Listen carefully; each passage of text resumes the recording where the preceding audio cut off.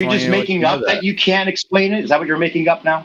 That you can't explain it? Listen to the past half an hour. It's obvious that I can't explain it. No, well, see, that's the thing, because it doesn't make sense. That's the reason you can't explain it. Because you're talking out both sides of your mouth. You want to say there's a correction. You want to say there's a difference between the Earth movement and the plane movement, but then you want to say that's unrecordable.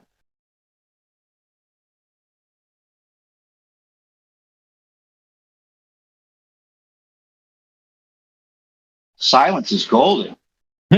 There's nothing I can say to convince you. You would have to. No, I'm not. That's not about convincing me. You could put a camera on the bottom of a plane and show us this Coriolis correction. That's what you could do to convince me. And actually, you could convince the whole world. In fact, that'd be the perfect solution. Show the Earth moves, and then we're all done with this, right? I got a quick question here. Is the Coriolis effect detectable? Yes or no? Yes, it is. How? You can use a Foucault pendulum. You can high speed rifle target practice, like if you're shooting a sniper rifle 1,000 yards. No. Oh my gosh! Are you really? So the plane can't mimic the bullet's motion. Hang on. What's the deviation? What's the deviation at 1,000 yards, Matthew? What's the difference? I think it's only a couple centimeters, and those bullets are traveling way faster than planes. Centimeters. How much is a centimeter? Is that an inch? No, centimeters. Half an inch, a quarter inch. It's on that order. It's not very much. You think that's detectable in 1,000 yards? If you're doing high precision target practice, yes. So if that bullet were to go what if that bullet were to go 24,000 miles? How much difference do you think that would be? It's about the speed relative to the time. So the bullet's going very fast for a few seconds, and so that's why you can see it. Whereas a plane... So let's say that the bullet was in the air for hours. There'd be a lot of difference, right? There'd be a big correction, right? Yeah, so there you go. The plane could act like a bullet is the point, Matthew. Exactly. There you go. So then you put a camera on the bottom of a plane and show that there's a deviation. Simple. This is ridiculous.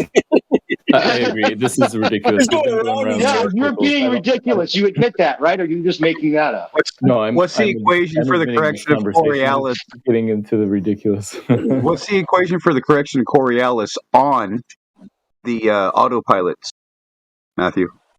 They don't need it because the wind is so much stronger. Exactly. They don't need it because they navigate on a flat plane. And on a flat plane, man. This is funny. I mean, and you want to tell us that you're totally being honest, and you're always trying to figure, you're really interested in figuring this out, but then you're not excited about the camera on the bottom of the plane being able to show us exactly what you believe. Yeah, because it's not going to show anything. Oh, well, then the Earth is motionless then. What about a Tomahawk cruise missile, bud? I don't know how much that would affect. Those use TV guidance, television guidance. Because I studied cryptology when I was in the Navy, and it don't work like that. So the ballistic missile, the reason that it would be off course is because the Earth moves independently of the missile, correct? A rail gun hitting a target over 100 miles at 10 feet off the ground. Line of sight. Yeah, that's another contradiction. How about that one, Matthew? Can you explain that one? But see, I was talking about 100 miles. cruise missile, which acts like a fast-moving plane. It hits a target 100 miles away, not even visible, and only off the ground 10 feet. I cannot explain that. I know, because the Earth is flat. That's why you can't. Because it don't work like that. Exactly. Thank you. It's that simple, man. It's that simple. I could explain this to a 5-year-old. Sorry. Oh, come on. This is hilarious. How much curvature is in 100 miles? Is it 6,000 feet? Something like that, yeah. Wow. Now you would have to angle it. You would have to angle it upwards to hit that target. If there was any movement of the Earth.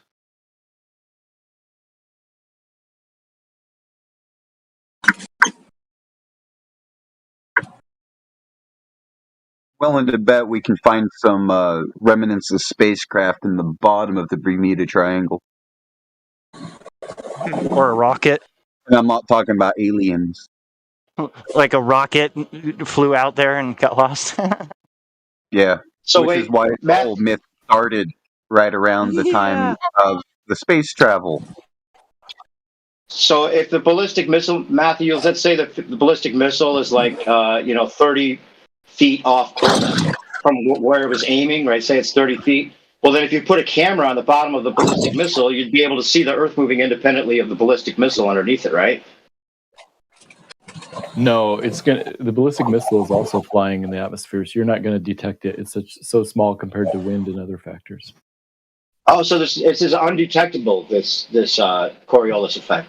Undetectable. That's right. Yeah. But Oh, then it's not there. Wait a second. He So it just doesn't- said it is detectable. Yeah, you said it is detectable, but it's not detectable at the same time. You don't undetectable realize does you're not doing mean that? Not there. Hang on, wait. Okay. Back up. Wait, undetectable does not mean not there? Wait, say That's that right. again. And do you see the contradiction there? How do I detect something that's not there? Do you know the definition of a paradox? If you have trouble seeing the radio waves coming out of your cell phone, that doesn't mean they don't exist. Okay, Oh, no, because you can There's that actually comparison measure. again.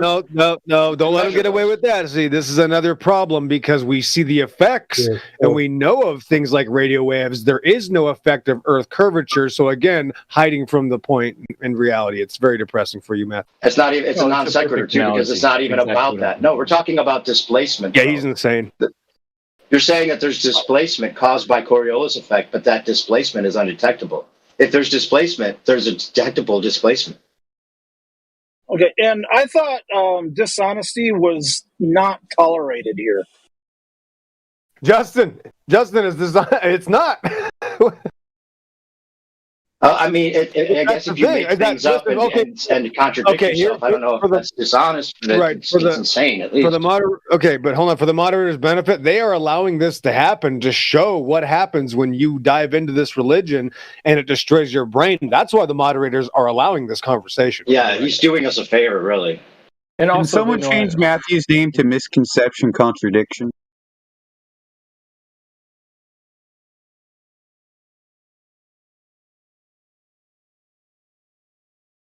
Ugh.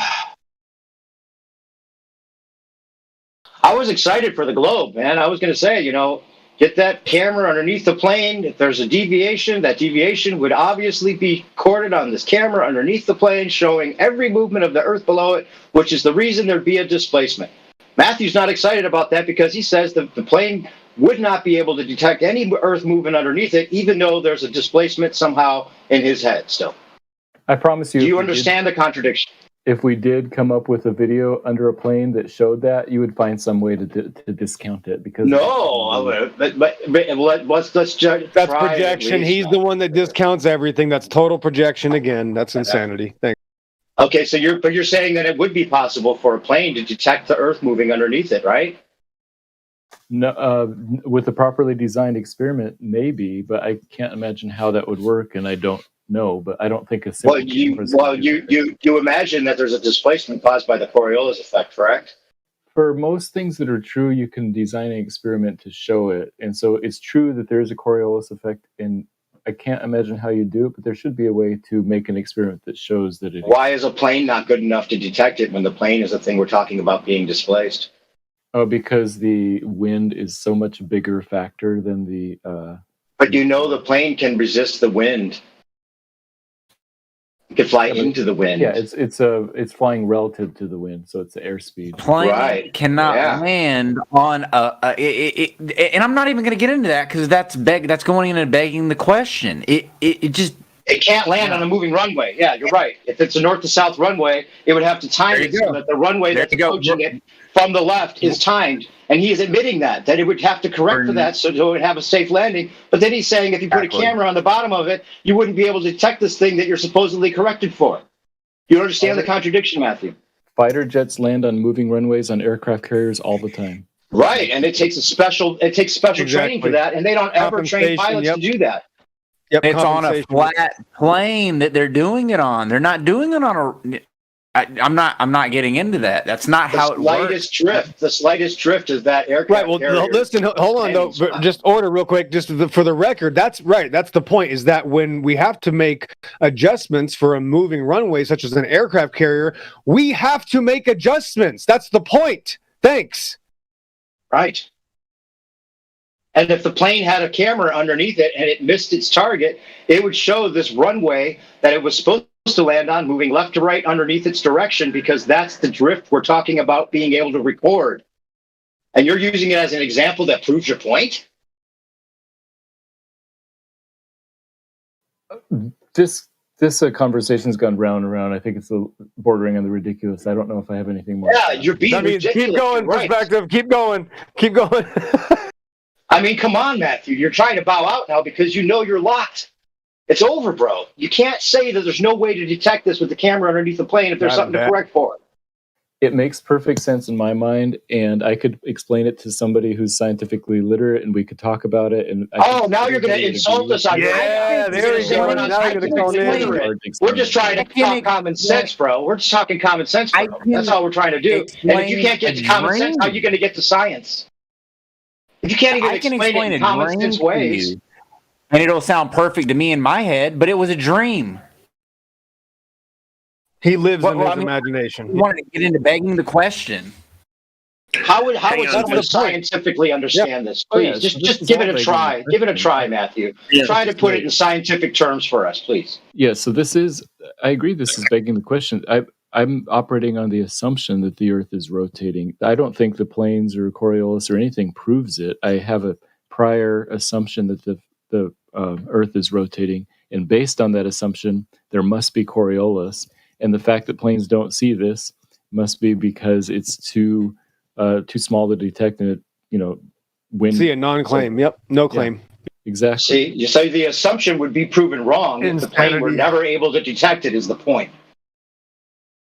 It would prove your assumption wrong. So you have to think of it in two ways. He did it again. He completely contradicted himself again in the same sentence. Yeah.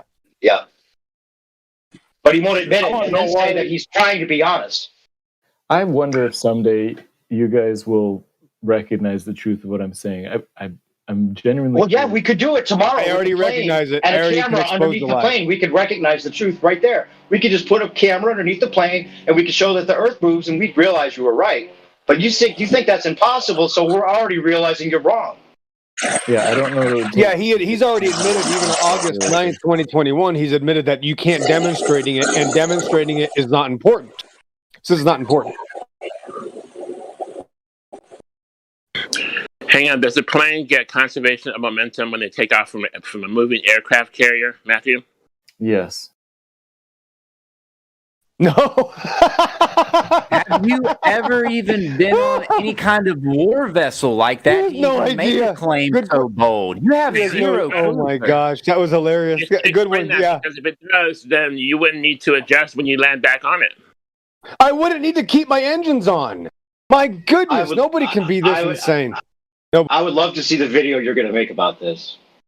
And please use the camera underneath the plane not being able to capture any Coriolis effect as part of the video, please. Because that would be awesome for you to show that it's totally undetectable, but that it's detectable at the same time somehow. Can somebody tell me how fast aircraft ships move across the sea? Does anybody know that? About 20 miles an hour, 30 sometimes. No, they're faster than that. You get up to almost 40 miles an hour in an aircraft carrier, double that. Let's say 30 miles an hour. So the plane has a 30 miles an hour addition to what it's normally flying. Is that right? When it comes off, but off the ground, it doesn't have that 30 miles. Am I right? It's on the ground longer, but he's not going to be able to answer any of that. But go ahead. So off the ground, it doesn't have a 30-mile extra speed, but off the aircraft carrier, it has an extra speed of 30 miles in this case. And it maintains that conservation while it's flying. Yeah, the conservation of momentum. That's the thing, bro, is we can give them the conservation of momentum. We could say that's the reason that a helicopter may be able to hover and not have the Earth spin below it so it can go to Paris. Because if we give them that, And then they try to say that, okay, now it moves to a different latitude with a different tangential speed, and it conserves the original latitude speed. Then there'd be a difference between the ground speed and the airplane speed, and the direction would be different as well. And then somehow it never sees that difference.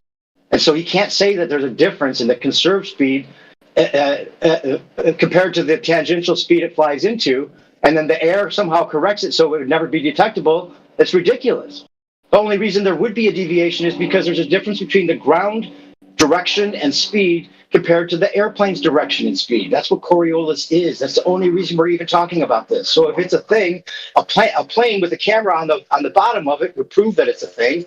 And he's saying that's impossible, which I don't understand, because it'd be exciting to be able to prove that the Earth spins that way. The Coriolis is a real thing. It can't not be a real thing and say that the plane would never see this movement that we're talking about. Yep, there's zero demonstrations of conservation of angular momentum. Just look it up in a couple minutes, and it's just a claim about outer space. There's nothing to do with reality. There's no such thing. When my bullet leaves the muzzle of a weapon, the bullet starts slowing down immediately. That's just absolute reality on every single thing that's ever been thrown, and history starts to slow down once it leaves the operator. It's over.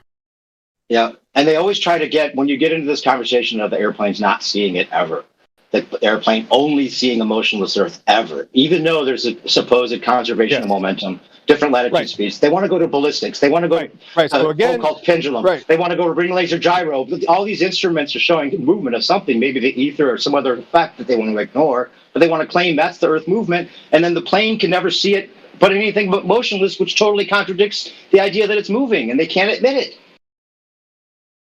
Right, and then all simulator models used in literally the entire military-industrial complex make these simulators based on obviously a stationary surface that's flat, and they can't even add movement or curvature, or it would completely make it impossible to use in any way, shape, or form. So those are the models they'll never talk about. They talk about their imagination model. They'll never talk about the models that are used in reality. All models used in reality are flat Earth models, and that's why they don't have because it does not work that way. Exactly. And it would be so extreme when you add it up. If you added up the actual difference between the ground movement and the plane movement that can fly 1,200 miles per hour, if you added up all the drastic differences that would actually be there, it's so crazy that you couldn't even imagine that you'd never be able to detect it. But somehow mathematically they reduce the shooting models as well, right? The shooting models, when they simulate a tank, when I went to Fort Knox, they do shooting models in these machines that you have to get inside. They're like carnival rides that you get inside that move, just like it's a simulator, right? And all the projectiles are also based on a stationary flat plane. Every projectile.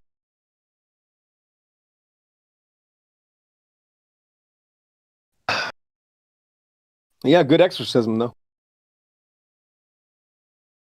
I think it's like I think he's like coming into the conversation. I don't know if you're still here, Matthew, but the assumption that the Earth moves is something that will never change in your mind.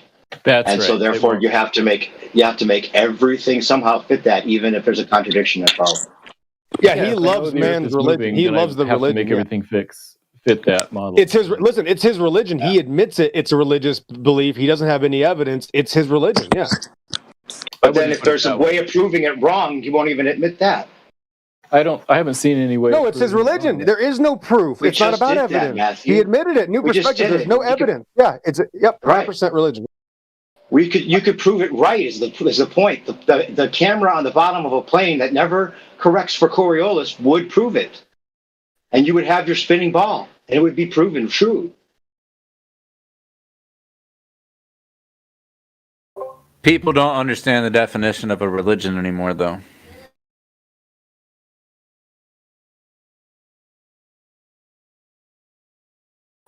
But again, the main root of this is the evolution paradigm. If you believe in man's ideas when it comes to existence, you're probably going to believe all of them.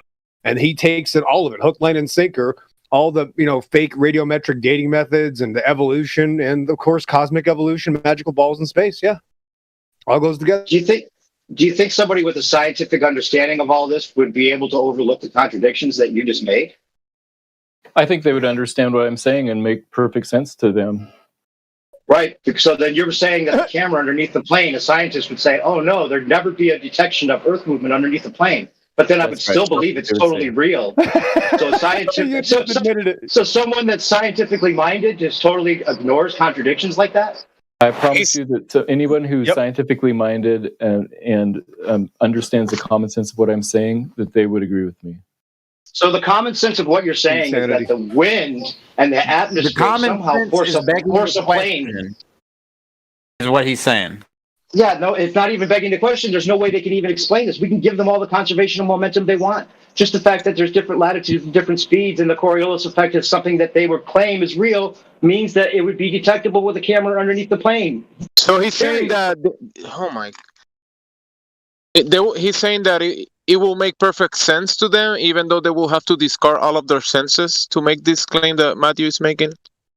And That- and that- and that the is actual proof nonsense. of the camera, not seeing the plane, not seeing the motion of the Earth underneath it. The camera that's attached to the plane, showing its whole trip over thousands of miles with different latitudes. And you're saying that if Coriolis effect is real, the plane would be displaced. Therefore, the Earth moves left to right underneath it, and that would be detectable by the camera. And a scientist would look at that and say, "Wait, there's no detectable movement, but I totally think you make sense." Yeah, it's nonsense. It's ridiculous to even end on that as if we don't have a scientific understanding of this when it's direct common sense contradictions that we're pointing out is kind of Right. insulting and ridiculous. Right. Remember, this is the same listen, people I'm that sorry, I claim don't if mean it to be stays the insulting, same, it's no. evolution. There's no I claim don't to mean- it. It just is. They just say buzzwords. That's all it is. We're not insulted. That's the wrong word to use. We're just ashamed for you.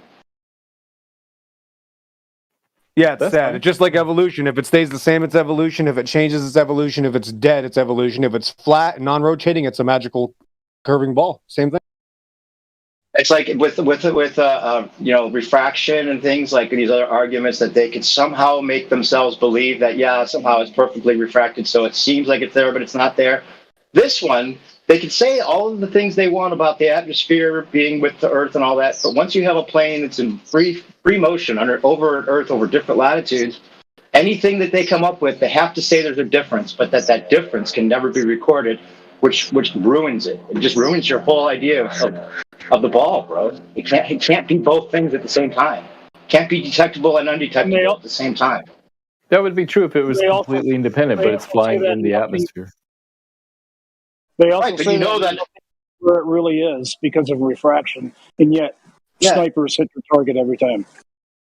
right, and they want to make it all about the snipers because there's some drop that automatically goes, and they want to make that about the revolution of the Earth. But if that were true, then the plane would be able to capture this every time it flies, and the machine's capability that a plane has, it can fly against the wind and all that. It's not so bound to the atmosphere that it automatically is at the same tangential speed, especially because you're claiming conservational momentum that never leaves the plane.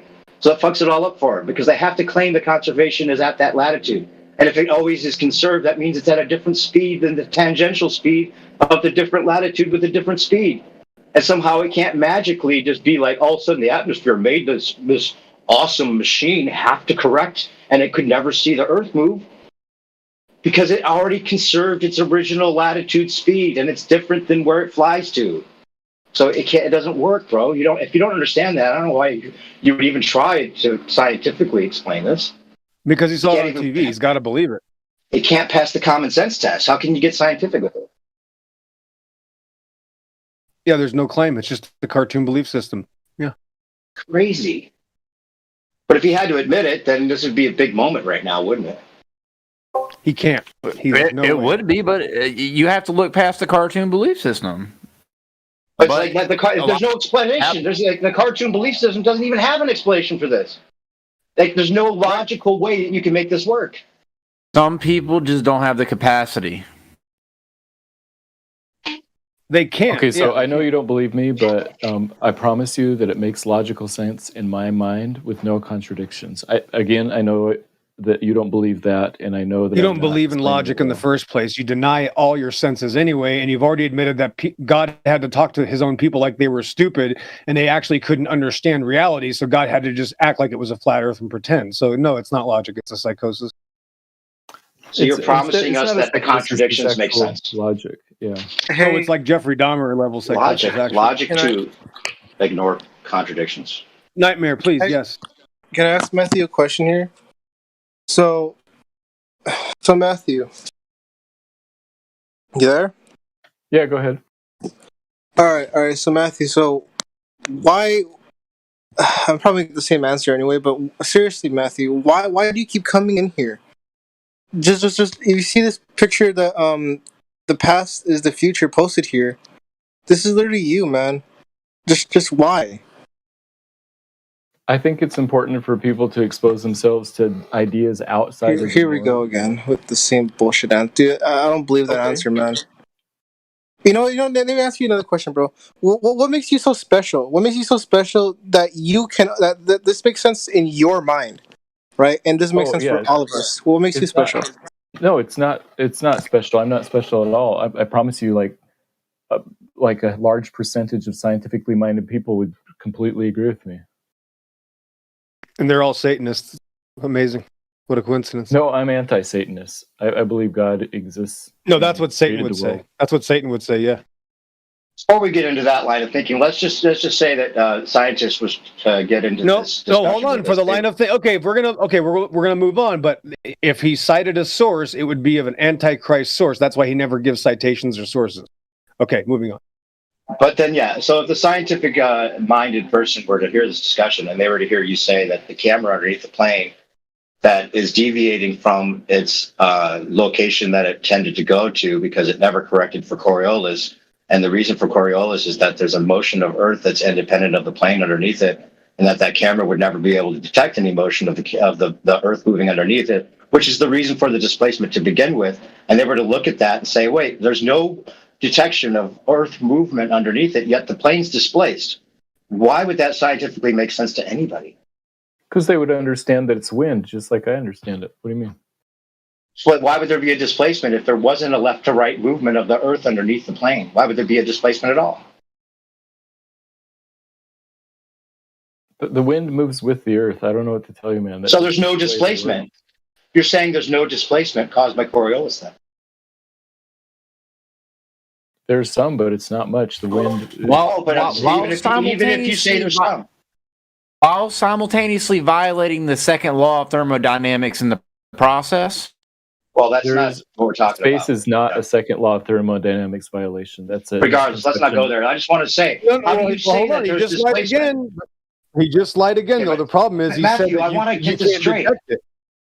How is there displacement that would be caused by Coriolis, which is the Earth moving independently left to right of the plane's direction and speed, not be detected whatsoever if the camera underneath the plane always shows a motionless Earth relative to its motion? How could you say that there's a difference in the way that it would need to fly for correcting for Coriolis? How could you say that? Because the wind, that's what it is. Because the wind slowly pushes it and makes it match the east-west of the speed of the plane as it goes farther north.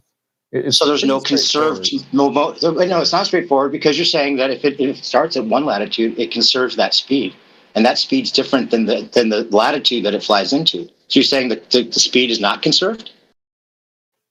It's not conserved because slowly, as it goes north, the wind pushes it more and more.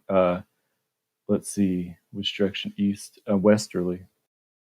Yeah, but the plane can fly into the wind and resist the wind.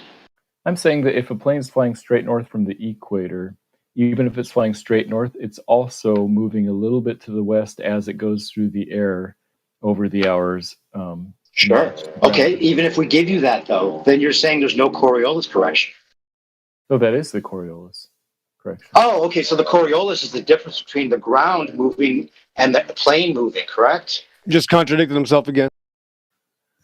Look, I think that the reason it corrects is because the Earth moves. Again. The Earth moves underneath the plane in a different direction. That's the reason that we talk about Coriolis. We need to stop talking about this because you are not going to understand it, and I'm not going to be able to. No, you're not going to end by telling us we don't understand. Okay, I'm out of here. You're not going to get out that easy. You need to get out of here, man. You're just a you're a psychopath. Bundle of contradictions, bro. Son. Hey, can you guys look at the screenshots I posted in the live stream voice text? He himself admits that he has no citations and he's just reporting on his belief. Exactly. He's right. That's my point. Yep. He will never show you a citation because it always comes from somebody that's like an antichrist. He will never give a citation. That's why I said it, Callie. And I've been watching it all along. He doesn't. All he does is post someone else's claim. No, he made up his own. He doesn't even have a source for his claim. He'll never give a citation ever. He just brings it out of his imagination every time. And what kind of pisses me off too is that this guy claims to be Christian, but even in the Bible it states that you have to prove things. I mean, the thing is, in 2 Thessalonians, prove things that hold true. Or I forgot the exact verse. That's right. That's right. But it says that you have to prove things, right? He doesn't do it. He doesn't even follow his own book. This guy is such a fraud. Right. Well, right, that's right. Now, it says also that things are clearly seen in God's creation, not refraction. It's really not there. So again, yeah, it's much worse than we initially thought. Yeah, rest in peace. Well, it's hard to feel bad for him when he ends off by saying, we don't understand. But instead of saying, you got me, or at least, or something, like, you say, come on. End off right, with the guy some that's kind of, admitted, right. claim of superiority, right? That makes it hard to feel sorry for him, even though I still do. Yeah, 90 minutes of being told that we don't understand because he's making it up, and he's admitting he's making it up, but you guys can't understand, bro. That's the lowest level I could ever imagine. I feel so. These people are doomed. Oh man. But in his mind, it makes sense, even though he's not using any of his senses. Yeah, you can't trust your senses, Gems. Zero common sense. That is a full roaming vapor phantasm. I thought he might be excited about the idea that this Coriolis correction would be able to be recorded with a camera underneath the plane, because it should be. But he's saying it's impossible to.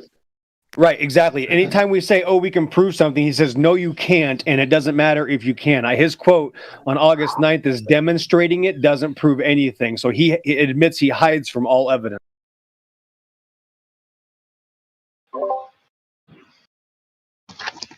I think the reason he left the room was because we stuck to one point and we weren't giving him new content he can take from this. I'm like 100% sure he has some ulterior motive for coming here. Yeah, he wants to gish gallop. Yeah, so we stuck to one point, and I think he's taken away, taking stuff away from his time here to make videos or whatever. If we stick to one point, he can't get any more out of it, and he just left. I would love to see the video that he'll never make on this. There's a challenge, Matthew. If you're still listening, make that video.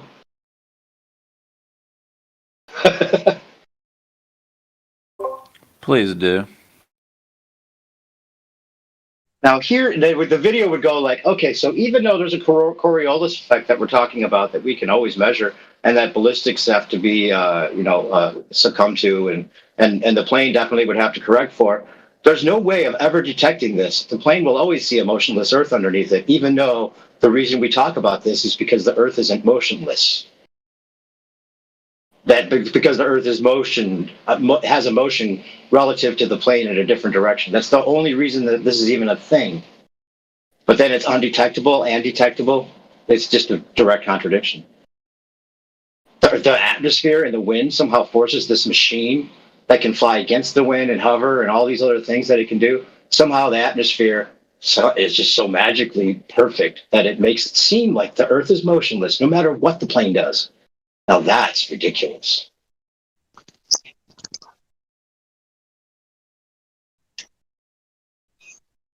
I didn't get a chance to ask him if the Coriolis helps the football go into the goalpost on a 50-yard kick. I wonder what he was calculation, and I tweeted the winning field goal in that game was aided by a 1/3 of an inch deflection to the right from Earth's rotation.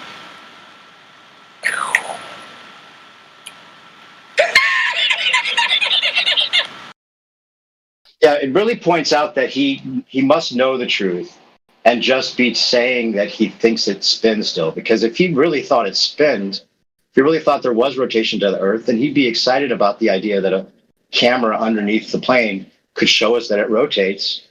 But he's not. He's automatically claiming there'll never be a way for it to be shown. Which means that I think he knows the truth and he's just here to argue the other side.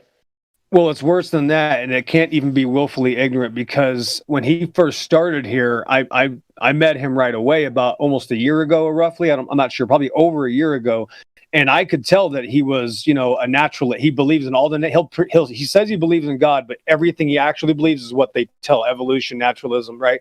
And he denied it when I asked him. I said, "Well, you believe in evolution?" He goes, "Oh no, I don't."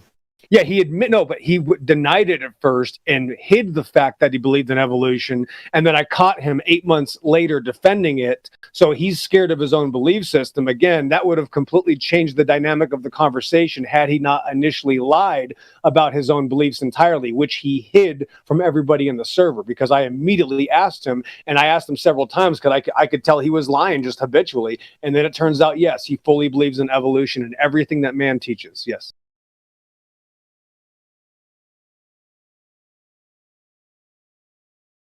Hold on. He said he believes in evolution. I wasn't here for that. I caught him admitting it about a month or two ago. That's after a year of him hiding from that fact, because I already knew he was. And then I caught him about, not sure when it was, but it was a few weeks ago at the earliest, and he was defending evolution, the old ages of the earth, and all the same rhetoric that the atheists spew. Everything. Isn't he a professor that is supposed to be teaching the next generation? Yep, Satan is teaching the next generation. Yep.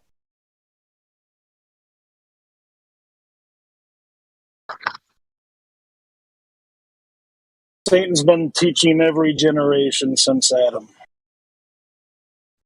Is Matthew a teacher by profession?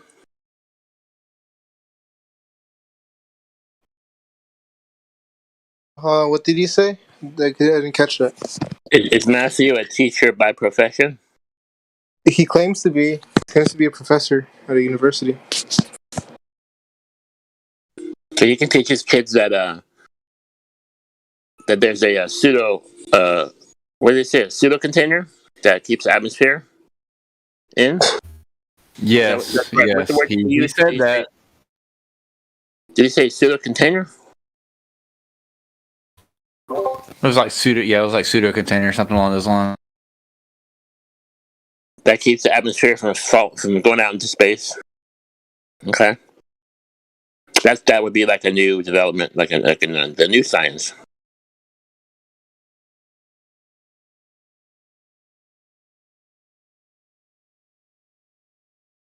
Maybe you get some peer review on that.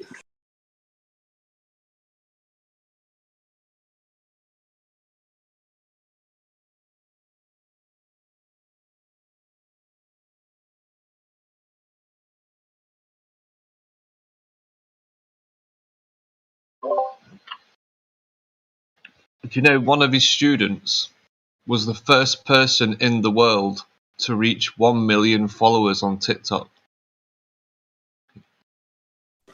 Say that again? One of his students was the first person in the world to reach 1 million followers on TikTok. And how did you come to know that, if you don't mind me asking? I don't know. I've just come. The first person that reached 1 million followers on TikTok was from his school, and then like Matthew Learns does all the social media stuff, so we could like help him with making the videos and things. You have to ask Matthew about it. Do you think that's there's some fishy things? There's some fishy things going on. Certainly, yeah. There's certainly some weird things. It's suspicious, but it's just annoying that he's preaching to his students, and then his students are making these like massive social media accounts. Well, again, it's not a mystery though, because obviously we understand that that's how the world already works. So they only promote that type of filth.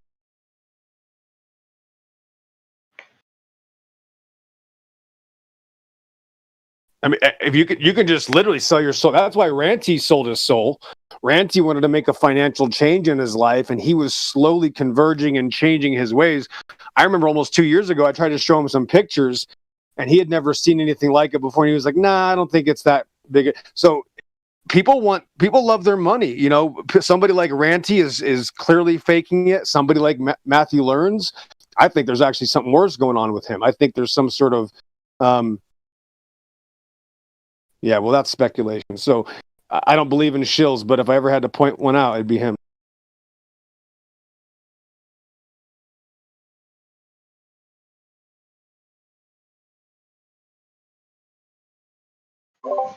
You see, I don't even think he's a shill. I think his brain's just totally gone from the education system. Like, he works at the college he studied at, so he studied there for years. I've seen his CV, like, I've seen it, he's posted online somewhere, and he leaves the college for like 6 months to work in the real world, and then comes back to work at the college where he's worked for like the last 20, 30 years. So he spent like 50 years or whatever, 40 years in this same college. His mind's Is this totally gone with the education system. is this a situation where if he came out with the flat Earth as a flat earther, he could get fired? Is that possible? I'm not sure.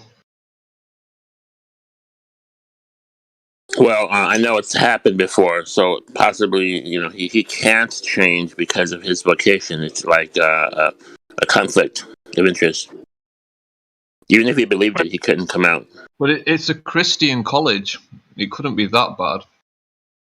Well, what if he taught both? That engineer Brian, he was strongly encouraged to stop the flat Earth because of his vocation. Right? People were threatening him. Right? That engineer Brian something, and he had to stop his videos on YouTube. Who am I talking about? You guys know who I'm talking about? Yeah, I think so. They were threatening him, saying that he would put people's life in danger by being a flat earther and an engineer at the same time. That guy. Yeah, he's since then, I believe, come off the argument and has stopped his videos since then.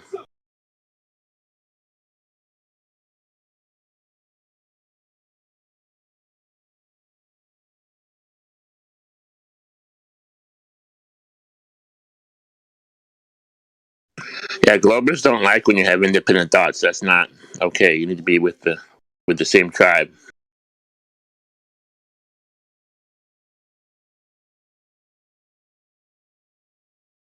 They feel threatened.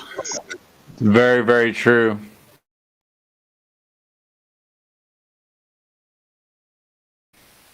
You have to, Threatens everything that they know. You have to be status quo. You have to be narrative. You have to be textbook. Otherwise, you're a radicalist, terrorist type person.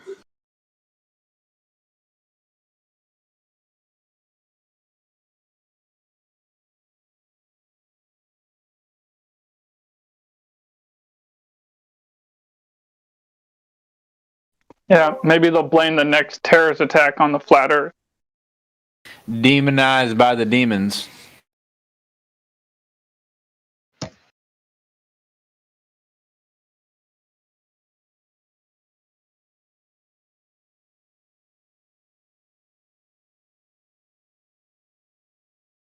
I think a big part of it is ego. Like, it's very difficult for an ego body to admit they've been fooled their whole life.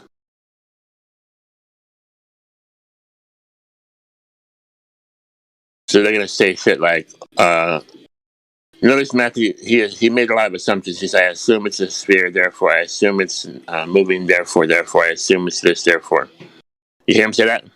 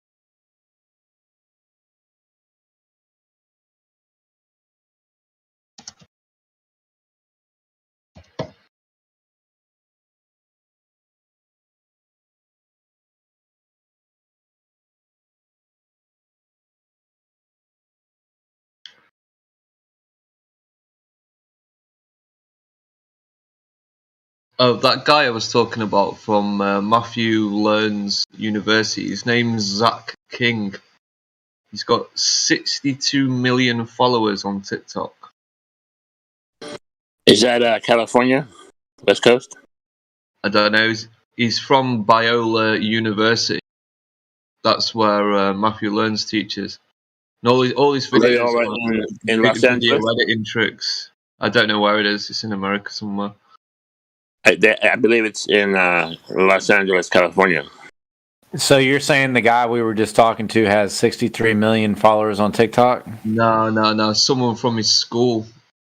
He would have been teaching him, basically.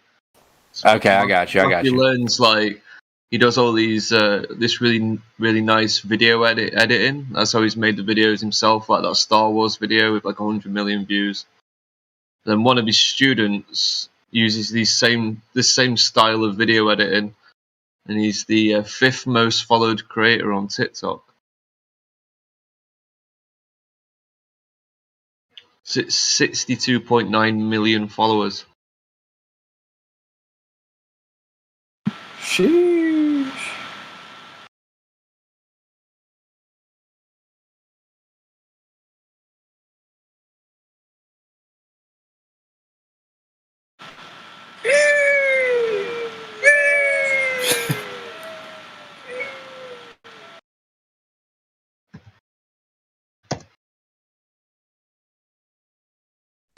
I heard the flat Earth was blowing up on TikTok.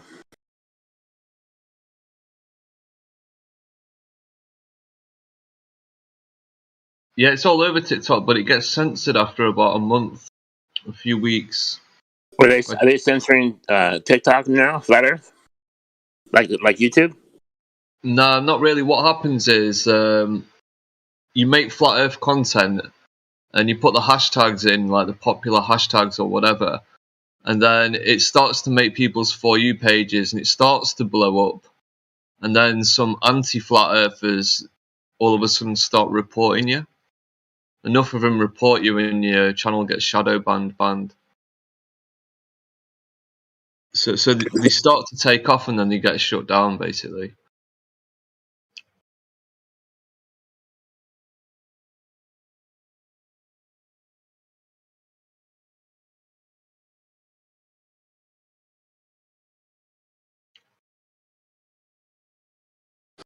But like some of those flat Earth videos are very tantalizing, they're very interesting, and that basically just based on that, it would fetch a lot of views.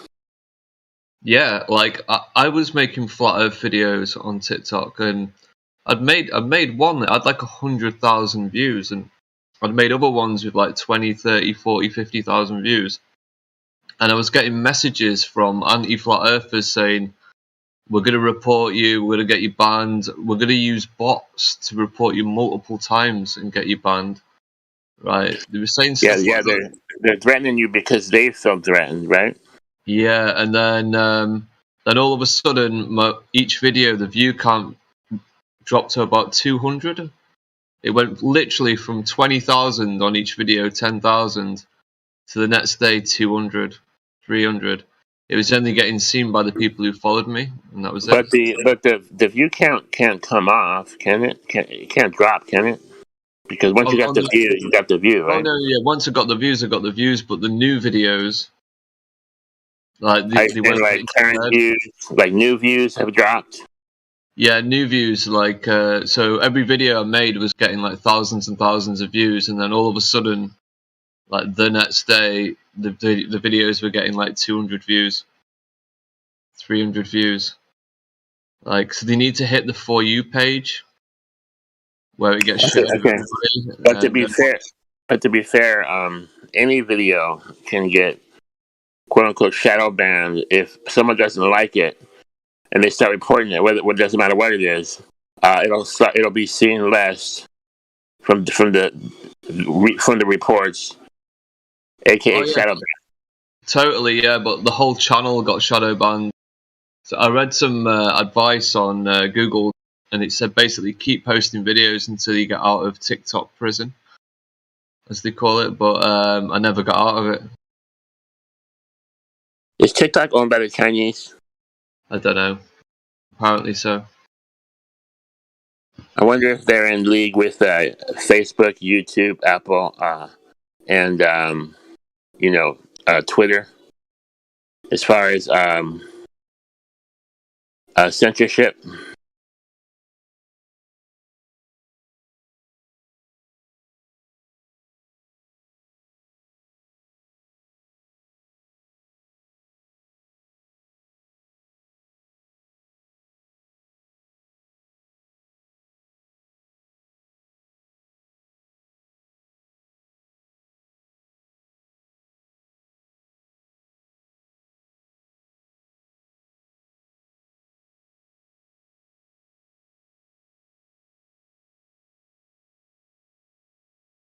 It's really difficult to censor TikTok though.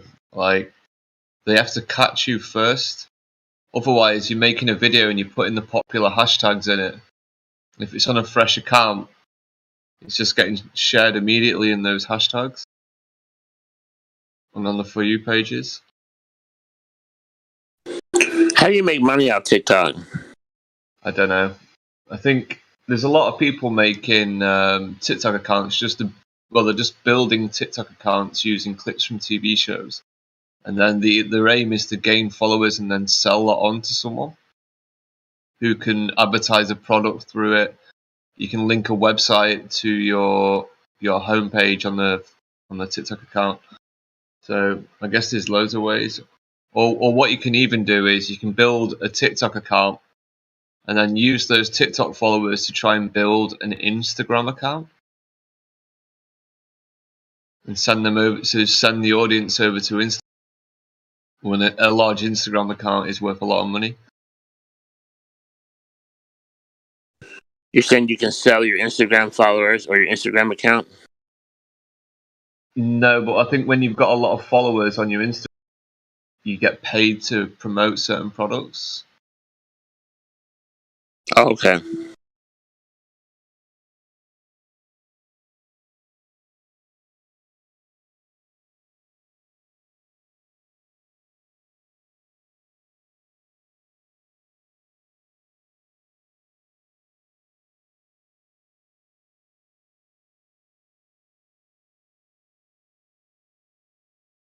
But I mean, the possibilities are endless, really, and how you can. At the end of the day, if you count with 500,000 followers, just making shitty videos, and then all of a sudden you want to show 500,000 people something for 15 seconds, I guess you can do all sorts of stuff with that.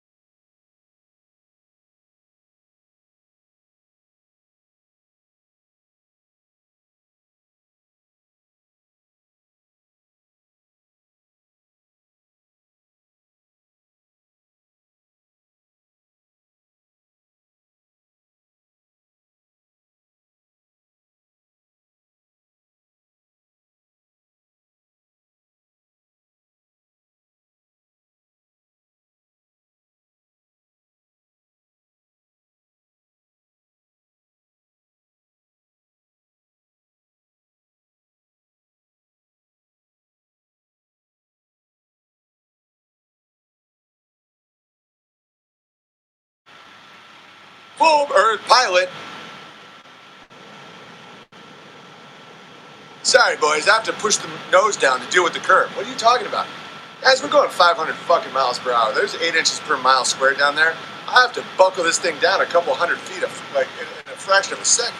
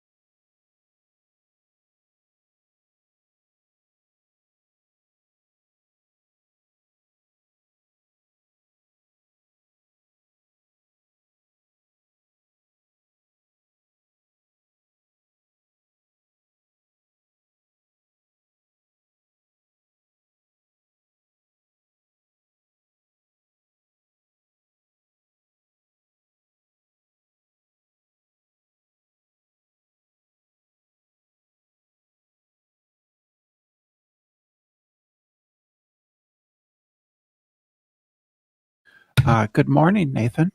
Morning, Brenda. How are you? Ready to get destroyed again? Ready to be lit on fire, Mrs. Brenda? You mean you came in ready to be destroyed again? Yeah, we accept that, Brenda. Hi, how are you? We got our torches ready, straw man. I've destroyed your argument every single time. Oh, what a way to start a morning. Yeah. I love this. Here's 2020. Chocolate scene. It's coming at you. Yeah. My squad blazing through like low arsonists. Y'all could diss, annihilated off the list of a long line of globals who will just insist we're living on a spinning ball that does not exist. As I sit back and wonder why they persist, like some pissed gorillas living in the mist, always lacking evidence, they just get dismissed. But here's the twist, they won't cease and desist. Their illegal activities seems all they got are fallacies, begging the question and never seen. Please claiming flat earth is only arcade, while you sit back and paint these mosaics of Aristophanes. Like what the fuck, bro, it seems profound. 2,000 years and still sight 6 to the ground. Meanwhile, us really going 6 feet deep. Is the value of your radius, it's RIP. Rest in peace to your little RADIUS. It's just a fantasy. Can't you see that your little globe theory is about to be in the fucking GRAVE? Come on. Keep it moving.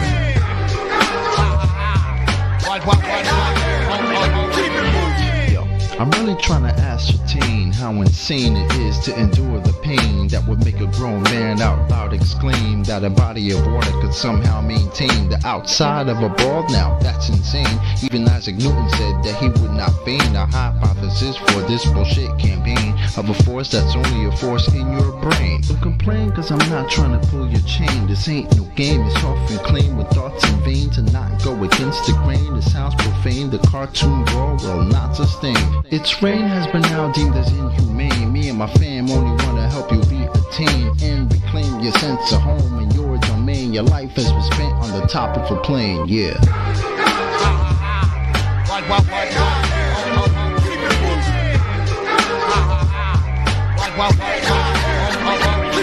In the year 2020, it seems the case. Heliocentrism has just lost the race. Globetrotters scrambling just to keep the pace while still telling folk tales about outer space. Kinda funny you think NASA really got your back. Astronauts in a vacuum, yo, that's all an act. In fact, they only do it to control your mind. And to not see through it, yo, you must be blind. In due time, it will all soon be revealed. Little water ball is losing its mass appeal. On the real, doesn't matter how bad you feel. Fact of the matter is that your face been sealed. Death of the globe model is now at hand. People seeing through the lies all across the land. From Eli to NY to Jin in Japan. It's a rap time to throw the magic ball in the can. Come on.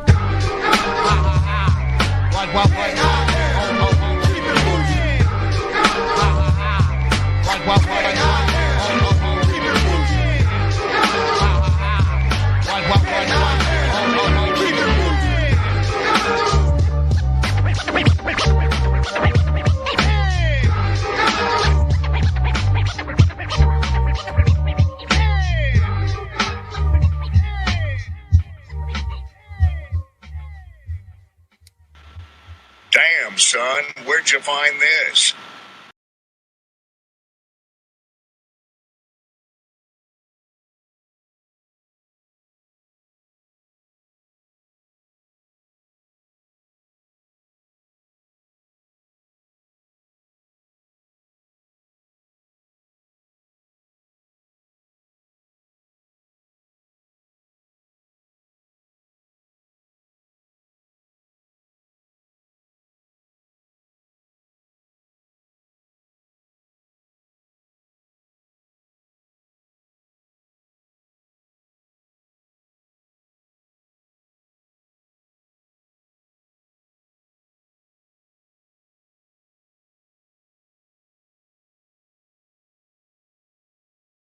I look, because I spit hot fire.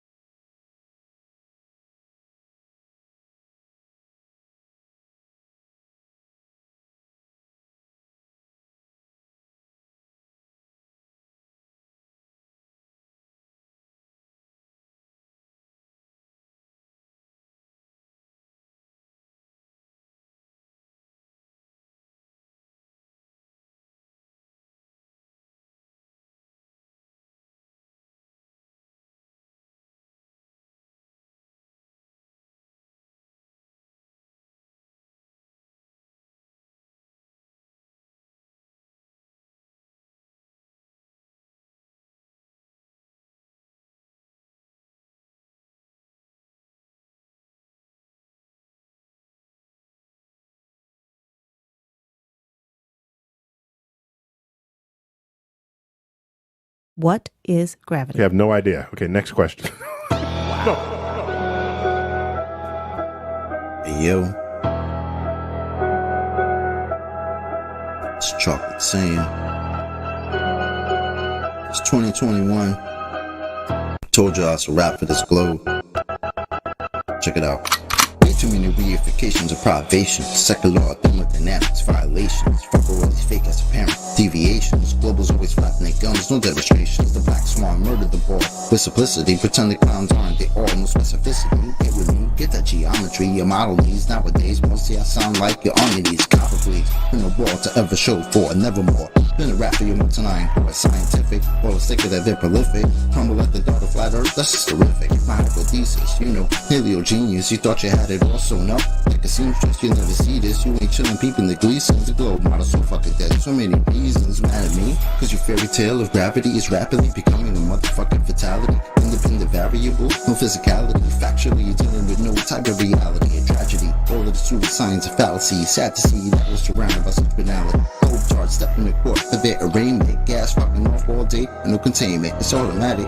You sound like a fanatic. Your heart's beating out of your chest, no need to panic. Problematic, anytime there was Socratic. Defining terms for you is like dust to an asthmatic or a crack addict, all tuned up like a mechanic. State you're leaving in when you're done, it's so tragic. You end the sneezing, all snotty nose the wheezing. You globe charge wind up like sub-zero freezing. Ain't no reason for you not to remain calm. As my nigga make it hit you with the 3-point palm. Instinct exploding paradigm technique. Backslapping your beliefs into enigmatic sweep. Your brain's obliterated, finished, unable to speak. Have you looking like Tom Petty catching the leap? Your whole squad left sounding comatose. I hear Michelle Dollar keeps rocks on the head. She keeps her family close. Some of y'all think y'all the best things is butter toast. When it comes to FB, prepare to catch an overdose of intellectual honesty. The clear lack of thinking of you bros never cease to astonish me. I gotta keep it real and be honest, B. It's quite possibly the dumbest thing I heard since the cosmology is often seen as a philosophy, mythology, but actually it's a prophecy of religiosity. Get all your skills and your weight up. This crunch time. Your whack model getting ate up like lunchtime. How in the hell could we establish a baseline? Most of y'all trolls are just here to waste time. I'm not aware of what you're hearing through the grapevine, but you must be out your mind selling space-time. A mathematical construct of imagination with absolutely no experimental validation. Before the story begins, you need a foundation. Curvature of the earth, that's the conversation. And since the shit up and disappeared without a trace, I'd say it's also time for you to say goodbye to space. Tall tales about vacuums and empty place, all the while breathing air. That's just not the case. You best get out my face, cause I can guarantee you that the very air you breathe immediately fuck off the space. We understand no requirement for your compliance. You understand that you are standing in a room with giants. I admire that you're usual in your defiance, but won't you join us in this funeral of pseudoscience? You in the mood to try us? Go ahead and test your mic. These motherfuckers think they're moving at the speed of light. How about the speed of sound? 250 miles above the ground. To say the ISS is going round and round. Please don't even try, son. It's been a rap since you gave up on your geometric horizon. In the trenches hoping and praying we don't get wise. I realize you're smoking more of the grass than Neil Tyson. Oh, speaking of that clown, I wonder how much longer he can keep a push of this in the background. Never debating, always up to the back down. Playing in fear of the gravitational smackdown. This little circus won't last long. I'm betting you the type of clown that sits at home alone with a mask on. Thinking you debunked an argument like the Black Swan. Never knowing that your radius could be that wrong. Oops, I really meant to say dead wrong. Implicitly, we've been falsified the globe empirically. Need you to listen, G. It's not logical to postulate you live in a sphere with no sphericity. It's the epitome. It's not a mystery. The globe model's all wrapped up in stupidity. It's quite simple, see. It's probably not the move for you to spew your rhetoric here or religiously. Maybe officially. One day you might find yourself vividly in the middle of an epiphany. Lyrical symphony. It's been a pleasure, but our times have both come to an end. Synchronicity.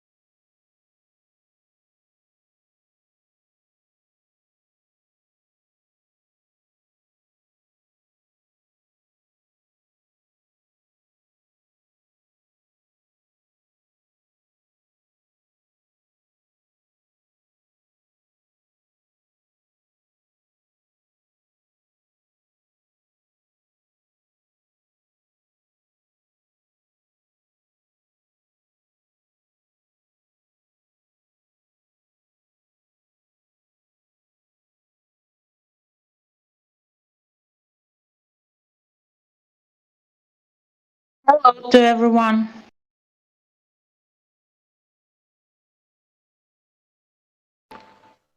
Hello. I just wanted to ask about, can someone give a role to my friend? His nickname is Sotovy Medayet, with the Russian letters. He believes in flat earth too. He's very smart.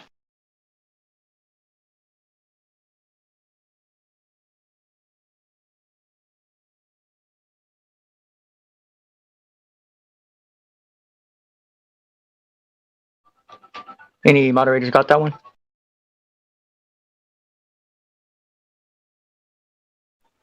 Might just have to wait just a little bit. Must you go to check in first? Oh. Yeah, that's definitely part of the process. BC check-in, yeah. Okay, he speaks Russian, his native language, but he can speak English quite well too. So I will try to tell him in Russian. Сотовый медает. Ты должен пойти в check-in, и там тебе выдадут роли. Перейди пока туда, на тот канал, который я тебе говорила.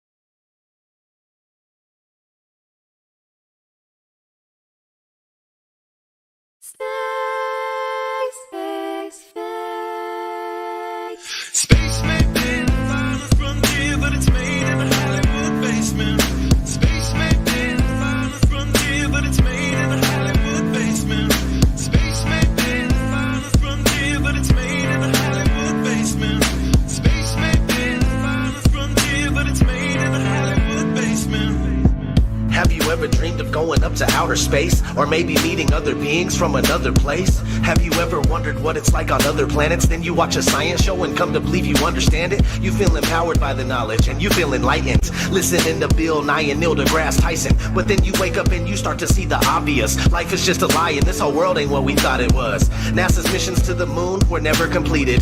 They just filmed them in a room and people believe it. I used to wonder what it's like to be an astronaut. Now when I see them acting, I can't help but to laugh a lot. They give us cartoons and they claim that we live on a ball, but it's flat and it's not moving or spinning at all. Why you lying to us, man? That's something that we want to know. After that, you're gonna have to pack up all your stuff and go.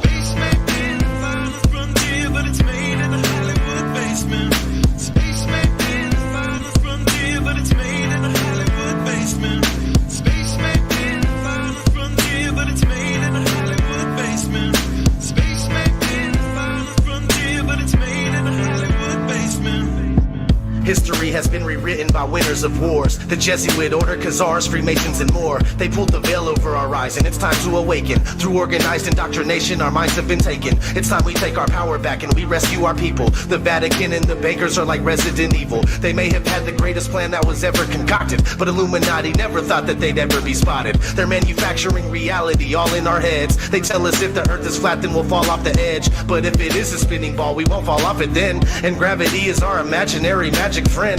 Why is water always flat when unmanipulated? Why are pictures of the earth computer generated? Why you lying to us, man? That's something that we want to know. After that, you're gonna have to pack up all your stuff and go.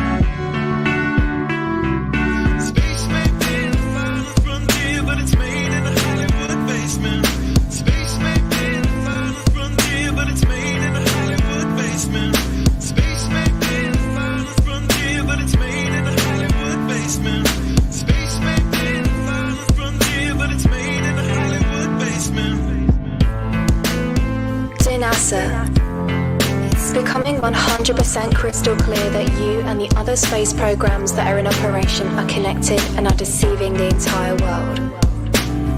More and more people are waking up every single day, and we are now able to see right through you.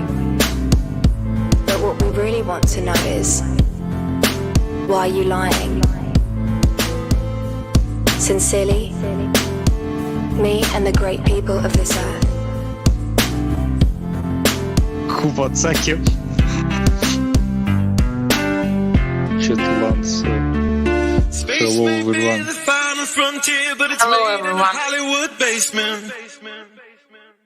The captain thinks the world is round, see? But we all know it's a flat, right? Of course it's flat. Sure, I know the world is flat. Yeah, so do I. Everybody knows that. It's okay. That was the bot. It was singing to us.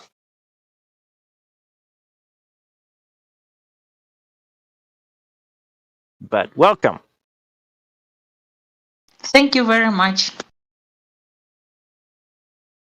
Yeah, when there's no discussion or someone speaking or any kind of topic going on, we usually post a video or have a video, because we've got some very talented people here.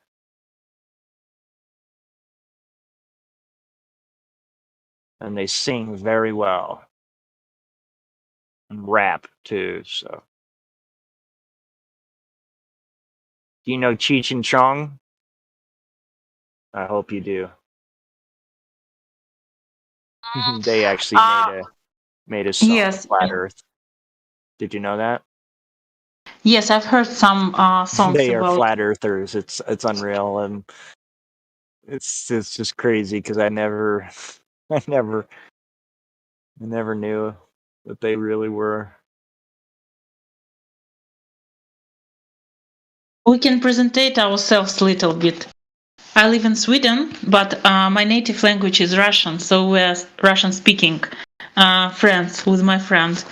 So yes, we are also very interested about what is the real form of the Earth. Is it flat or is it globe? But I don't think it's globe because I don't feel any moving nowhere. So I think this is a sort of vision. Anything. Yes. Well, we So have that done it's a B. calculations. Go ahead. Sota, it's a B. B. It's my friend, yes, he thinks. I will try to to explain his thoughts.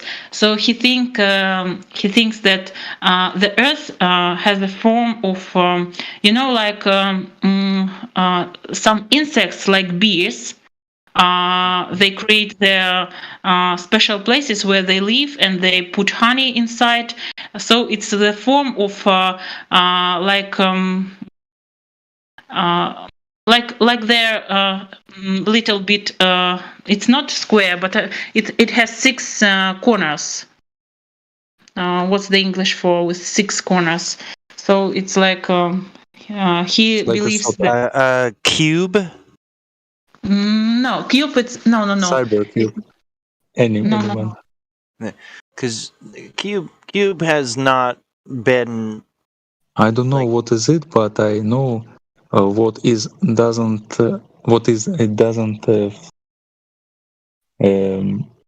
So like I said, when you first start out, you should be starting out trying to find evidence for the globe. That's the whole key thing about it. So you go to the baseline of what they say is the size of the Earth.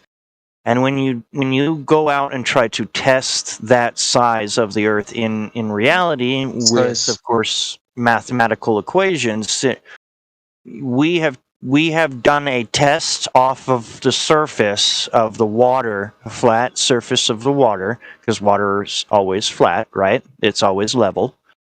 And it was at sea level. I mean, that's why they call it sea level, because water's always flat.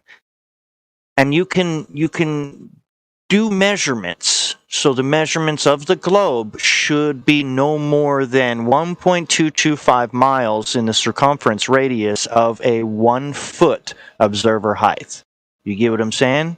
So when you're only 1 foot off the ground, you should not be able to see further than 1.225 miles, because the horizon should be touching the parent sky should be touching the ground. That's where the horizon is. So when you look at the black swan, that apparent horizon is 10 times further. So when you take the calculations into this, the picture is in the live stream too. I'm Sir,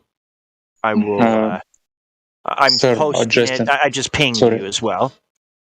This one right here. So if you take the towers into account, the towers, of course, are 9.9 miles and 6 miles. Okay. Well, if that's 1 foot off the ground, you shouldn't be seeing those towers at all. You shouldn't be seeing past those towers. There's no way you should be able to see past those towers. Yet we can clearly see that the horizon extends way further than those two towers. So you can actually take the 2 towers out of the equation, out of the picture. They were just there to show you the distance that you're actually looking at. So if we showed you a picture without the 2 towers in there, then you would just say, yeah, that's only 1.225 miles away. Yep. But no, it's not, because the 2 towers are there. Now, I'm going to show you even better one. That right there is the mountain in the background. How the hell am I supposed to be able to see that mountain if that horizon is supposed to be at 1.225 miles? Exactly. Uh-oh. Yes. Uh-oh. Yes, and sometimes people can see even without mountains, they are standing just in the beach, and they can see in a special gadgets like for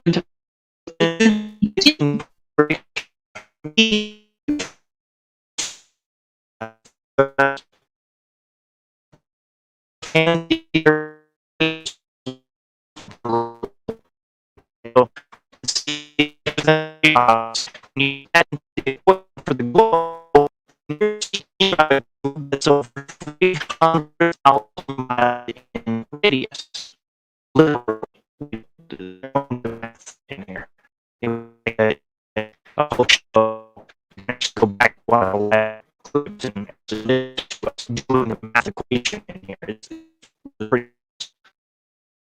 yes, sometimes 400 kilometers. Really number. Yes. And then they just don't say, oh, it's flat. It's just moving. It's pulsing. Like really, the water is that high and it's covering the land? Really?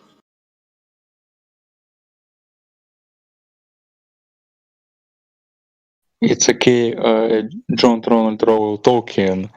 I just get my pleasure. Very good.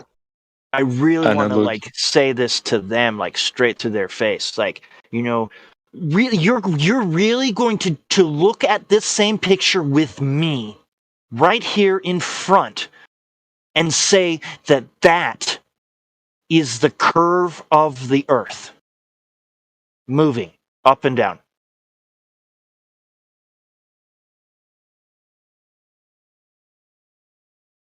And that right there, that's about, I think that's about 20 miles away right there.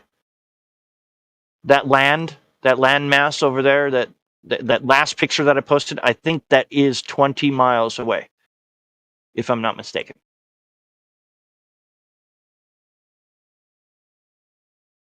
Now, if the water was to stay above and just stay there the whole time, yeah, okay, then it's a globe.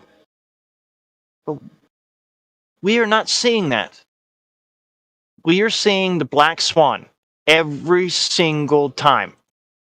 We only see the globe once in a while when the refraction happens. I mean, literally, you never see the globe in reality. Never once have you ever seen globe shape in reality. Never. Never once.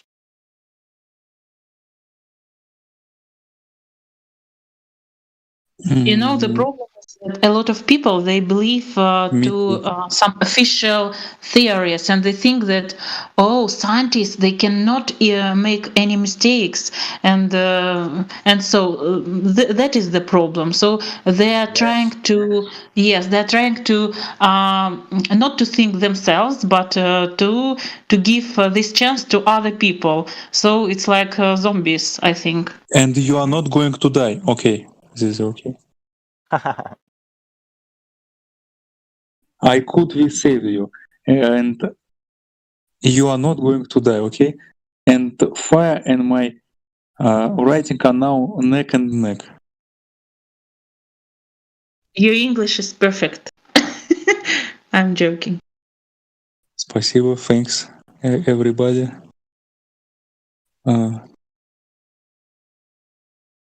And I don't know what is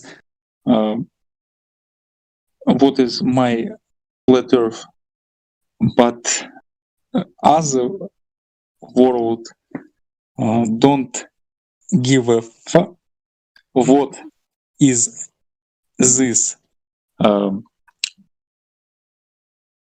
They will when the truth comes out. Universum. Universal. University, it's университет. Universe, вселенная.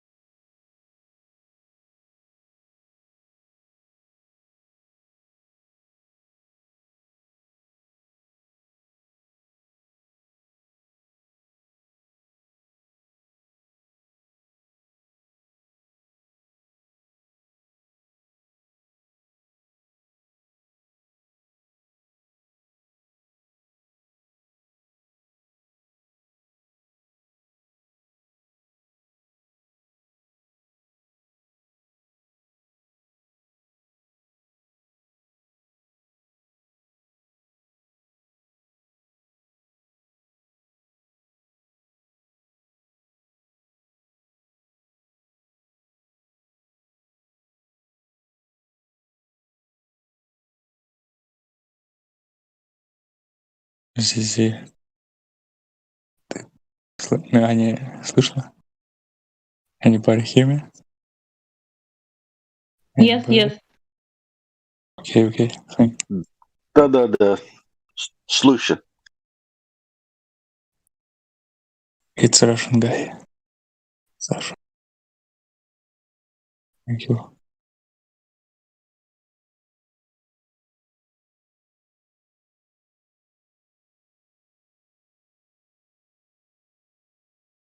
It's 3:15 in Sweden, so maybe I have to go to sleep.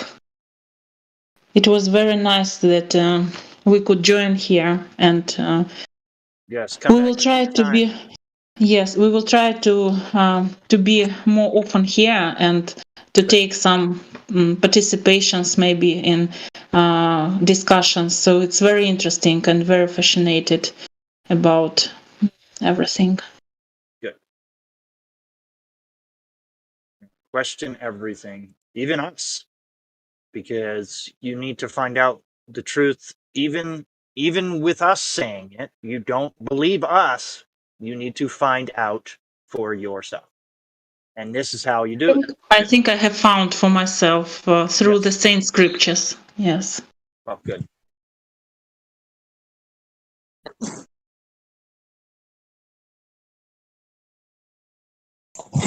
Да. I don't want to be me anymore. I want to be happy and I want back in my bedroom. He is my first real dialogue and in my life with American speakers. Thank you everyone and Mother Justin. You're welcome. I'm very pleasure and I believe in David Icke and I believe in reptiloids, Drakey, visions, some monster, invisible monster. I believe in this, and I think it's true. Thank you, everyone. Peace from Russia. Yes, sir. Take care. Have a nice evening and good night. Yes. Yes, good night. See you. See you. Bye bye.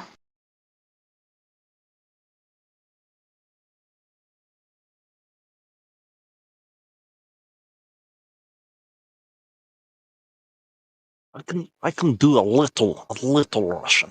A little Russian accent. That's my Russian accent right here. You got to have it in the back of your mouth, like you know.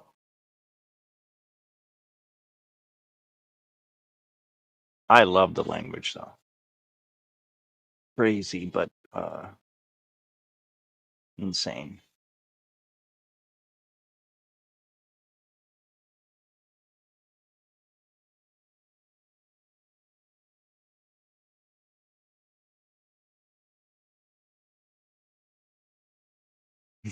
Yeah.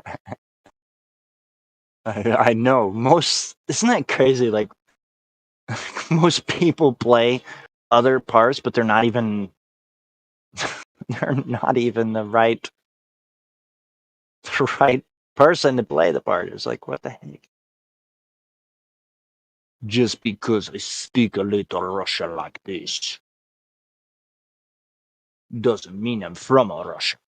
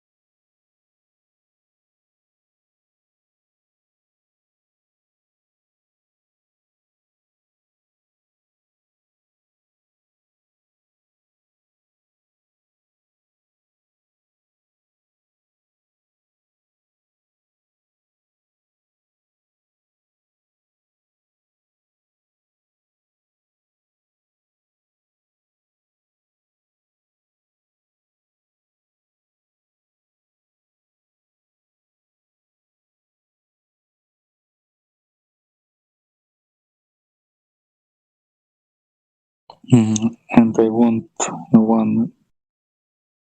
And please don't believe me, but I am a big success, be strong and loved, and everything else I wanted to be. I'm over that now. I'm just want to be invisible. Maybe I'll become a work in a little colony Konzlage 5G where nobody is complete. I'll be in ice hockey and wear a mask with filter, but some cartoon characters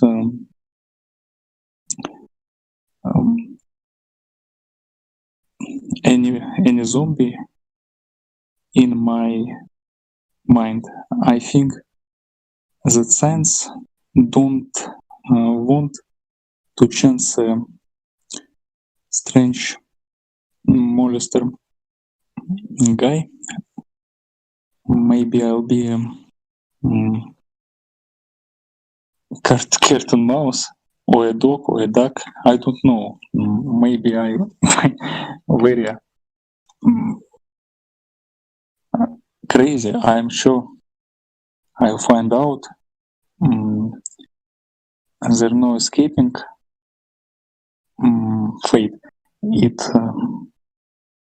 just keep going day and night. The future just keeps coming at you.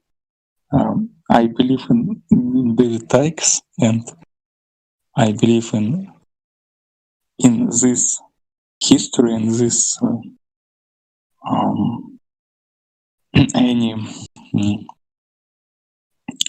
any theory,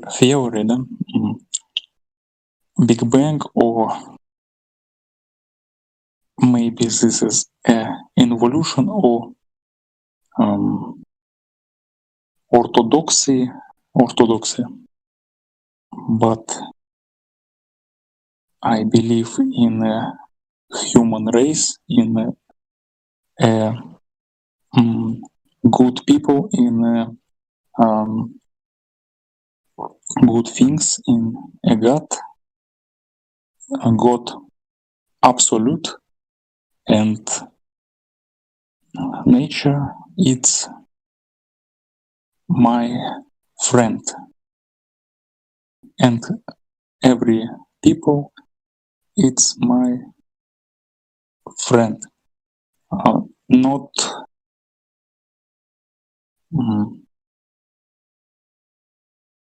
survive but live, not surviving but live. And I want what everybody, man or girl in this world, don't need anymore. Don't need food, don't need water. Everybody live what he lives, and I don't need them at this moment or the next forever. Thank you, everybody. Everybody peace, and everybody lives. Thank you. All lives matter. Thank you.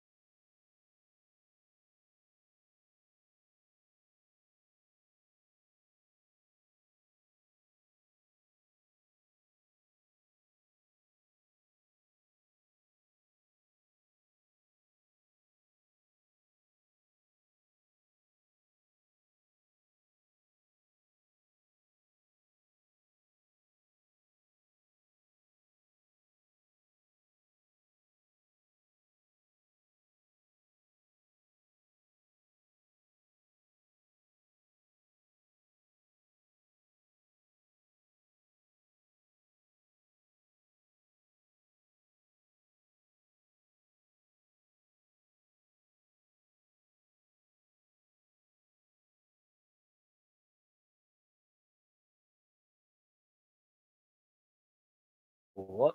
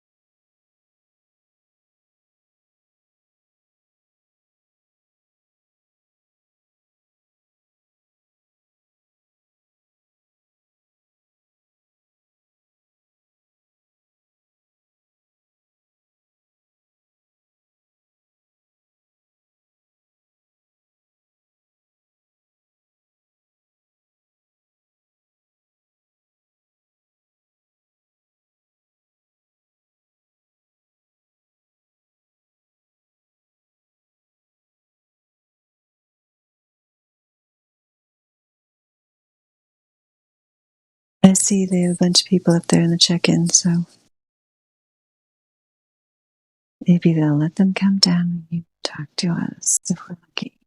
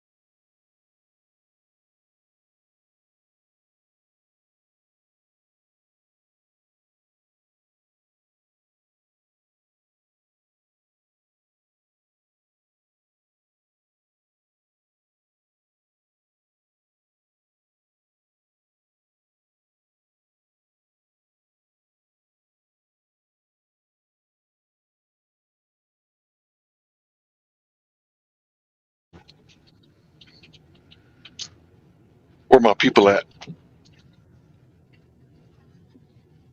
Hello, Hank. Hey, I what's just up?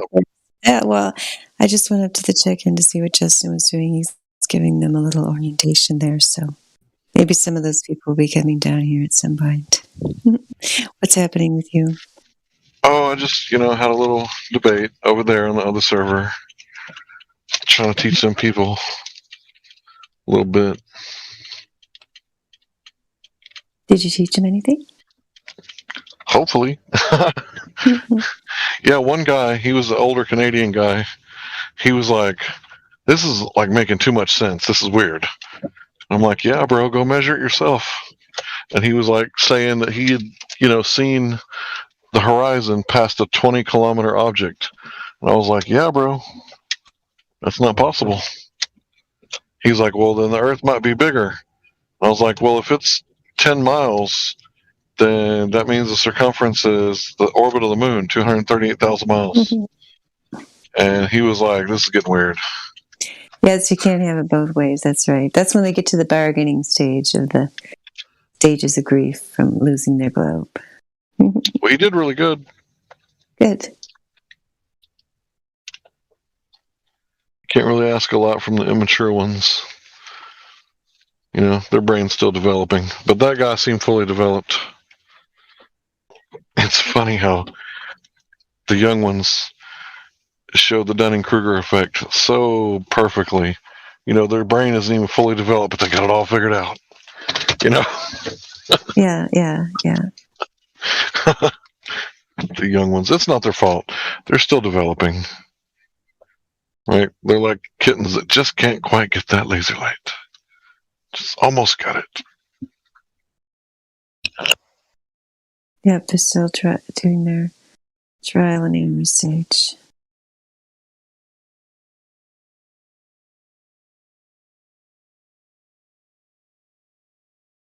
You ought to slow down here.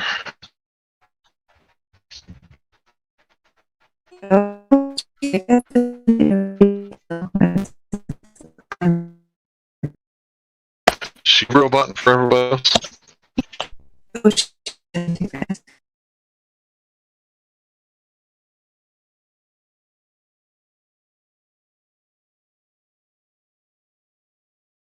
I'm glad I'm not a robot.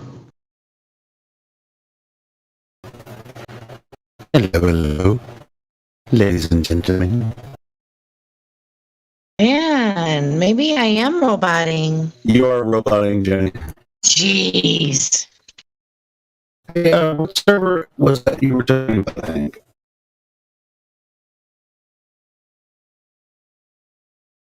Well, you said it was the other server.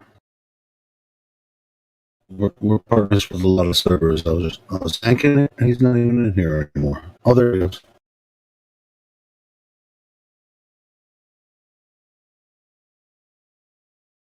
I was just curious.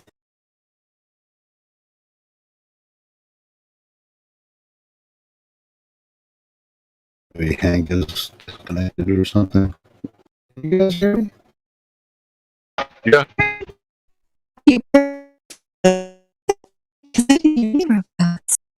Oh, maybe it's me. Everybody's roboting. That's crazy. I'll check out and come back in and see if it works any better.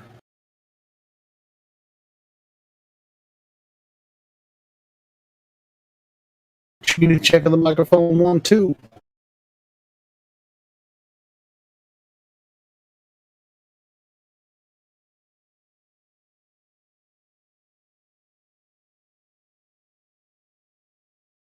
Let's listen to the live stream and see if my microphone is working right.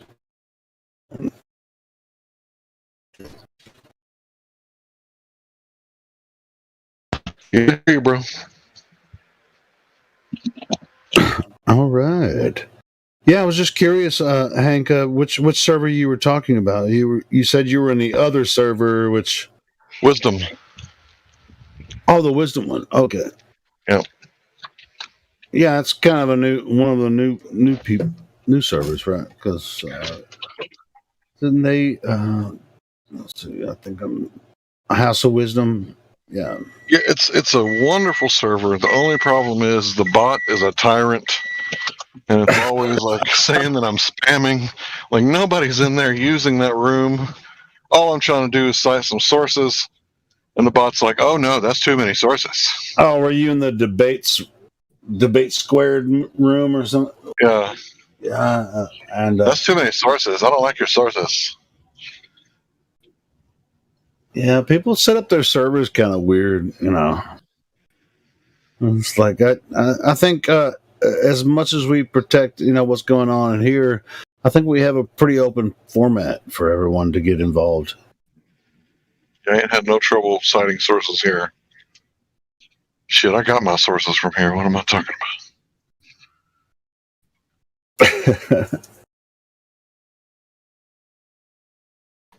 Cool. So there was I think that we got introduced to that server by one of the admins over there.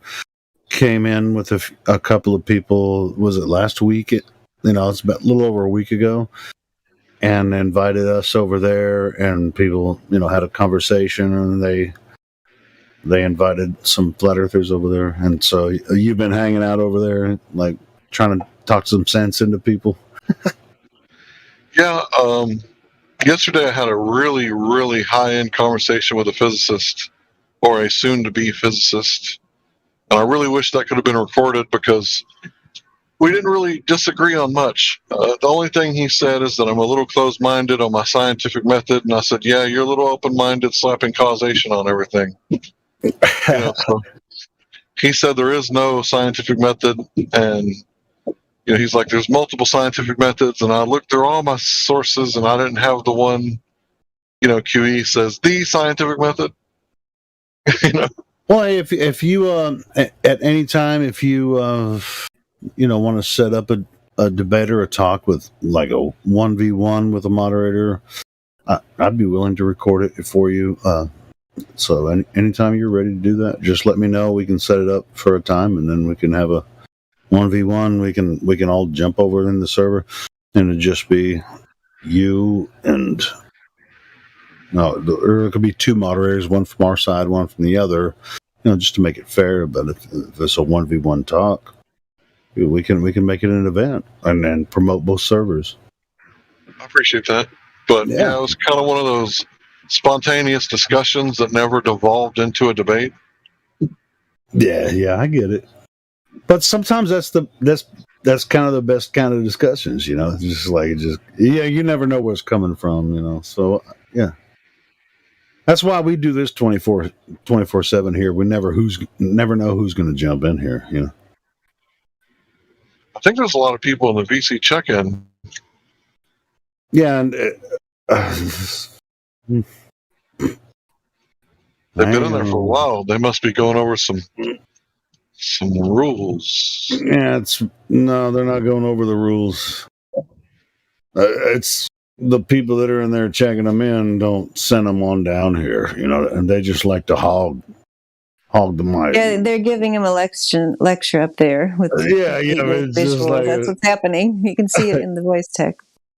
Well, I can back out. When they get down here, you guys can take over and hammer the nails in the I don't want to take over. I was just curious about what server you were talking about, and I thought that's the one you were talking about because that's one of the newer ones that it's just a pretty large server. They have like almost 15,000 members, I think there. So really, wow. And yeah, House of Wisdom has like almost 15,000 members. So yeah, maybe that if we partner with them and get a lot of people to start talking about it, then we can have some events and host them. It'd be good stuff. Yeah, today I got into the flat earth a lot. I was dropping flat earth hints and, references and I got to go over a pretty good spill for about an hour. I made them Google the radius and then showed them where the horizon would be with the Earth curve calculator, and they were like, wait a minute, this is making too much sense. Look, Twadwazzle's freaking saying, oh, no, Justin's just being thorough about his check-in. Yeah, you don't want to eat pink chicken. When I check people in, I'm just like, all right, cool. we do a live stream. When I check people in, I just want to make sure they're not gonna, scream the N word or anything derogative. Once we start asking them questions, just check them in. Boom. All right, cool. VC check in, get your ass in there in the live stream. But look, it's filling up now because everybody's going to listen. And but that's just the way I do it. but I know Justin will hold their ass in there. He's not the only one. He'll just hold their ass in there for like 20, 30 minutes and it's like, well, the live stream's dead, and it's like, dude, what the fuck? Get up there and get them to come into the live stream and talk. Make sure they're not going to freaking, spam us or freaking troll. Then get their ass in the live stream. You can't really make sure. Well, even if they do, the moderators are here. It's just like, we can, even if your check-in didn't work, they only have like 5 seconds, and then they're gone. Christian's here. Yeah, isn't Christian here from? Didn't Christian just get here from there? Did Justin just check you in, Christian? Christiane, sorry, maybe that's Christiane, maybe. Sister Christian on a good one. Sorry, I was doing some homework. Yeah. Justin checked me in. Cool. How'd you find us? I know he probably already asked you that, but So I was in a debate class with my friends today, because I'm in honors debate. I'm still in high school, and on Thursdays we're allowed to debate any topic we want to. Just someone started bringing up flat Earth and everything, and so I looked up the Discord for it because I was intrigued with the topic, and here I am. Right, awesome. So that's the first time you go ahead, Hank. You got it. No, I was going to say, we're going to have a discussion, but we got to ask you some questions first, and then you can ask whatever you want to ask. Go ahead, Helio. You got it, bro. So you're saying flat Earth came up in school today? Indeed. And then you came to Discord and were looking up flat Earth stuff, and you found your way here? Indeed. Did you find it through YouTube or Discord? I just found it online. Online, cool. Yeah, this is the largest flat Earth Discord on Discord. So yeah, I saw you guys had the vanity link, the Discord.gg. Yeah, we have. I think we have like 50 something server boosts. So yeah, we've been doing this for a while. Pretty solid. So, is this the first time you've ever heard about it when you heard it at school today, or had you heard just like? I've known about flat Earth in the past. I didn't think much too of it, but I was pretty intrigued on the topic when I heard about it today. Awesome, bro. So here I am. You think it's crazy? Yeah, I ain't gonna lie. I thought it was crazy when I first heard of it too. I was just like, I ain't looking into that. Even though I was total conspirator before that. So he was explaining everything with Argentina. Or what? No, fuck. Did I just say Argentina? I meant Antarctica. And he started Antarctica. going over because I was asking him about the disk and everything, and it's if gravity is real and all that stuff. Right. It's crazy. Well, I mean, and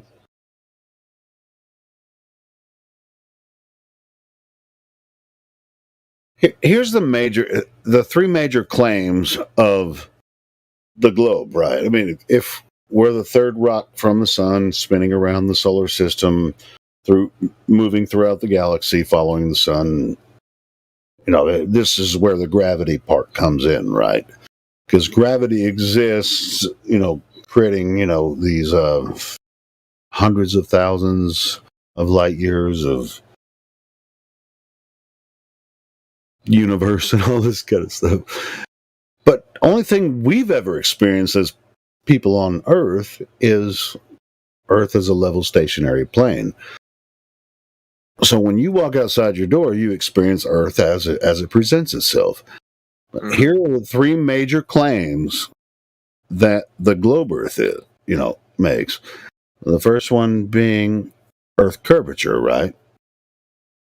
Yes. Okay, so we have Now, fortunately for us, we can test what they've told us about this Earth curvature because they gave us a number of the radius of Earth. They said it's a ball of a certain size, right? So we can actually go out and test that. And then the second claim is that it's spinning. Indeed. Right. You know about that. And then the third one is that there's outer space, and the ball Earth is adjacent to this outer space, which has they call it the vacuum of space. I mean, it's not negative pressure, still positive pressure there, but at the same time, it's a much less pressurized environment. But there's no barrier in between outer space and what we experience here on Earth. So how can there be, pressure here on the surface of Earth if there's the differential pressure in outer space? So without the atmosphere of Earth just being sucked off into nothing, how can it not? It's called the second law of thermodynamics. How can it be not? How can they not equalize existing in this, I won't say non-pressure environment, but you know what I mean? Yeah. They say it's 10 to the negative 17 torr in outer space. Well, how can that not equalize if there's no barrier in between? So that's the three major claims: curvature, spin, pressure. What is the? So I don't know if you happen to know, but like this, what's his name? Justin was telling us about like how he had a conversation, or how they wanted to have a conversation, like Obama with the flat earthers or something. All right, welcome everyone. Hey, Rip. My bad. Justin, did you check them all in? Yes, I did. All right. Well, a couple of them jumped down here. We're talking about. I just went over. I went over the 3 points. Yeah, I just went over the 3 points with Christian. You might have to start over just because I just brought in about 4 others. All right. Cool. Do it in question format, Julio. That's the best. Yeah, question. What? What'd you say? Question format? Yeah, do it in question format. You got to ask him so we find out what they know. Yeah, so those are the major, those 3 major points: the curvature, the spin of Earth, and then the gas pressure without a container, which is outer space would totally evacuate Earth if there was not a container between, the lower pressure environment. Hank, why don't you ask one of these other guys that just came in? Yeah, ask him. That'd be fun. Who wants to volunteer? I hate to interrupt, but do you mind if I just ask a question real quick? Oh, sure. Yeah, I mean, you guys would be better at this than me. I didn't even actually intend to come in and do this, but yeah. So, I'm very intrigued with the argument between flat earthers and everything like that. But what is the benefit from the conspiracy that Earth is flat or in comparison spherical or whatever? Who benefits from it? Oh, you're skipping way ahead. Come on, man. That's my bad. No, I'll just mute. Yeah. You guys got this. No. That's a normal question. Yeah. I mean, it's. But at the same time, when we're talking about where's the curvature, where's the spin, where's the gas pressure coming from, those are the 3 major. Those are the 3 major claims of the globe Earth, and for the most part, everyone believes they live on a globe. So why? So let's confirm that before we can go into why, why would they lie and that kind of stuff like that, So let's confirm what they claim about Earth before we get into some of the deeper stuff.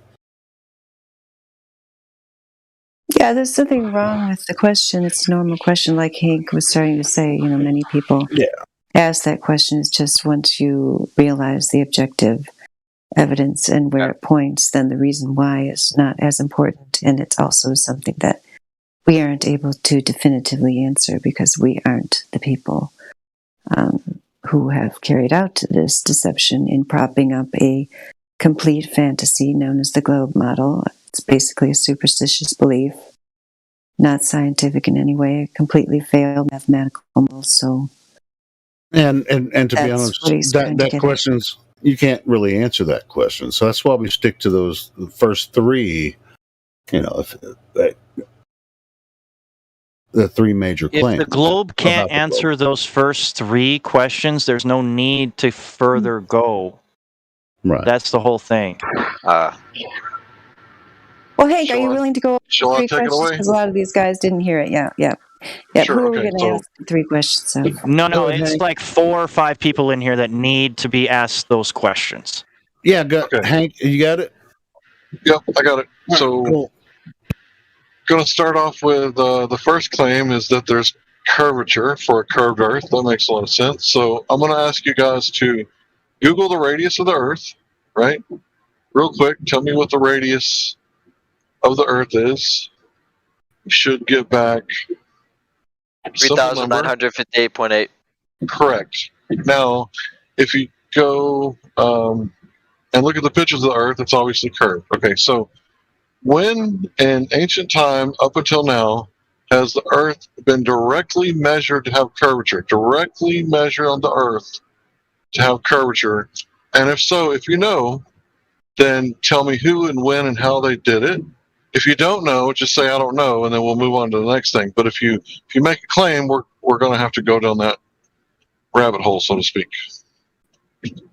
So does anybody know when the Earth has been directly measured to have curvature? Any time in history. Up until recent times. That's a question for any of you guys that just came in. If you don't know, then you can just say you don't know. Yeah, if you don't know, we're moving on. There's no right or wrong answer. We're just looking to see what you know, because it helps if we establish your knowledge. That way we can kind of see where you're at. And that helps us to, kind of test you, see where you're at. And it's okay if you don't know. That's a perfectly fine answer. We'll just move on to the next question.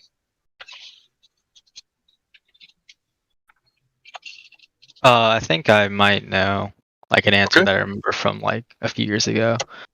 Sure. I think it was like this Greek, I don't know, like philosopher, whatever, scientist or whatever, and he assumed that like the sun was far away, so he like performed an experiment, I think, and just like measured the angle of the sun, and it like saw that it was like different at like 2 different locations, and then calculated like the circumference or something.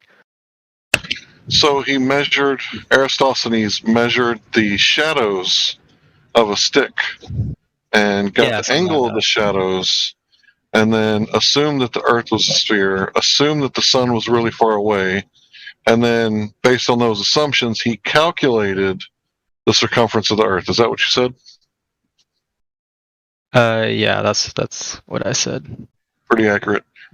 Okay, so here's the problem with that. He's measuring shadows, not the Earth itself. So if you look in the live stream voice text, I'm sure somebody's going to post a meme for me. Right, and you're going to see that this is based on assumption, and there's no real way to verify the actual cause of the position of those shadows is the shape of the Earth. So do you understand how science works? The scientific method, natural science? Yeah. Okay, so what are the 3 constituent parts to an experiment? The 3 things that you have to have. Like dependent variable, independent variable, something else. Control variable. Bravo. Very good. Very well done, sir. All right, so the thing with this is that you don't have any of those things here, so this is not scientific. This is completely outside of the realm of science. But if you were to have a cause, right, you have to manipulate the independent variable, which is the cause, and see the effect happening. So you can't really manipulate the circumference of the Earth to prove that the shadow that we're seeing is the effect. Is that correct? I think so. Yeah. Just So go on. Yeah. Yeah, it's fine. So if the cause of the shadow being at that angle is the circumference of the Earth, you can't manipulate the circumference of the Earth to see if that's the cause. So not everything fits in the scientific method. It's kind of like a thermometer at the school. It works really good between 95 and 105 degrees, but you can't take it home and bake cornbread muffins. So the scientific method is kind of limited as to the scope of what it can do. Right? So if it's a what is the shape of the Earth, it can't really answer that question. Right? Because science deals with cause and effect relationships. So how and why, it can answer those questions, but not what is question. All right, so anyone else have an answer? Because this one didn't quite qualify because it's not a direct measurement of the Earth. Does anyone else have an answer?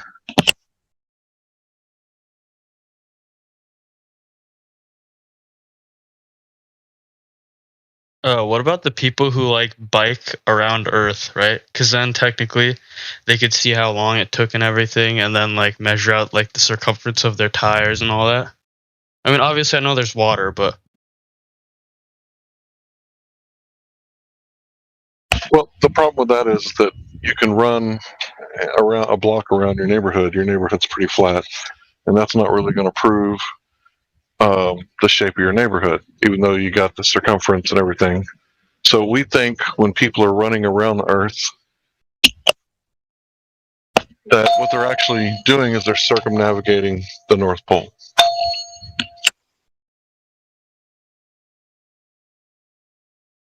All right, so I'm going to assume that nobody can find any direct measurement of curvature. So we're going to move on to the next claim of the globe Earth, which is axial rotation. Anyone know of any person in history, right, that directly measured the axial rotation or the spin of the Earth? And if so, how did they do it?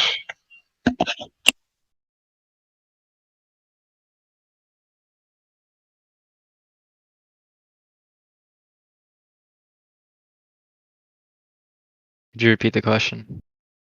Anybody know of anyone in ancient history up until modern times who directly measured the axial rotation or the spin of the Earth? Directly measured the rotation. Isn't that like a Leon Foucault or something? I may be wrong. The pendulum, right? Okay, so let's go over that.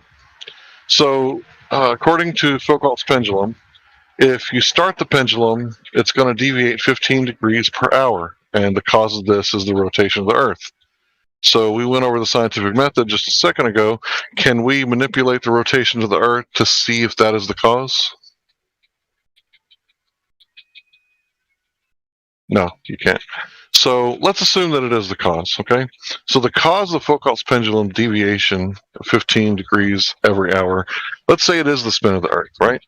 Well, if that's true, then wouldn't you be able to fly a helicopter straight up or a hot air balloon and the Earth would spin under it? Because if the Earth is spinning under the pendulum, which is directly attached to the Earth via the ceiling, via the wall, via the floor, then wouldn't a free body like the hot air balloon, wouldn't it rotate freely under the Earth? So if you floated a balloon, a hot air balloon, in California, and you waited, 3 or 4 hours, wouldn't you end up in North Carolina if the Earth is rotating under the pendulum?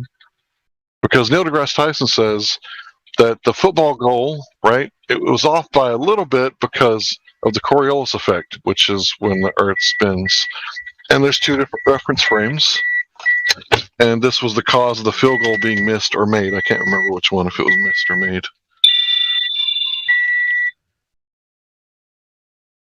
So you see how that it doesn't really work out because we don't witness Coriolis effect. So the simplest way to visualize the Coriolis effect is to think about two kids on a merry-go-round or roundabout, and you spin it, right? And then the kids throw a ball to each other. The first couple times they're going to completely miss until you teach the kid, hey, you got to lead them, right? You don't throw the ball where they're at, you throw it where they're going. So they got to lead it to the right. So they do that, and then the kids start catching the ball, right? And this apparent deviation, the reason they miss the first few times is because as they throw the ball, it leaves the inertial reference frame and goes into, it leaves the non-inertial reference frame, the merry-go-round, and goes into a separate reference frame. Important key thing there. And then the non-inertial reference frame rotates underneath it. And then the ball ends up on the ground. The kid couldn't catch it because that's not where the child was when the ball landed. So this Coriolis effect requires two separate reference frames. So we don't witness Earth-based Coriolis effect. I'm not saying Coriolis effect doesn't happen. I'm saying that it doesn't happen here on Earth, or unless you can, show us where it has happened, because they say that the hurricanes spin one way, and the southern hurricanes, I forget what you call them, they spin the opposite direction. Right, but how do we know that's because of the Coriolis effect? What if it's because of the sun? Because the heat is what creates the hurricanes. And if the hurricanes are spinning opposite on one hemisphere and the other hemisphere, those are just colloquial terms so that you know what I'm talking about. Maybe it's the sun that's causing it, because the sun would push the heat in those directions. So does anybody else have a claim of anytime the Earth has been measured to be spinning on its axis?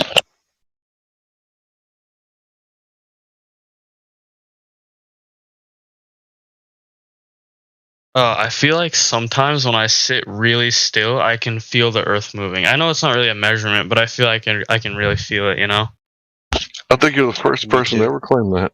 Yeah? Yeah. Yeah, it's I like a really very feel it. slight feeling, but like it's very slight. Yeah.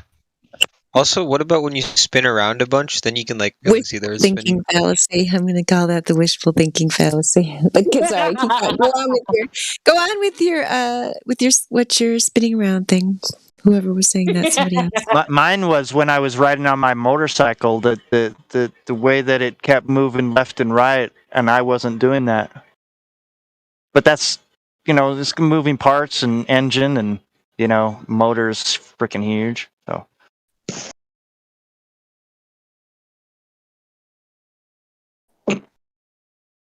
Right, so I guess we're going to move. Third point. Hey, Dandelion sounds a little tired. Are you just kind of bored and just hanging out with us till you get ready for bedtime? I'm sorry. Do I sound that way? I am very just tired. Well, I hope you don't mind if I just listen in then. I'm lower energy at this time of night. Lower energy, Hilo. You don't resist me high this time energy. of night. It just sounds like you're It's good energy. Yeah. It's good stuff. I like it. Eventually, I do mellow out. Yes, later in the day. But yeah, you're exactly right. It's like we live for this. I mean, we want people to come in here and make shit up to make excuses for why they believe they live on a spinning ball. I have a question. Like I said, you grew up into it. Okay, you grew up into it. All right, wait. Is that Was said he has a question? Was, yes. Was is a veteran in this. Is this Was like the real Was? He's on number 3, isn't he? Isn't on Hank on number 3? Was is new. Yes. Oh, that's Hank didn't do number 3 yet. Okay, because we had another guy with the same name that has been in this game for a long time.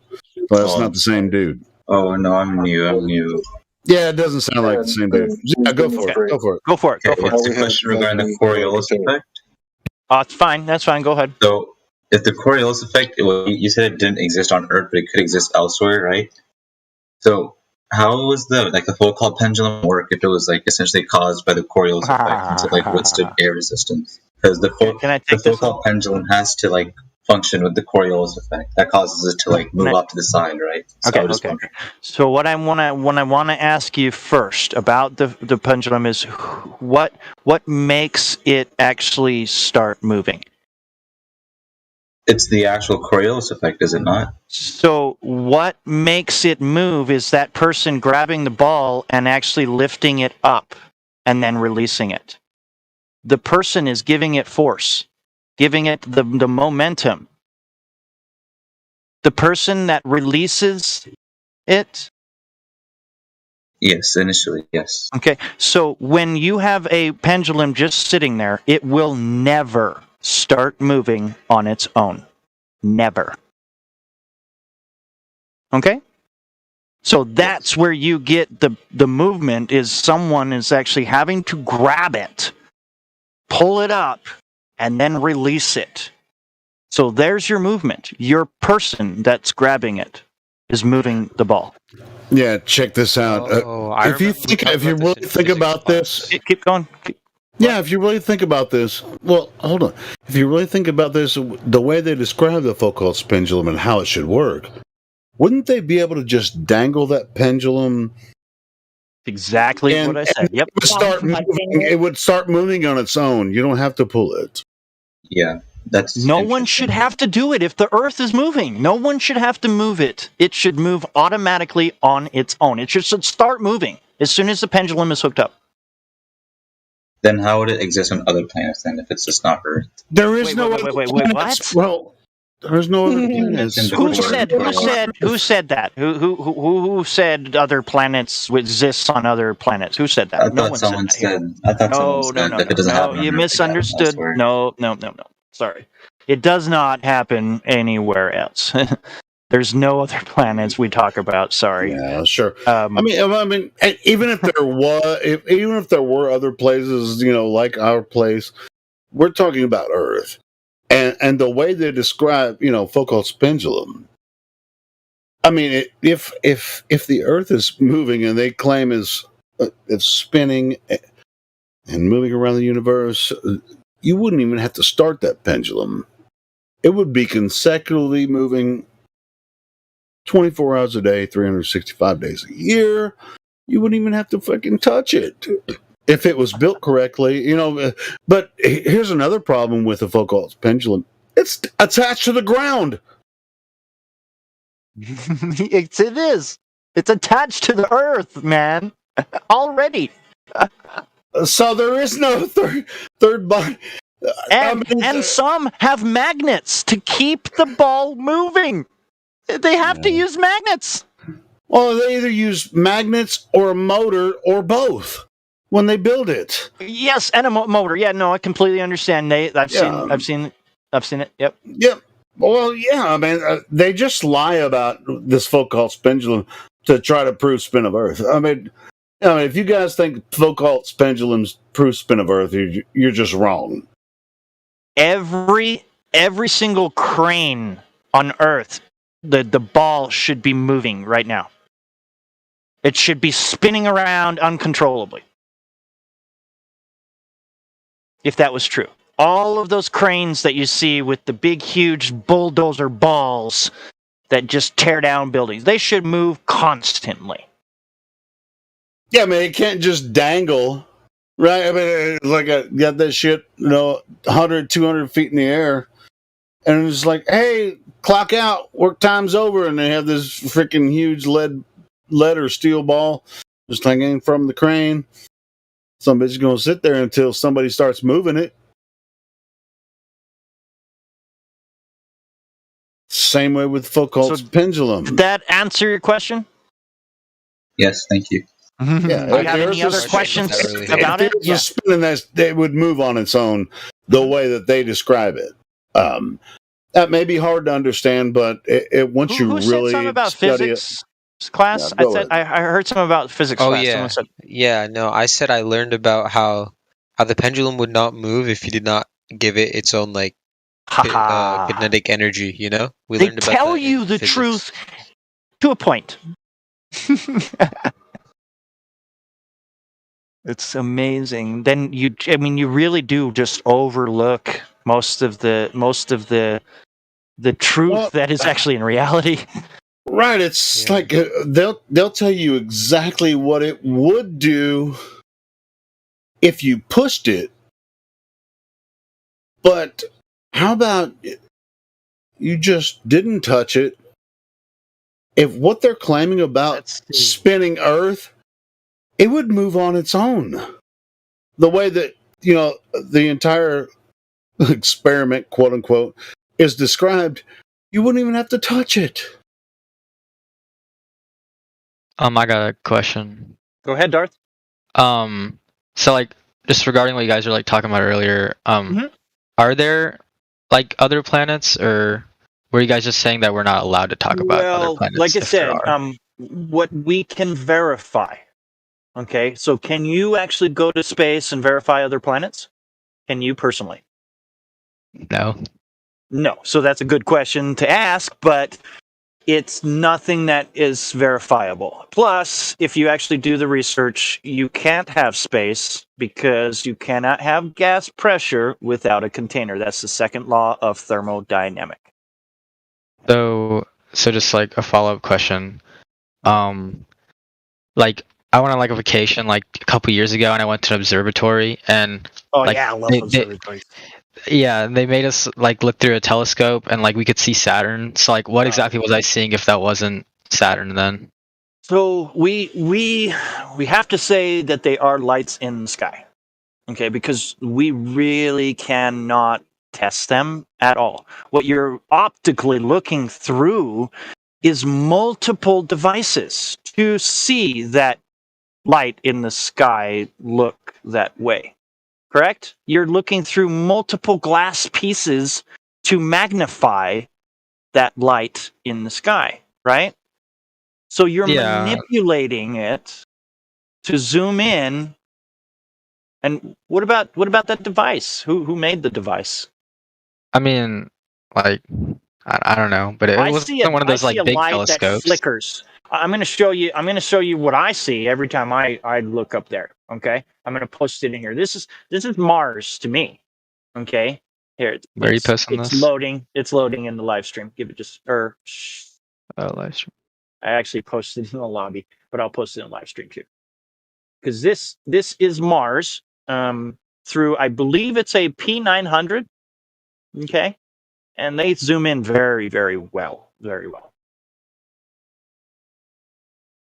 So you're telling me that Mars... It's not in focus, though, but I mean, I don't lie. That's not in focus. This is just what I'm saying that I see. When I zoom in to it. Could I share an image? Yes. Well... I obviously this is not exactly what I saw, but like this is what like it just upload failed. Never mind. But hold on. I'll tell you what though, when I see Mars with the naked eye, it looks red.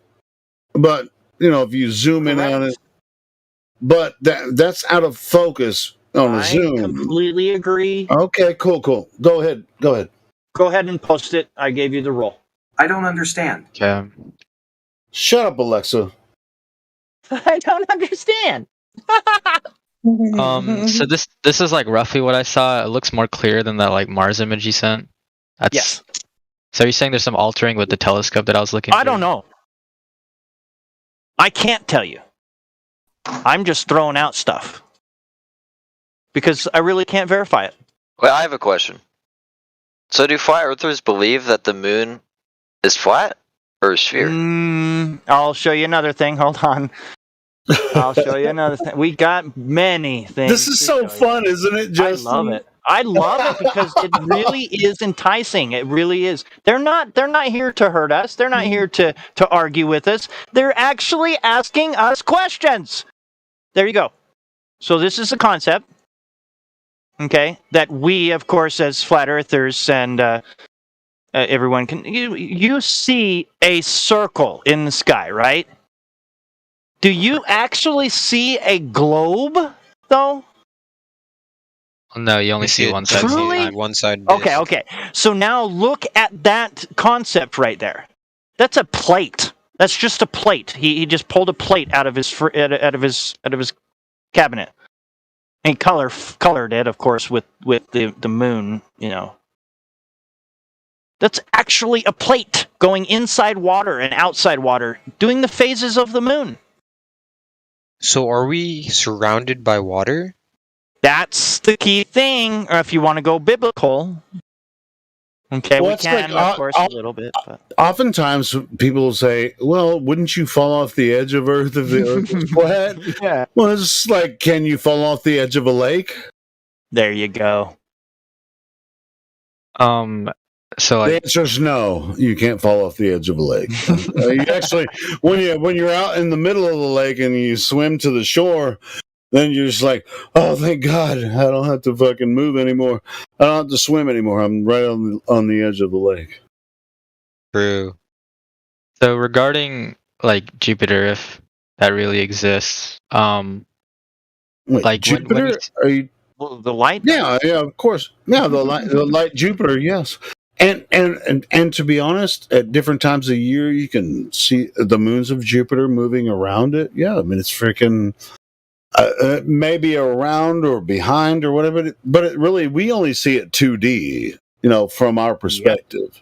like at certain points, you could see the whatever the red spot is called, and then at certain other times you can't, which means Yeah, but that's not true. I've never seen it without the red spot, without the spot. Sparkly to me. Oh, well, I'm just saying that. Well, they call it the Eye of Jupiter, right? I've never seen it without the Eye of Jupiter. I've seen the moons of Jupiter move, in different positions, but I've never seen Jupiter without the Eye of Jupiter, which would supposedly be on the other side, right? Because it's spinning. I've never seen images of Jupiter, like what I thought was the real, a real So image. can I step in for just a minute? Jupiter. Yeah, well, let me finish my point. I've never seen Jupiter without the eye, from our perspective. I've seen the moons in different positions, but I've never seen Jupiter without the eye. I sent a picture in the live stream thing. Mhm. Is the one I sent, like, I think it got pushed up now. Is that So been that's fake? good. Like I said, that's good. It's really, really good. But what I sent? Look at what I sent. So you can't tell anything about any of those circles, like until they actually touch the circle, right? So how can you tell me that picture you posted is a globe that we can navigate to and put humans on? Well, I'm just talking about the fact that it looks different. Like, if it was a plate, you'd only see the same image the whole time. No, look at the next picture down. What are you talking about? You cannot tell me that it's a globe when I just showed you the next picture down. The only globe that is in that shot that I put is at the very end, and you cannot tell. And what Twadwazzle posted right here in the live stream voice text, it's the exact same photo. What they're claiming is, they're claiming that that's the in 2016 they claim that's Aurora Borealis on Jupiter, and it's the same exact image, and they added some blue swirls on top. And this is from NASA. Because I already researched this shit, a couple of years ago. It's the same exact image, and they put some blue swirls on top from NASA.gov. How am I flat? And look where the fucking storm is. Same exact place, little bit different color, same fucking image. Damn. Yeah. So then, like, what are theories about, like, the galaxy and like beyond? Just what stories they can come up with and make your mind just go trippy, because you are literally unique. They don't want you to believe that. They want you to think that you're a speck on a speck on a speck on a speck of endless specks in the universe of speckness. See you winning. Okay? So if you want to believe that, go right ahead. But I'm not a speck. I'm not a monkey. I'm not going to follow like a sheep.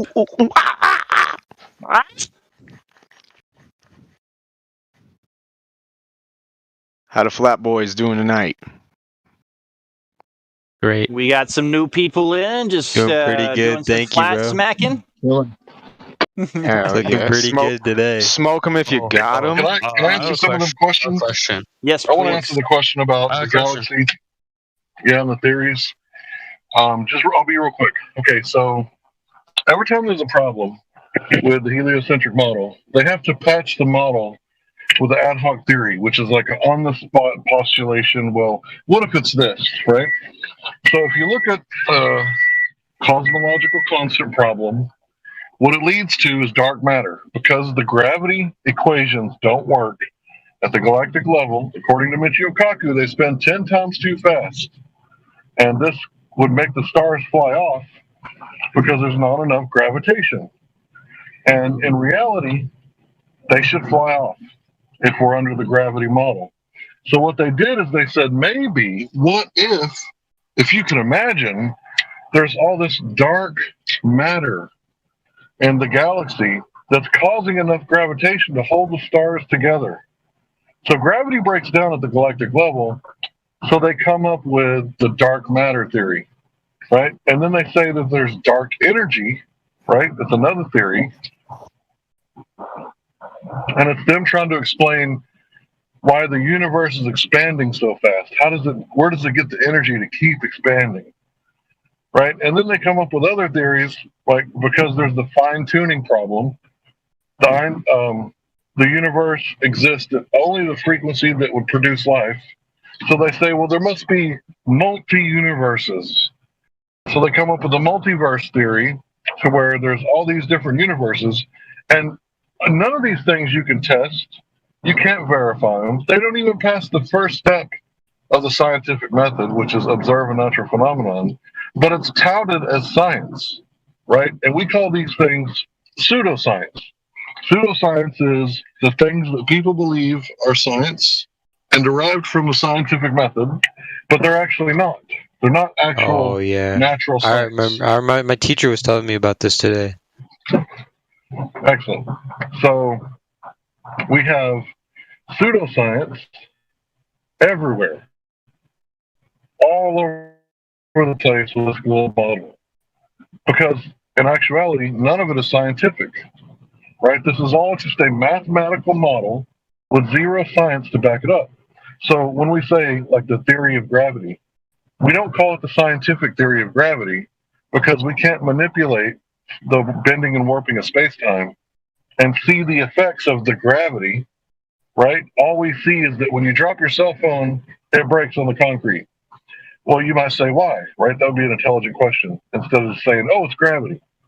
Well, why does it drop? Why does it fall? Well, A, you added energy to it by picking it up and then letting it go. So you're the first cause. The second cause is, in reality, your cell phone is made of, earthy materials, rare earth minerals, and glass. So it's far more dense in the atmosphere. So there's no way that the atmosphere is going to produce enough buoyant force to keep it from falling, right? And this is called specific gravity. So if you Google the term specific gravity, you'll see that this is a well-known thing, and this is actually testable. You can actually put this through the scientific method, and it's actually better than what they say about Einstein because you can't test any of that stuff at all.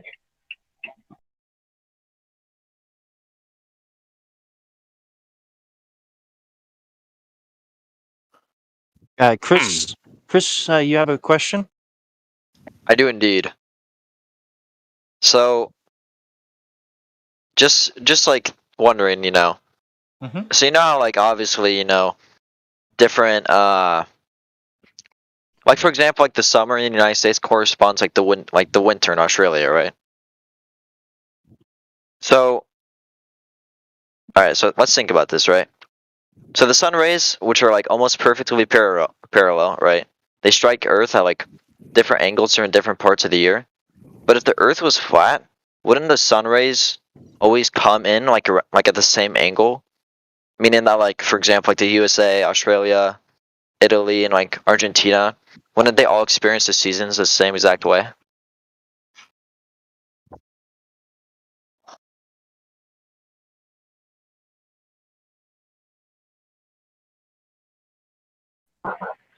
The answer is no. So you say in your model, what causes the seasons is the angle at which the sunlight hits the Earth. And we say, and we don't have a model, but we say it's more likely the proximity of the sun and what you call the hemisphere. So, for example, during the Tropic of Cancer, during the summer, the sun is over the Tropic of Cancer, and during the winter, it's over the Tropic of Cancer, Capricorn. I may have got those confused. And on both equinoxes, which happens twice a year, it's directly over the equator. So it would make sense that the equator would be the hottest part of the Earth, and then the tropics would be like, a little bit cooler. And then the further you go away from those two areas, the cooler it's going to be. Well, the sun, it kind of goes back and forth in between the two tropics once every 6 months. Go ahead. I was just gonna say, what about how there's two equinoxes, right? Like the spring is warmer than the fall equinox. Like the fall equinox for me was pretty cold. So if the sun was equal for both of them, wouldn't it be the same temperature on the equinoxes? Well, it really depends because it's a dynamic system. So if it was a colder year, then no. If it was a hotter year, then no. But if it was, pretty moderate, then yes. So this year seemed cooler to me, right? And we're in the beginning of a grand solar minimum, so it's going to keep getting cooler and cooler, despite the claims of global warming. It's actually getting cooler, and the ice sheets are getting bigger, despite what you might hear on the news. And that's another thing. If you understand how logical fallacies work, when they say 97% of scientists believe this, that's appeal to majority, right? That's a logical fallacy. That doesn't make it true. And if you look at all the logical fallacies, and you start listening to what people say about the globe Earth model, there's a lot of fallacies and assumptions. Like the guy earlier said that light comes down, like a 90-degree angle. In reality, it doesn't. It comes down in all sorts of angles because there's the atmosphere. So when the sun hits the atmosphere, what does it do? It refracts and goes all kinds of different directions. Light attenuation, all sorts of things happen. So it's really difficult to say light comes down at a perfect 90-degree angle. I have another question. So, just wondering, right? So in order for... Let me think about this, just to make sure I get this right. So is there any proof that the angles of Polaris equal latitude on flat Earth? Because theoretically, in order to have, I feel like the geometry on a flat Earth would be impossible. Because if you think about it, I need sufficient proof that the angles of Polaris equal latitude on flat Earth. I'm gonna post a rock that you can go to and you can look through it every single day, 24/7, 7 days a week, 365 days a year, and you will always be able to see the Polaris through it. So give me just a moment. I will show you that. All right, so to address what you said, so for everyone else, I'm going to explain. So I live in Texas at the 33rd parallel, and if I measure Polaris, it's going to be 33 degrees above the horizon. If someone else lives at 20, it's going to be at 20.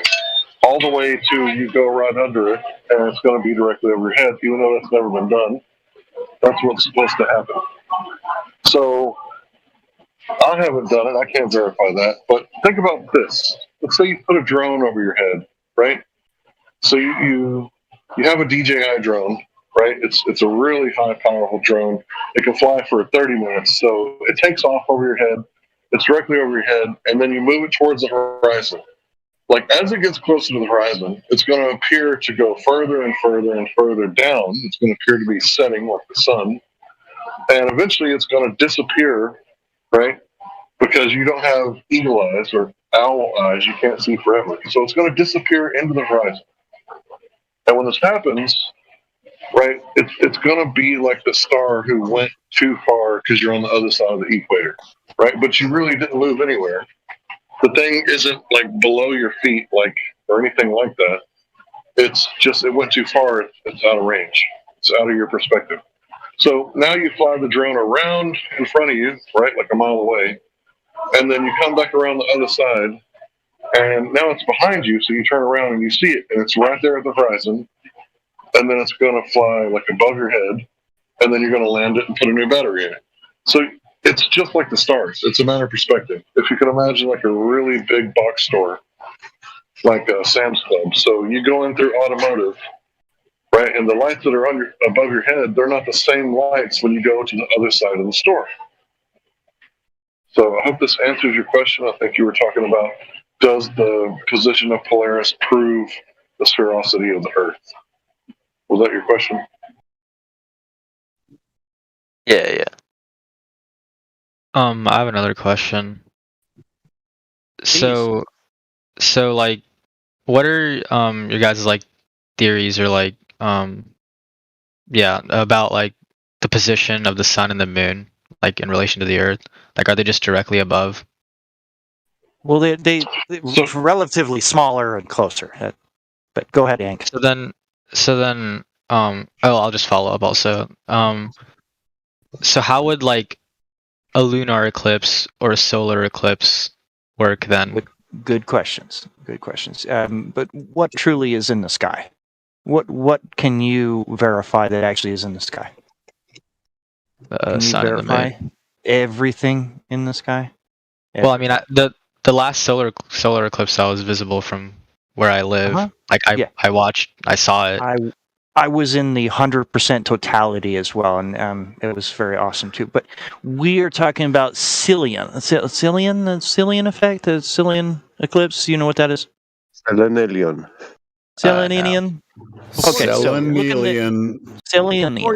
Before you get to Selenelion. Y'all gotta go back to English class. I have a video for that on my channel. It's just for fuck's sake! Man, fuck the Earth, man. Let's form some sentences. Hello. All right, Quantum Racer. Go ahead, Before you QE. get to the Selenelion, he said that he seen the eclipse that was 2017, correct? Right around there. Yeah. Right. How big was the diameter of the shadow? I don't know. Well, I mean, there's no such thing as the shadow when it comes to all that. But anyway, All I know is I saw the trick moon go in question. front of the sun On and the it was dark ground. for a while. Wasn't it 70 miles in diameter? Path of totality is what they call it, right? Path of totality was 70 miles. What's the radius of the moon? Allegedly. All be figured out. Anyone know? Radius of the don't. moon. Shit, radius of the moon. Oh, that's The radius I of don't the talk moon about it. is it's about it's 1,079.6 smaller than the miles. Earth. But 1,080 miles. So I'm sorry, we go with the diameter. So all you have to do is times that by 2. Sure. Didn't you fucking just say the radius? Yeah, sorry. We could just go with, I'm sorry, diameter, because I said the diameter was 70 mile shadow. The radius or the diameter of the moon, just to keep everything all in same unit. Yeah, 2160. Yeah. 2160. How do you get a smaller shadow? What's 70 By in the using a converging light source. Well, my question is not really about the shadow. It's just about what I saw. If that's not what happened. Well, that's the problem. Well, see, in your heliocentric Baltard religion, then it should have been a bigger diameter shadow. It's a fucking aggressive way to put that. So then what happened then instead? What I don't know. All I know is what the heliocentric Baltard religion says is not what's happening. Hey, That's check what I this. know. On that point, we all experience the same exact thing. How it's interpreted is the question. Well, like, did y'all have a full moon last night? No, let's not go away from this. How do you get a just 70? a How do genuine you get a 70 mile diameter shadow from a diameter of the moon at 2159? Distance? Distance. Is that your Increased answer? distance? Distance. Distance of what? Where is this shadow you are talking of? On the Earth. Okay.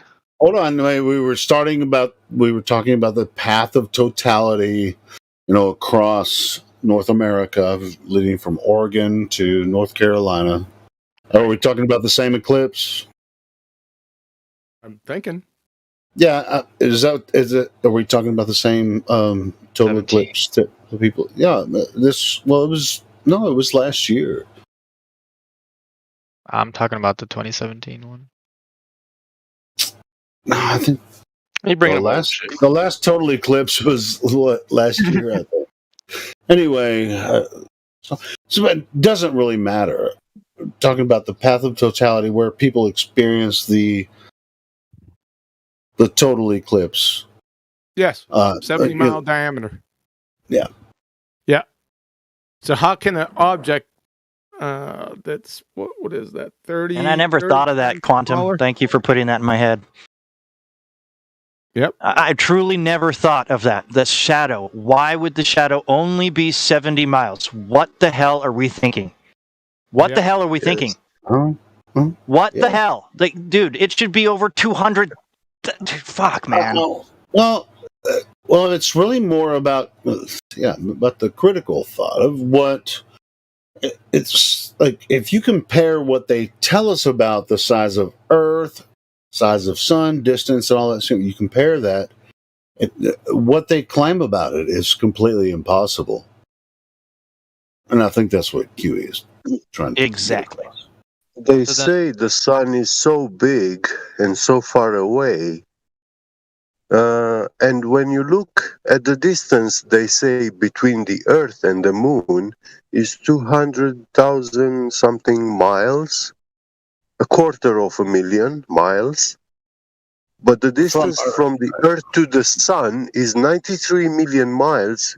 And this distance make the distance from the Earth to the Moon look like so small that you're looking through the side walls of a needle, sewing needle. Shadow. How can the diameter of the shadow be 30 times smaller than the diameter of the actual moon? It's just so great. That right there is right there. Yeah. That's why I wanted to interrupt. Sorry. No, that was beautiful. Thank you. You blew my mind. Oh, yeah. You came in at the right time and brought the right point right there, Quantum Racer, man. That's good stuff. You guys could get into Selenelion, but I mean, why? He already brought up the topic. He said, I was just wanted to stay right with his topic. He said, how would it work? Well, it definitely not working with the heliocentric ball tart. That's for damn sure. Yeah, I got the whole shadow explanation, but the Selenians freaking nail in the coffin, but even their explanation of the solar eclipse is complete bullshit as well. Yeah, just falls right down on. In the Selenelion, for example, the moon, before it goes dark, the moon turns full red. Not lower light source. Its light doesn't diminish. It just turns red. I thought I heard somebody said they had an explanation for the shadow. Please, the floor is yours. Wasn't that Alex? Please, Alex. Somebody had an explanation for the shadow? I do not have an explanation for the shadow. Oh, wasn't really? You? Okay. Somebody said it. Who said it? So, well, it's not me, but since no one's talking, just to get something like clarified earlier, then like I get the whole shadow explanation, but when this eclipse or whatever happens, what do people see when they look at the sky? Not like anything about the shadow. Like what exactly is happening when you look up and see that the sun is getting blocked out? Your guess is as good as mine, bro. But so it's definitely not the moon occulting the sun.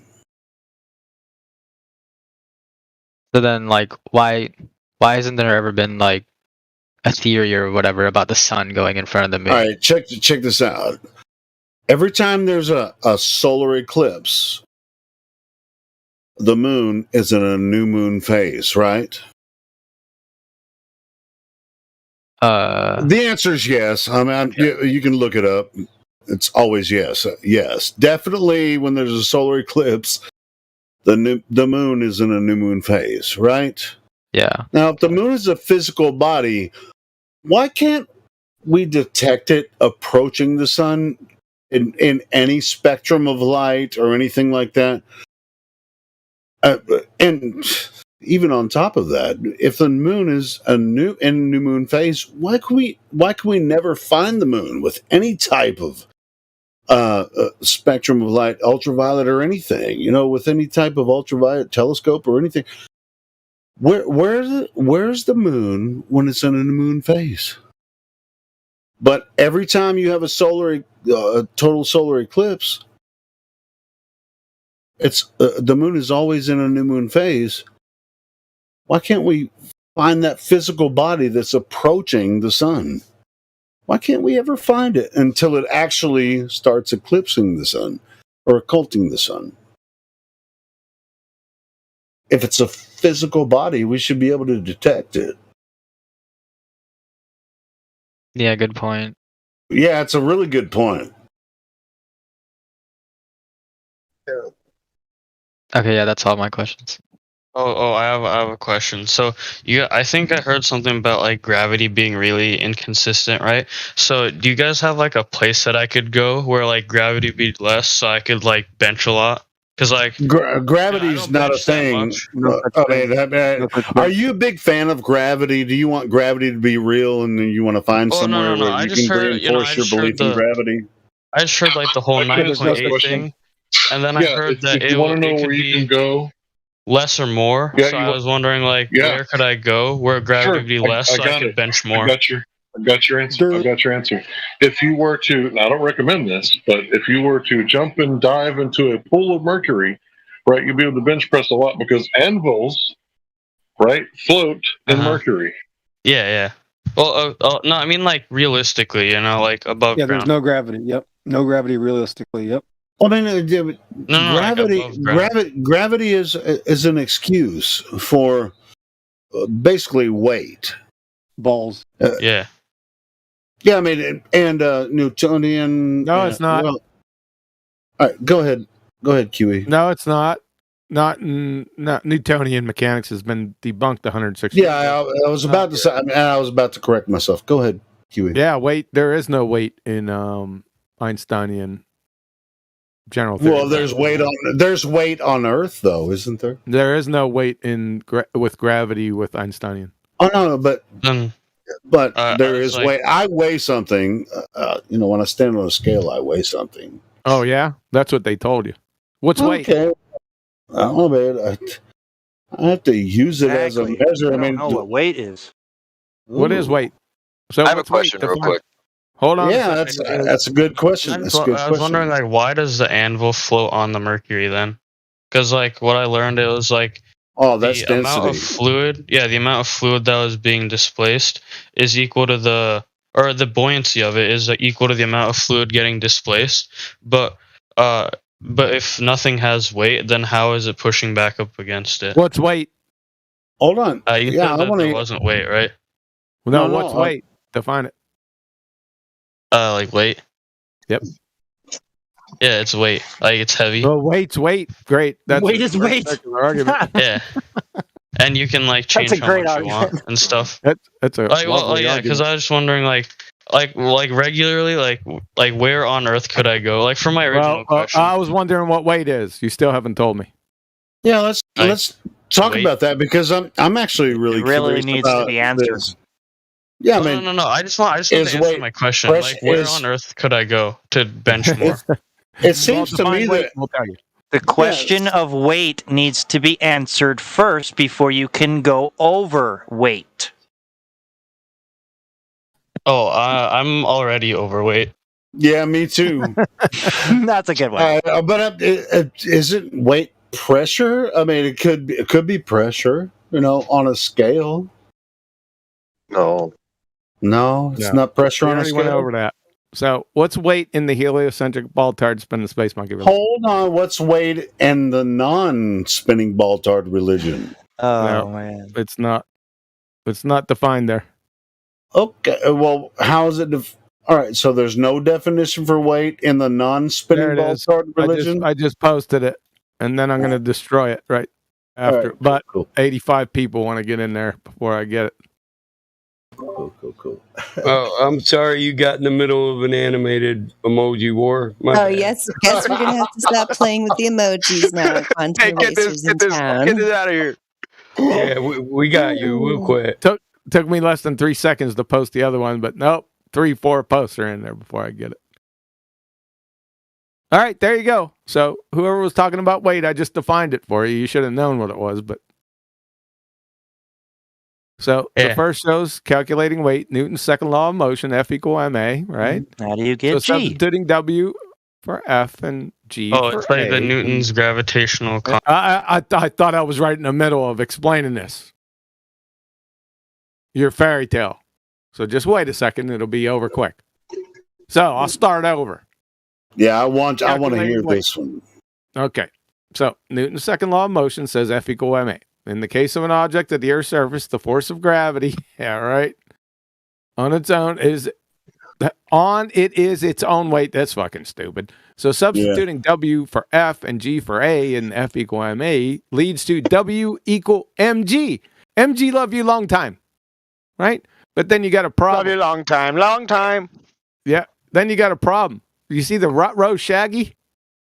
Even though the law F equal ma is false from Richard Feynman. So, being that mg love you long time, mg is F equal ma's progeny, and F equal ma is false, then guess what happens to W equal mg? It is therefore false. Hey, when you stand on a scale, QE, do you weigh something? You should have let that sink in. There should have been a silence after that, like a period. I know, but I'm an asshole, so everybody knows that. Well, I know, but that we all get on a scale to measure something, so that's kind of an asinine question. Okay, so we're all weight less. Is there such thing as weight? You asking me? No, you weigh nothing, man. You're not 280. They've been lying to you your whole fucking life. You're not. I might you don't need a diet. That burger you're eating, that don't weigh shit either. I ain't eating no burgers, but them fries, that apple pie. Don't lie. Hey, my share of food. That burger's not a quarter pounder. No. But I mean, we use weight to measure things. You know, it's just a man-made. It's just a man-made convention. We also use meters. Right. Well, that's all it is. It's just a convention. Yeah, you go by it. It's called a unit of measure. Yep. Yeah. Sure, it's a natural function of where we exist. Not function, no. I'm gonna tear apart every word you use to try and twist what's being said. Okay, so it's a unit of measure. I'm trying to learn. Where do you maybe I'm missing where I'm missing the point, you know, because I know gravity is not a thing. Oh my God, it's not defined in relativity. I think he was clear about that with his post. Did I say that? I didn't say that. No, that's the point. You said you're trying to understand the fucking point. There it is. Bam, you missed it again. Twice you missed it. You could go back and read QE's post. Or you could play this from Veritasium. Rewind the channel? No, you can play that right there from Veritasium. Somebody could play that over the loudspeaker. Oh, yeah. Can you play that? It's real short. It's only a couple minutes. All right, How do you so play that? It's an attack of the cause of weight. Well, not check the this unit out. measure of it. On Earth, prior to a lot of these, I know you guys are getting frustrated with me. It's all right. On this, in this understanding, like, you know, the scales of justice, halls of justice, painted green, money talking. I mean, but doesn't matter. Scales is like you put a little bit Stuff on this has side, weight, you put yeah. a little bit on that side, right? That's Stuff has weight. right? It's a unit of measure. So the cause is what's being addressed here. Come on, man. Okay, so well, I'm not even addressing the cause because there was is the point. Okay, well, whatever. I guess that was Quantum's point. Well, what's the definition of weight? I guess that's what he fucking asked. I know. Are asking, yes. What do I got to take your hand and walk you through this point by point, word by word? Walk me through the poppy fields. Please. Down the yellow brick road. Can you guarantee me you won't get stoned as we enter the poppy fields and lose track of the fucking conversation? All right, I'm sorry I fucked this up, guys. But anyway, if you got him. Smoke, we got him. Anyway, no, I get it. Did we obfuscate far enough from the point that everybody forgot what the point was? The point is weight's not clearly defined by any theory of gravity. I see what you're saying now, and I just wanted to clarify that for myself and for people that might. And we think hyper specific points hit home so hard, but this one goes way in left field. How is that, Quantum? If somebody could play that Veritasium, that would be. I know. I've been trying to, but I don't know how to actually play that link in the bot. That's just. And now back to you, Quantum download. Eraser with Flat Earth Gravity 101. So no one can play that. That's definite bummer for. Can you copy the link? That's what I'm trying to. I don't understand. How do you play a download? All right. Let's try this because I played it. On my last... if you have a download, if you have a link to your YouTube, then we'll. No. If I have a soundboard, I could download it and play it for you guys if you want. If it sounds good, it's gonna sound all right. I'm pretty sure. All right. Okay, we'll try it then. We'll give it a shot. Let's give it a see. shot. Yes. Yeah. Let me download it real fast. Hopefully, it's not Trojan you're not going to be able to use the bot. No, it won't be. Yeah. I got a soundboard of my own. I got a soundboard. Quantum's trying to put malware on all of our computers. If you can copy the link, I don't know why we couldn't use it on the bot, and you can copy the link to the download. Yeah, you can copy the link to the download and play it on the bot. According to the general theory of relativity, gravity is not a force. Like that. There are no gravitational fields. Gravity is kind of an illusion. What the hell did you say? Gravity is kind of an illusion.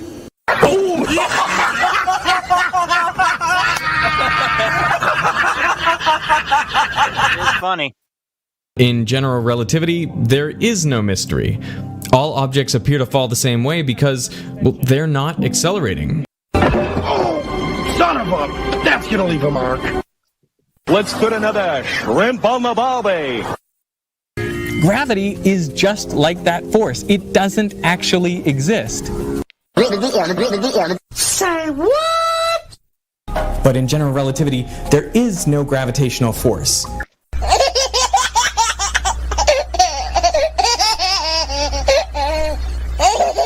That's a fun baby laugh. There is no gravitational field. Gravitational fields do not exist.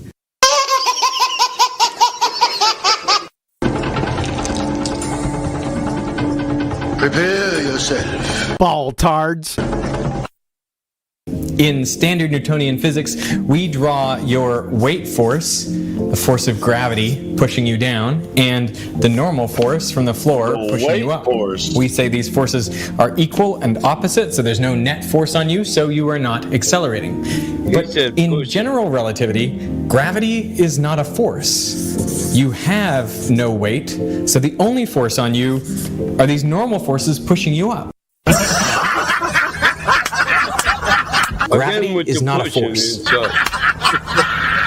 Gravity was down. There are no gravitational fields. You have no weight.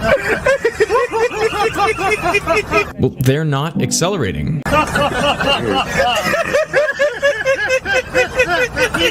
Gravity is kind of an illusion.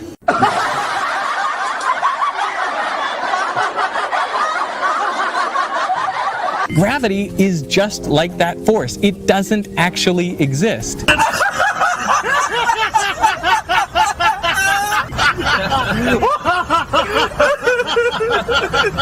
Hello, baby. Well, everybody's heard about the bird.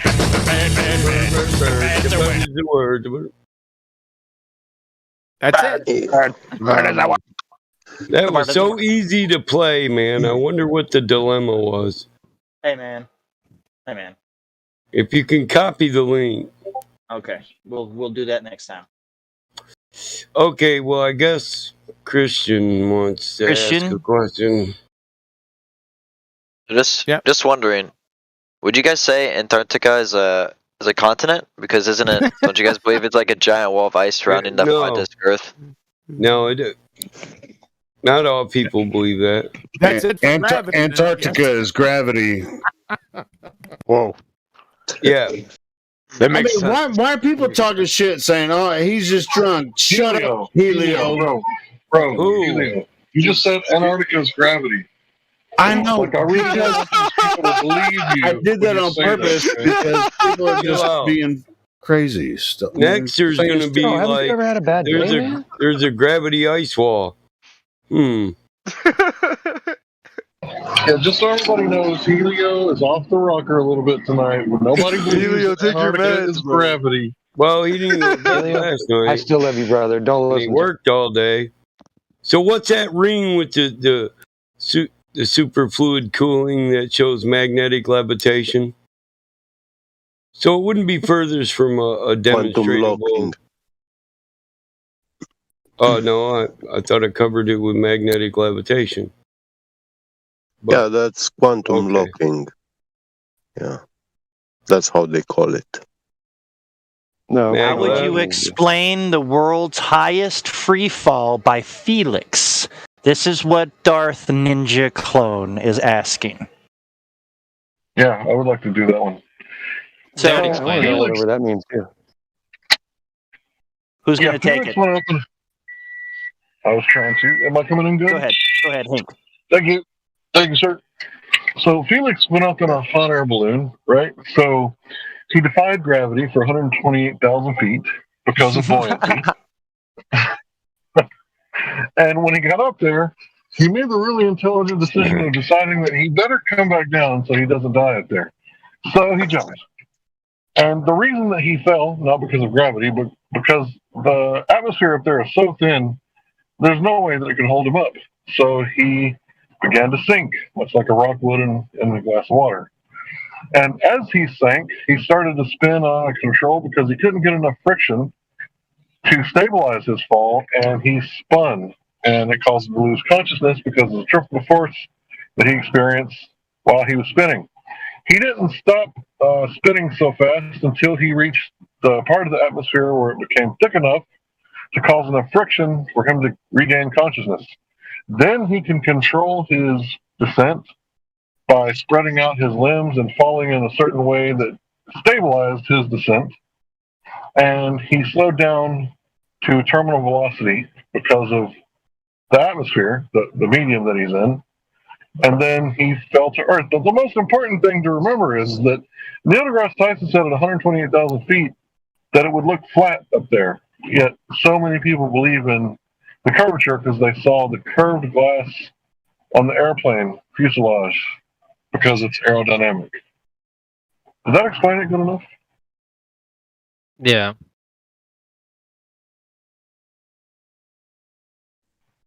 I saw that live, by the way, on a cell phone.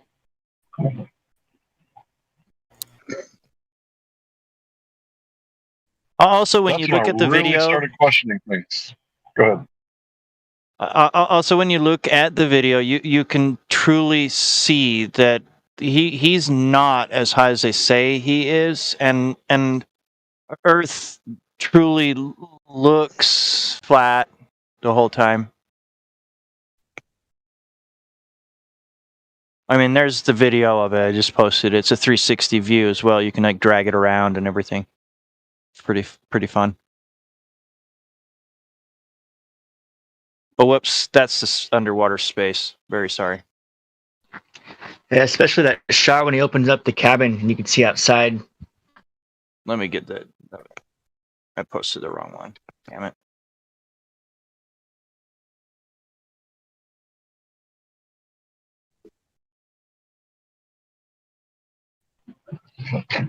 Yeah, when you open up that shot and you can see it, from the inside of the cabin, you can see like it's flat and stationary at eye level, which is kind of weird. Yeah, I can't believe At they showed that. 120,000 feet. Here you go. The first one is the very beginning. The second one is I put it at 4 minutes because you actually get to see Earth concaved.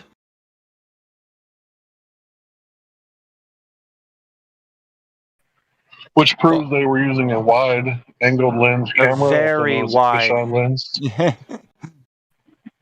Yep. So these are good for surveillance, right? So you can see more of the actual events going on, and angles and area, right? Thank you. Good for taking a picture of fat people up close, and not really good for depicting reality in the way that reality presents itself because of the distortion that you see in these kind of lenses. Makes flat things look round and flat things look concave too. I have a question. Like, if gravity was not to exist, then how would atmospheric layers stay in place together if they're held together by gravity on like a globe model? Gas pressure does not come You along should just address that. like Listen, an ideal first gas. off, nobody said gravity didn't exist. The point of the conversation earlier was the cause of weight. The cause. That would address the cause of gravity. Nobody's saying gravity doesn't exist. We're saying the standard model cause doesn't. Christ, why do you people miss the argument just like other people? That's why I'm directing it back to the point. You don't have a cause. You haven't established a cause and effect relationship. It's not about that gravity don't exist bullshit, and I'm tired of flat earthers arguing it. They miss the fucking point every time you do that for 3 damn hours and give presuppositions for other fucking models. Battle mode, but he was I agree with you. His question was addressing. It started with if gravity doesn't exist. Exactly. So it was based on a false dichotomy. It's not related to gravity. Yeah, he was attributing gas pressure gradient to gravity. It was prefaced with gravity. Not the cause. His unknown cause of gravity causes something else. We shouldn't This even only argue it. shows that he's not aware. He's not aware with the definition of gas pressure and second law of thermodynamics. Yeah, we don't have to argue about that. Hey, I just noticed that there's some new people in here. If you would like to go up to the voice check-in and lobby up there's a few people already in there. You will get a role, and then you can start speaking in here. But we need to have you verified before you can start speaking. So please join the voice verification lobby up there, the VC check-in one, and then you can get your voice verification role. Thank you. I think Darth Ninja Clone, did you have other questions? Because you had a question about a telescope. You want to ask it to the...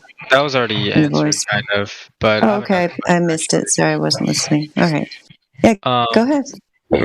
Like I saw like the videos of the spacewalks and like everything like underwater, like that whole like simulation thing. Like what are you guys' like opinions on like the space like station or like how like GPSs work and things like that? So here's the thing. You see that thing in the sky they call the ISS. People have taken a picture of it, right? That thing's supposed to be going 17,500 miles an hour. Where's the motion blur? But not only that, how do you know that thing you see in the sky called the ISS, how do you know it's as big as they say it is and as far away as they say it is? How do you verify that? But not only that, how do you know that when you turn on your computer and you see the NASA people with hairspray in their hair and they're floating around in space, or they're wearing some sort of Hollywood wire like Crouching Tiger, Hidden Dragon? How do you know that that is taking place on that thing that you see in the sky?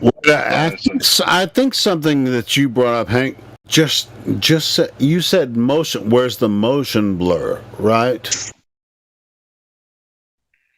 Yeah. You see objects moving 17,500 miles an hour. Yeah, I mean, we're all familiar with like live streaming and stuff, and where's the motion blur? That's a good point.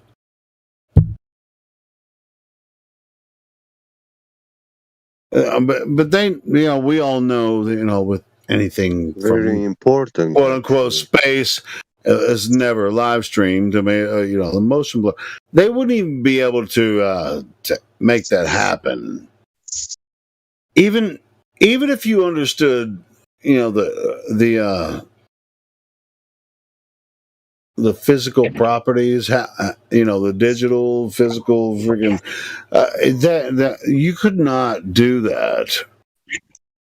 Motion blur. Anyway, I know you guys are freaking I see people making fun of me in chat and shit, whatever. But yeah, you're exactly right, Hank. I mean, the motion blur thing would be a very major problem for people. Just like, oh, this is live. That shit ain't live. You're not watching live space videos. If you think that shit's real, you're just...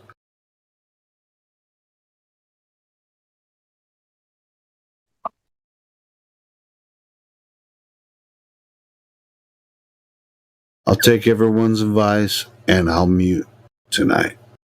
Continue, ladies and gentlemen.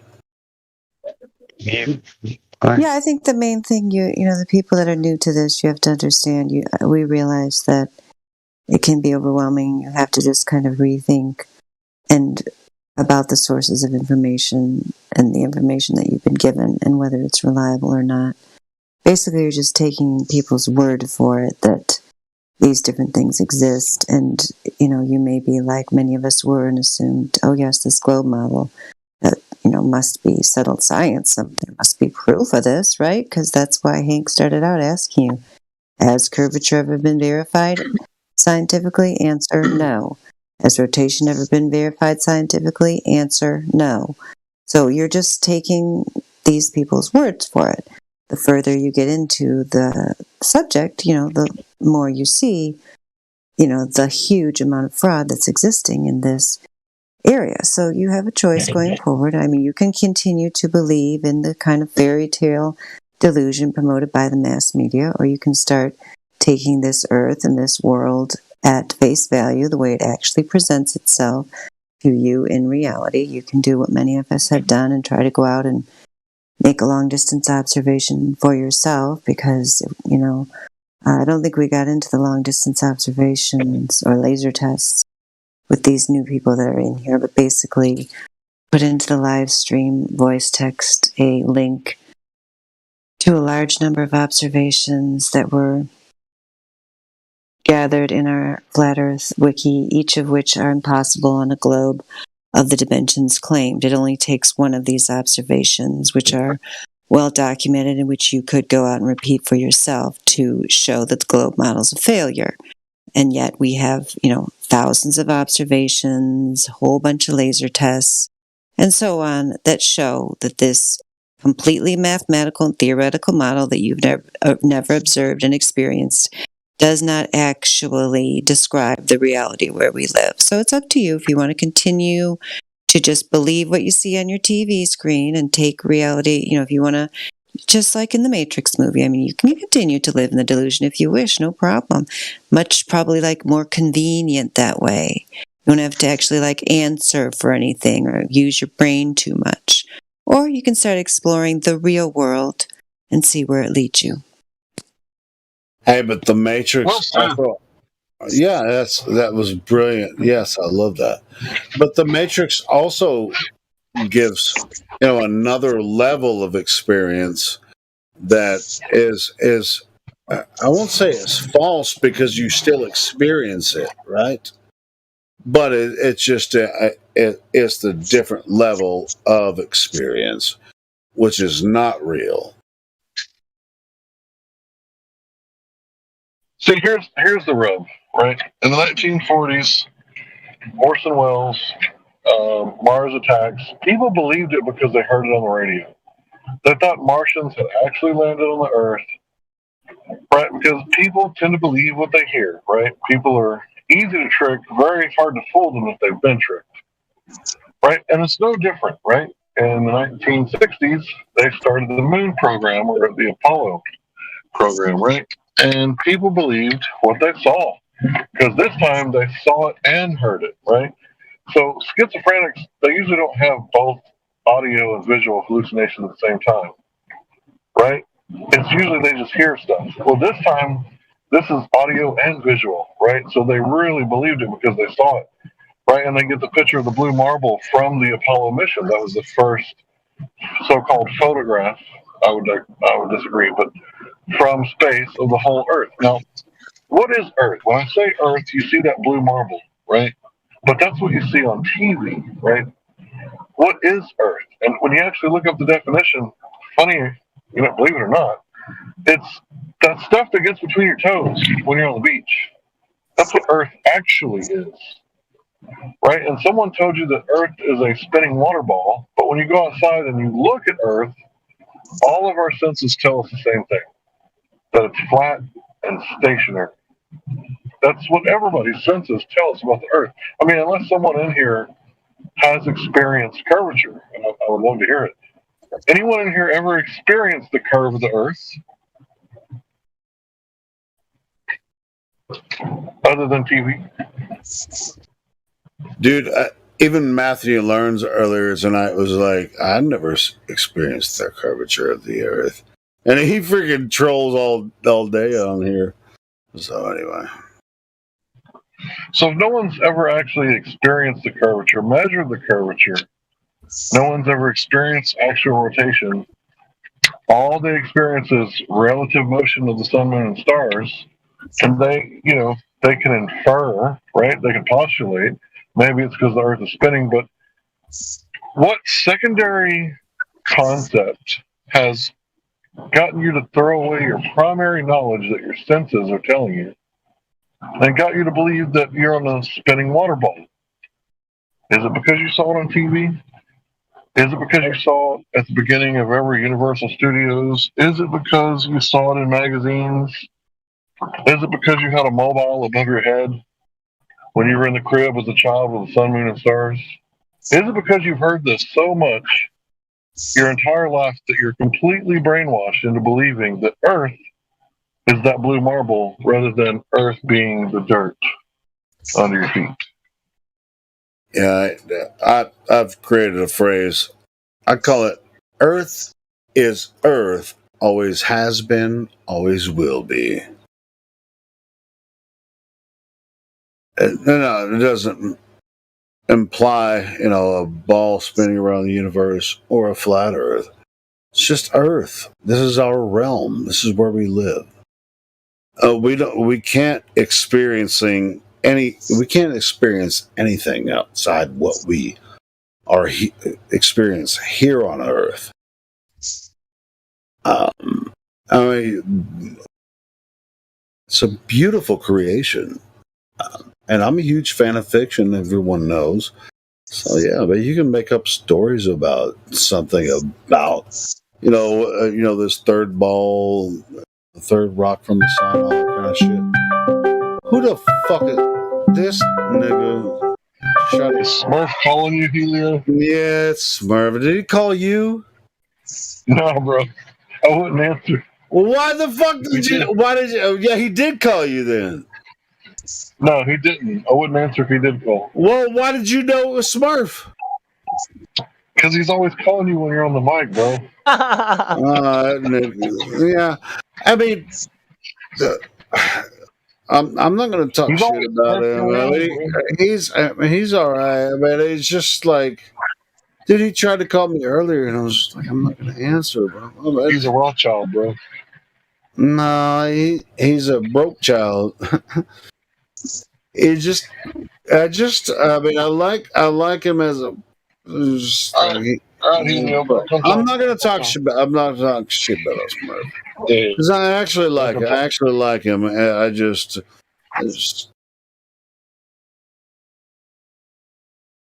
call me in the middle of while I'm talking. So that shit kind of pisses me off too. So. He knew I was on live, probably, and he's freaking gonna call me. That shit's stupid. What do you think I'm gonna do? Answer your call in the middle of while I'm talking on the fucking live stream? Helio, Bloviating. Did you say Rogaine? I'm just fucking with you. No, I got all my hair. No, Bloviating. Bloviating. Isn't that the word? Yeah, I get that. Yeah. I mean, I've already heard people talking shit about me bloviating earlier. But, that's all good. No, you're talking about Smurf. It's irrelevant. He got you. He trolled you because you put his name on there. No, well, Actually, I mean, it was me. Actually, it was me. Yeah. Okay, moving on. You asked me who was calling me. Anyway, moving on. All right. So, for all the people in here, has anybody ever experienced Earth curve? I mean, I know that there's things that you can't see at a far off distance, but how do you know it was Earth curve? So, what Michael was talking about earlier, I really feel what he's saying, because everybody slaps a cause on something, right? And as the mechanic, Michael has to be real sure what his cause is before he goes and spends the money on parts and then fixes a car, right? He has to do some diagnostics, right? And diagnostics, in a lot of ways, it's kind of like the scientific method, but it's not quite the scientific method because the car is not a natural phenomenon. But when you're trying to figure out why the car won't start, you do a series of tests, right? They're not experiments, but they're tests, right? So is it the battery? Is it the starter? Is it the compression? Is it the spark plugs? Is it the air-gas mixture? What is it, right? Why won't it start? And at that moment you fix it, you only try to fix one thing at a time, or diagnose one thing at a time. You don't diagnose two things at a time and then fix two parts, and then when it works, you go, I fixed it. Well, what's wrong with it? One of those two things. No, you do one thing at a time. And that's why the scientific method is so valuable, because when you manipulate that one variable at a time, and you see the cause and effect relationship happening before your eyes like a light switch, like at that moment, you know that it's like really good. Like, oh, this is the cause. This switch makes this light go on. And then science is never settled, right? So at any time, someone could say, hey, no, this switch does it. Oh, show me. Give me your hypothesis. Let's test it out. And then you test out their hypothesis. Oh, you're right? That switch makes that same light come on. So this circuit has two on and off switches. So when people just slap a false cause on something, like the tides happen because of the moon, really? How do you know that? Well, I just repeated it so many times because my teacher repeated it so many times because her teacher repeated it so many times that now it's true. No, that's brainwashing. That's not science.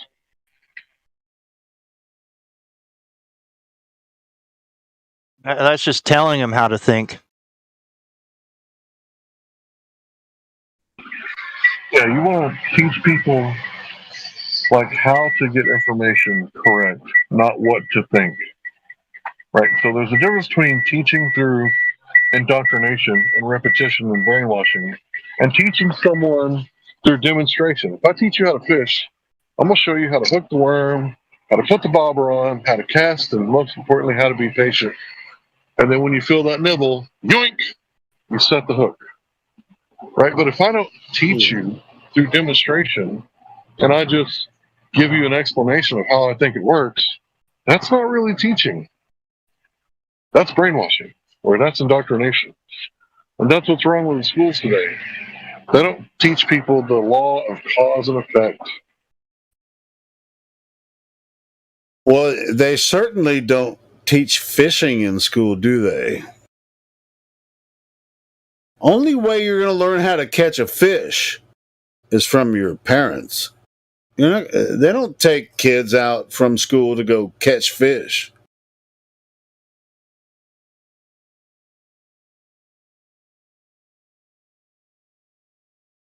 And you brought it up, Hank. Right? It's like as soon as you feel a nibble, you jerk on the pole, you're going to miss the fish. You got to let them freaking grab it first. Hey, Helio, bro, what's up, man? What's up? Hey, I was gonna say something, but I'm getting kind of messed with in the voice channel. They're kind of messing with me, and I think my time is due, bro. Who's this? Oh, Smurf. Okay, well, hey, I was talking shit about you a minute ago. I'm not upset about you, man. I'm just giving you shit because you've been here a long time. I can fucking talk shit about you because we're old school bros, So we're giving. So what's the deal? What's the deal? Make it quick. Make it quick. I think I've been here too long, buddy. Make it quick. What you got? What's up? What's your beef? I don't got any beef. I ate. All right. Well, you're fucking here now. Do you so have whatever. a question, Smurf? Yeah. What's your question, Smurf? Let's hear it. No, nothing. I've just said I've been getting smurfed around here a while, and that's all I got to say. All right, well, you've been smurfed around, but now you're smurfed back on in. I'm actually impressed. He's using Smurf as a verb, like he's a real Smurf. I always denied he's he been was. doing that for a long time, Dandelion. Yeah, but when he first got here, he didn't even know who Gargamel was. Don't you remember that? He did not know about I didn't know Gargamel or fucking Azrael, all that shit. Since you've been He was gone, claiming you've learned about Smurf. Smurf culture, and you're using the word properly. That makes me happy. No, I feel really bad right now. Okay, well, hey, welcome back, Smurf. I mean, I wasn't gonna give you the time of day because I think you waste a lot of people's time because you're freaking long-winded and shit a lot of times. But I think that's why I didn't answer your phone calls when you freaking try to call me and shit. Hey, How about them Rothschilds, baby? I got, man. I'm sorry about letting y'all down, and letting us down. What? Well, anyway, you're back now, Smurf. I mean, follow the conversation. Just have a conversation with us, and a normal conversation. Just just let it roll. And don't let anything get to you, Smurf. Literally, don't let it get to you. Oh God, I try, man. I'm just saying, you are in control of yourself. No one else can control you here. So don't let words control you. I'm just saying, I may have dropped the ball here and there. I'm doing what I can, man. Cool. Hey, man, I know you're a flat earther, but sometimes you just like go off on weird tangents that nobody's following, and it's just kind of. That's all good, bro. Just freaking check yourself before you wreck yourself. That's all I'm saying. Oh yeah, man. I'd rather not wreck myself like that, man. And, the alcohol plays a factor, man. Well, sure. I mean, I'm yes, and we plays a could take factor for that me full as well. spectrum right now, but we're not gonna. Yeah, we shouldn't have to worry about that with you. I mean, you want to be here, don't you? Yeah, I'm not gonna. Yeah. Okay. Cool. Yeah. Just freaking follow the conversation. Have a real combo. With you. Yeah, it gets frustrating when you're so drunk you can't follow the conversation. Yes, Yeah. It does. Don't we got new people? Really? When I'm really super drunk, I'm still trying though. All right, bro. Yeah, but that doesn't necessarily matter for the sake of everyone else that's in the conversation. If you get muted, don't get pissed. That's all. Oh no, I'm usually okay after. Hey, is this 24/7 flat Smurf? No. Yep.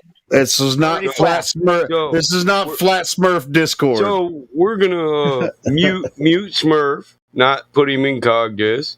Yeah, you're back now, Smurf. We're gonna mute him and just listen. We're gonna move on before we have to cover this topic all the way to the fucking bottom of it, to the top. So we were. He's a complicated rock.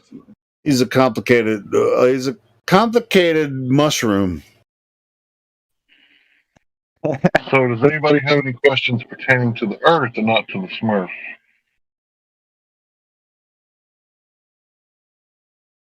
Platypus, glad you're here. I think we have an audience tonight, Platypus. Would you like to have a debate? So the people can hear the double speak firsthand. Did you say the devil speak? I said double speak. Oh, double speak. I wouldn't accuse Platypus of double speak. It might as well be the same thing. And I don't think you would be. No, that's not that. No, it's so Platypus is our resident globe earther, and he. No, that would be Effie Platypus. I think you're mistaking him for Platypus, who is one of the mods here. I think. I don't see Effie Platypus. Well, shit, that checks out. Yeah, he's one of the mods. Hey, but I think you can come in and play a Globy pretty well. Yeah, boats go over curves, guys. Come on. Damn, what an idiot. Bill Nye the Lion Guy. Good to hear you again, Platypus. Platypus. Yeah, what's up, Platypus, man? Good to see you, bro. Platypus. Yeah, it's good to be here. Fatty? Yeah, I even know that guy. Like, I've spent time talking to this dude. I didn't recognize him when I saw him. Yeah, there's a lot of mods in here that don't really come in VC a lot, but yeah. Man. Should we shout them all out? Platypus, Dandelion. Woohoo! The house is Looks like we full. got a dabbing otter in the house. Dabbing otter, do you have control? Let's see. No. Morvis. Yeah, Morvis doesn't come in here on VC a lot, but Jenny comes in a lot. Jenny's tough skinned. She can put up with the boys even when they're drunk. Hell yeah. She don't put up with no bullshit. Dabbing otter, you might need to go to VC Verified to get checked in. So that you can We get got some X mods too. X mods. Is that the X-Men? Raven, I had to do it. Sorry, Billy. Oh my gosh, you guys. Lord, help us. Please, Jesus. See, I said Lord, so I meant Yahweh. You mistake me. Oh. Okay, well, I'm not going to get into that argument. Isaiah 43:11. Yeah, raise up, fool. Whenever we bring up religion, it goes back to that argument, and I make sure of it. Rastafari, mate, that's another religion. Hell yeah, brother. I do follow that one too, man. Wouldn't it be hell no? Heaven Hell no, brother. So Bob said Yah was gonna come down and make everybody get high. Bob Marley was a misogynist. Misogynist. No woman, don't cry. No woman, no cry. Well, there was another song.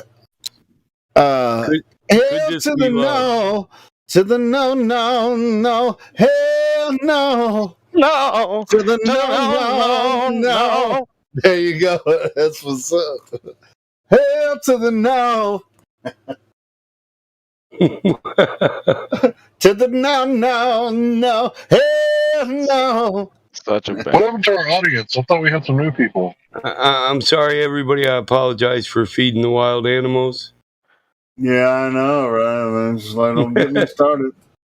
They won't quit coming around now. So let's give Rain. Rain, do you have anything to say? Suburban Rain? Hey, thanks guys for letting me in here. Love the energy. Yes, sir. Do you have a question at all? No, just seeing what you guys are about. Oh, great. How long you been here? About 2 minutes. Just 2 minutes. Oh, okay. So have you done any kind of research into flat Earth at all, or just what you've heard? Just tell me, your thoughts. Not too much. I've heard a couple philosophical heads talk about it. I don't really remember their names. Oh, really? Was that in like school or on a movie? No, or it's what? actually off of. Do you know the streaming service Gaia? Have you guys heard of that? No. You should check it out, man. Gaia. I know. Flat Earth is on Gaia. Wow. Okay. Yeah. Well, not specifically, but one of the people that talks on Gaia talks about flat Earth. Oh, okay. Okay. Well, no worries. Like I said, we do have a welcome. We would like you to make sure you glance over that and read it, just so that you know everything about the server and understand what we do here. We are not Flat Earth Society, just so that you understand. If you have any questions about Flat Earth Society, they're all full of shit, pretty much. We have never actually met a Flat Earth Society member, just letting you know. So, that tells you something. So, what are you guys called? We're Flat Earthers. Just Flat Earthers. Yeah, So there's true Flat Earthers. and then Flat I would Earth say Society? true Flat Earthers. Most that have the role of Flat Earth are considered true Flat Earthers. Personally, you can just call me Ryan if you want. Well, yeah, we all have names. We're not saying that. I'm just saying he just wanted to know what we're called here. Flat Earth. It's the Flat Earth Discord. Nice to meet you. 24/7. I'm Michael, and the guy talking. I'm just trying to cut the shit in here, okay? I'm Yeah. just trying to make somebody I'm with smile and giggle a little bit. The Fuck, guy dude, stop talking being is damn serious, Justin. okay? Shit, I'm sorry. The guy You got- talking is Justin. We're all people. You're right. Yes. Cut the shit. Yeah, my good buddy They call Alex me Jones Larry. is the one that invited me into here. So Oh, good. Has he been speaking about us? Yes. I've been spreading the wealth. Oh, good. Rock on. Why are you a Glober then, Alex? The hell's going on? I've been here You haven't maybe figured it out yet? 25 hours. No, gotcha. No worries. You are still a Glober. You wouldn't want to change at this point. No worries. You got perfect I didn't timing, change bud. it after 8 months, dude. I actually trolled for 8 months on the YouTube channel. Woman, no cry. What? Really? Did you really? I really did. Yes. said that? Discord was not around How when dare I you? first started. When I first You started apologize yet? Could this be trolling. love? Oh yeah, that's a long time. Two ago. Bob Marley songs. Could this I'm be an love? old dude. I'm an old. Me and Battle Mod have it out all the time. Man, Justin been collecting dust longer than this server. Don't let him lie to you. Justin's an old head. Real though, I do. I keep it very real. I do I hope not you guys know that. stray. I don't mean to give anybody a personal hard time. I give everybody shit. Yeah, Everyone. Justin, Yeah, see? Justin was on the server before I was. So I'm the one that actually was here creating it with them. And I didn't really start talking. I didn't really start talking, though, for Right. about 3 months afterwards because I didn't have a mic. Well, I'll give credit where it's due. You guys were building it while I was still having fun on YouTube. Yes. You were taking care of the YouTube channel. I was still banning hundreds of people on one day. Bam, bam, bam. So awesome. They called me the auto Whatever ban was guy. going on then. Yeah, well, no, we didn't. We just got trolled. That's it. That's all Flat Earth is. It's a troll to people. That's literally what I want to make sure that you understand it. The Flat Earth Society actually got into the highest level of the government and was in the script for Barack Obama. It said, "We don't have time for the Flat Earth Society meeting or a meeting with the Flat Earth Society." Yeah, they troll us. Shit. They troll us.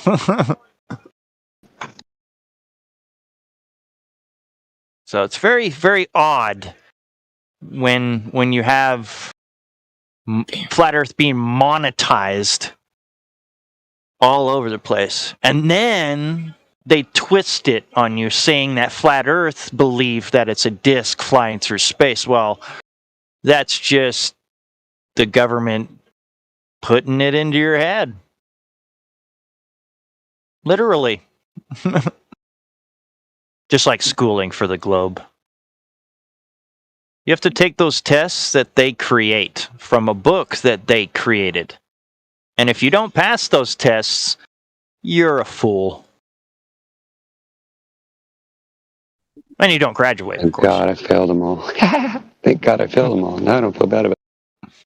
Oh, I got on the honor roll. I that's the whole thing. That's why I trolled for 8 months on the YouTube channel. I was like very bad. I had multiple different accounts. Yeah, you probably had a lot of.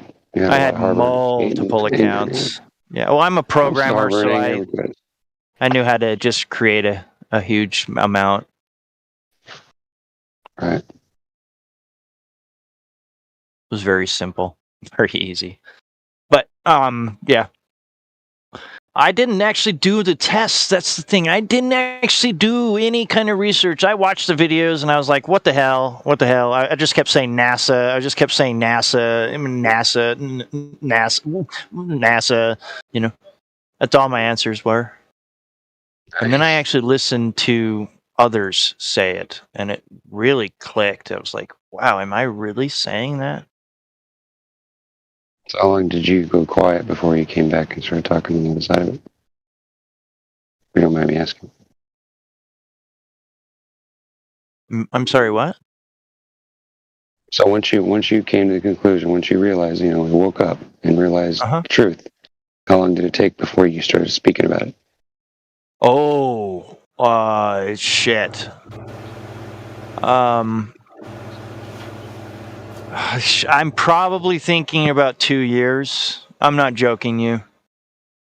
That sounds about average for what I've asked a lot of people. I didn't have a mic for one, and which helped me out because then that's all I said. I just didn't have a mic. That's all I just. Oh, you know what? I blamed it on cover. I thought of that. Of course. I had a headset, but it was really shitty. So that I didn't ever use it. I tried it once and it just came in really shitty. No one heard me, so I never tried it again. But I just used that as an excuse. I never had a mic, so I just said I never had a mic, and that's why I didn't talk. I didn't even comment much either while I first got into Discord. I just was known. I was known by the YouTube people, like everyone on YouTube. And the moderators that were here, Jose, CJ, Indio, all of them really pushed me. They really pushed me. We knew you were using that as an excuse. I'm pretty sure you did. We did. We did. In a way, I'm kind of glad they did that because it's like, you pay your dues. Yeah. I mean, but it's like once you really see it, you can't unsee it. And you have to do it. You have to get out and do it, man. You cannot just listen to us. You have to go outside. You have to go up the mountain. You have to get on a fucking lake or ocean. You have to go do it. You have to fly in a plane. You have to do it. Yeah, I literally have only flown in 2 planes. And no, that's cool. I've only been on an airplane once, like from back and forth. That's all you need. But you don't. But that was when I was 14 years old.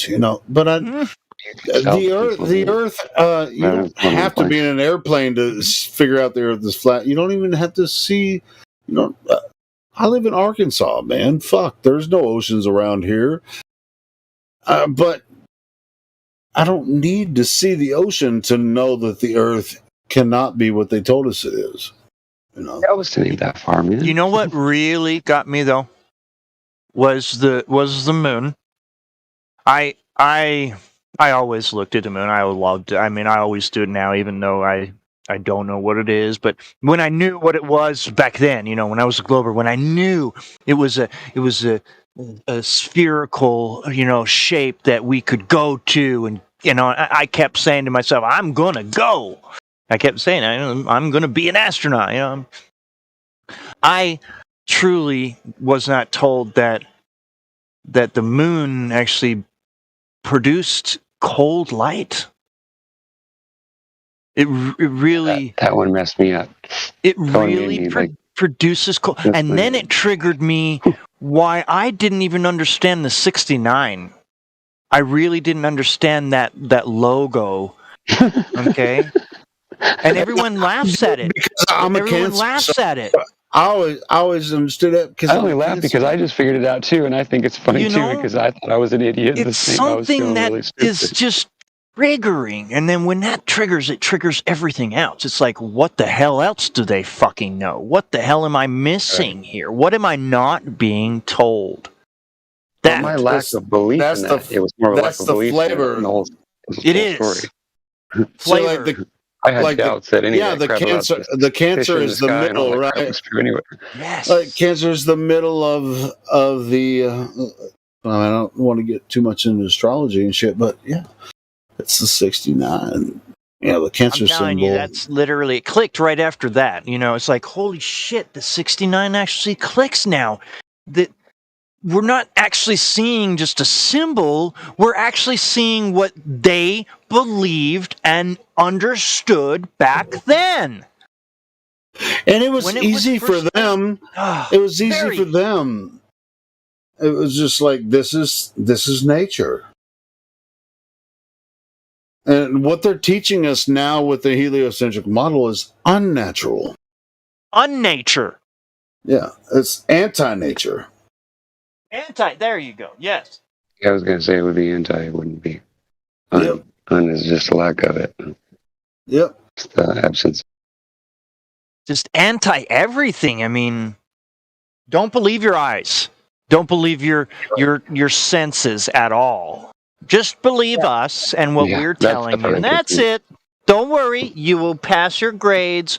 You will get a good job, and then you will not be dumb. I got a question. How does the yin yang represent a fucking crab? Oh. I mean, I can understand. I mean, with the cancer claws. symbol, the 69, that's yin yang as well, right? Yeah. Go ahead. But the like, claws up and down? it's supposed to represent the crab, cancer, right? Is that like as above, so below? Is cancer really Baphomet? No. Well, it depends on how you look at it. It depends on how you look at it. But yeah, you got me thinking. But yeah, that's you ever heard of that? Wildfire. You ever heard of that theory that all religious gospel is written in the stars? It's because it takes a lot of study to really understand, with the religions and how it's taught and everything. I mean, there's a lot involved there. So you're going to have to come to your own conclusion. And that's what we're here for, is to actually introduce people to an idea where they can actually start to discover Earth for themselves. And whatever conclusion you come to, that's on you. And we offer this platform as a freedom of expression, freedom of ideas. And obviously, we're not all going to believe the same thing or understand it the same way. But this is a platform we offer for freedom of expression and a place for people to learn and be introduced to the idea that you can actually think for yourself. You don't have to believe these controlling motherfuckers that are trying to manipulate you. So, in other words, it's okay to think the globalists are really an occult. Josh, you can believe whatever you want to. Believing it's a ball. But if you come here, we're going to challenge your ideas if you have any. And we're going to tell you what we think and then, compare and contrast it yourself. and we're going to have conversations that might challenge your ideas, your beliefs, or whatever. Yeah, that's exactly what we're here for. Nobody here is trying to convert anybody to to the flat Earth or any religious idea. We're actually just having deep conversations that actually, where you can have a platform to express yourself and, come to your own conclusions. Hey, Helio, man, I'm gonna try to not be too drunk, man. I'm gonna mute myself. I'm gonna mute myself right now, man. Helio. Okay, Smurf. you didn't have to say that, but okay. Okay, that he did, just acknowledged it, and now let's All move right, on. cool. Yeah, I mean, Smurf, just listen for a while. I mean, if you have something really, if you feel like the conversation is moving your way, I don't mind if you jump in and say, hey, I have this to offer. Dudes, I ain't gonna lie, Smurf. I mean, you put yourself out there. You want to get back into the conversation. You've been gone for a little while for reasons that we won't discuss here. But yeah, man, if you have something and then try and keep it short, just make a short comment and then freaking, It's always best to short. Do it short. Always best. That's what I try to do too, because no lie, I've been accused of monologuing and shit, and I'm not the only one, so whatever. I keep looking at Arnold's Choppa, thinking it's someone new, but it's just Reconor. Yeah. I know, right? You're right, man. I got you, dude. You're right. All right. Yeah, that's cool. I'm trying to improve my. I've been drinking, but I try to improve myself. Yeah, got you. Good. Oh, that's cool. Me too. Me too, man. Me too. Hashtag me too. Yeah, me too. Drinking. Also. Me too movement. Whatever. All right, back to the Earth. It do what it do. Go flat. Have we talked about the Black Swan at all? I mean, yeah, we talk about the Black Swan all the time. With the newbies here, I know we still got a couple of newbies, right?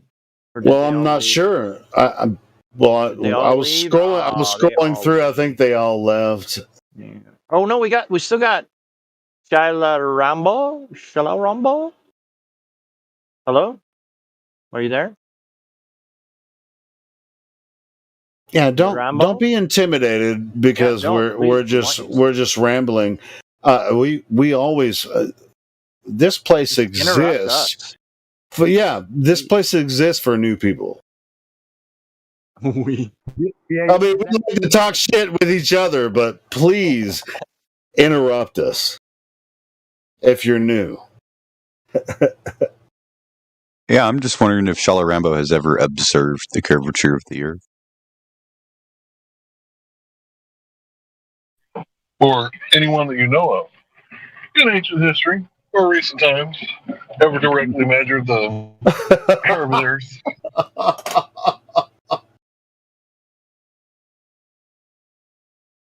Hey, Hank, do you think that I did fairly well explaining how a Foucault's pendulum doesn't prove a goddamn thing? And I must have missed that. You recently did. I was this like, if you establish a Foucault's pendulum built on Earth, if the Earth was spinning and what they claim about it, it would start spinning by itself. You wouldn't have to freaking push it. That's all that was my point earlier. Yeah, I do think about that. Like, why do you have to start it? Right? You wouldn't have to start it. You wouldn't have to start it if their claim is true.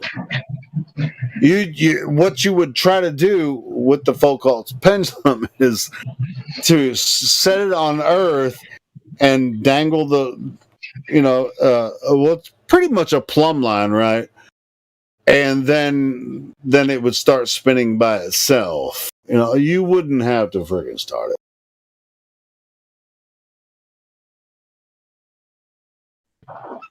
Well, I like to dangle all my plumb lines.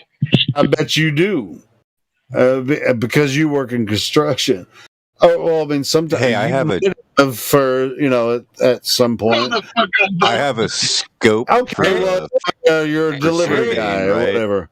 But I mean, you understand a plumb line and how it works. A plumb bob. I got like 4 plumb bobs, 4 different types. I wish I had sit there, and the Earth will make it move. Just let it sit there. Yeah, that's exactly what it would do if Cult's idea is Dude, true. I want to freaking slap myself for saying that. Yeah, man, but that's exactly what would happen with Foucault's pendulum. You wouldn't have to start it; it would start moving by itself. You know the line and the bob together is called a plummet, right? Is that a PLUMMETT? Yeah, plumb line to the mark. A plumb line by itself ain't shit. Just a string hanging.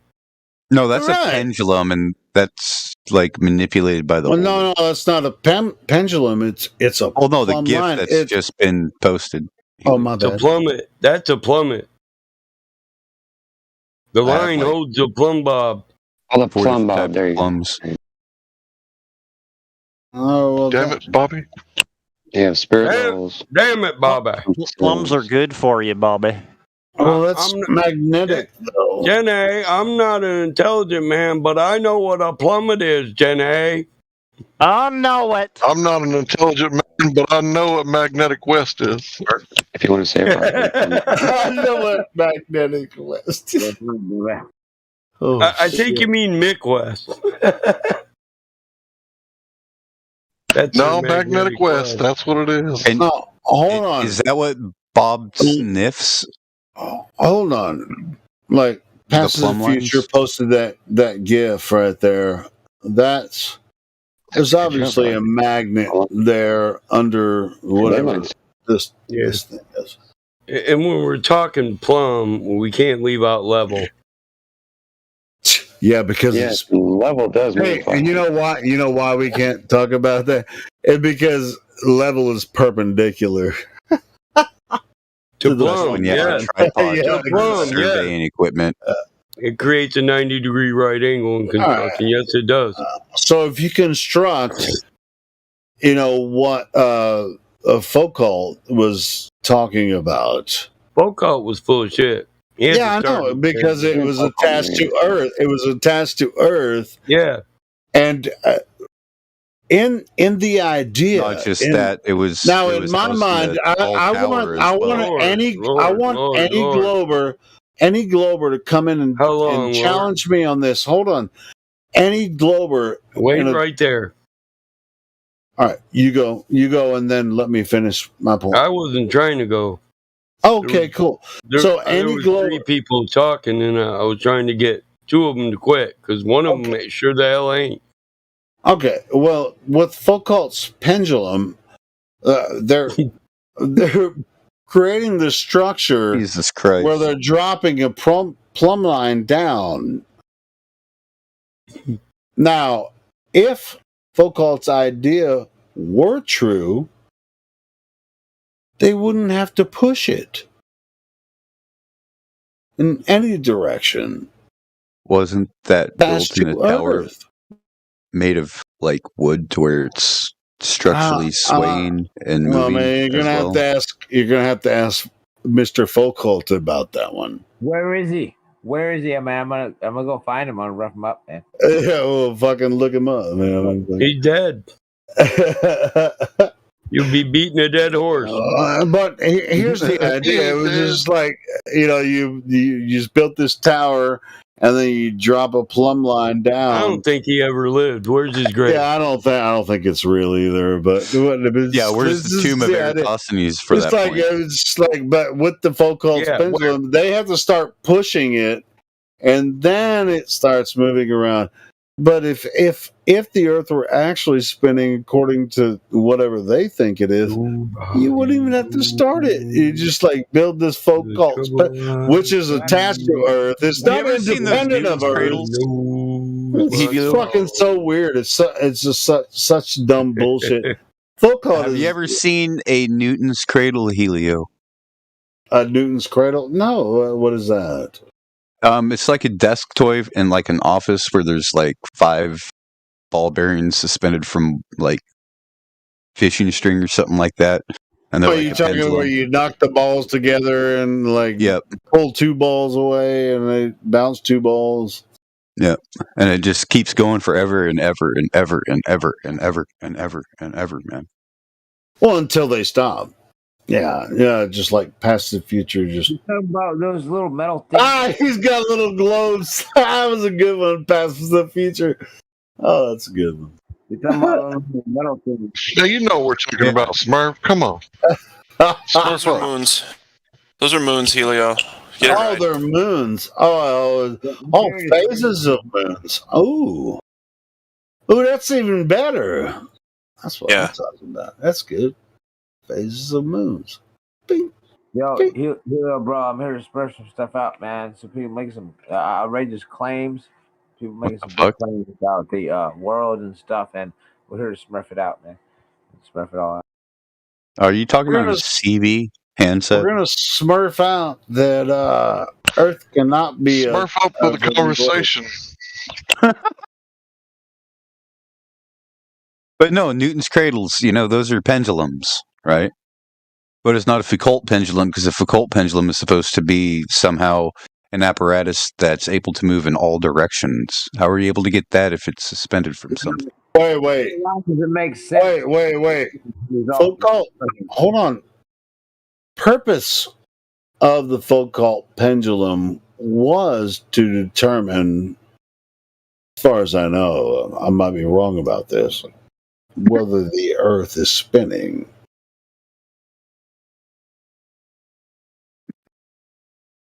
Am I wrong about this? I was laughing at GIFs. I'm sorry.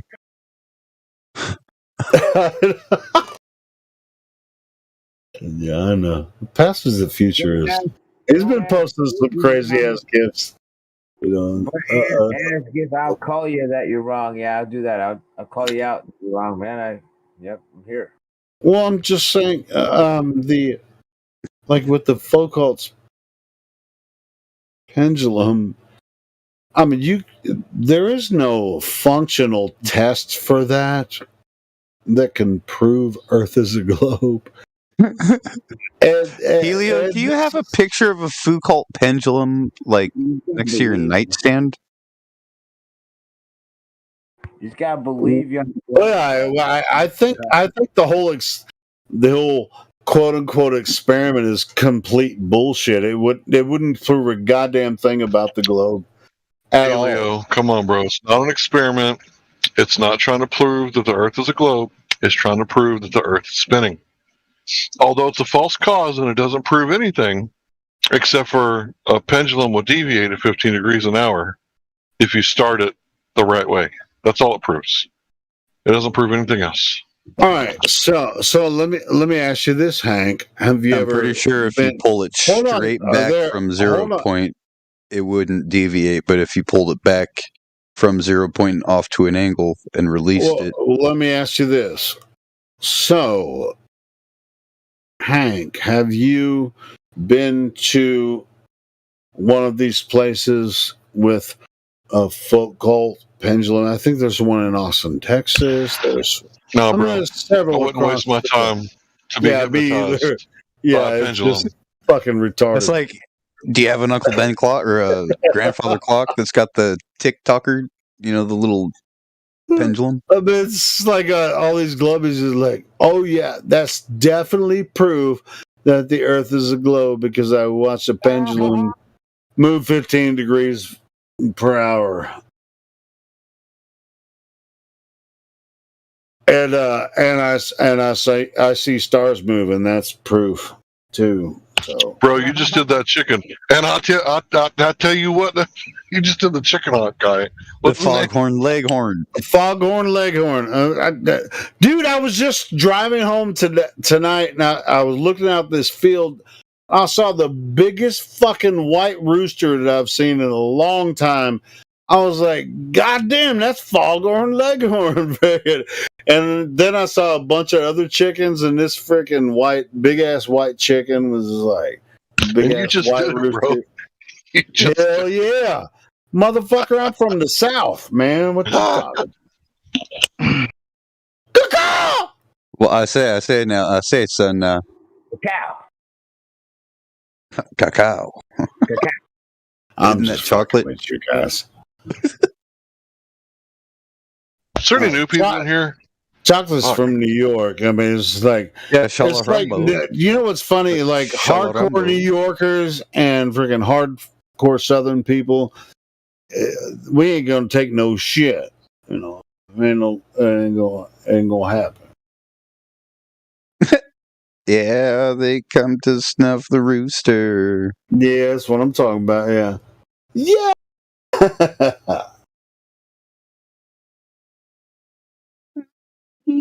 So that new guy, he's just here to listen to. Yeah, it was really tripping me out though. I was just like, I guess he's driving. just here I to was listen. driving today, and I saw this fucking big ass white rooster, and I was like, "Holy fuck!" It's been a long time since I've seen a big white rooster. I was like, Did you dude. stop and? I see a lot of roosters. If he knows the world is flat. I should have been like, "Holy shit!" I should have been like. Then the farmer come up there with the shotgun. What you doing about my chicken, boy? Oh, that farmer wasn't nowhere close to where these roosters are. I'd be like, man. Well, actually, I ain't gonna lie. Here's what I what you doing around my cock, boy? Here's what I thought in my mind. I'm like, that's the biggest white, beautiful cock that I've seen in a long time. Helio, bro. Hey, clear. I'm just fucking around. I'm just fucking with you guys. You did this. You did this. No, but I did see a big white cock today, and he looked pretty cool. Before anybody thought about muting, Cold pendulums and roosters. What the hell, man? Yeah, Smurf is advocating for us to mute Helio. So, and you guys muted me? I fancy myself a comedian every once in a while. Come on, let me fucking be funny every once in a while. Hey, I'm laughing. My stomach hurts. I just had a good chuckle. I ain't gonna lie. But that's true. I was driving by this field, and I was like, that's a big ass white rooster, man. Which is rare for me to see. So I was just like, I'm just expressing that now. What was somebody just saying? Somebody was just sitting there saying that some people that take psychedelics get in thought loop.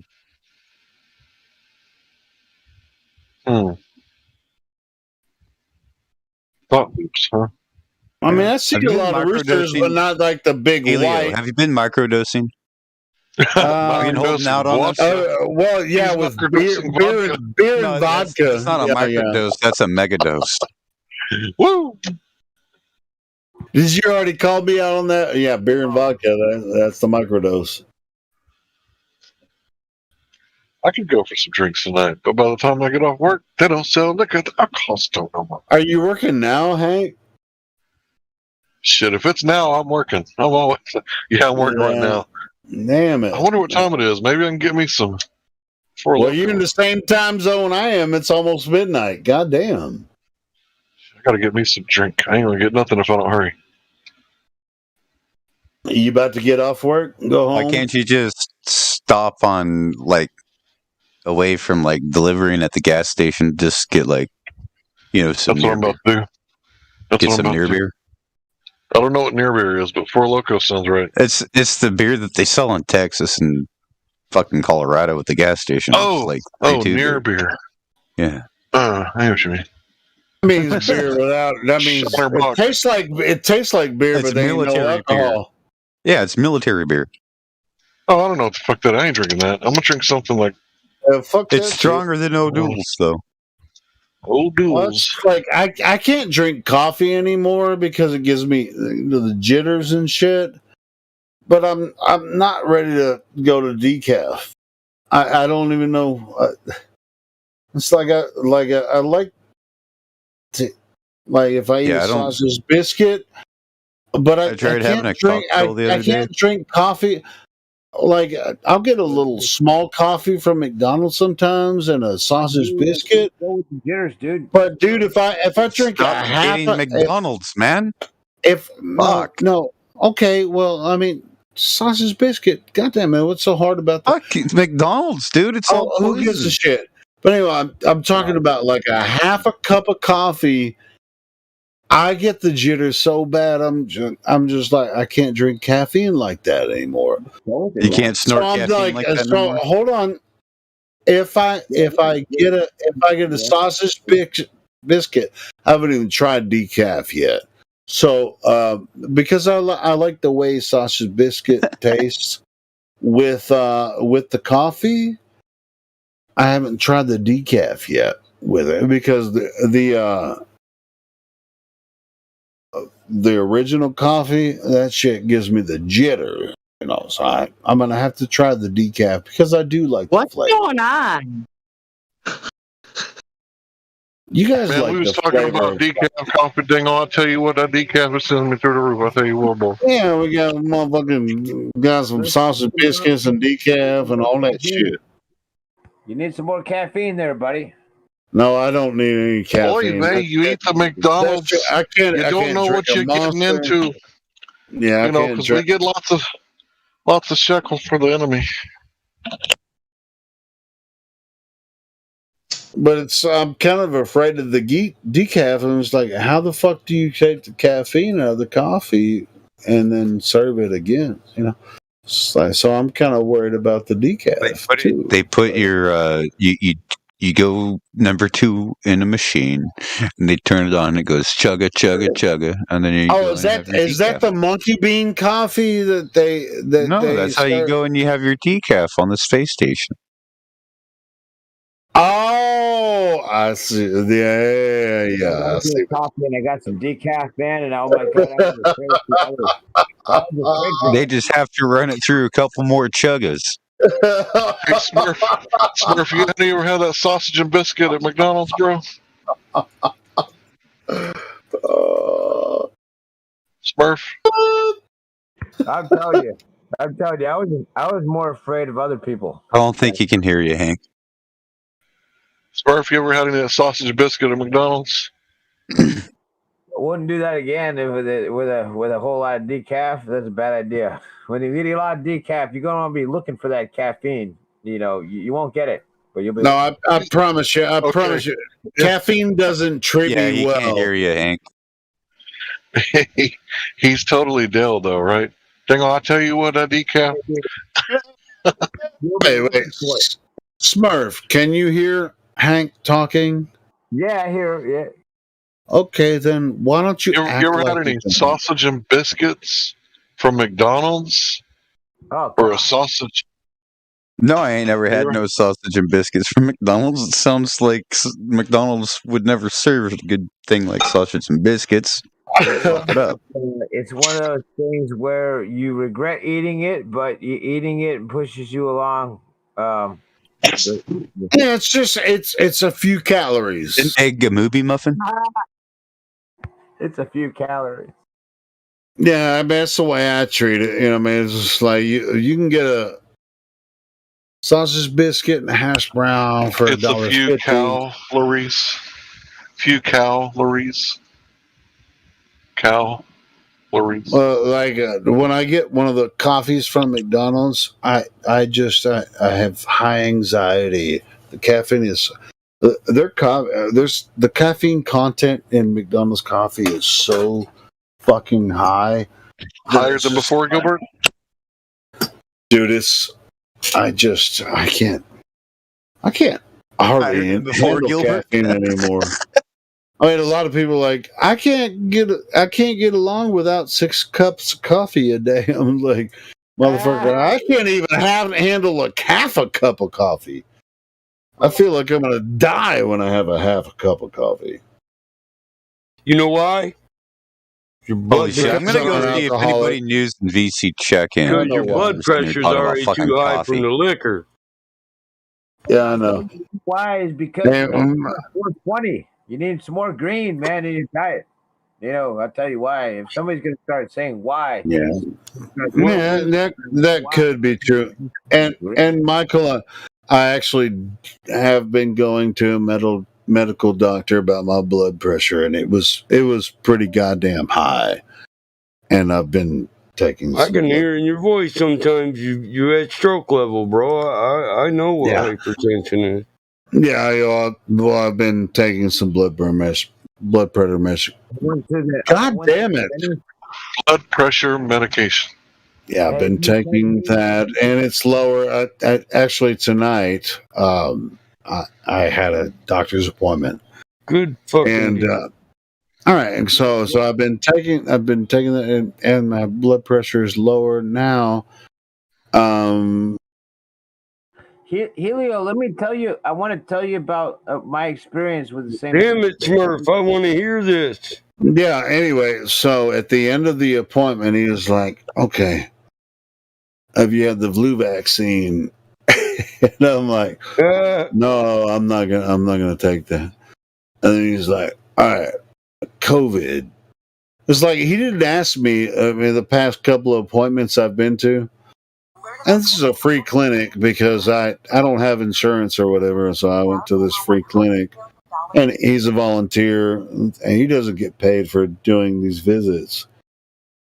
But whatever, because I don't have insurance, so I'm not. I don't have a rate. Have any of that either. Either way, hold on. Michael wanted to hear this, so let me finish what I was going to say. He's like, "Have you had the COVID vaccine?" And I'm like, "No." I didn't want to. I'm not going to argue with the doctor because he's more concentrated on my blood pressure because it was pretty fucking high when I first went in there, and he gave me some medications I've been taking, and my blood pressure is quite a bit lower. And he first asked me if I took the flu vaccine, and it's like no, and then he's like, "Have you had the COVID?" And then he's like, "Well, I'm going to tell you something about the COVID vaccine. There have been hundreds of thousands of people who've taken it, and they're fine." I was like, "What about?" I mean, I wasn't going to fucking argue with him about it. It's like, what about the tens of thousands that have had all, and it's just like, cool. Hey, thanks for helping me with my blood pressure. I just blow him off with the "I'm religious if my God wants to call me." Yeah, I mean, it's just like I just didn't want to argue with him. It was like he's looking at me and I'm looking at him. He's like, "Have you taken the flu vaccine?" I was like, "Never." I've been watching you, watching me, and I know you want it. But hey, I'll tell you what. I've been reluctant about taking these blood pressure meds, but at the same time, my blood pressure is pretty out of control. You feel different. You get it under control. Yeah. And so I'll do that. I'll do that for a while. 170 over 105. That's not cool, man. That's stroke shit. When I went, yeah, your shit was probably higher than that. 180 over 120. It was higher than that. Yeah, it was 180 over 120. And the doctor, hold on, Smurf, or I'll mute you again. Yeah, they were freaking out. He was freaking out. The doctor said, "Why the fuck ain't you stroking right now?" That's stroke level, dude. It's fucking stroke leads to heart attack. So there you go. Yeah, that's what I'm saying. I mean, I'm afraid of stroke. When it comes, I know how that shit works. So it's like that's the only thing. A small heart attack to begin with, and then you get to widowmaker. Yeah, address it. Yeah, I mean, when I went into the clinic, it was for another. I thing with my leg. I broke my leg, which I've talked about before. Yeah. And it was swollen. There was swelling and stuff. But when I went in there, he was like, that's not. I thought it might have been an infection. Well, I thought it was an infection because my leg was swelling and it was red and stuff. It's better now, whatever. But when they took my blood pressure, that's when he was like, holy shit, you need to start taking this shit right now. Every bit of damage I got during the war at certain times swells and becomes irritated. Shrapnel wounds, broken wrists. When I went in, my blood pressure was... Shit, I shouldn't even say this on live stream, but it was fucking high. Yeah, probably. I thought when they put it on the electronic machine, 198 over 135. It wasn't that high, but it was. Yeah, it wasn't. It wasn't 135. God damn it, Smurf! You're raising my blood pressure now. We're talking about this topic. You are giving me hyper fucking tension. Hey, Smurf, you agreed to not fucking talk, right? Didn't You're only healthy. You're only healthy in small doses. No, but I got a real story about this. I went to the doctor. The doctor said, "What sort of Olympic athlete are you?" And I just thought immediately all the weed that I smoke all the time, but it was actually I have the lowest scores that he has on my vitality with the blood pressure and stuff.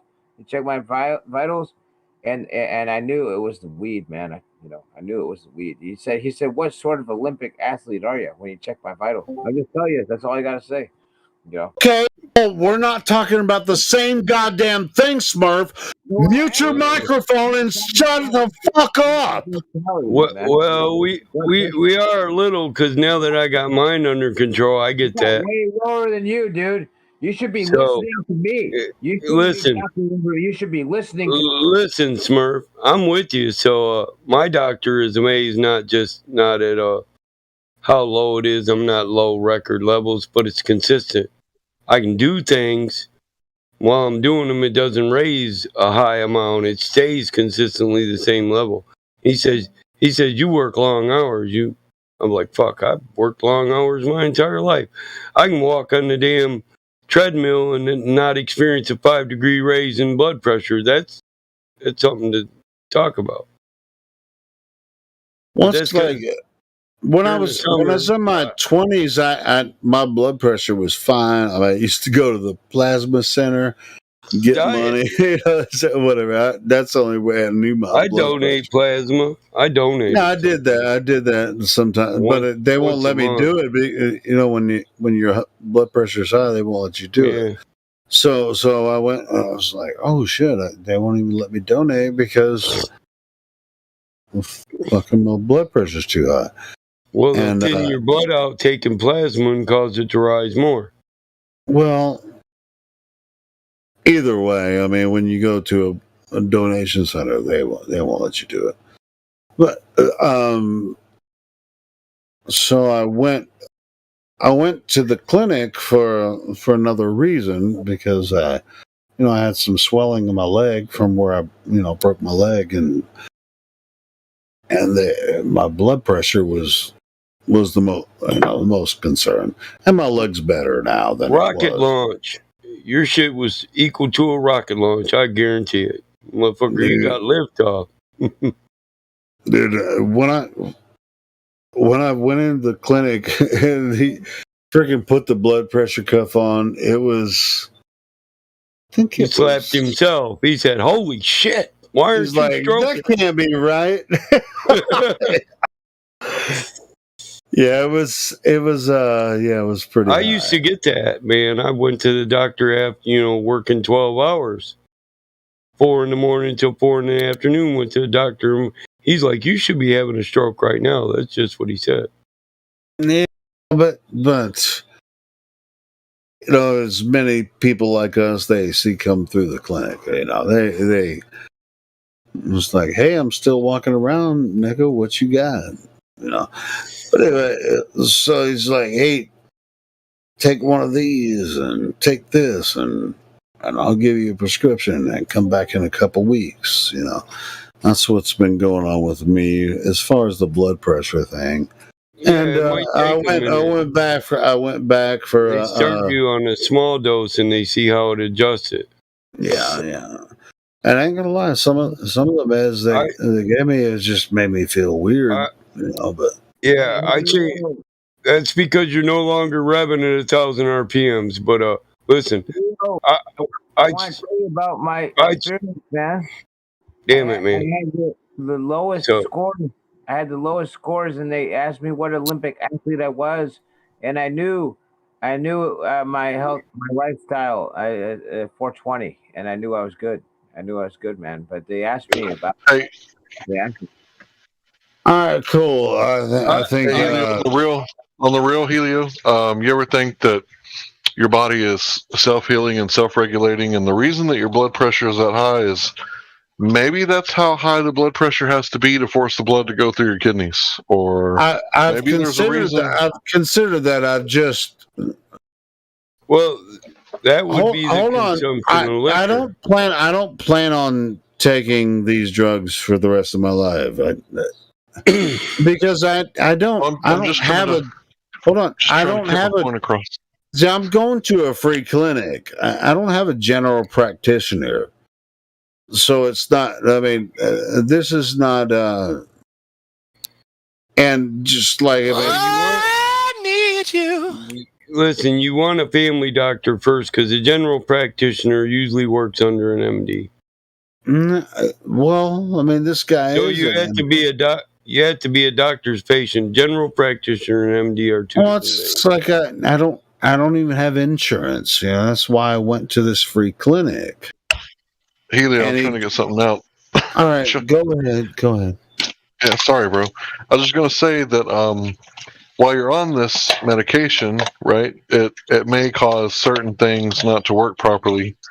And I'm no doctor, of course, you know that, but I would recommend doing some sort of jump rope to maybe help, the lymph node system to, try to clean everything out, because that's what's going on, right? I get you. Yeah, of course I know that. You know the number one cause of high blood pressure. I'm telling you, you put in your body. I was when I went to the clinic, my blood pressure was like in dangerous mode, and so because I know the levels of dangerous mode when it comes to blood pressure. Hypertension, anything that registers hypertension, period. So I don't plan on being on this shit for the rest of my life. I'm just saying. You should get an osteopathic doctor, then not a medical doctor. They'll just prescribe a prescription for the rest of your life. An osteopathic doctor would instruct you to make life changes, because something you're putting in your body is causing your high blood pressure. Well, hold on. He gave me 2 suggestions tonight. When I went to him tonight, he said, "Hey, don't smoke as much." And what was the other recommendation that he slow down drinking? No, he knows I'm a drinker, but he didn't even bring that. He didn't bring that up. What was the other one? Don't smoke as much, and what was the other one? But it definitely didn't recommend exercise. All you got to do is quit drinking. That's it. Just quit drinking. Don't be. Yeah, I know. Yeah, I see. That's you it. guys already know, and I know. You can keep eating fast food. You can smoke cigarettes. Just quit drinking.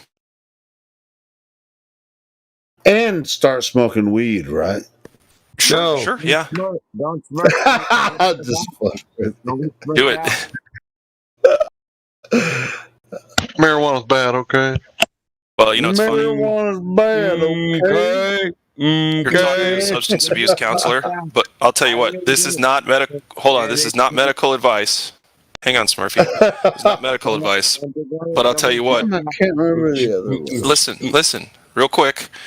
This is not medical advice, but to quit drinking, I fully recommend starting to smoke weed. You know what I mean, bro? Shit. Hell yeah. Well, I'm going to say, I mean, as an alcoholic, it's going to really be hard for me to do, you know. So. It will, but it's not impossible. No, I did stop smoking. I stopped smoking alcohol Since I for a long detected time. since I detected some slurring and the smoking of alcohol in them last two comments, I would agree with you. Smurf, you need to quit drinking too, man. You're probably right. Yeah, he's probably right. But you know what? Take me as an example. Don't be me. Don't do what I did. Don't be me. Yeah, that's all good, bro, man. Don't be a Hey, Smurf, I guess, you know, in your position, I guess the best way is just like, hey, I'm going to tell you what made his low as hell. Smurf never gets laid, man. So he retains. Hold the fucking phone. You don't know that about Smurf. And he don't whack off. No, he's told me. So he retains all his life energy and he uses it to heal his own body. Ooh. That's what I do. That sounds sexy. He said, "That's what I do, Mike. I was addicted to women and everything, so I gave up all addiction." Yeah, you're right. I retained my sperm just like in the bottom I retained my sperm into the bottom of my balls. I'm still cross addicted. I'm addicted to women and sex and anything else that makes me feel good. Did you say insects? Yes, I said Windset. Yes, okay. What the hell is that? Did you say incest? Insects. No. Insects like spiders. Oh, spiders are not insects. I said I'm women just being a and sex. And sex. Oh, yeah, women I didn't want to repeat it. It just. Of course, yeah, man. Shit, freaking. You know, after a while, I'm currently not practicing in those addictions. Though. Yeah, me either. I've freaking. I've been divorced for about the same amount of time as you have. I'm not a practicing addict, so I'd like to point that out. Hey, even when I was married, I didn't get much sex. I ain't giving up racing cars. I'm not an addict. It's cool. I feel alive. If you don't have it, you're on the other side.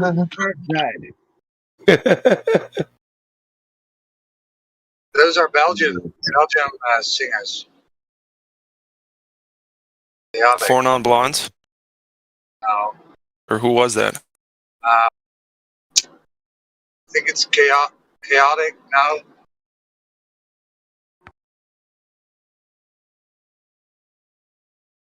Hold on, I got it here in 3, 2, 1. K's Choice. K's Choice, yeah. Yeah. Something with a K, yeah.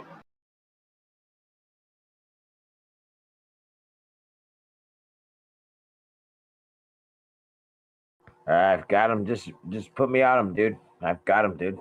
I got him. Yeah, there's a lot in NBC check-in. Go get him, Scrappy Doo. Yeah. Yeah, dude. Smurf does remind me of Scrappy Doo. He's like the flatter Scrappy Doo. I'd take him out, man. I got them all. Splat him! Smurf, you're gonna have to shut up while they come in. Get him. I got him. Get him. Yeah, dude. No, because we're gonna try to have a serious conversation. Splat him!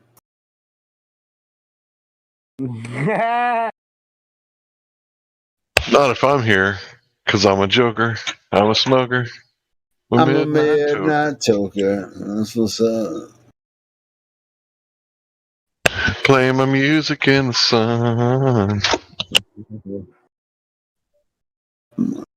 I'm a broker. I'm a choker.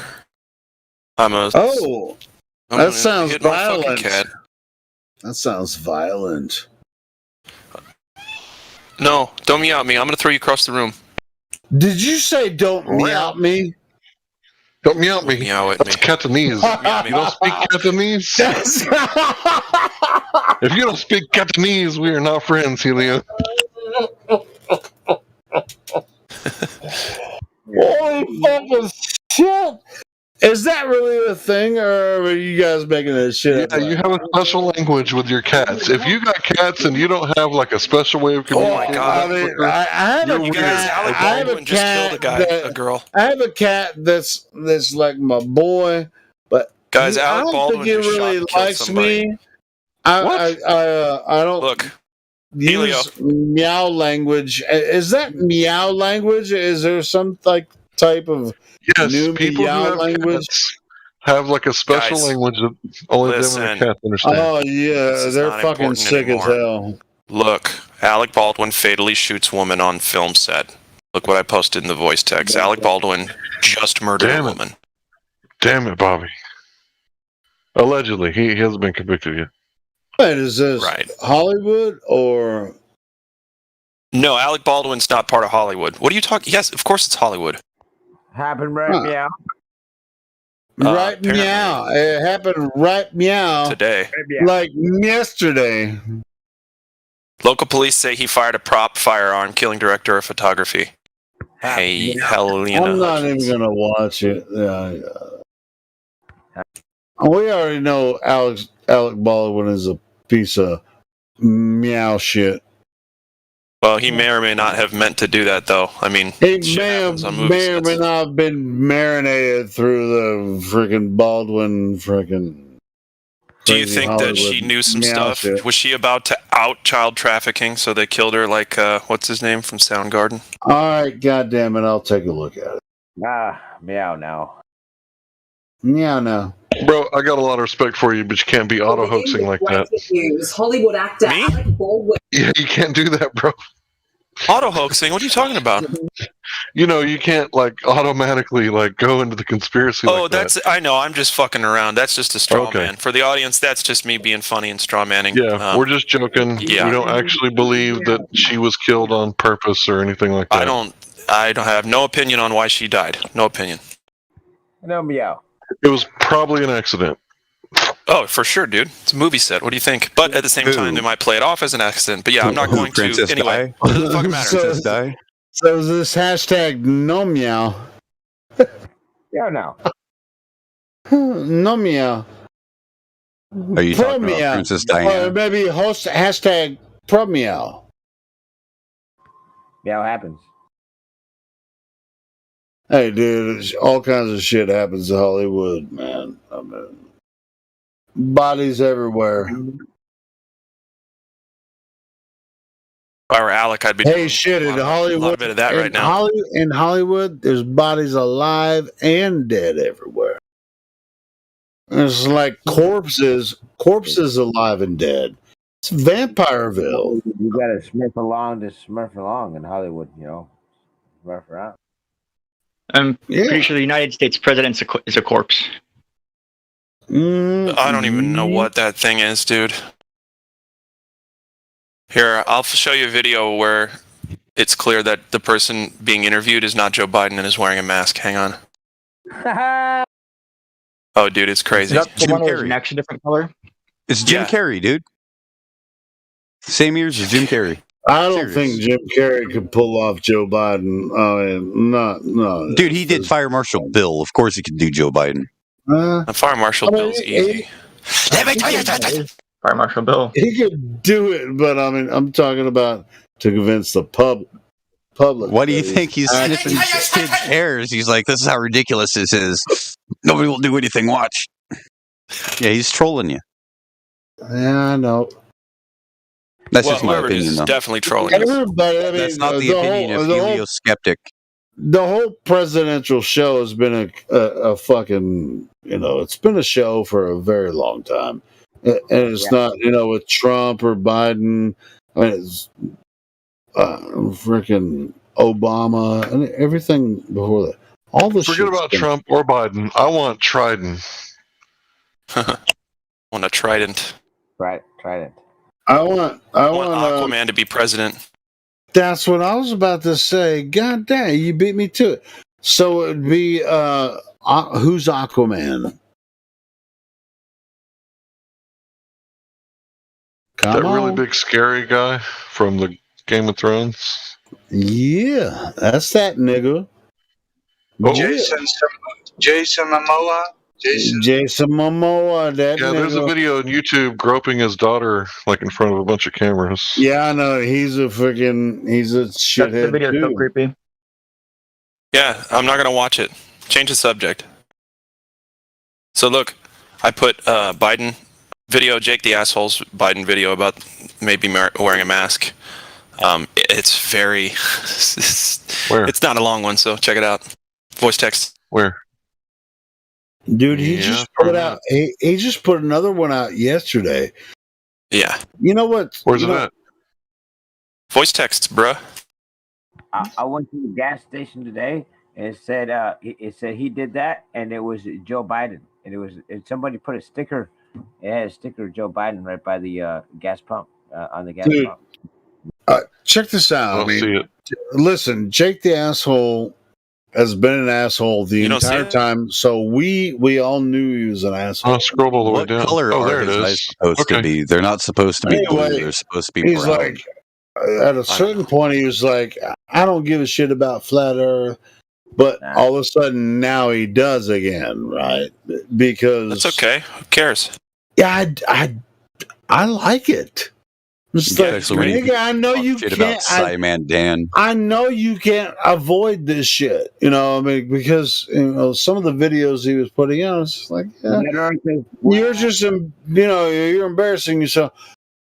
Get yourself back on the point that this shit is obviously not true. You know, so I'm glad Jake has found his way back. You know, Earth is flat. I like his newest videos. I like what he's doing now. I mean, he changed. The channel used to be called Flat Earth Asshole, but it's same channel, but it's Jake the Asshole. Yeah, because he'll get more hits if he doesn't put flat Earth in his thing, which is fine. It's just fine. Yeah, but he was like, oh, I'm just gonna not focus on Flat Earth anymore. But guess what he's doing now? He's doing Flat Earth and well, right now he's talking shit about. shit.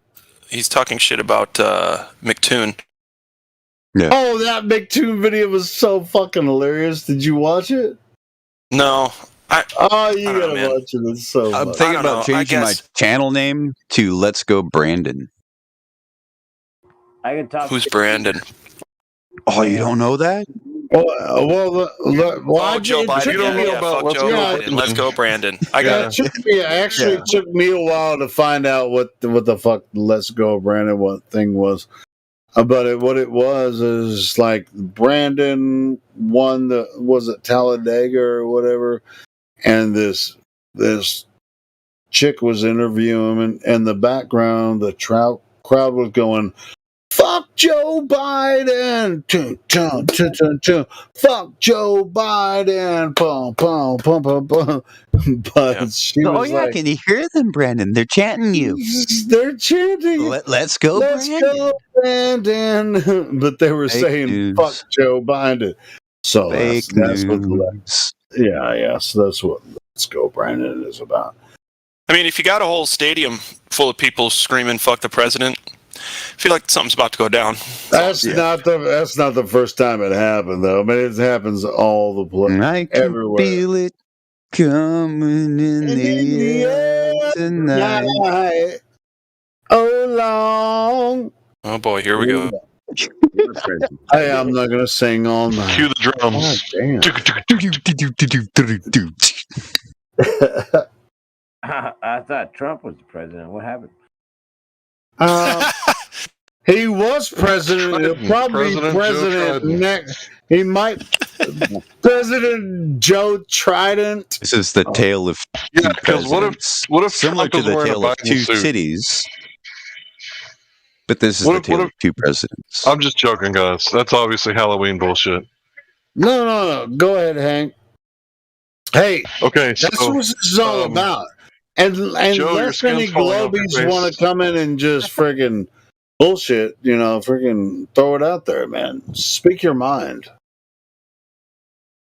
No, obviously I'm just joking. Is there any new people in here?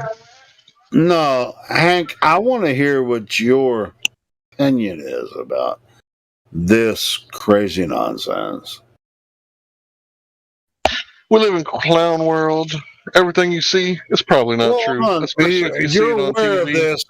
You might need You're to aware fact of check. this. Like this The sad crazy. thing is This the chick people that was. voted for Joe Biden still Hold don't on. realize Well, they're fucking retarded. No, but it's not. Anybody that votes is retarded. I didn't vote for anyone. So am I Yeah, but retarded that because I didn't means your vote? vote was cast for Biden then. Okay, well, your mama. So whatever. Yo, Daddy, you agree I've with never voted. She a hula hoop, she a prostitute.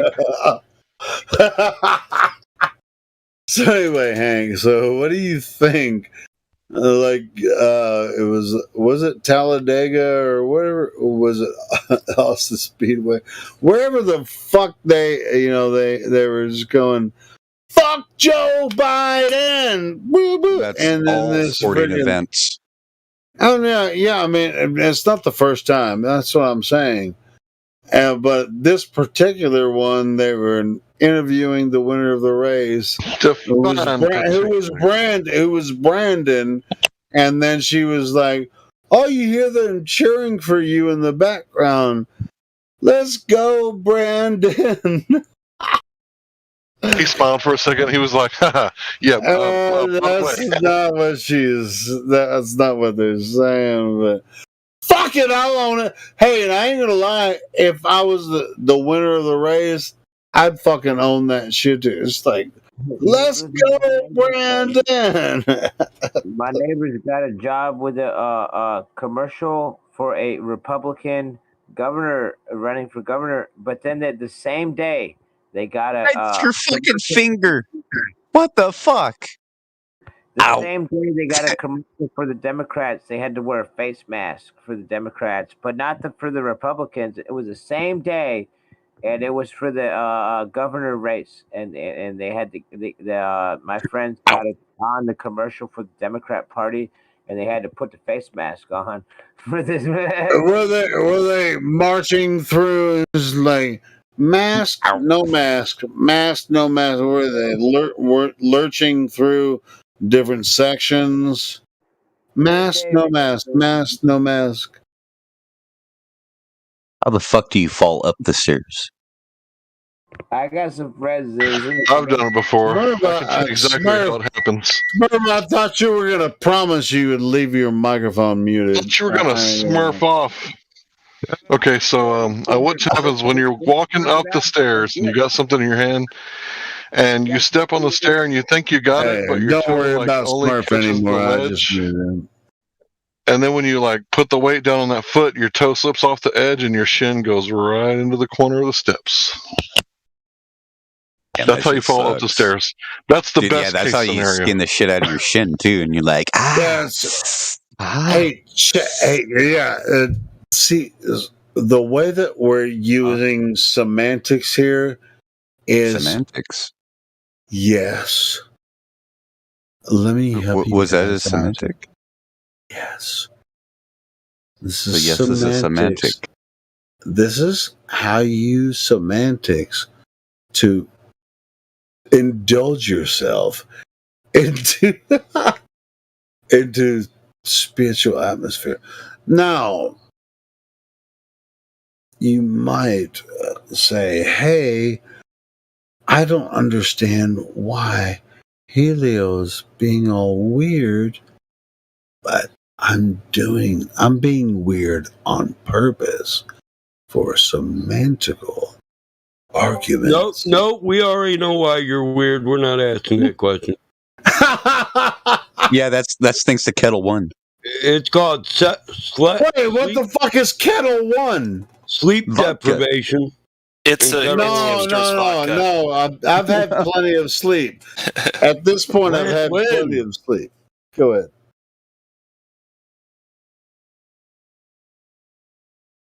Don't attack me, Michael. No, but as far as these, buckle up and guard your grill. Well, as far as these ideas, it's like they can only have these liberal freaking text on certain platforms.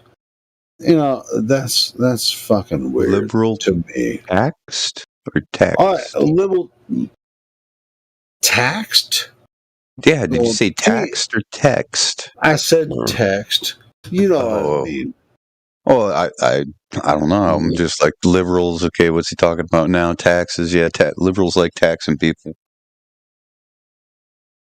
Oh well, text would be TAXED, but that's something else. Hold on. I'm sorry. I didn't know what I heard. That's why I asked for clarification. Anyways, you were talking about, liberal text on these kind of platforms. This is funny that you guys are. No, it's not funny.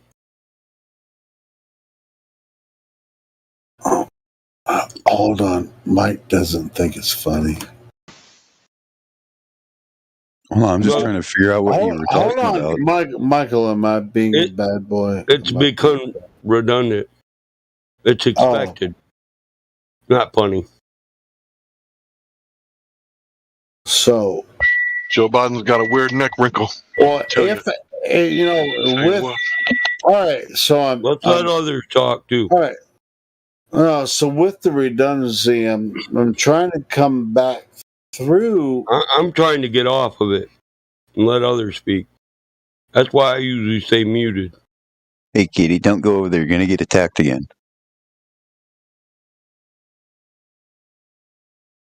Friggin' one of the kittens got attacked by one of the wildcats. Yeah, let's get back to the wildcats. Yeah, there's Kettle One right there. Kettle One, this is Chopper Dave. Do we got any new Glovers in the house? Over.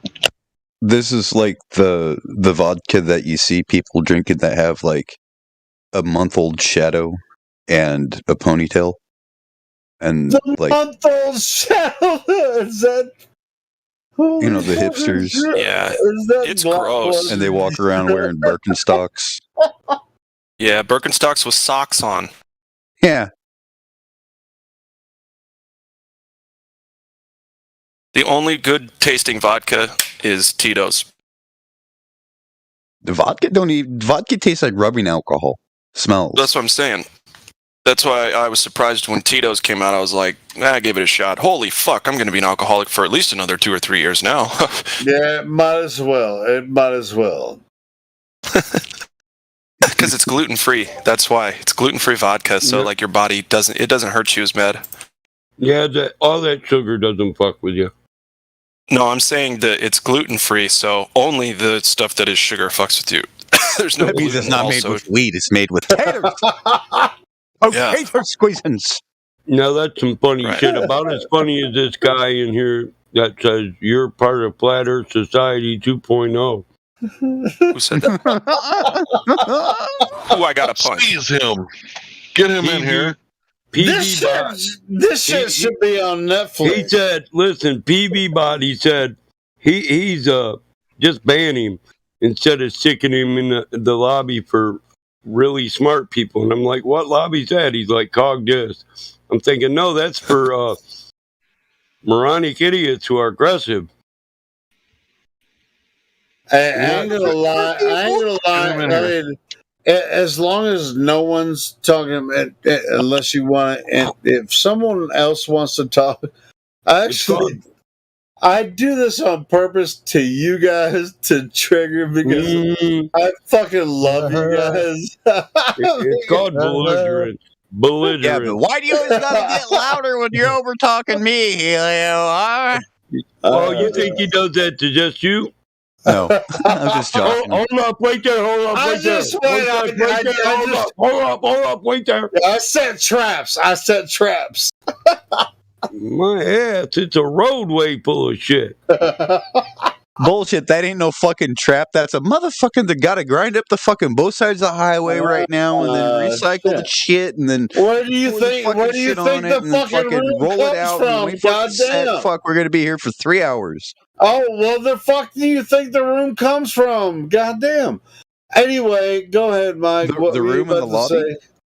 Yeah, all of it. Yes, all of it. I fucking love you guys, and I want you to take advantage of it. Yes. I thought you were going All to of say it. take advantage of me. And I was like, whoa, Oh, bro. you know, take advantage of however. That sounds like a take bromance. advantage of me. Yes, of course. Take advantage of the platform, please. Every time, please. I love it. Oh, yeah, that guy's feeling the spin right there. Please. Please, please. Are we in French now? You guys are fucking awesome. Anyway, so where we are? What are we on about? That's Where we at?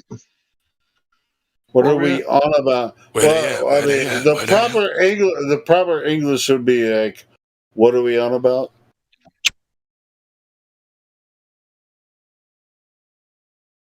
And I thought Shalarambo here's was what about it to is. say something. I'm the proper asshole because I Shala Rambo is AFK.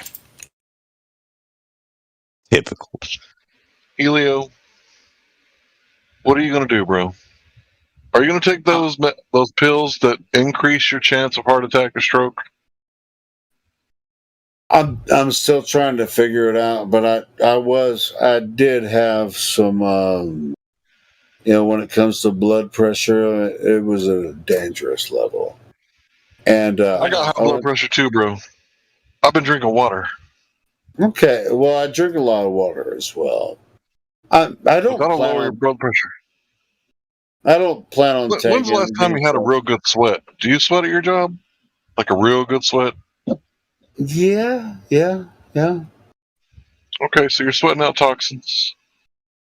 That's good. Okay. I'll be getting my sweat on. My family laughs at me because I bought this suit that makes me sweat. All right. It smells like floaty. Wait, let me ask you this. Since you're asking me this, do you have a general practitioner as a doctor? Nope. A general Smurf's telling you, bro. practitioner is not a doctor. We've been through this 100 times. Yeah, a general practitioner is just a general God damn it. practitioner. Who's not Smurf a calling? physician. No, I mean, it's like I was diagnosed by I was diagnosed by a doctor. How'd you know? Because it's Smurf. Yeah, I that's don't a know good guess. why. That was good. Hey, Hank. Blood let's pressure, talk all about you this. need is a reading, Hold not on. a diagnosis. Hold on, Hank. Let's talk about this another time. Not Wait here. right there. Wait right there. All right, go. I was trying to help you out, bro. No, I get it. No, it's all good. Damn Smurf really wants to talk to you, bro. Why don't you and Smurf Yeah, he go into a does. special Smurf's room? like, come on, bro. I'm Y'all not can gonna. Smurf it out. Y'all can Smurf each other's brains out, okay? I'm not gonna fucking Look, he who smurfed it first smurfs it last. You can smurf your smurf. Is Smurf calling somebody right now? Yeah, he's saying in my DMs, Helio's drunker than me. What the fuck's the problem? I'm not even paying attention to Smurf. I Does don't Smurf give a realize that he's fuck. wearing a... I don't really give a Mithra hat? shit if Smurf is involved in this conversation at all, because he really doesn't have much to Smurfy. offer. Smurfy. Smurf, you're better off as a listener, bro. Get in the YouTube chat and fucking chat there. Fucking, you're not welcome here. To be honest, Smurf disrupts.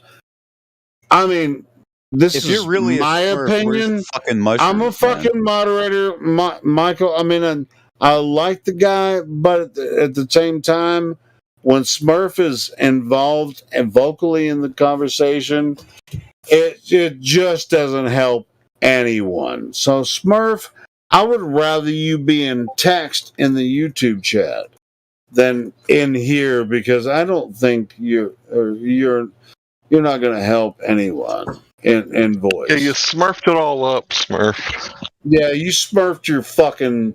Oh my smurfed God! your there's ass. people who fuck up the conversation for 8, 12-hour shifts. Yeah, well, I mean, I have some opinions about some other vocal people, but Smurf, as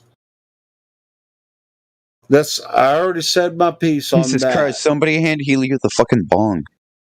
No, I'm just saying. I don't really think, as far as the vocal chat, Smurf has much to offer. Oh, That's all. here's Helio. By the way, you know how you're talking about your blood pressure. Here's really good news. Smoking greatly increases your risk of heart attack while drinking and smoking at the same, or smoking while drunk. Hey, you know what? The doctor Because that the I blood saw clots. tonight. Yeah. Well, the blood clot. He didn't bring up blood clots, but the doctor said, "Hey, if you smoke less, your blood pressure would decrease." Well, and hey, guess what? I already knew that. I don't even really smoke a lot. I mean, compared to a lot of people. I mean, I smoke less than a pack a day, so I already knew that. I mean, it's just like, Doc, thanks. Are you a relative smoker now? Compared to Chuck fucking Norris, I don't smoke that much. I don't punch people in the face as much as Chuck Norris does. I think he kicks people in the face, don't he? Oh, no. He pretends to kick people in the face, so no, he never actually kicks people in the face. I don't know. I heard that it's not a fist underneath his beard, but another right hook or right roundhouse. Hold on. I mean, Chuck doesn't like to swim. Water just likes to be around him. Hold the motherfucking phone. This is not about me. We're talking about whether the Earth is a globe or flat. Wait, are you Chuck Norris? I'm your mama. That's what I am. Well, we were talking about Chuck Norris, Smith. Okay, well, Chuck Jesus. Norris is your mama. Oh, because I see why. And I'm going to talk shit about your mama as much as I can while you try to defend your Chuck Norris mama. Yeah, while we're on, Mom, tell your mom that account she set up for me to take care of me after I whacked your ass last time is low on money. I could use some KFC. And some new Nikes. Hey, did you watch that fucking Shorzy or not? No. Who, me? Yeah, that Shorzy video. It's from Letterkenny. It's from Letterkenny. Send it to me. That sounds funny. Letterkenny. Yeah, that shit is funny as fuck, dude. Come on, that motherfucker's funny as fuck. It's too highbrow Canadian for me, eh? Oh, hey. Oh, them are fighting words, eh? I had a friend Meet me outside. Up in BC telling me, yeah, you got to check out Letterkenny. Watched like one said them episode, are fighting words, man. Outside now. I'm outside already, dog. No shoes. Son of a bitch, I'll be there in 10. I'm out here in the pea gravel. Let's go. The pea gravel. The pea gravel. Oh, shit. Hey, yeah, the deep shit. So it don't hurt as bad when you get slammed. Listen, dog, you got shoes on. I'll come out there barefoot. They call me the Michigan Mauler. I'm the barefoot brawler. I'll barefoot brawl on a pile of glass. I don't give a fuck. You heard of hillbillies? Yeah, I'm a river On the white bear, I'll stomp your ass. Yeah. What time that? Barefoot, I'll do that. Ladies and gentlemen, dick measuring contest. Ding, ding, ding. If it was a dick measuring contest, I'd already muted and demoted you. My dick's bigger. God damn. No, I'm not laughing, am I? Damn, this water's cold and deep. Fucking urinals. You were about to say that. It's like, damn, urinal burger. It's like, can they build us? No, see, the only thing that sucks is when you go to take a dump and your balls hit the water. Hey, I ain't gonna lie. Well, that means you're old. That means that's an old man thing. Them some old nuts. How old did you say you were? 40. Okay. Well, damn, So yeah, your about, Ned's already, about 40 to 50. That's when Who's you got big start hitting the water. balls? his Ned's Yeah, already lost her elasticity. yeah, it's about What's when the And he's shape in of the here, Earth again? start and hitting the he's water. in here dogging somebody about their blood pressure. You Hey, got I know I got high blood pressure. Blood pressure. you got elephantitis in the nuts. You should get that checked out. I just said, here's some good news. Better get that looked at.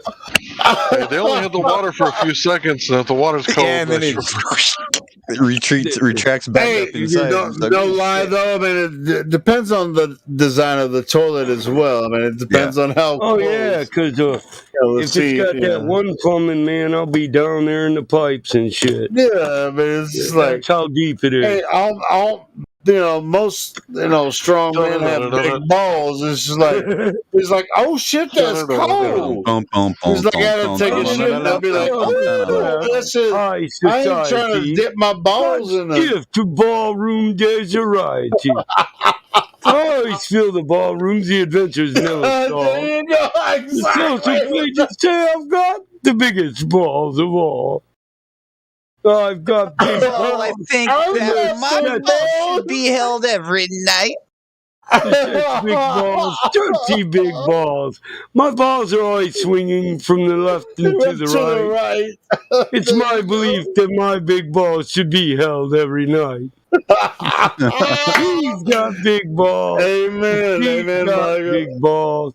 We've got the biggest balls of them Hey, all. just because you sit on a toilet and your balls dip in the cold water doesn't mean anything about your. Oh, my balls don't touch the water.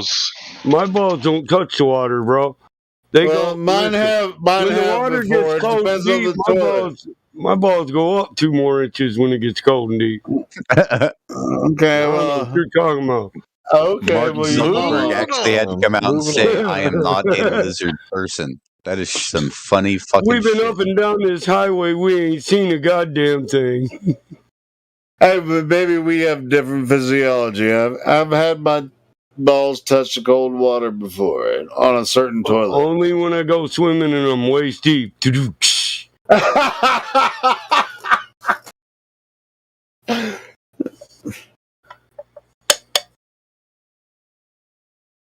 They say when you How did that stop? How did that stop the combo, Mike? They say when you reach a certain age, they start to hang lower. I say they're full of shit. If you eat like shit, they can start hanging at 30. But I eat proper and good. If I eat a burger, it's got half the garden on it. I ain't gonna say I have the best diet. I like my burger run through the garden. Hey, I make a grilled cheese, man, and I'll put lettuce and onion and cucumbers in between that. What if a quesadilla is just a Mexican grilled cheese? Right, that's where I got the idea. I like to grill everything. I'll grill 2 pieces of bread with cheese on them and put every leftover I got in the fridge on in between. Doop. Meatballs on the bottom, steak on top. Got to use that shit up. Yeah, and I got a 16-year-old daughter that she's just as skinny as me. We can eat like pigs, and she's like, "Oh, you only made one of them? Hey, you're gonna have to take some of that stuff off because you used all the pickles, motherfucker." Well, my daughter literally make me rearrange my sandwich so she can get one just like mine.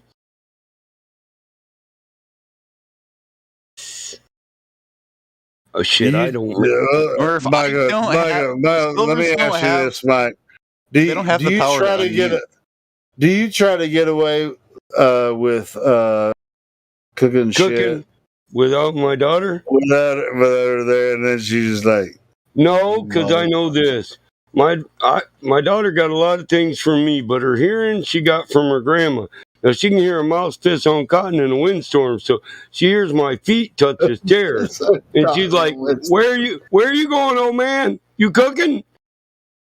I don't even make it 2 steps down there. I'm like, I just stop at the first step and hold the dog back and say, "Taylor, I'm going to cook. You want some?" you can't even cook a sandwich. without her fucking going. No, the dog snitches on me every time with his clack, clack, clack all the way down the damn hardwood stairs. That's funny. I got to dice the leftovers up in 3 piles and be like, all right, here we go. And if she got a friend over, I got to cook her friend one too. But hell, fucking yeah, you do. Yeah. I don't mind. I actually get enjoyment out of the fact they like my cooking. Yeah. Oh yeah, that's the best experience. It's like, hell yeah. Who makes you a sandwich? Yeah, when when Mike does. Like, oh, this only shit Mike. is good. Oh, you equate that you equate that sandwich to my love. That's my love. You can put it on bread, grill that shit, add a bunch of onions and shit, and it still tastes good.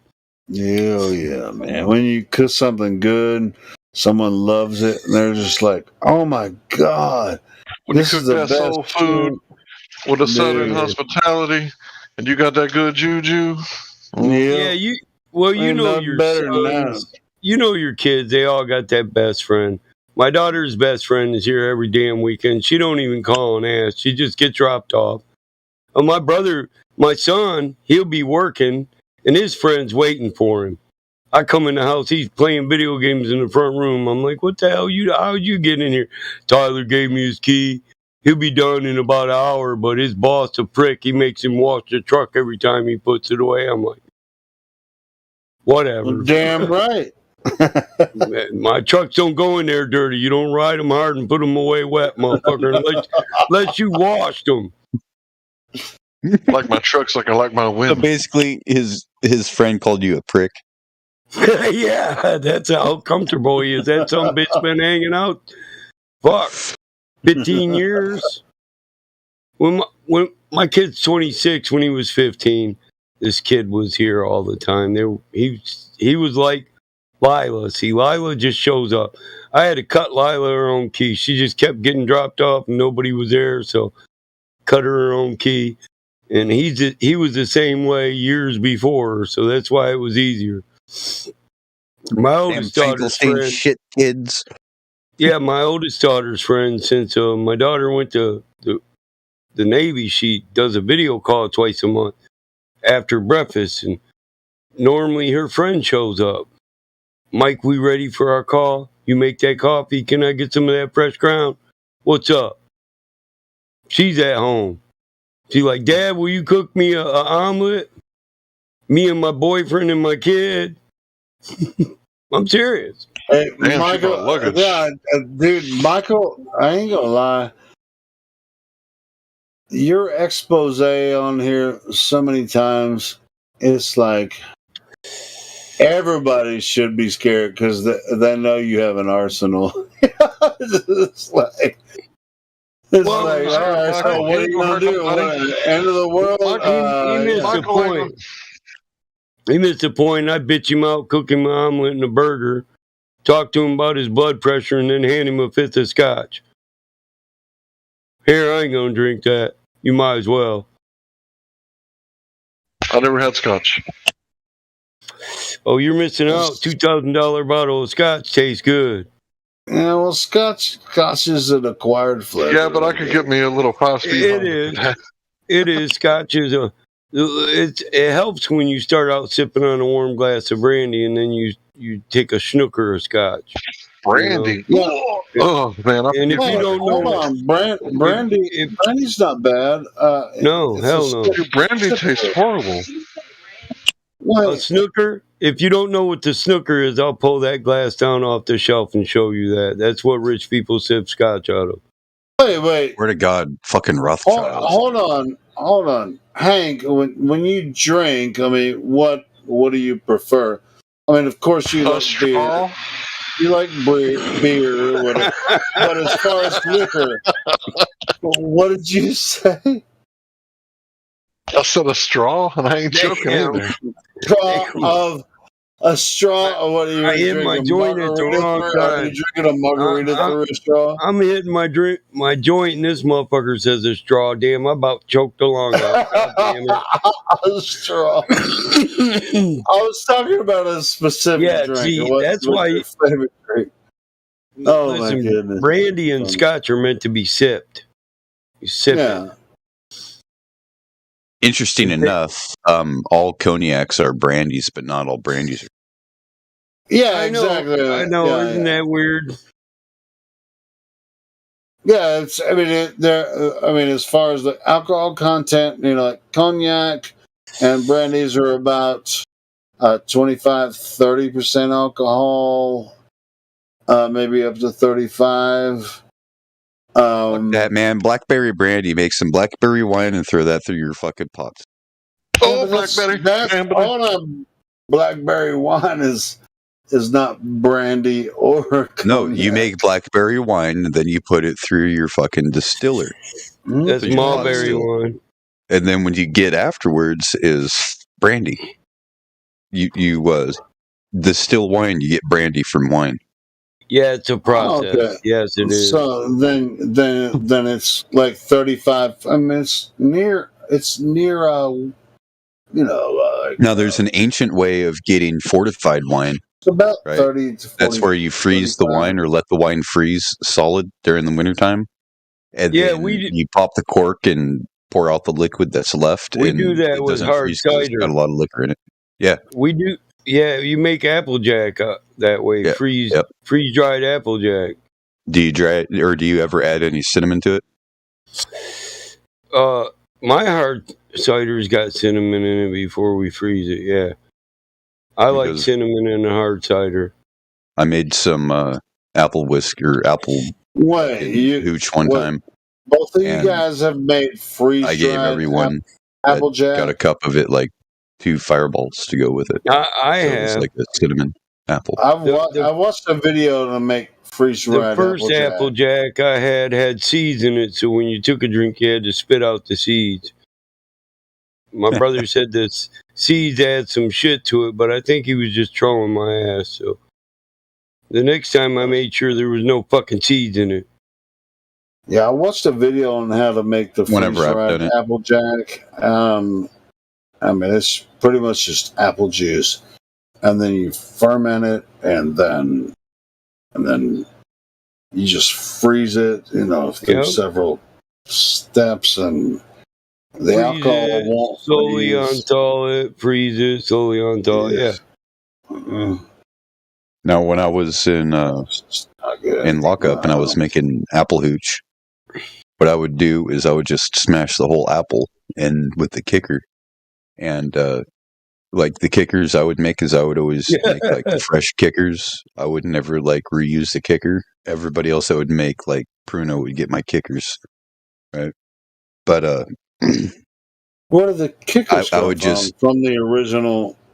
from apples. From apples. You take apples and you smash them. You put them in a coffee bag.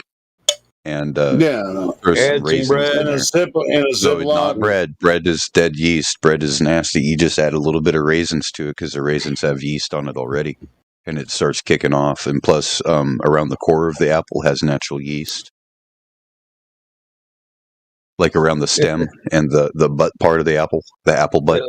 Smurf is mad. He's like, "You guys are just talking liquor now. I'm drunk. I know about liquor." I know, motherfucker, dude. Stop asking Silvers to unmute you. We can't unmute you, and if we could, fuck you. We couldn't. We wouldn't. Got him, dude. And us moderators that won't. So, Smurf, I would have unmuted. You'll Smurf me up? Oh, you're just a little Smurf squeak, eh? You were posting links to Smurf you around with just one hand tied anyway, behind my I'm back. curious about how you're going to make. How you're like in. Excuse me. I mean, he was about to explain to us how they make prison. Wait, there was a guy about to explain how to make prison huge. Did you fucking hear old guy talking? No. You guys didn't hear him? No. Who? Smurf? No. Old dude was trying to talk. Yeah, you guys just, my bad. You guys just, dude, go ahead. You just bro. ran him over with the fucking mosh. I was listening to the guy telling us how to make prison news. Well, actually, you were yelling in your Blue Yeti at the time. That's why you couldn't hear. Here, Battle Mod, I'll sort this out. Helio, shut the fuck up and go and get a cup of coffee, mate. Do yourself a favour. Smurf was posting porn in the live stream. Had you been a bit more conscious, you might have noticed it. Cheers, guys. Hey, you! I did not post any porn, and that's bullshit. You made that's fake, dude. I did not post. I posted a link to Lords of Acid, which is a music video. Lords of Acid is a music video, dude. Yeah, with some little girl on it asking, did I want to do dirty things to her? Yeah, right, Smurf. Okay, sure. I took it down, mate. You're on your last warning, eh? Be drunk all you like, but don't be an arsehole, I eh? did not post any pornography. I posted a Lords of Acid, dude, which is a electronic trance music track. You better get that straight, man. You're throwing some wild accusations out there. And what Yeah, you're but was throwing that part of the conversation? Hold Or was on, it part of the conversation? you're accusing people of some heavy shit, dude. You know. Hold on. You know Let's. what All you're right. Well, let's check this really quick. Old dude, you pissed off at me or Smurf? No. Nobody gives a fuck if old dude's pissed off at you, Helio. Go check the stream. No, I'm just. Oh, it's cool. I mean, I'm a fan of Lords of Acid. I love their music. So Go check yeah, but if there's nudity on it, it's gonna get your shit taken down, bro. Go check the deleted list, Helio, and see if there's a link to a little girl on YouTube that's half naked offering sex. And if I'm wrong, I'll apologise in person to Smurf. I'll write him a I'm letter. not apologizing if a woman is half naked. She's not naked, and I'm not apologizing for that, man. I'm here. I'm not trying to mess with anybody. You know, not trying to mess with nobody, dude. I'm not apologizing for any half naked women.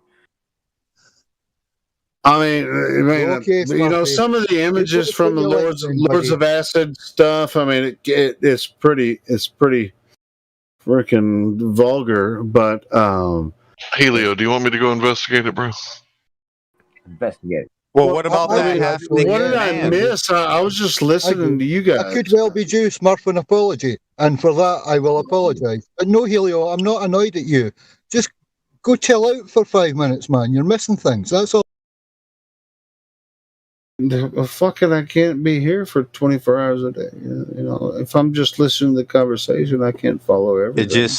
It just happened when we were talking about hooch. He wasn't asking you to be here 24 hours a day. He was saying you can't pay attention while you're out here right now. Yeah, I mean, Don't he was just talking about Lords of Acid.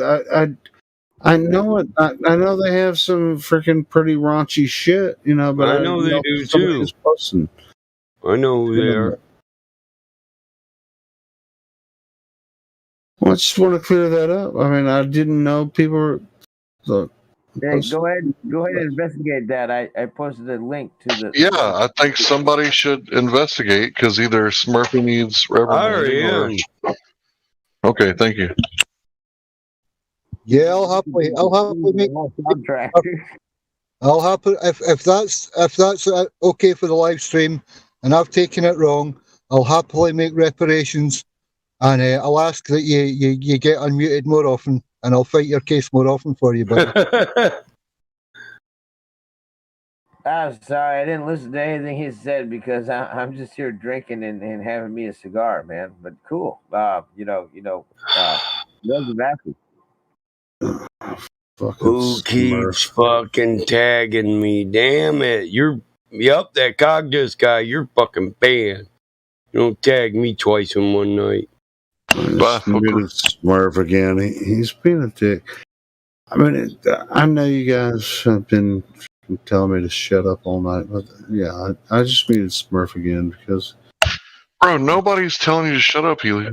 I did. Yeah, a lot of people. Yeah. For a reason, too. Okay. Yeah, okay. It's all good. It's all good. I will. I promise, guys. Tonight, it's over for me. You guys continue.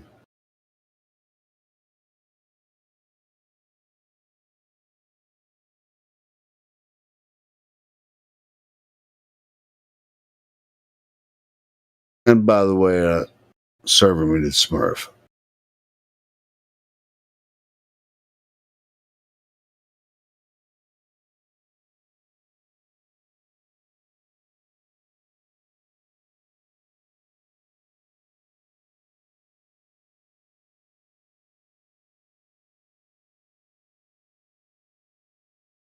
Hey, how long ago was that post made?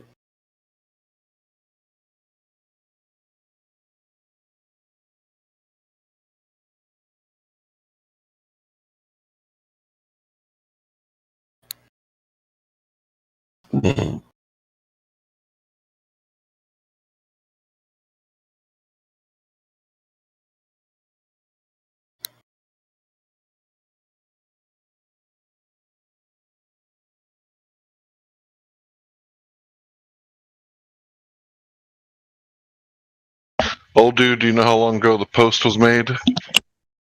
Yeah, I'm trying to find this Lords of Acid post. It was, talking about. if you scroll up, it was removed from where Smurf posted your mom. Because he posted them just after he posted your mom.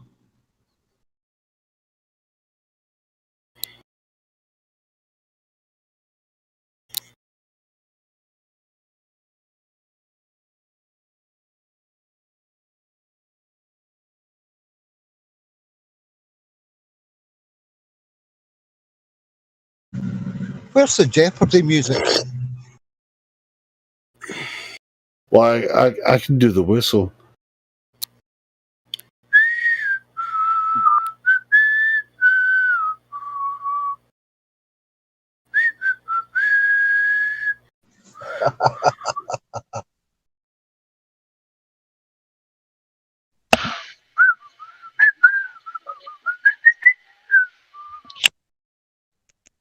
I can hear a gallows being built. What's all that about?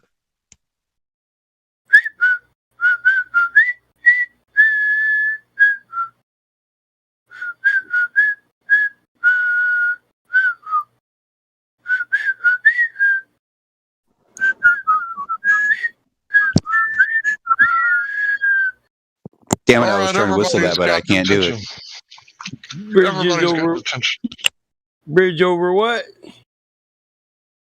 The River Kwai. Bridge over troubled waters. I was about to say bridge too far, but that was the mission of the bridge over the River Kwai on Medal of Honor. Yep. I didn't want to be an asshole and say the wrong thing, so I just shut up. I was like, God But the damn it. river, the bridge over the River Kwai is a movie. Yeah, I know. Plus, it's history too. What about But the bridge to there's Terabithia? a video game that had that mission in it. Yeah. Over. Yeah. It was pre-COD. Yep. Big Red. Can ease your mind. You know, I'm really worried about you, Smurf. I don't want you to kick the bucket, man. Really worried about you, bro. Want you to get help. Hey, by the way, Smurf, I unmuted you. You can. And perhaps, Smurf, by the way, perhaps it's the fact that you identify as a Smurf. Oh, hey, thanks for unmuting me, man. I'm real drunk over here, but I don't have anything to say. I just want to say thank you. All right, cool. Just chill and follow the conversation, man. We're not trying to we're not trying to cut you out, bro. Smurf, I gotta know, man. You're not thinking about hurting yourself, are you, Smurf? No, I gotta know, bro. I don't smurf myself like that. No. Smurfs in unison. La la la la la. La la la la la. Sing a happy song. What is the location of your mushroom village? La la la. Hey, no, he can't reveal that. Why did you ask him that? That's something we don't want the Smurf fairies. We just want Smurfette to make sure those motherfuckers don't breed, okay? Yeah, we're gonna take their only woman. That's not their woman. I created her. But no, seriously. Playing to get them little Smurfs. Look at the hat that the Smurf is wearing, right? All the Smurfs, they wear the same hat, just different colors, right? Because if he gives you location, then he's a sellout. Well, no, it's the Mithra hat. the Liberty Cap. The little droopy, right? Just like the big white hat with the little droop. Most. Well, I don't That's know. a witch's hat. I've said it a couple times. Yeah, most Christians are really Mithras. Yeah. Without knowing it, I'm not going to go too much further in it. Wait a minute. Tell me Don't more. say that. Don't say that. Don't say it. I don't want to go too much further into it because there may be Trinitarians afoot. Well, see, Papa Trinitarians afoot. Hey, Okay. yeah, Now we Papa went there. Smurf. Oh my Listen, goodness. Papa Smurf wears the Libertos hat, the red one. Mithros has got the white one. Yep. Damn it, Josh. You freaking you went there, did you? Listen. Quit laughing. There are Christians afoot. Trinitarians about. We got there are Gargamelians of. We got reports of them in our local area. And they have red feet like Gargamel. We're at high level. We're at high level right now. Well, they get us with Smurfettes too, you know. Yeah, they do. They try to entice us with their Smurfberry wine. And their Smurfettes. Smurfberry wine. 17. They're Smurf-de-toots. They got Smurf-de-toots wearing Mithra hats. Gargamelians. Yeah, Gargamelians, everything. It's a Figurian cap. The Liberty cap. Y'all niggas try to tell me to shut up sometimes. It's conical. Y'all shut up. Shut don't go up, but the prices do. Take my advice and shut up too. I don't shut up. I drink 7-Up. I throw it up and you lick it up. I like that. I said, I don't want to say anything else about it, and instantly Hank and Healy are like, wait, I want to know more about it. Yeah, it's just like I hold back sometimes. It's just like I'm going to say this, but I'm about to say this, but I know this is going to be a trigger. Look, I'm here to say that shit the rest of you don't want to say. That's a Roman mystery religion. Yep. Mithra. Goes back to, it's also echoed throughout, like Isis, Osiris, and Horus. Shammuz, Tammuz, and Semiramis. It started from Iranian. I mean, look at Gargamel with his red fucking shoes. What the fuck do you think that is? It's Zoroastrian, Yazda Mithra. Yeah. It's Zoroastrian. Father, mother, son. Father, mother, child. Well, Look, I respect all religions. Let's see how pretty your face is after my fist is kissed. Well, the Aryan Christians had it right before they polluted the ideal of Aryan Christianity. Had nothing to do with race. Ram? Aryan Christianity, true. I struggle with this. So I does want that somebody mean- to correct me if I'm wrong. So I wonder if the Aryans in Germany weren't Aryans like blonde hair and blue eye, but they didn't believe in the Trinity, and that's I why got a they theory got on wiped out. But the Catholic Church, it didn't get bombed, right? Well, I got a theory on that. Aryan Christian doesn't believe in the Trinity. They believe in one true God. One. Aryan, right? What is, okay, what if these people started the new year after the sign of Aries or in the middle of the sign of Aries, right? Thus Aryan from Aries, the ram. Well, listen, it was their belief on Jesus. They said he was begotten by the Father, and wasn't always eternal, co-eternal. He didn't always exist. He was begotten by the Father, not co-eternal. That's Aryan Christianity, and they were heretics.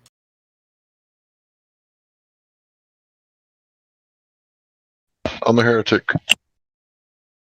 All heretics have been attacked throughout history. I'm a heretic. How dare you say that about that? Well, show me where it says what you say it says. Well, the Roman Christians killed all all any other believers. Oh no! That's hapazo. That's not what you said. Yeah. Oh, sorry. Non-believers got smurfed. They did. They got smurfed. Smurfed out of their true smurf.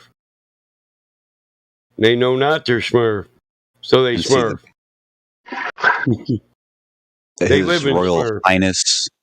His Royal Highness up in frickin' Rome, in the Vatican, who lives in the Pope, or the Pope that lives in the Vatican, yeah. The Vatican where the Pope roams. Anyways, like that whole thing right there, they've pretty much polluted everything. In fact, they said that atheism is all right. You can still get to heaven if you're an atheist and all that shit. And I'm like, wait a minute, what?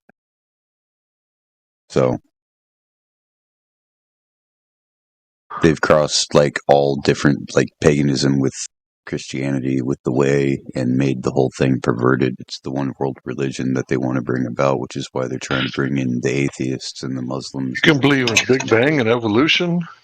Yeah. You can believe in all sorts of weird stuff. He says you can believe in Big Bang because we invented it. Mm-hmm. Now, what would a priest be doing inventing a godless creation myth? The Jesuits, man. Of all people, Society of Jesus. I think that word means what you think it means. Hang on, I'm gonna hurt this dog. I swear he keeps going in and out, in and out.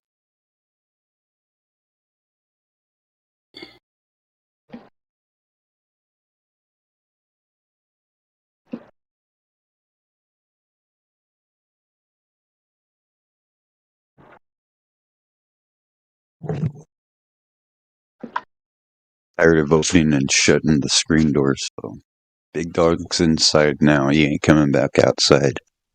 But he was barking, that's why I put his ass outside. Well, when the dog does do all the barking at the fence, you generally get him the fuck away from the fence, right? Mm-hmm. Oh, he knows better. He hates snakes, too. So you know the Councils of Nicaea was a direct attack on Arianism, right? Oh, yeah. They were trying to squash the division. Yeah, they made a unified pagan religion for Rome, so Arians didn't impose their one true religion. Did you say that's where the Cairo comes from, is the Trinitarians, the Mithraism?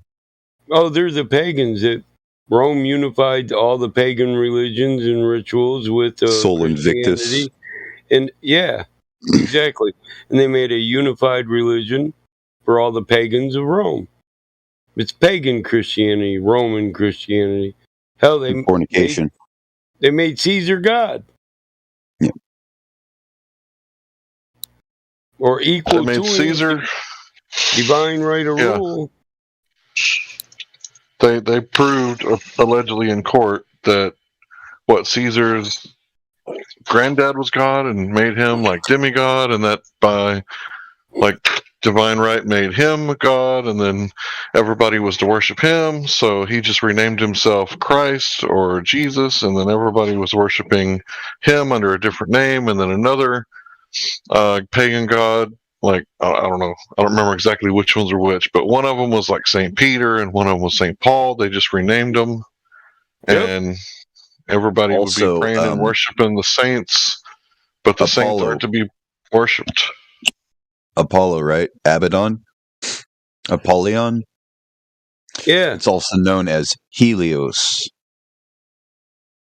Funny how they say heliocentric model and, we live in a heliocentric system and all that stuff, which means destruction. So they want the destruction to happen so they can create their new order. So why would they lie? To deceive you. So that you bring about the destruction that they need. It's the reason why all of this is happening right now. They're pushing us towards something. because there's another way, another technology out there that they can do and implement fully. Unfortunately, this old world needs to burn and crumble so that the new one can rise out of the ashes.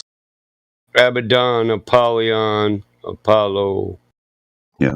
But what they don't realize is they're only their kingdom is only going to be in that season before the destruction happens. A destroyer, the angel of the bottomless pit. And they have a king over them, which is the angel of the bottomless pit, whose name in the Hebrew tongue is Abaddon. In the Greek tongue, his name is Apollyon.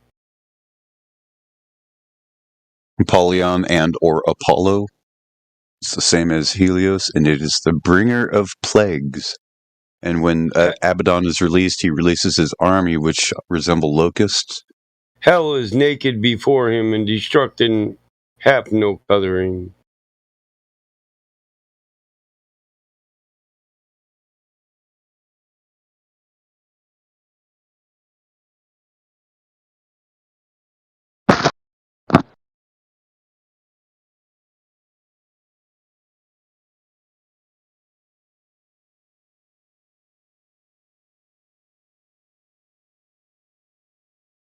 Some people don't want to get into the meat of the issue. Their dogma holds them back.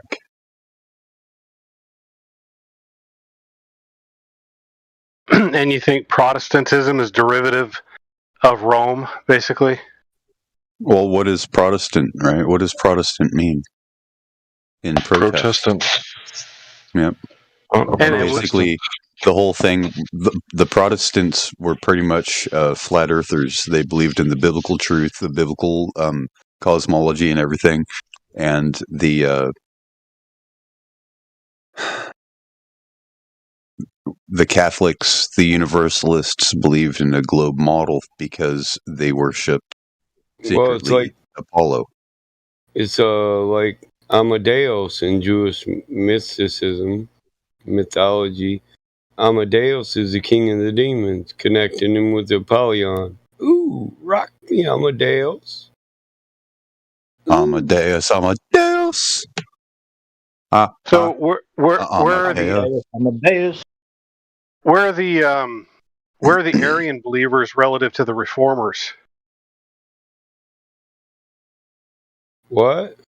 Well, like you have Calvin. You say Calvinism, the Protestant Reformation. Arianism pre-existed all that. The Arian religion was one of the first ones. And in the beginning, there were 4 different doctrines about Father, Son, and Holy Spirit. So you had the Johnonians, the Mathonians, the Markians, and some other group. And they were all the richest people. And they were fighting over whose doctrine was the greatest. Well, see, the Johnonians were the richest people, and they won with their doctrine, and they also supported Rome and backed Rome. So the Johnonians become the papacy. And Rome ruled, but the papacy ruled Rome. And you notice that the book of Matthew is obviously trying to prove that Jesus is the Messiah or Yeshua is the Mashiach. And in no way is he trying to prove that he's anything but the son of David, the rightful heir to the king, the throne of Israel. And by the time you get to the book of John, somehow people think that he's God. And then I asked a guy the other day, I said, is Jesus the son of God? And he was like, no, he's God. And it's like, whoa, bro, have you ever read your Bible? Like, Jesus, did you say that Jesus isn't the son of God? Like, really? Can you do me a favor and bookmark the video I just shared? And hence the Son of Man into the was lost truth to of the the Son of Reformation. God, then Godhood. And the Who was truth this- of the Protestant movement, Who was the because they were Son of flat Man?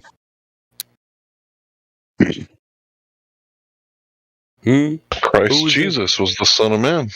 Yeah, so hence the Son of Man was lost to the Son of God, then to Godhood. his message never heard. His title always argued. I had to ask the guy the other day, that we was in the middle of a conversation. It's like, bro, if some dude says Jesus is God, right? But God says, this is my son in whom I'm well pleased, you will do well to listen to him. Who are you going to believe, God or John? It's like, really? Think about it.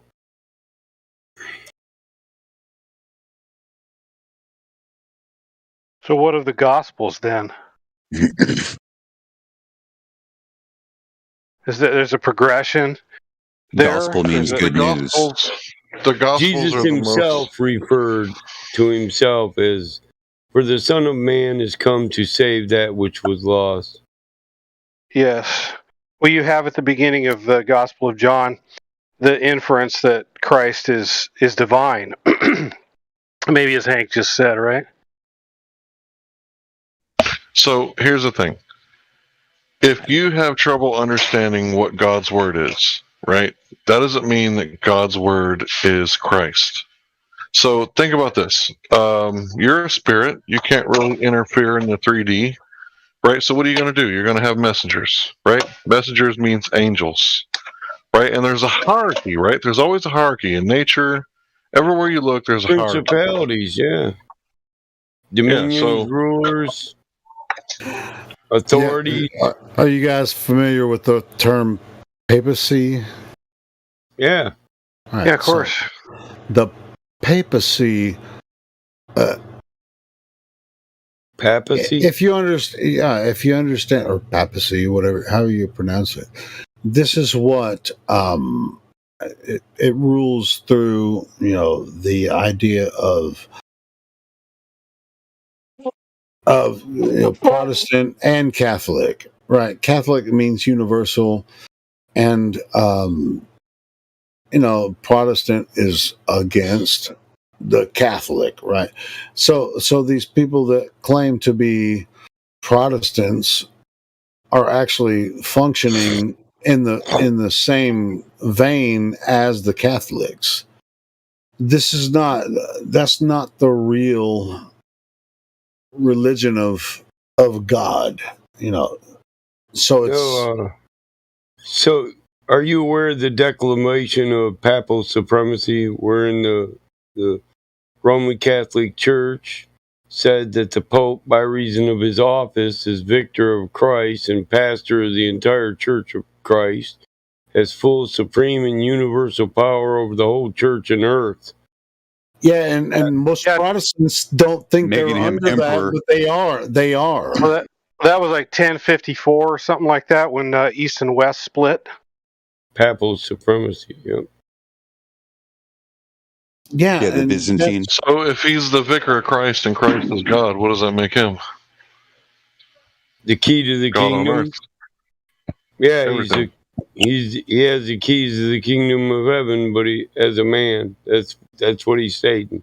But that's impossible. So that's why Protestantism and Catholicism are both kind of redundant when it comes to the end of the conversation, because there's no real conversation to be had, in my opinion, when it comes to. Well, at this point, 500 years later, the Protestants have forgotten why they were Protestants, and they've come to believe whatever the church puts out with their Schofield Study Bible, right? Yep. And that Bible came from like a wicked lawyer who had did all kinds of weird shit and it's more legal. Wife. Yeah, it's more legal and yeah.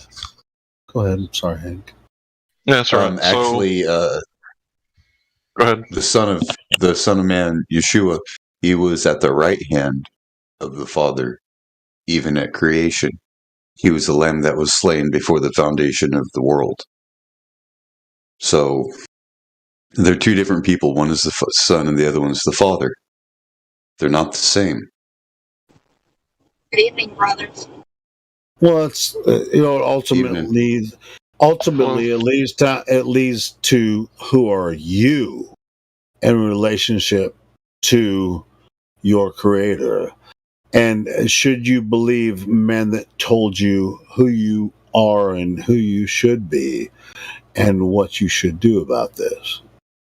Once you understand it, not completely, because that's impossible, but I mean, how you should function in your life. I mean, and whether or not that leads you to, a certain understanding of your relationship to the Creator.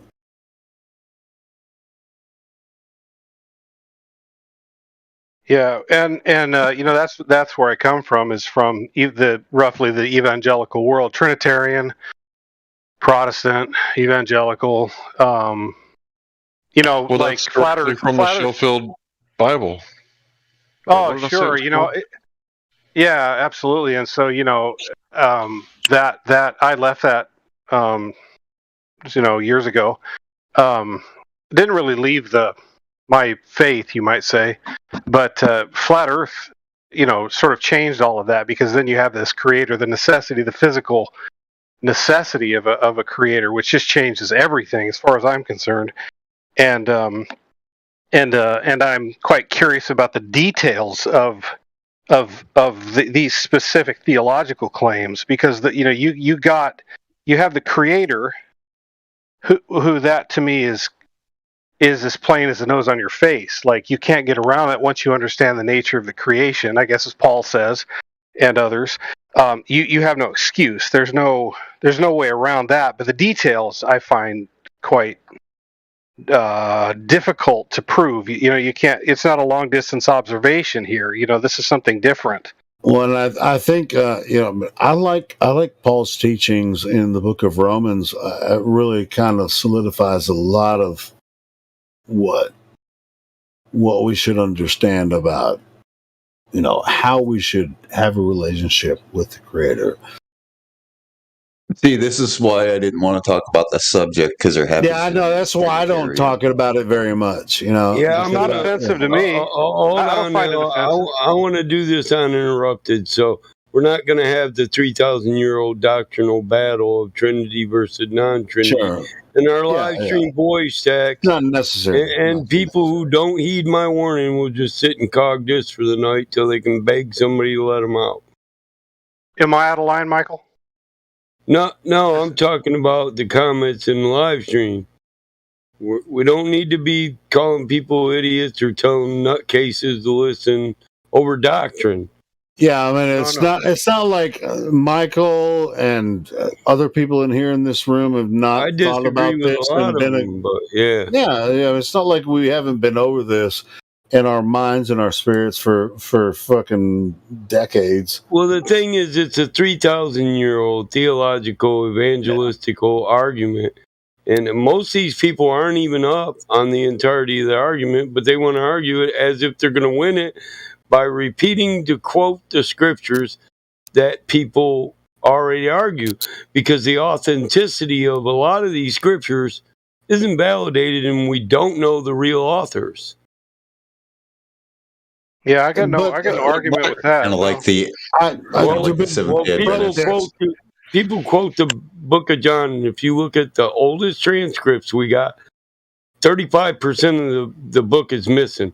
The entire first chapter is missing. So somebody just wrote that in there. But you use the first chapter of John to validate a Trinity. And in our original text that we translated from, the first chapter is fucking missing. Where'd it come from? Is it inspired by?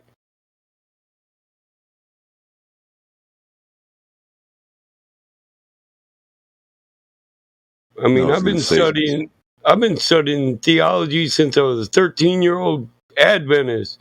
It made my grandma proud. I went to our church, New Tribes, Bible study. Three Angels Message. Went to our university. Yeah, I went to Livingston for Livingston that's Junior Three Academy. Angels Message. Is that what about the authenticity of that? Exactly. This was supposedly written by John Patmos under duress. Yeah, next you'll go to Our Lady of Fathom on me. See, tell me to worship the Mother Mary. Anytime anything's written under duress or somebody's like incarcerated, like John of Patmos was when he wrote Revelation. There's a reason why so much of it doesn't really make sense, because it was individual letters, and not all of it was written in one book. It was different letters, different messages for different churches. That's why it's so strange, because they've taken all those letters and made one book. Yeah, just like Paul. I'm not going to take anything authentic for a person who was under duress. You're in the Roman prison being beat every day, and if you just write one passage that defies what he taught, you can eat a good meal that day and not get beat for that day. So screw what you wrote when you were in captivity, and that's my opinion. That's the same thing with any kind of experimentation or like testimony, anything done under duress. If you're already in jail, those testimonies are done under duress. You know, if I don't confess to this, I'm going to get beat somewhere. I'm going to get tortured somewhere. Josh, are you Seventh-day Adventist too? I used to be, yeah. I was raised Seventh-day Adventist. So how did I figure it out without being Seventh-day Adventist? I told you before. No, you didn't tell me about Trinity. I knew it before I met you. No, about me being a Seventh-day Adventist. Oh, sorry. I misunderstood. Sorry about that. You don't have to be Seventh-day Adventist to figure this stuff out. You just have to be a student of truth and actually looking hard and thinking.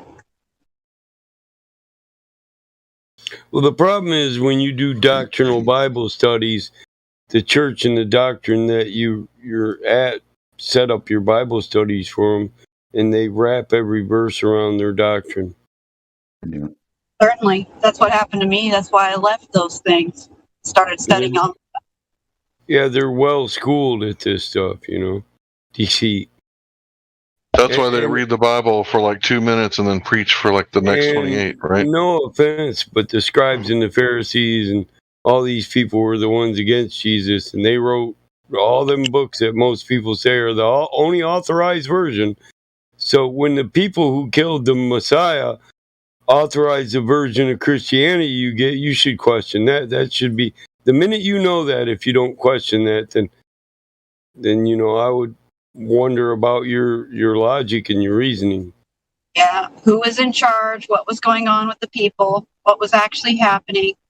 Yeah, the context makes a huge change.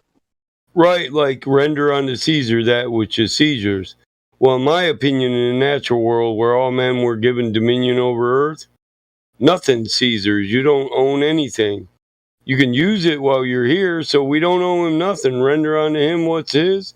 Well, his is only what he takes from the natural environment with his own hands to use for his life while he's here. If he didn't take it with his own hands by the natural law of first seizure, it's not owed to him. Also, Caesar's face was on the money. Right? Yeah. Caesar's face was on the coin. Well, that's because he created it, therefore he owns it and he rules over it. That's another. If his name was on it, right? Or, that's actually an ecclesiastical law. He owned all that. That's why his name and label was on it, because he owned it, he created it, and he ruled over it. So in theory, you owe taxes. You know, basically the people are owed what belongs to them, right? So money does not belong to anyone, right? Hell, it doesn't even have your picture on it. It doesn't even have your name on it. It belongs to these dead men because it's a dead dollar.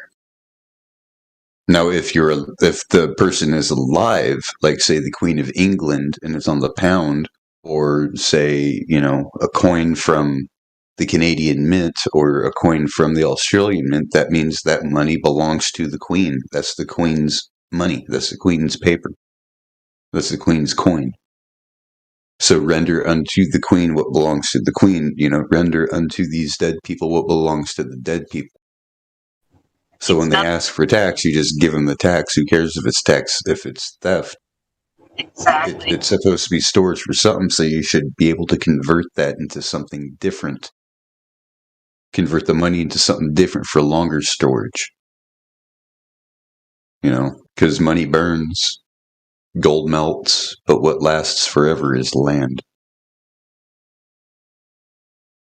And you still have to pay taxes on land. That's just landlord fees.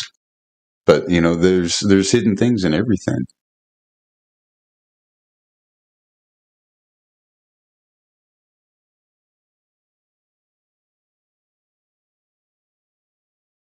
I'm trying to remember the moment that I figured it out. I can't remember it. There should be like a moment where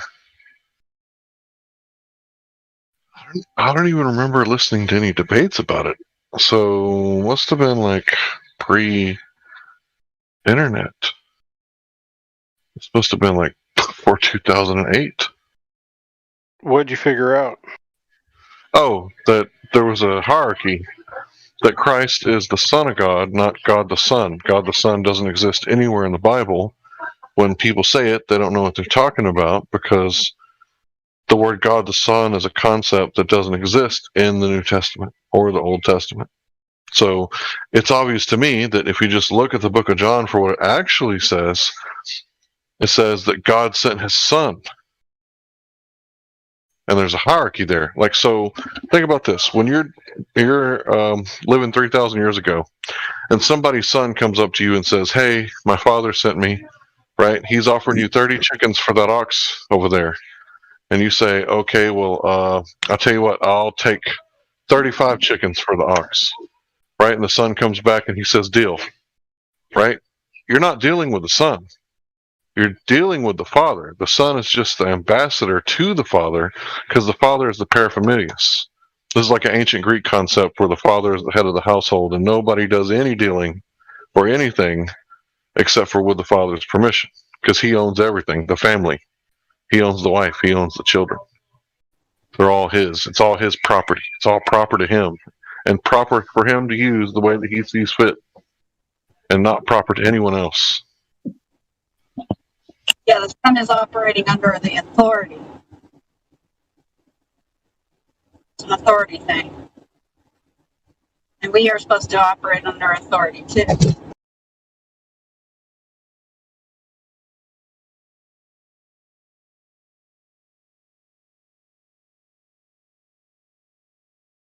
So you're not praying to Jesus as God? No. Look at how Jesus said to pray. Father who art in heaven, hallowed be thy name. Thy will be done, thy kingdom done. Everything he spoke it into existence with authority, even his own forgiveness. He spoke it into existence with the authority that was given to him because he knows that he and the Father are reconciled, and he's trying to reconcile humanity with the Most High God. That was his job. Fact, that's why he was sent. That's how I praise. I call to the Father. That's how I pray too. My conscience won't let me pray any other way. Me either.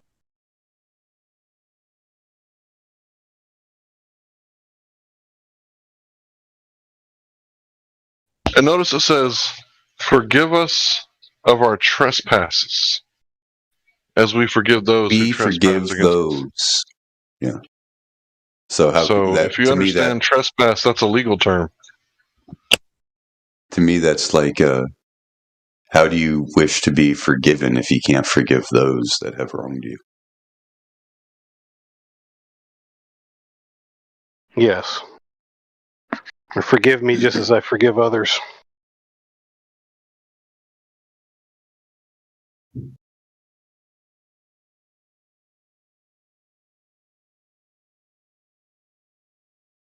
And that should remind you, like off the top, like you better be forgiving other people if you want your own forgiveness.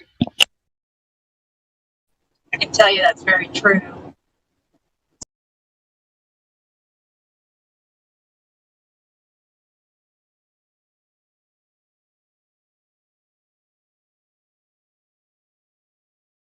Yeah, but for me, it was the hierarchy because I understood how it worked, like a father-son relationship.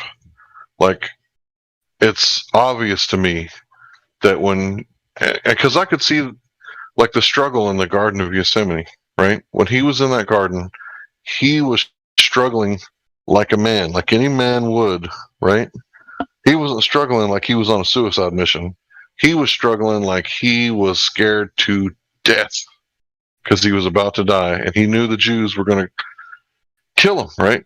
He knew the Jews were going to. So when he was like, going and praying 3 times. So the Trinitarian Bible should read, not my will, but my will be done. Not my will, but my will be done. And I'm not trying to make fun. I'm just trying to help you understand that, like, this is how it would be written if it was Trinitarian. But where is Yeshua right now? At the right hand of the Father, right? So he's not in the throne room, in the throne. He's at the right hand of the Father. When is he coming back? Yeshua doesn't know, not the angels, but the Father only. So he's not all-knowing, right? And so it says, wherever 2 people shall pray, I will be there with you. So he's not all present, right? He's only there when you call upon his name in prayer. He's only there to help your prayer get to the Father when you call on his name. Or when 2 people are talking about him. So he's not always there. So in John chapter 8, he says, yeah, you don't believe me because I give testimony of me, but also my Father gives testimony of me. This is John chapter 8, verses 14 or 16. And he's using Old Testament law where 2 or more people are established a truth in a court. So you can't just say he raped me and that guy goes to court. There had to be 2 or more people, just like in modern courts today. You have to have an unbiased witness, not connected to the case. Does that make sense? 2 or more people. So if Yeshua is using his Father separately as a separate witness than himself, then Yeshua must have thought of himself separately from the Father. And you notice in that one chapter alone, John chapter 8, he refers to himself separately 14 times. My Father and I, my Father and I, my Father and I. In fact, he never shut up about his Father. That's the only thing he ever talked about was his Father and his Father's will. It's a beautiful thing. It reminds me of the parable of the prodigal son. The same kind of showing of, again, that whole relationship, the authority of the Father, the love, the coming back, making right, the unforgiveness of the brother.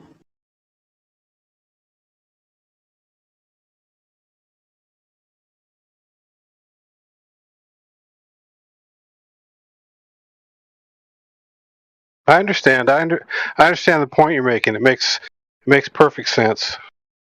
Yeah. This is where you bring up John chapter 10.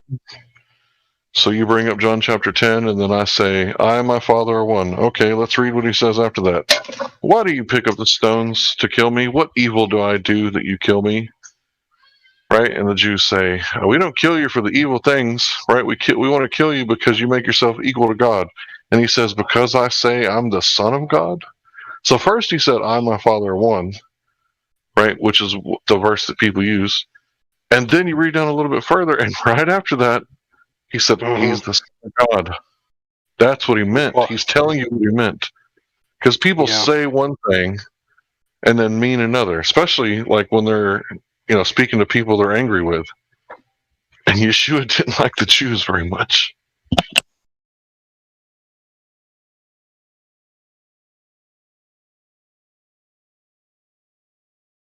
Plus, when he was here on earth, he come up to the demon and said, what's your name, demon? The demon said, my name is Legion, for we are many. See, Jesus didn't know that. He didn't know that there were many. So he asked, what's your name? Singular. What is thy name? Singular.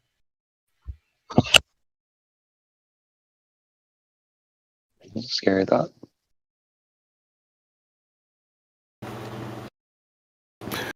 And Hank, what did God tell Moses from the burning bush?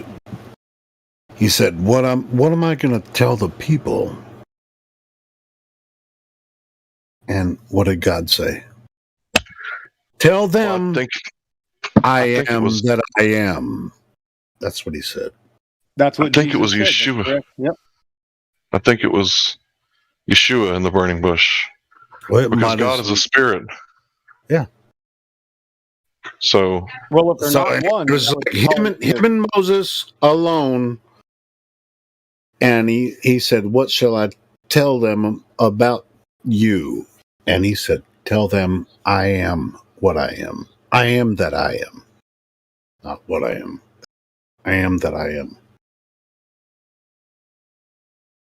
So, I mean, it's like we made, you guys have made many references in the New Testament, Old Testament.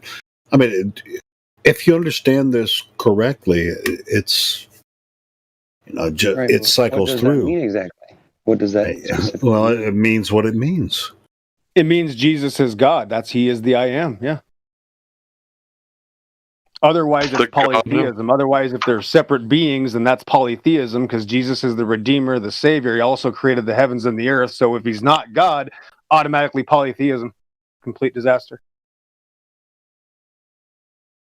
I really don't understand that one. Can you please elaborate? Because I see it the opposite way. I know, Hank. That's the point. It's the great deception. And so that's you're saying something that I wasn't saying, but whatever. You're not. No, correct. Yeah. If Jesus is not God, the God, then it's polytheism, because clearly being the Savior and the creator of the heavens and the earth, he's clearly a God. So if he's not the God, it's polytheism. No way around it. Yep. Well, I mean, how can there be more than one God, right? But Hear mine out. Hear mine out. So there's the Creator, the Most High God, right, in the heavens, right, sitting on the throne, who knows the day, the hour. Jesus made all things. Yep. Jesus made all things. Yep. No, does Jesus know when he's coming back? No, Jesus is limited. That's another miracle. Yeah. It's an amazing. So you can't say, well, God can't do that. Yeah. If you limit God again, that's another blasphemy. So you have to blaspheme God to deny that Jesus is God. Yep. Wait a minute. I didn't limit Jesus. You did. You just no, you are. Jesus. No, you are. You're saying God can't do that. God can't put himself in the flesh and limit his flesh. Michael asked us not to go down this road, and of course, I was the one who asked the question. Well, yeah, right. We shouldn't. But again, this is a mathematical thing. 1 + 1 is 2. That's polytheism. I understand. I'm quite familiar with this argument. I'm very, very familiar with this argument, and we're just exploring some ideas. And I'm sure it's not a threat to most people. We're just talking. It's all good as far as I'm concerned. I'm the one who asked. I hear what he's saying, but yeah. I get you, man. I hear you. You want to put forth your point of view, defend your. I get that. That's all good. I get it. Michael asked us not to get into a. Yeah, we move on. It's all good. Get into a thing, because I can think about these things without. I take what we've said here and give it some thought and that's my responsibility, just as you bear that responsibility. Amen. I hear that. Yeah. It's all good, brother. Said some good stuff there. Right on.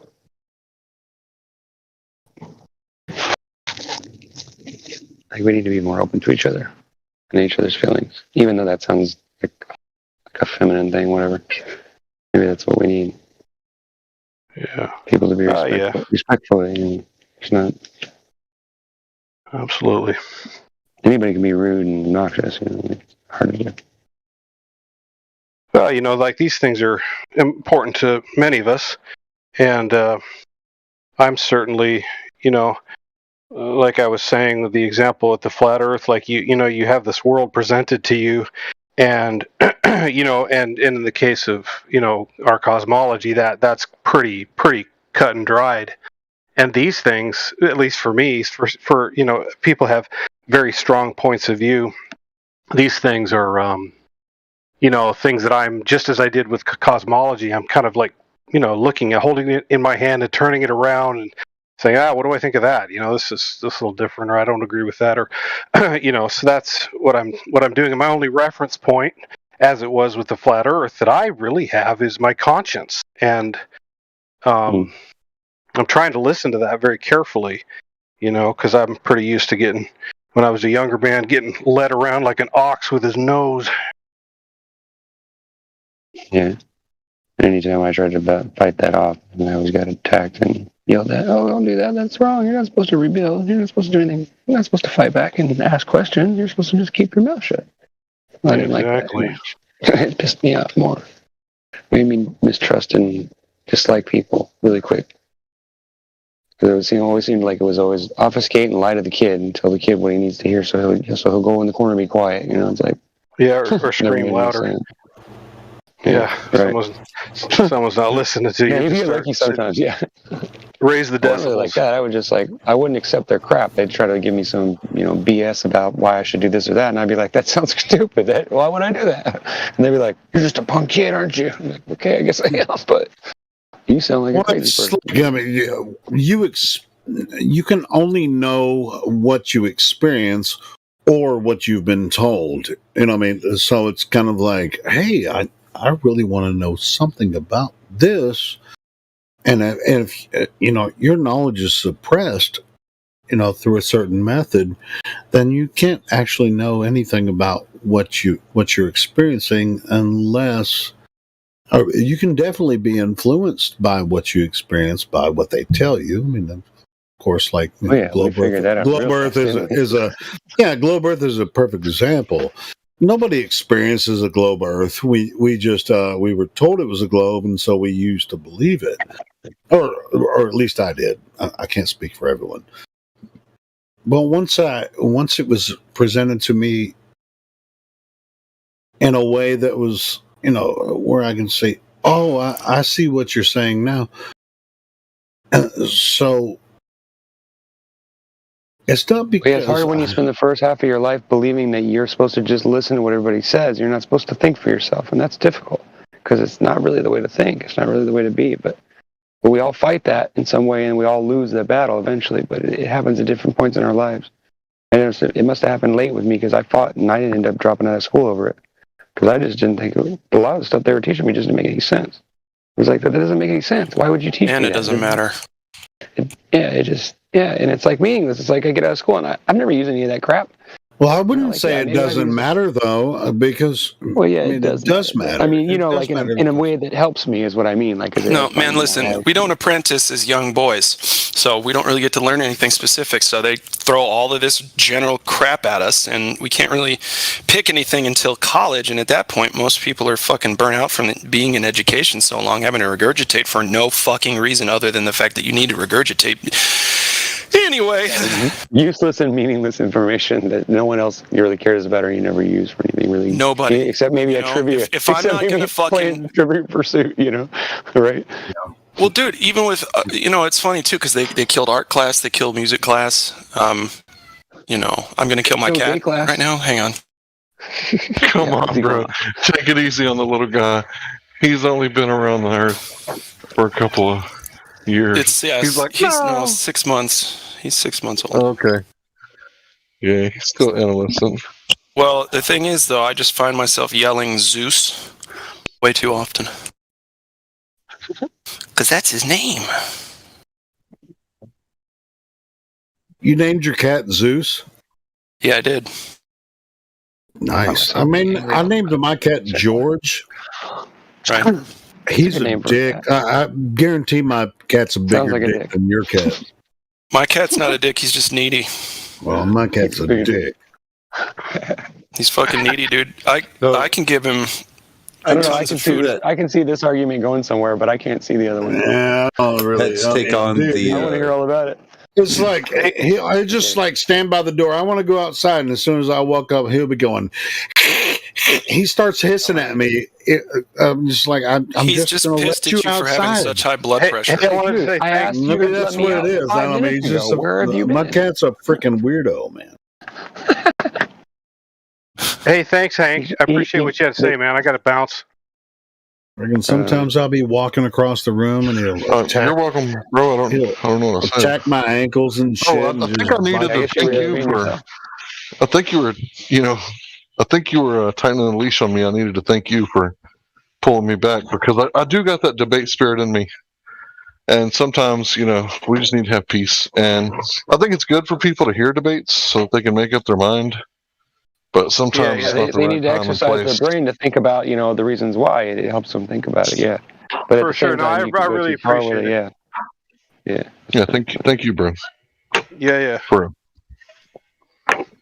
yeah, we'll see you around later. Yeah, because I probably would have just kept right going, like, even though I shouldn't. Well, it's Time and like, place for everything. hey, as far as the creator discussion goes, obviously all flat earthers are creator. They believe in the creator, but as far as how could you don't be speak for all of us. Okay, well, I mean, all right. I would like to meet one flat earther that doesn't know that this place is a creation. Well, you just can't generalize like that, though. That's what gets Glovers in trouble. Remember? Yeah, sure. But anyway, as far as what was going That's on, funny how we do that, huh? We go right back to being the same way, and then we go, wait a minute, damn. Then we're just like, oh no, yeah, right. Yeah, we're like going back to Happyville, right? Going back to Happyville. It's like go back to normal. Everything's fine. Nobody saw that. Nobody heard me. that was the Freudian slip. Right? Yeah, I do it a lot, man. I gotta stop myself. That's like, I mean, at the same time, when it comes to creation, we don't really have any physical evidence for creation, but we do have, as far as in the logical column, there's no doubt that this place is a creation. Well, I'm not going to argue it one way or the other. That's for sure. To argue about it. I mean, we all know. Right. I'm just saying. Somebody was involved, or something happened. Well, we can speculate about how it came about, but in the logical column, I mean, especially with their idea of creation, with the third ball from the sun and Big Bang they don't think theory. It's creation. They think it happened out of nowhere. Well, that's a creation story. They said, "Look, something created itself." Hold on, that's their creation story. So we're going to compare their creation story logically with our creation story. So that's the okay. So it rained on the rock for millions of years. Go ahead, bro. I was just going to say we have a creation observation, and they have a random chance begets genius kind of belief system. Oh, wow. That'd be really good. Somebody had to figure out what that is. The odds are that a single cell organism could become a man. What are the odds for it? It's probably it just happens randomly, dude. Just put clock parts in a fucking briefcase, shake it up, eventually you'll have a clock. Evolution, okay? Yeah. Chug. throw the alphabet, throw the unlimited alphabet tiles from Scrabble into a bucket, and then throw monkeys in, and then wait for the Bible to pop out. Right? Something like that. I've heard all kinds of different angles of it. It's pretty funny, though. I've heard some pretty good ones. Some people really think it out. Yeah, I love talking about the atheist creation myth. There was a Big Bang. Okay, how big was it? 13.8 billion light years. She came 4 times. No, I'm just kidding. It's a big Earth fart. That's how we got the moon. The Earth farted, and then the big gas cloud floated in the sky and took a picture of the Earth on the way out. You've ever seen. The moon is the biggest dingleberry. The moon is a satellite. Yeah. It's a spaceship, remember, that we're all going to fly home on it. The moon is held by a hair thread. It's the only natural satellite. But you can't go with your body, you got to leave it behind. You got to drink Kool-Aid first. However, artificial satellites, well, what's an artificial satellite? Well, like Battlemod said, he was ordered. Well, since satellites don't exist, training the platoon that he has to orbit the platoon while running, right? So does that mean that he's in a rocket zooming around, being a satellite orbiting? No. So when they say satellites orbit, artificial satellites orbit, that just means they circle an area like a plane does when they're in holding pattern. Or a hot air balloon just floats infinitely until it gets. I did the holding pattern. Refill it with helium and let it go again. Well, you can also do it with a tethered balloon too. I know. I seen this thing on YouTube yesterday, where they had this plane that flew. It was like an automated plane, some kind of a drone thing that would fly upright, and then it would land, and it would somehow generate electricity. And I was trying to figure out what it was all about. Yeah. I was confused. You saw that too? It's like what the hell was that all about? It was it was like this giant kite. It was like, whoa, that was weird. I always wondered how you would generate electricity by using that principle. I always thought you'd need something that would fly because you would have to move it around so you could get to the best spot in the sky where the electricity is trying to ground, right? Mm-hmm. It would make sense. But it never occurred to me until I saw that, and then they were explaining why they did all this and that, and I was like, that's weird. I never even thought about it. But yeah, that makes complete sense. Which is weird, fabulous. And then they were like, well, we got to get enough. They're trying to make. I don't know, you remember. Anyway, I'm rambling on. I'm sorry. Yeah, because the motors can get switched to generators. Right. Yeah, or something like that. Yeah, like I guess when it's dropping out of the sky, it's generating electricity or something like that. It just seemed like strange. I was waiting for it to like have a bolt of lightning come down on it. I guess that would make. Then they can get the 1.21 gigawatts. No, you're not going to be seeing lightning bolts because no, they can't my cat is busy taking a big shit. Oh boy, thanks. TMI. No, he's Zeus and he has the lightning bolts, but right now he's taking a shit, so you're going to have to wait. That's good. You're going to get the 1.21 gigawatts to get to 1984. There is something funny about certain animals and how their attitudes seem to represent a certain attitude. Yeah, my cat's completely spoiled and running around the place screaming at everything. Well, they trade us, we don't. So how many gigabytes of RAM do you have there? How many gigabytes of RAM do you have, Helio?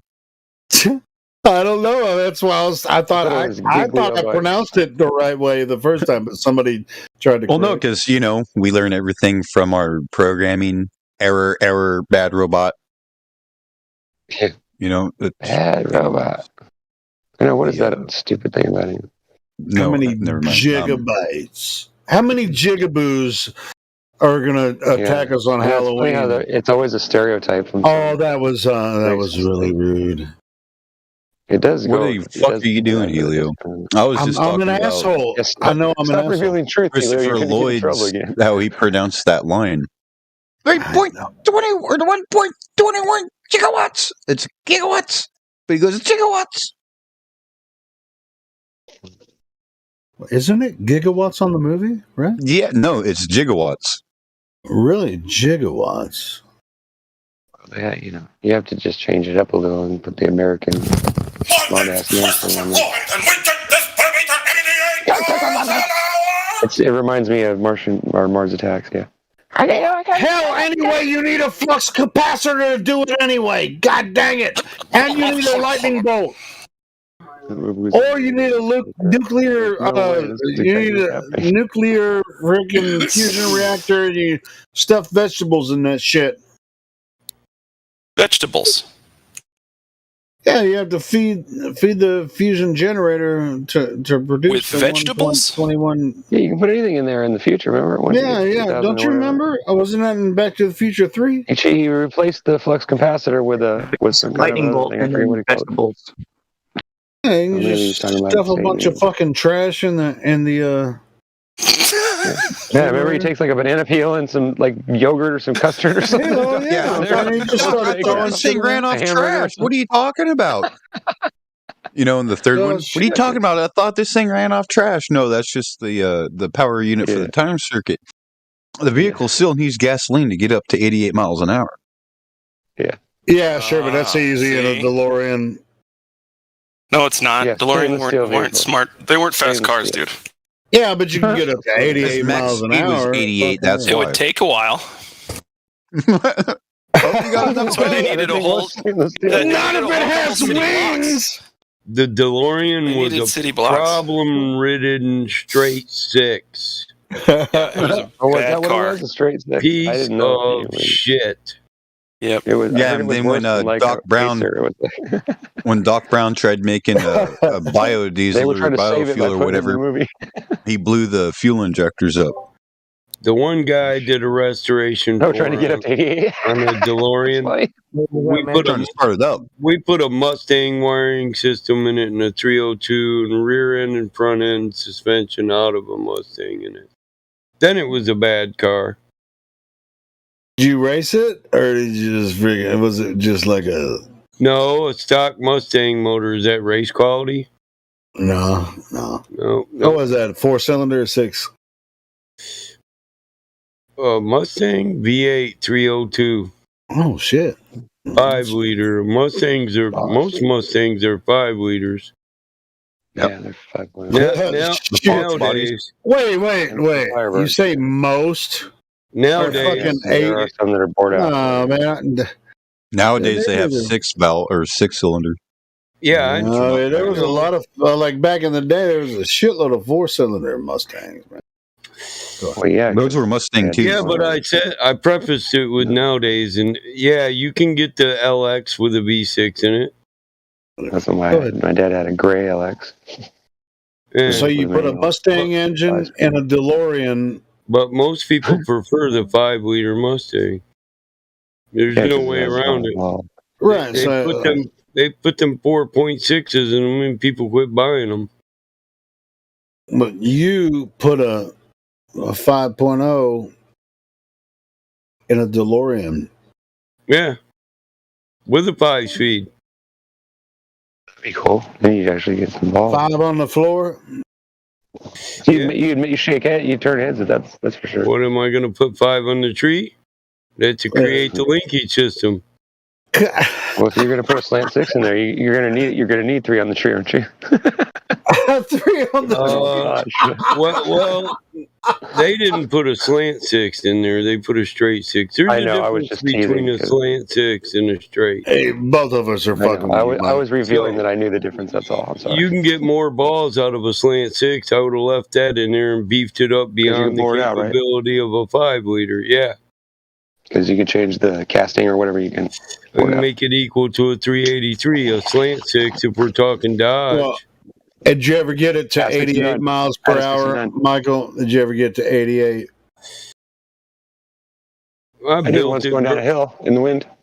All I did was the whole shot test to make sure my suspension and rear end and shit was all in proper and aligned and tight. And then I gave it to the customer. Did they get it to 88 miles per hour? He beats the fuck out of it. Wait, Yeah, they usually do. Did you put a flux capacitor in that motherfucker? No, he's one. It's funny when you don't want to tear it up, so you're going to put it in there. He went to an insurance auction. He got a SVT 351. He's wanting to redo it again and make it a SVT. And the motherfucker needs to put a flux capacitor in it. No, a SVT motor. They're hand built. Oh, it's different. In Detroit. Oh, okay. They're like a racing motor or something? You don't know what a SVT Mustang is. The motors are hand built, so it's like the 2007, 2008 when they made the Salines and all that. One technician gets a block. They give him a block. Then he goes on production floor and he gets every part that is as closely matched to the specifications of the block as he can get. And then they build it. One guy builds the entire motor. That's why it's a SVT. And then they signaturize them. They put their signature on the motor. So it's a signature series motor. 15 technicians built these motors. You'll know which one built yours by the signature on your motor. So you're saying that he wants to get some guy to put the signature motor inside? Nope. I'm saying he bought a wrecked SVT that the motor's good in, and he wants to put that in a new car. Oh, I got you. And it was already built by one technician who signed it. Oh shit! That's going to take a lot of custom work to actually make it fit in there. Then no, it'll bolt right in where the 302 does. It's already set up for factory installation. Huh? Yeah, V8s are like that. Didn't they have a V10 or a V12 in something? I know there was a DeLorean or something like that had a V10 in it. You could get a Lincoln. Was it a What about the Duesenberg? Well, the Lincoln was the first one to come Lamborghini has a 12. V12 has a 12 cylinder in it. I think the in Duesenberg American was cars. What's that? American cars. You heard of the hot he rod said something Lincoln? about one that had a 12. Yeah, the Lincoln. The first American V12 was the Lincoln motor.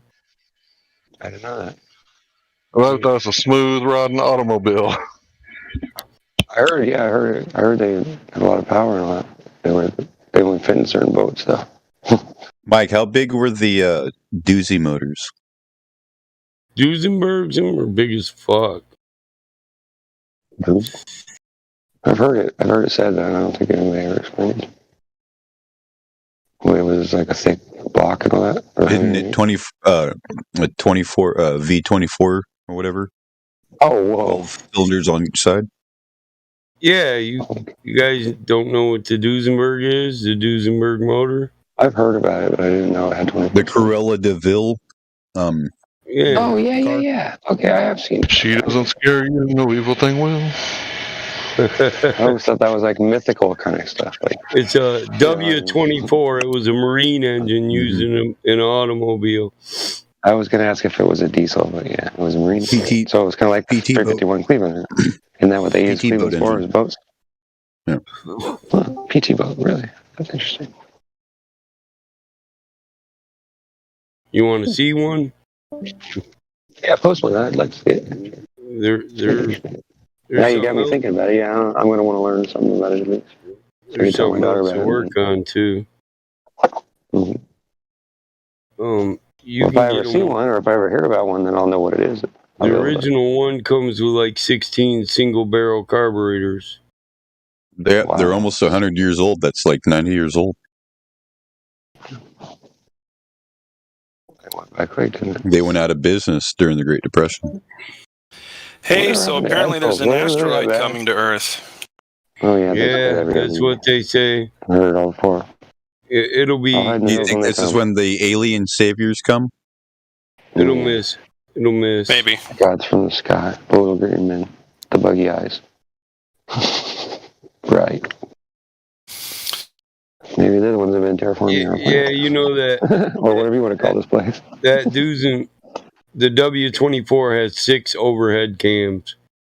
That motherfucker be a nightmare to work on. 3 flywheels, internal flywheels. It was marine. In the motor. In the front of the motor. Engine timing's a bitch on them.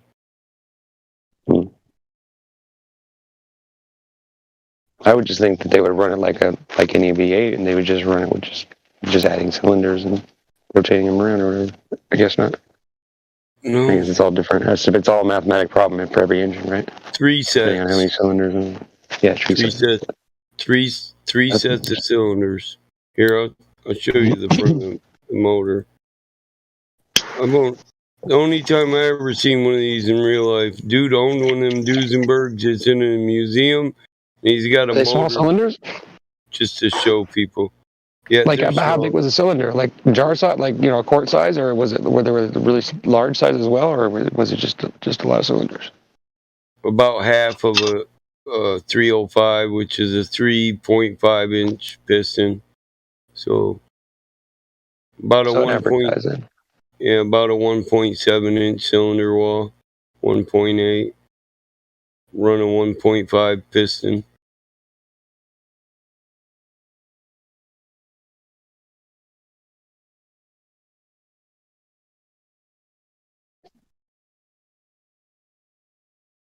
They were in boats first, like the Notre Dame.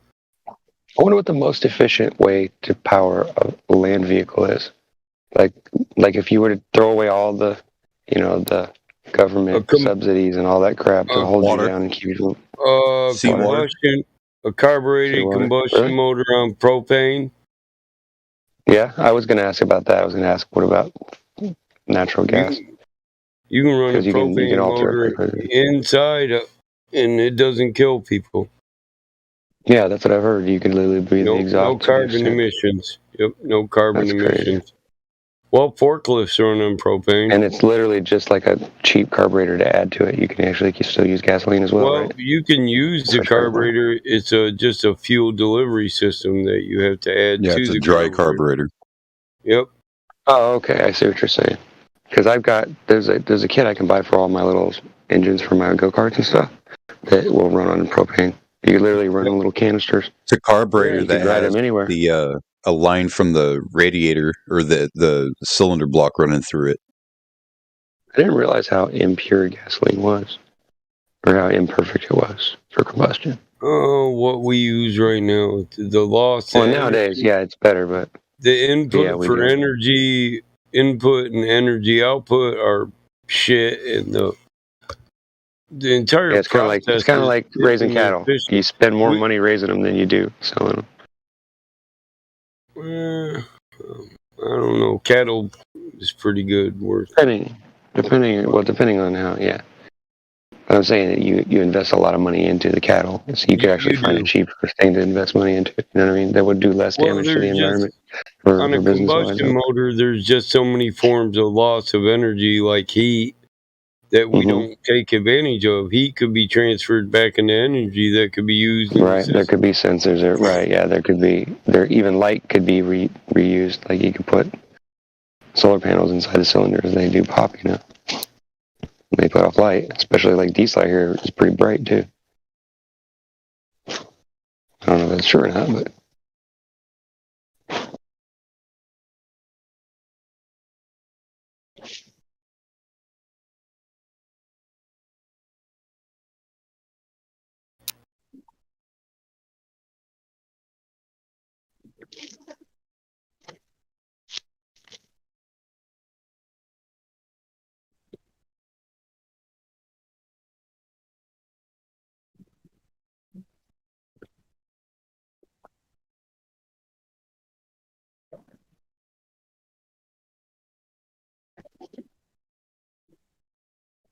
Alright, cat, you're gonna have to scoot forward just a little so I can reach my damn phone. I can't even look at the stuff. They're telling him. So I'm thinking about making a hat that'll make your face an anomaly and unrecognizable on any kind of camera. They already have one of those, don't they? I thought I seen one of those like about 10 years ago. Somebody was making something. That's It was what like they a weird have on mask news that channels. would, like alter itself all the time. I could change That's what shadows the or something. demon reptilian overlords have on their faces in the news channels. Well, no, what this thing is going to do is just like going to be a ball hat, right? Like a baseball cap. Reptilian have a bunch of- overlords. Yeah, but gonna have it a emits bunch like of- laser light onto your face or something. So No, it it's going to augments have what a your bunch face of LEDs pointed outwards. It's going to emit. It's a bunch of lizards wearing human meat suits. Nice, nice, right? No, it's not true, good. actually. Yeah. I heard It's about not that. good. Or they climb into your eyeballs or something. They give you a black eye on the way in or something. Proboscis. That's nice. And they climb you or somewhere. It's kind of creepy. You had to use the proboscis. Yeah, that's it. Damn it, Bobby. I had proboscis for breakfast. Fried yeah, I told you. Did you have biscuits boy with had that something wrong with him. proboscis? Oh no, wait, the box said Bisquick. Oh, I'm sorry. I thought it said proboscis. Oh yeah, I was wrong. And gravy. Guess what? They hold you down and then they stick it in your eye like they do in the Matrix in your belly button or something. Yeah. That's right. Yeah. That's a nightmare. I don't want to wake up from there. I think I want to live in that kind of nightmare. That's what a Hydra looks like. It's terrifying. This is what gets into the superstar's eyes and skull. This is it. This son of a Or bitch. maybe it's just because they're cocky assholes and they get their ass beat by some drunk person. You know what Ahura Mazda was the god of? I'm just kidding. That's funny. It's true, though. I bet you that's probably what it is. Ahura Mazda was the angel of covenants, light, oath, contracts, judicial systems. He was an all-seeing protector of truth and the guardian of cattle, the harvest and of the waters. The cattle.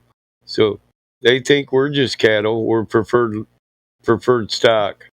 Tax squam. Dude, proboscis monkeys sit in the tree and show off their cock and balls. This is ridiculous.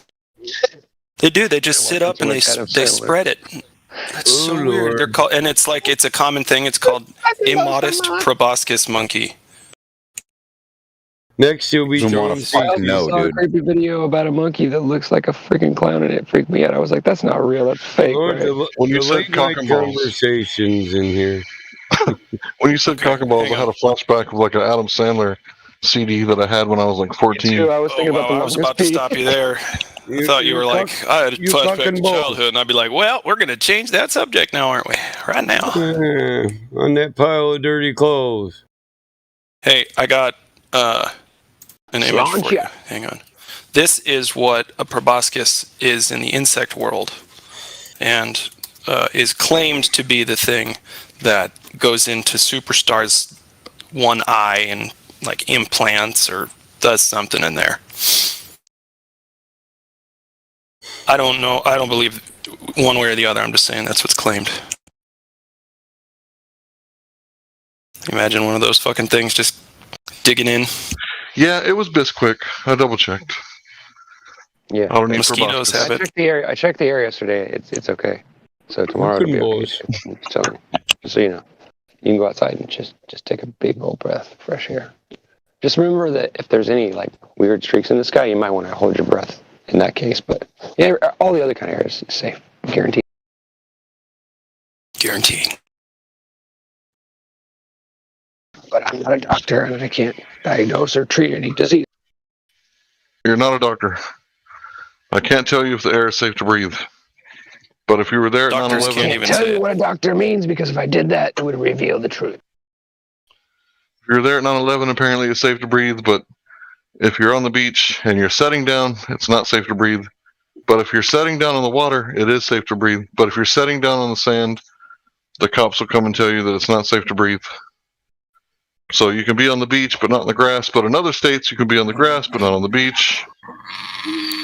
Anyway, that's just the news from 2020. Imagine all the people that are going to get arrested or beaten or worse over this kind of argument, over silly stuff like this.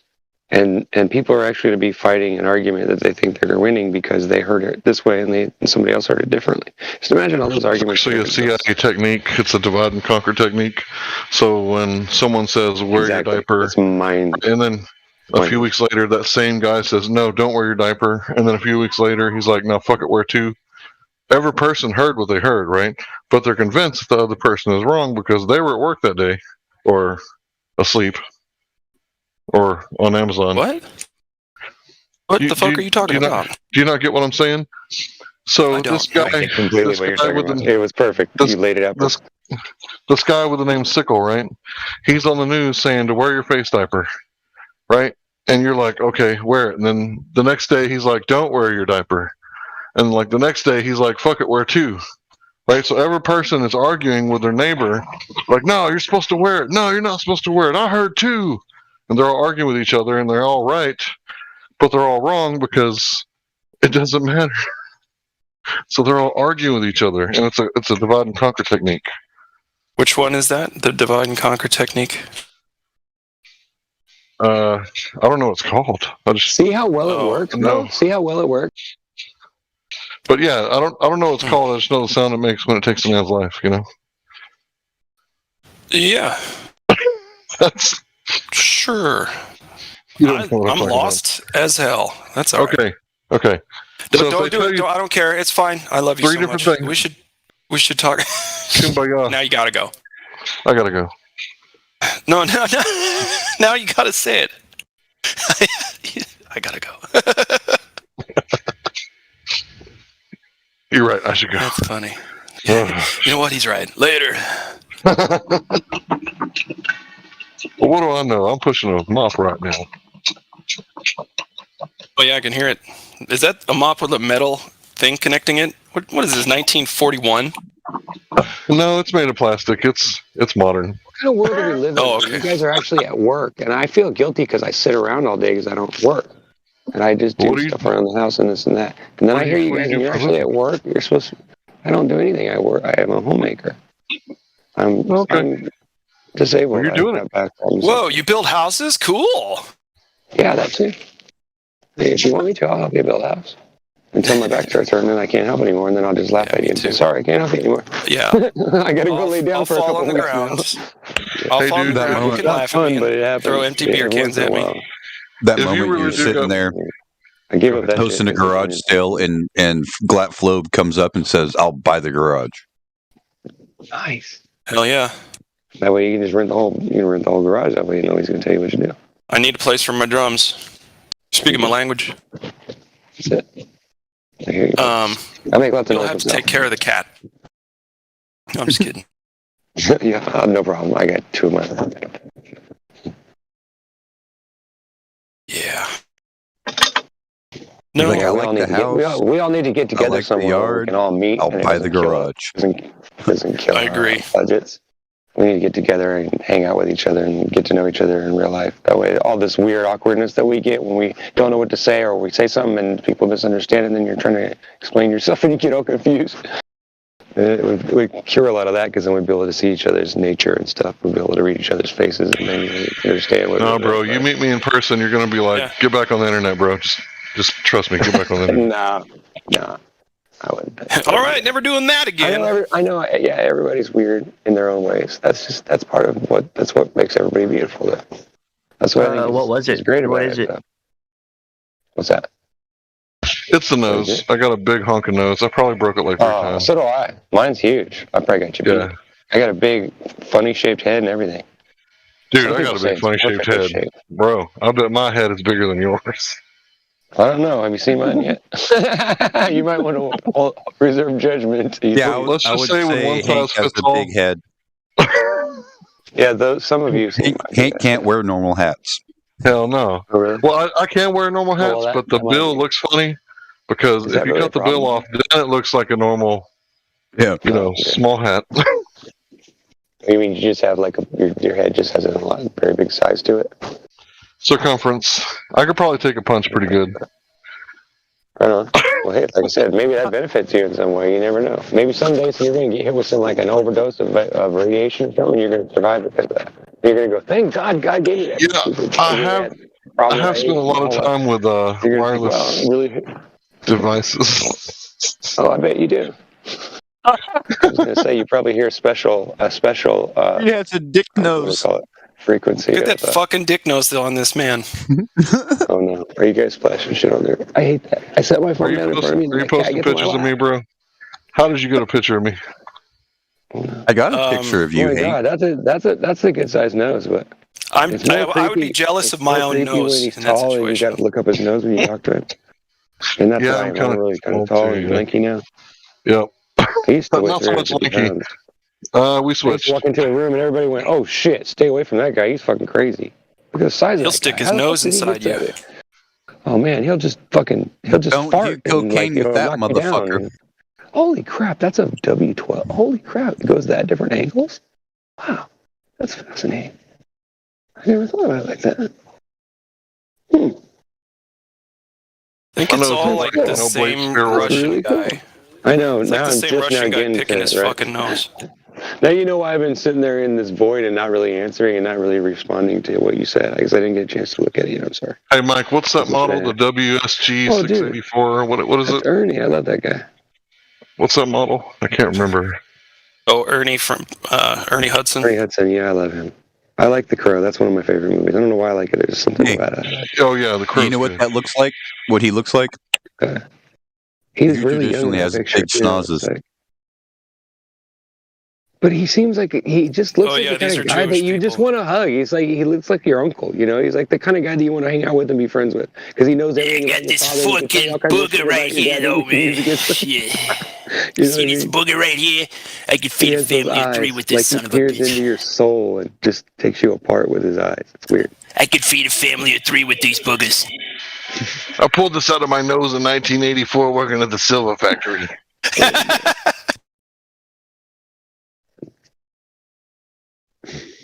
That's fucking great.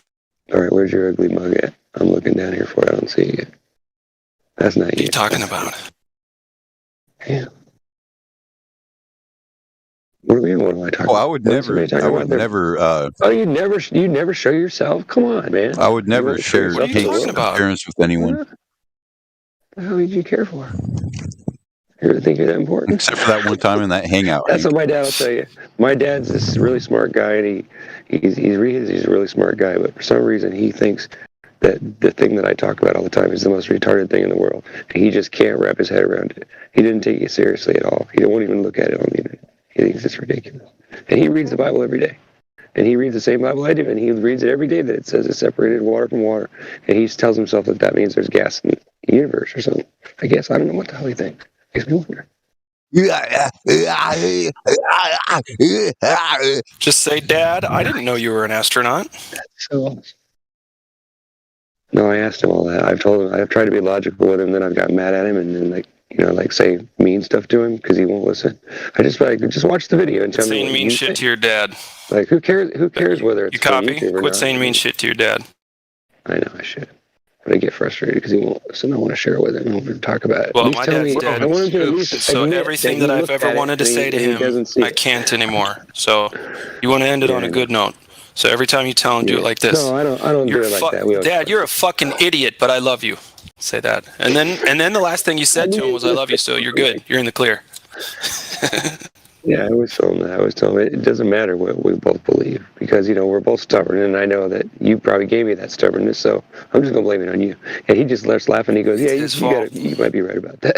It's 100% his fault. Yeah. No, he won't admit fault because he's wrong, because that's not true. My mom actually is the one that spoiled me rotten, but my grandma and my mom, but it's not his fault. He tried. He did a lot of good for me. He taught me to care about things. Even if a job sucks and it's the only job you got, you just do it. You do it the right way. You do it the right way, and you do it with dignity. Otherwise, you don't got nothing to hold at the end.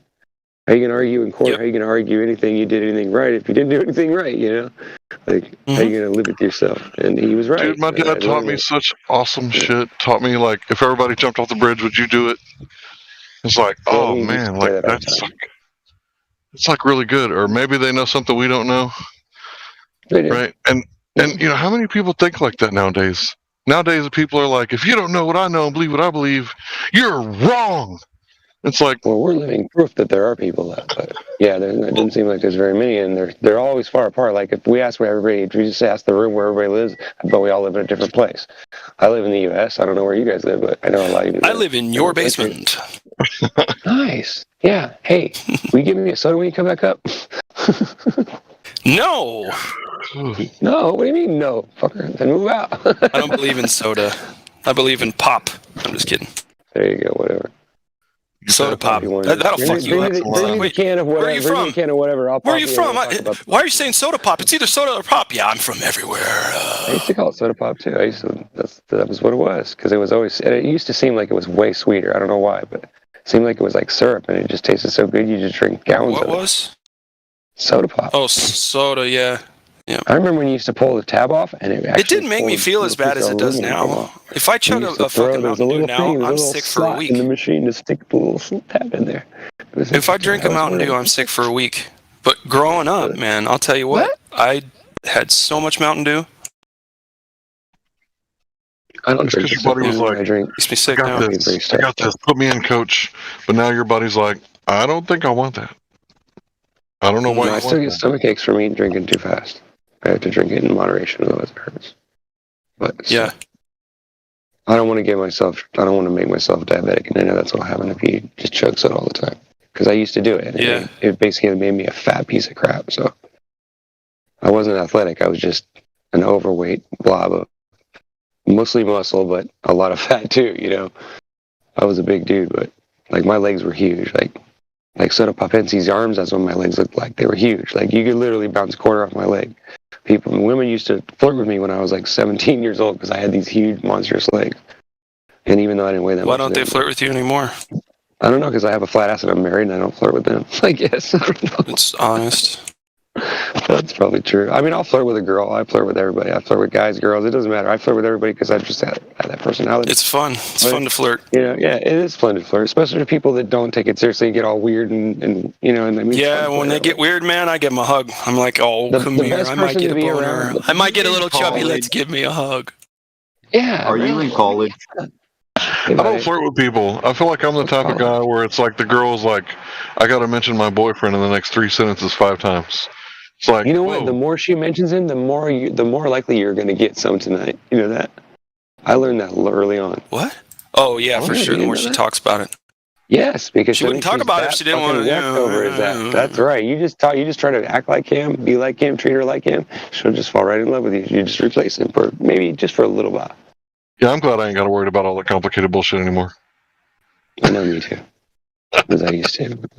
I sound like I'm still in it, huh? I sound real good. I haven't chased after a woman in so long. Maybe you understand the game. I don't even remember what those words really mean, to be honest with you. Most women would be like, "What? What did he say?" What? Officer, did he just pay me a compliment? Arrest him. Arrest this man. Yeah, he must be arrested. There's people over there that aren't scared. Seize them. It's like it used to be. You used to get beat up for if somebody thought you were gay, they'd beat you up after school. Now if you're not gay, you get beat up after school. The world come to, bro. Sad but true. I always said that one day if that ever happened, I'd fucking just swear off and I'd just go jump in a lake or jump in a river, right? Remember we used to say that if the world ever gets that crazy, we'll just kill ourselves. And now we'll just go. Just peace out. What the hell, right? And we used to remember we used to sit around and talk about how crazy the world could get. We'd say, "No, it's not possible. That's stupid. Nobody was that dumb." And then one day we met someone that was that dumb. We're like, "Wait a minute, it might be possible." And now we're sitting here going, "What the fuck's going on here?" Yeah, I've lost all faith. What happened? I'm telling you, I'm almost there. I haven't given up. I still want to fight this place. I'm but fucking I still feel like I still feel like I came from somewhere else, and I'm really here just to help everybody else. That's the way I'm starting to wonder, because it seems that way. Everybody seems to be just getting more dumb, and it's like, I'm not really getting dumber, but I do fall for some of the dumb stuff. But it's not that bad anymore. It's like I can see through most of the more important stuff. Like I can see through the lawyer stuff. Like I'm starting to be able to see through stuff. It's like, wow, knowing all I have to do is learn a little bit of stuff, and for some reason, then I'm able to just kind of like stay out of trouble if I'm careful, and I'm careful with what I say and how cocky I get. You know what I'm saying? And that's hard to do, of course. But yeah, yes, it's hard to do. It feels good to like be on the right side of the law and not have to worry about things. It really does, and that's where I want to get to. That's what I'm working on right now. Or are you in trouble with the law? No, I never have been. I've never been arrested, nothing. But I've been harassed by the cops a few times, and I don't like them. There's just something about, like, every conversation I've ever had about police, it's never been good. So even when it's with cops, it's never good.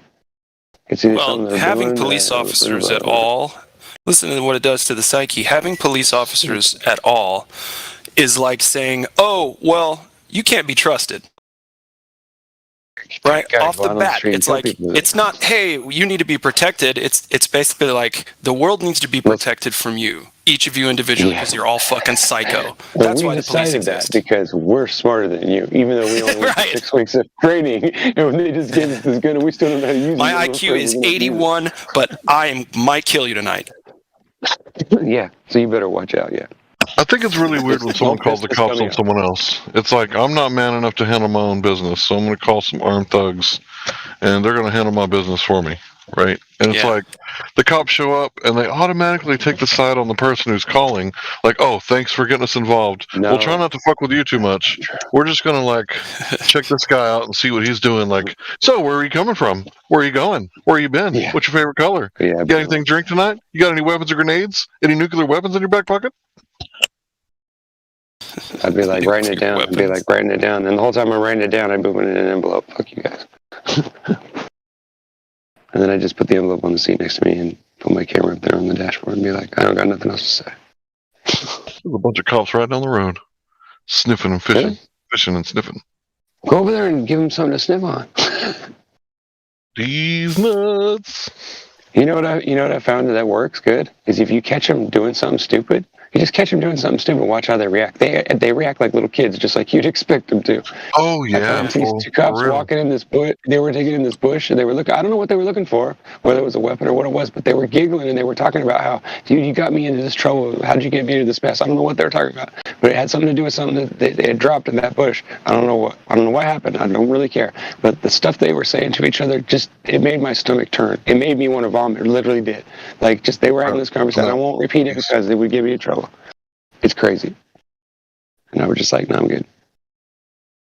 I lost all." Karen is the only person cops are truly afraid of. Yeah, look at him. Yeah, he's got a gun and he's running away from it. He can't fucking stand it. He's out of there. Because she knows. She just knows something. All you have to do is just act crazier than... But if you're a man, that doesn't work so good. So just be careful, people. And don't think just because you think you're half woman or you think whatever, trust me, that gender thing's going to get you in trouble. It just doesn't work. But that Karen thing it's terrifying. Like, for some reason, there's something creepy about a woman who's completely out of her mind. There's just something terrifying, especially when she's got her eyes on you. It's something terrifying about that. Yeah, because you're like, something about her, she's going to want me dead for the rest of her life. This dude I'm about to fight, he might not ever think about me again.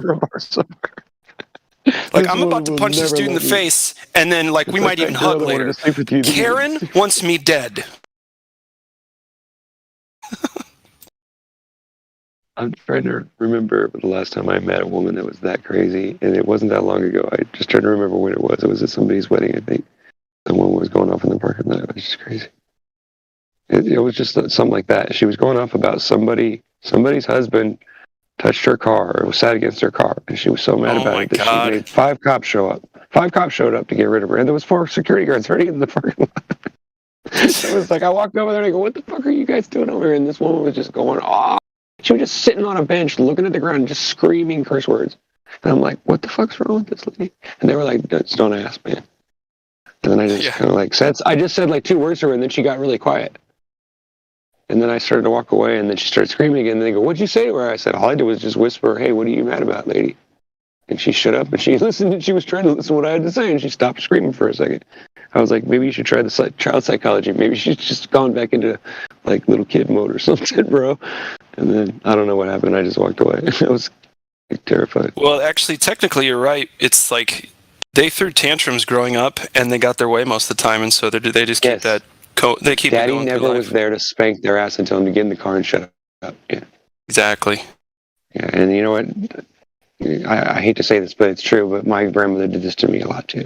So it really did fuck my head up, and it made me a shitty person. So I'm not going to defend it, but at the same time, I've been there. I've been on the other side of it. You know, like where you're throwing a fit and getting your way, and it works. And it's really like for sure. If you throw a bad enough fit, little boy. Yeah, if you throw a bad enough fit, your parents are like, "God damn it! Okay, fine. I'll buy it the candy bar. Wow, I'll buy you a box of them. Just shut the fuck up." Yeah, just shut the fuck up. Yeah, that's really when you know you've gone too far. Like, and I wasn't stupid, right? That was actually I should have taken that. Not that much. Yeah, I should have taken that as good parenting. You know what I mean? Like, she kept on me. That's what I deserve. Yeah. Yeah, luckily I never pissed her off enough to where she actually turned on me and started analyzing me. My mom threw a bicycle at me, and she's not a big lady. My mom got scared. I had this huge BMX bike, and I was in trouble, and I was screaming at her, and she had my bike over there for some reason, and she just picks it up and throws it at me, and it hit me, and it hurt really bad. She probably had that planned out all afternoon, waiting for you to come home. No, she didn't, though. That's the thing. She probably weighs. That bike weighs half as much as she does. I'm saying. It was amazing how angry she had to get to do that. My stepmom one day, she was sitting somewhere, and she just told me this. She starts telling me this stupid story out of nowhere, and then all of a sudden, like some woman comes running in the store out of nowhere and just starts attacking my stepmother. And my stepmom looks over at me and she goes, "I swear to you, if you tell your dad that I didn't say anything," and I just went. I didn't know what happened at the time, but I realized that she knew this woman was stalking her. And we walked into it. She pulled over. She just, all of a sudden, out of nowhere, she just pulled over in the middle of fucking Kansas City, Missouri, and told me to get out of the car. And I was like, she told me never to get out of the car, even if the hubcaps came off. She said, you get out of the car, you make sure I'm right behind you in the car to make sure no one grabs you, right? And I was terrified. So she told me to get out of the car. And we go into the store and we sit down. We sit down, right, we walk in the store and we sit down, like right as we walk in, there's always a bench somewhere. We sat down and we waited, and all of a sudden this woman would come running in there. And the whole time she's whispering something in my ear, and I wasn't really paying attention. I was just like, what are we doing here? Like, why are we here? I was freaked out. And then all of a sudden this woman came in there and attacked her. And it was this woman that she had met. She's a real estate agent. She had met this woman, and this woman thought she was trying to flirt with her husband or something. This woman followed her from work and followed her home and was still stalking her. And that was the point where she confronted the woman, and then the woman went away and left her alone after that. But it was really, really strange. And I was like completely like thrown completely off by it. It was just like out of nowhere, all of a sudden this shit started going down, and it never happened when I was with my dad and my stepmom. So it was really out of the ordinary. I don't know where I'm going with this. No idea. I was listening. I was going somewhere with it, and it shut off. Maybe it's because I'm looking at all these silly memes. I'm sorry. Yeah, I'm posting silly memes. I'm about 12 hits off the bong too. You know, my bad. Sorry, Peter. Yeah. So very, very careful. Yeah, that's one of my favorite movies too. It's sick, but it's true. So good. Yeah, I used to watch that movie. Like, it would be like we'd have band practice, and it'd be like 3 or 4 times a week we'd have band practice, and every time before band practice, I would I turned the fucking movie on and just made sure it was playing every band practice. It's awesome. Walking and go, what the fuck are you? Oh no, it was too loud for people to be in there when we were jamming out. Oh, I see. It wasn't the biggest quarters. It was just there. Yep. Eddie Murphy Delirious was what me and my friends listened to. That was the first like thing we got a hold of. That was like in my bedroom was like 7 or 8 or something like that. Or maybe older, maybe slightly older, but you know, Michael Jackson's Thriller was still popular. The Jacksons album that just came out or something, I think is around the time frame. It was kind of weird. But yeah, that was a little weird sometimes. Mom caught me getting high with the neighborhood kids and decided that she didn't want me getting PCP by accident, so she told me I could get high with her and gave me a little tin thing that you get like a candy in it at Christmas time, full of shake, and she told me if I could roll a joint without a rolling machine, if I could roll one joint that was smokable, and I was able to pull it off, that I could actually smoke all I wanted out of that can. I could have whatever I wanted out of there, but I had to smoke it and stay in the house when I was high. And I followed along and I rolled the joint and I kept smoking, and I quit for about 27 years and just came back to it recently, but only because of the back problems and all that. But yeah, wow, that's cool. You say that was your mom or your grandma or who? My mom, yeah. My grandma didn't approve of it, but my mom kept it a secret. And my mom kept getting me high all through my childhood until I was grown. And then of course I've reciprocated plenty. You know, I've been there to buy the weed for her and go out and find it and all that stuff. You know. But you know, I'm not saying that's something you should do for your child. That's wrong. But well, I don't have any kids. Confused. My mom was confused. She was single. She didn't have nobody going with her. She was working 2 jobs to try to get the hours so she could take care of me, and we were in and out of people's houses to live with. So it was like, you know, we were homeless half the time. Not really homeless, but like we slept in the car sometimes. Or I slept at grandma's for a while, or a couple of days or weeks or whatever.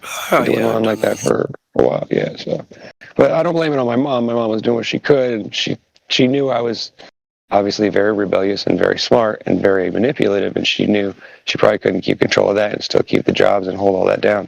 So she figured, well, maybe I'll give him some stuff that he could get away with, and then maybe he'll trust me more. And it worked. She kept my trust, and I didn't run off and get with crazy people. And when I did, she was able to reel me back in. So I guess I'm lucky, you know. It was a joint effort of my dad and my mom, and you know, like, but they made a lot of mistakes too. But I mean, overall, I mean, you get dealt the card hand, you know, and you just got to play the cards and get them out of your hand. When it's all over, you can say, hey, I did what I could for you. And, you know, when I look at my parents, I don't despise them. I still hold a little bit of stuff, but they don't even know it. They don't even know it. They don't even understand it. But, you know, like. Yeah, I'd just say, listen, I know I wouldn't have been able to perform as admirably as at least my parents did. So I'm cool with whatever happened, you know, and at this point, I'm an adult. If I'm still butthurt about something, it's on me, straight up. Yeah, that's too basically what I've been told, and I heard that from enough people that were smarter than me and older than me, that I realized that they were right about it, and that I needed to figure it out in my head. And I kind of slowly been trying to like accept that better. Yeah, just like forgiving yourself or forgiving other people, it's just forgiving. It's just so I can go to the next thing, so I don't have to worry about it anymore, right? So if I forgive somebody for something they did against me, it's not because I want them to know that I still love them. Of course, that's going to happen anyway, but it's for me to be able to move past it and say, you know what, I did my thing. I did everything I could, my due diligence, so there you go. It's like you're selling your own karma to yourself or something. You end up with monkey, you end up with legion instead of just a few spirits. That's what you end up with. Yeah. Think about it. It's all spiritual, you don't realize. I know it sounds crazy, but maybe there are really entities that hang around on your body that you can't see. Oh no, I know there are, but I just you know what I mean? Like fucking, I think they're losers, is what I think. Get your own energy, idiot. If without us, they wouldn't have life. So we're kind of like. I know. So in a way, we're like the only reason why they exist, which is kind of strange and creepy all at the same time. That makes us important, even if you believe in evolution. It does. So in other words, we're not just the goyim after all. We should take our place where we belong, is equal with everything else. We will. It's on its way. That train's coming. So I'm waiting for that train. I'm waiting to get on it. I just hope that I still got by the time you get. Well, you won't have to wait much longer, and you'll know. I think I will too. I think you're right. I think when we all think when we've given up, that's when the sign will come and we'll know. It'll be like, we're not going to be left forsaken or nothing like that. Even if we're wrong about all what we believe, we're still not going to be forsaken by the Creator. I don't think. I believe we'll just be taught the right lesson, and then we'll be reset or whatever. We'll be back to what we're supposed to.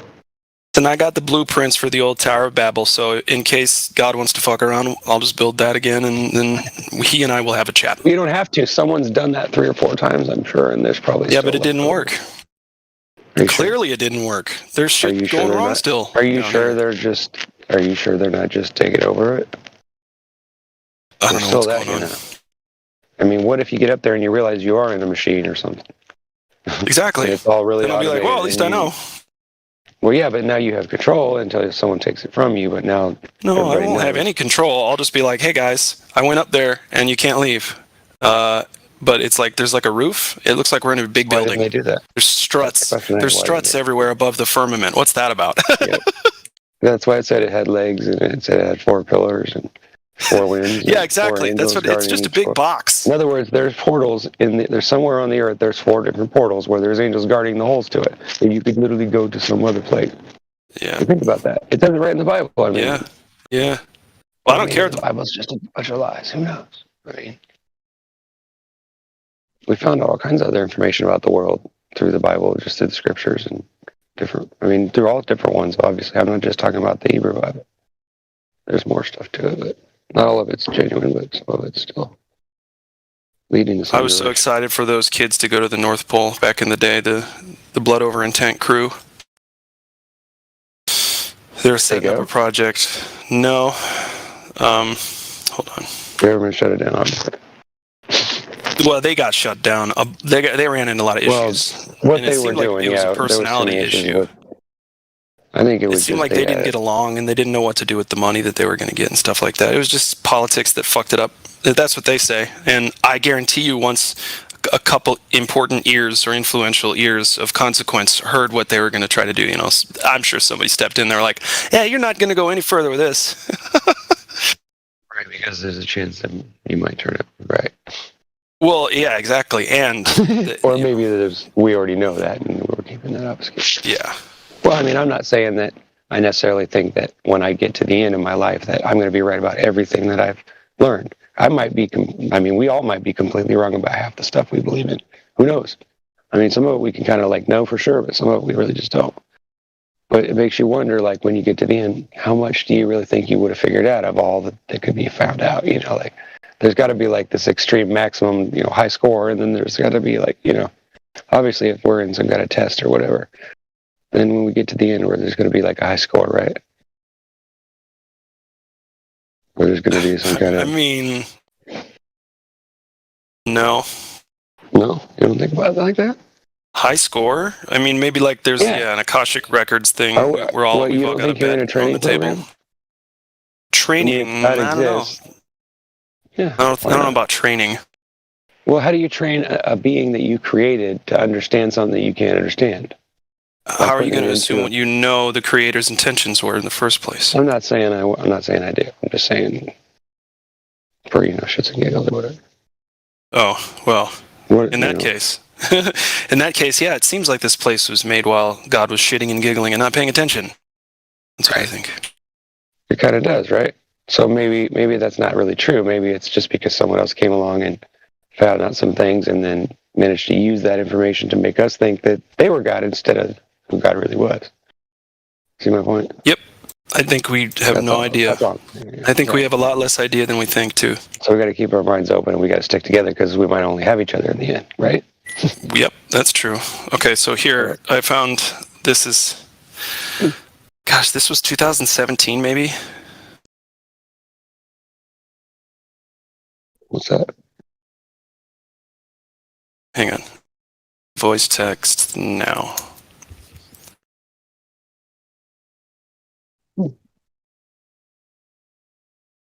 You got all kinds of interesting information. You watch a lot of stuff like I do. I don't know where it comes from, though. I still think I call it the giggly. I call it giggly because it's Google that does it, but it makes you laugh, so it's giggly. Like how the AI convinces you to watch videos of crazy stuff, and then you go, "What am I supposed to take from this thing?" Yeah. Right? You go, "Why am I watching this?" They're halfway through it, I realize, okay, there's obviously some kind of obfuscation, some way, a road for me to go way down and research, and then, well, I don't mean this particular thing, but I get a lot of that stuff where I run into stuff, and I'm like, "What?" This looks interesting. Yep. I'm sorry, dude. I was watching part of that video. No, it's okay. I was just. It was playing. I was trying to. I didn't turn it on yet, but I'm sure everybody else did, so I'm sure nobody was listening to me anyway, but I don't know how often everything is. I don't know if they did or not. But the problem with this is these kids had, I say kids, they're I know they're younger than me, well, at least most of them are, but anyway, they seemed like it was going to be easy. Like, all we got to do is get the money and the equipment and the boat, and then we're good. No one's going to stop us. Like, it was just like, oh, how naive, you guys. And you're flat earthers? Please don't tell me you represent the flat earth. No. Put a double fucking hit out on yourself. Yeah, so that's kind of my thing about it. Yeah, you're on a suicide mission. But it's interesting. I mean, I was super excited back then, too, 2016, 2017, when they were starting to talk about it. I was like, bro, shit, how do I sign up? You know what I mean? No, I wasn't thinking that. I was just thinking, like, I want to see how this ends. I want to see how. Well, I definitely wanted to see how it ends, but I thought I was going to anyway. You know, I thought they were going to try to do it, and we'd see it, and I was like, "Fuck that! I want to go." Well, yeah, if I would have really thought people were really doing it, I kind of would have been closer to it. And all of them there, but like been somewhere in the line, so I could see all the crazy people coming by. I'll show you the toilet. Trexing across Texas or whatever to get, or wherever. I'll show you the plasma toilet that we're supposed to be jumping into. Plasma toilet. Oh, you mean the hole in the center of the Earth? Yeah. Or whatever you call it, the middle or the central part of the Earth, or the rotation of the sun, or you could say North Pole. Maybe. But that's pre-assuming two poles. So I just want to know why anybody can logically hear someone say that there's more than one pole and it moves around, and then still believe that any of that crap is true. Like, come on. Like, how many times do you have to, like, convince, like, how many times do you have to reveal that you're lying before, and then tell the person, oh, but I'm not going to lie about the next thing, and then you lie about the next thing, and like, how many lies do you have to get through before people just go, all right, shut up now, I don't want to even hear what you have to say, right? Right. How many lies does it take to make somebody a liar? Yeah, or to make someone crazy enough to just shut the TV off, you know, like, or just to shut off whatever your person is giving them the information.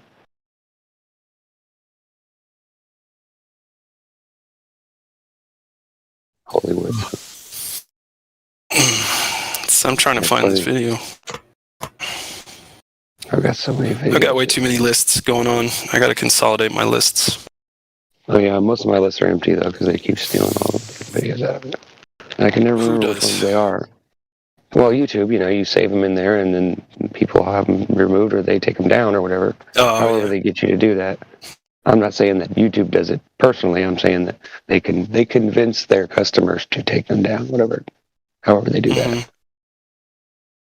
I haven't had any experience with that personally because I've never gotten a strike or anything. But I don't put my stuff out to be like seen by. I only allow people that I give the address to look at it. So. It keeps me protected, at least I think it does. I don't know. How is it my phone is going dead even though I'm plugged in? Charge.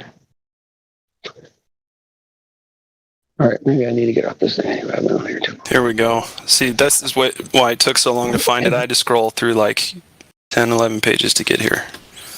Okay. This is apparently what those guys were going to dive into. Now, I don't know about you, but that doesn't look like a survivable event.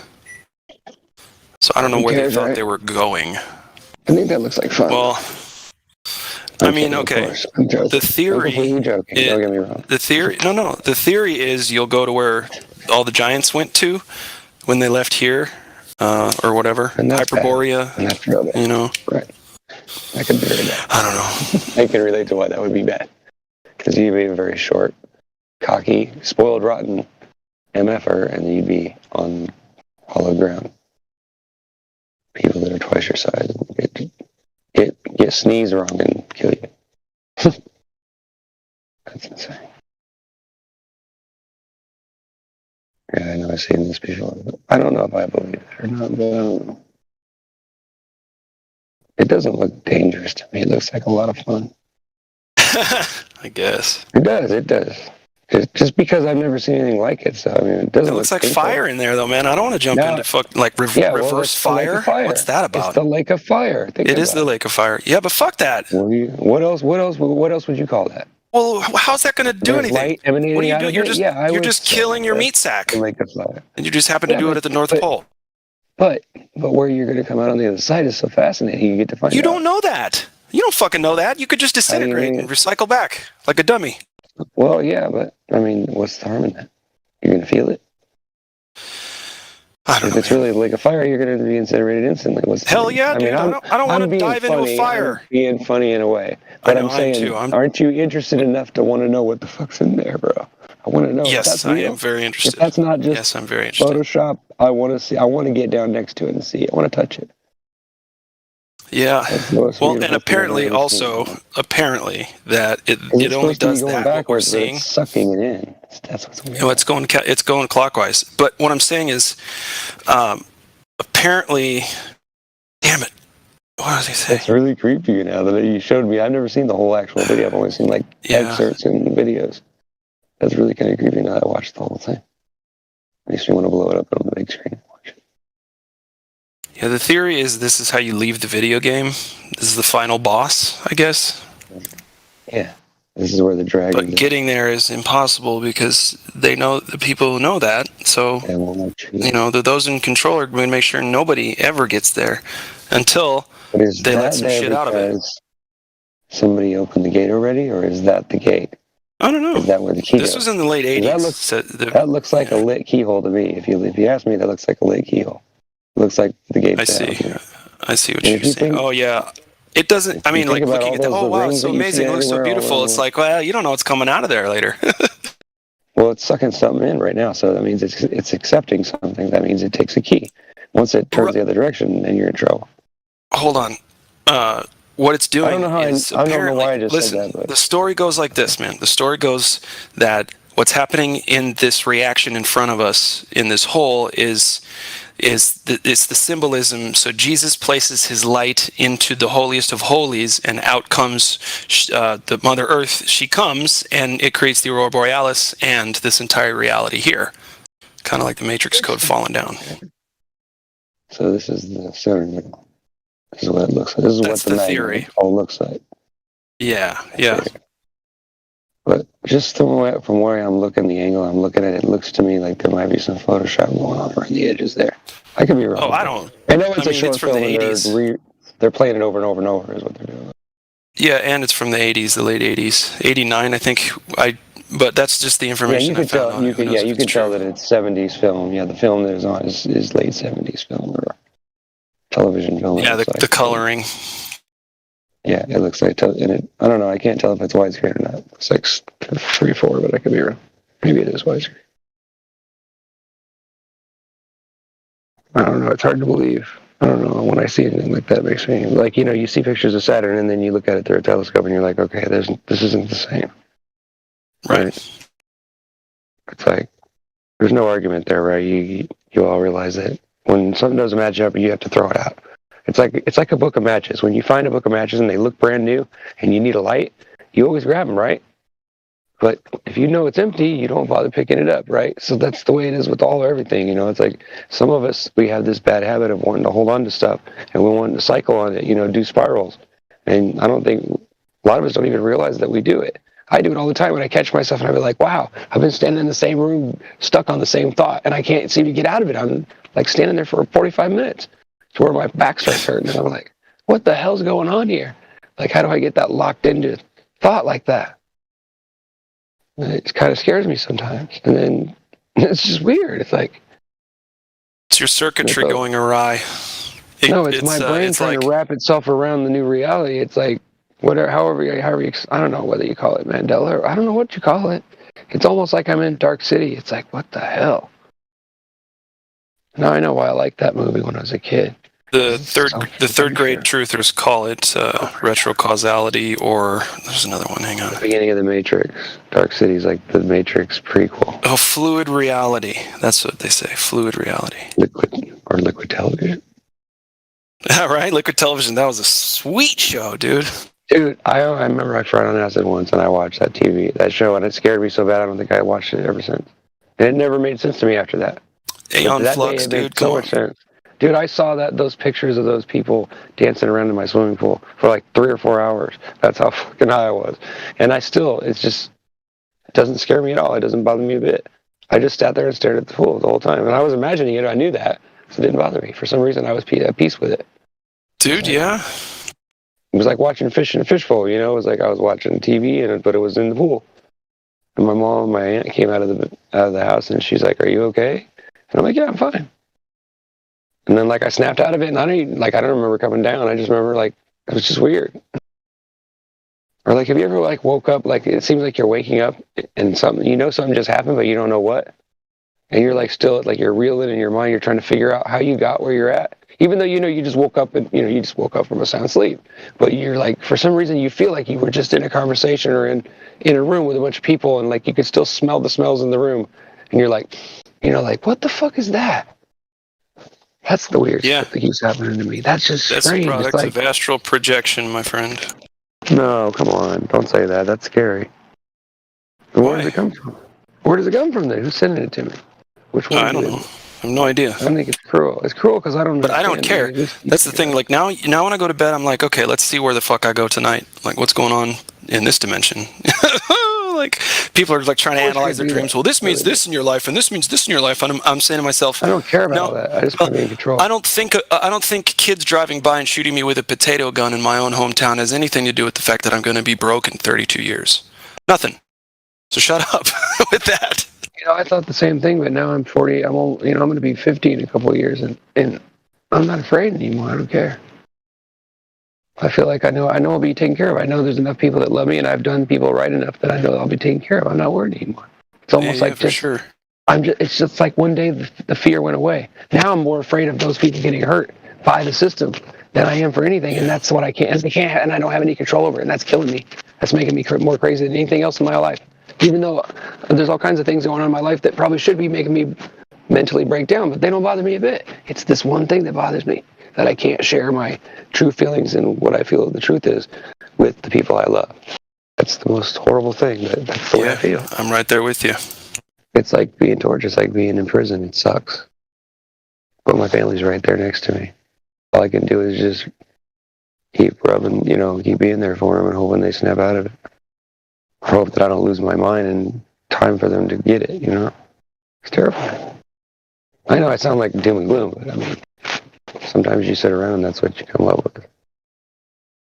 And since nobody wants to come in here and argue about flat Earth, then we'll just have to talk about this weird shit. I'm kidding. I'll shut up. No worries, dude. I'm listening. I know, but I'm sure everybody gets sick of hearing it. I get sick of hearing some people talk, but certain people come on and they just babble on, and sometimes it gets on my nerves. But I'm starting to get used to it. I'm starting to get to where I think it's cute and funny. It's like kind of fun watching the personalities on the live stream. It's interesting. Because a lot of people love it so much, and they get so much out of it that they don't care. They keep coming back anyway, even though they know that they're losing something by coming in. Because, people give you crap about everything. It's kind of weird, though. But we all seem to need it so much that we don't seem to care. It's a lot about us. Makes me tired. I'll say that. Seeing all my loved ones be retarded. What? Yeah, it does. It is. That's what I say. I try to say tired, but it makes me tiring. Makes me want to hurt people. But I don't want to hurt people because I know that they're the ones that I need to save. How do you attack the people that you're trying to save? Like, it doesn't make sense. Because you know that person is another person that somebody else loves, and no matter how mad they are at you right now, you know that once that blows over, like, that's to the core, you don't really hate them, right? Like, how can you hold a grudge like that? And how can you murder somebody for their shoes? Like, how do you live with yourself afterwards? Can you explain that to me? I can't imagine. Who murdered someone for their shoes? No, this happens all the time around here. Oh. I don't know if it's really true. Maybe it doesn't really happen. Maybe it's just a storyline. But I'm sure someone's been killed for their Jordans. Yeah. No, there's homeless people. Go to Chicago. They go to blows. They go to blows with each other because they try to steal each other's stolen stuff from each other. It's like they're stealing it from garbage cans, and then this guy steals it from him, and they steal stuff from each other so much that nobody really knows who knows. It might have been your stuff at once. So you steal it this time. It might actually have been yours at one time. Who knows? Like people pass stuff around. They get like somebody steals a car and It seems like instead of people reporting it now, it just disappears. You just see the breakdown of a disappears. My car stereo got stolen twice. The second time, or no, the first time. The first time I was able to get it back. Check this out. I was able to get it back because I knew exactly where they would take it to try to sell it. So next day I just went there and I was like, here, be looking for these parts, this serial number, give me a call. And they did. The guys tried to sell it to him. They made the sale because legally they couldn't have done anything, even with just my, because it's hearsay. Right. But they did call me and they were like, well, yeah, we got them back. So if you want to come pick them up. And they didn't make me pay for them either. So it was sweet. I was like, wait a second. Well, this doesn't happen to anybody. To let go of it for cheap. Yeah, that's probably. Well, no, they do that because they want to. They don't want to be on the wrong. Think about it, that could destroy your business.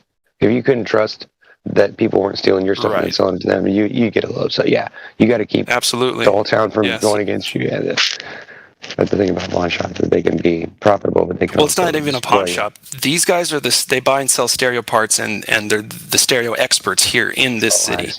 Like, there's nowhere else people go, and yeah, so you're more right. But people in that that buy sense, stuff and then don't like it, they'll try to get some money for it, so they'll take it in there.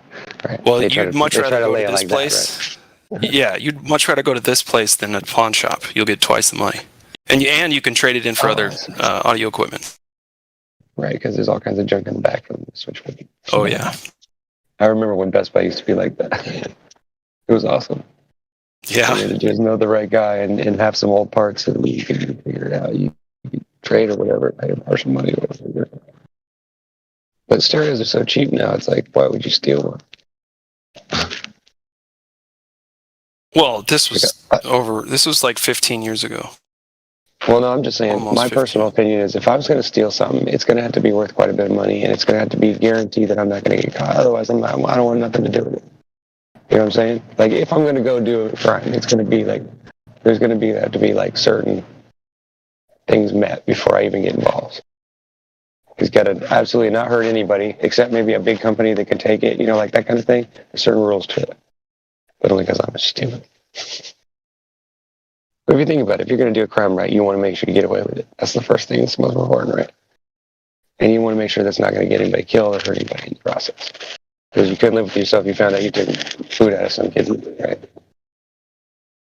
That's the reason why I can't be a criminal, because I can't live with myself knowing that I'm taking money out of somebody's mouth or somebody's hand that might have a kid to feed or something. I can only imagine what that's like. I lived on the street, so I understand it in a different way. To me, it's not funny. It's not a joke. It's personal, It's one thing to stab somebody, it was another thing to twist the knife.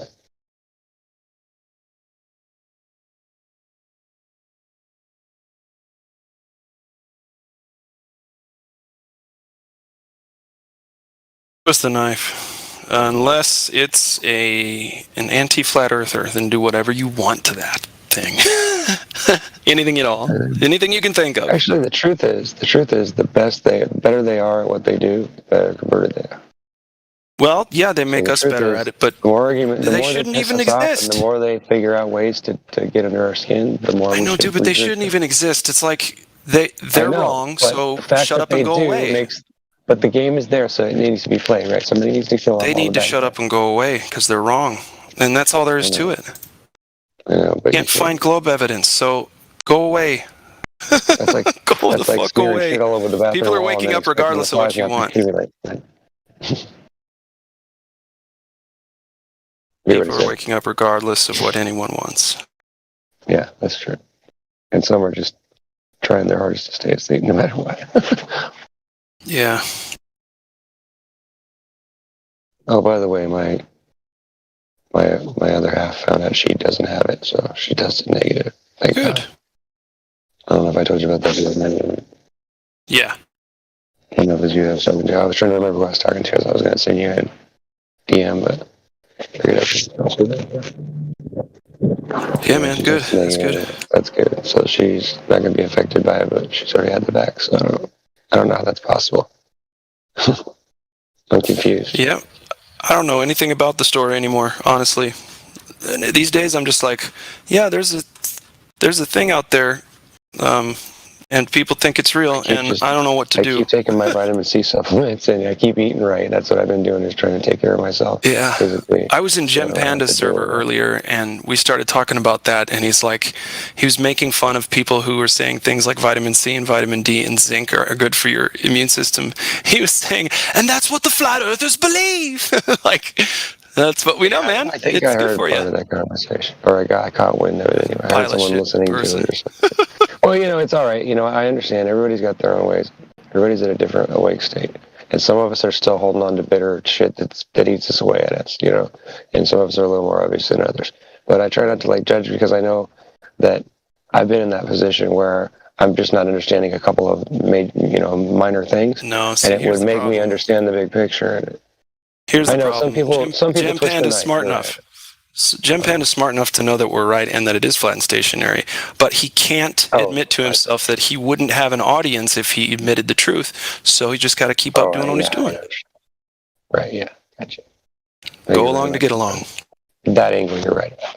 Give you that.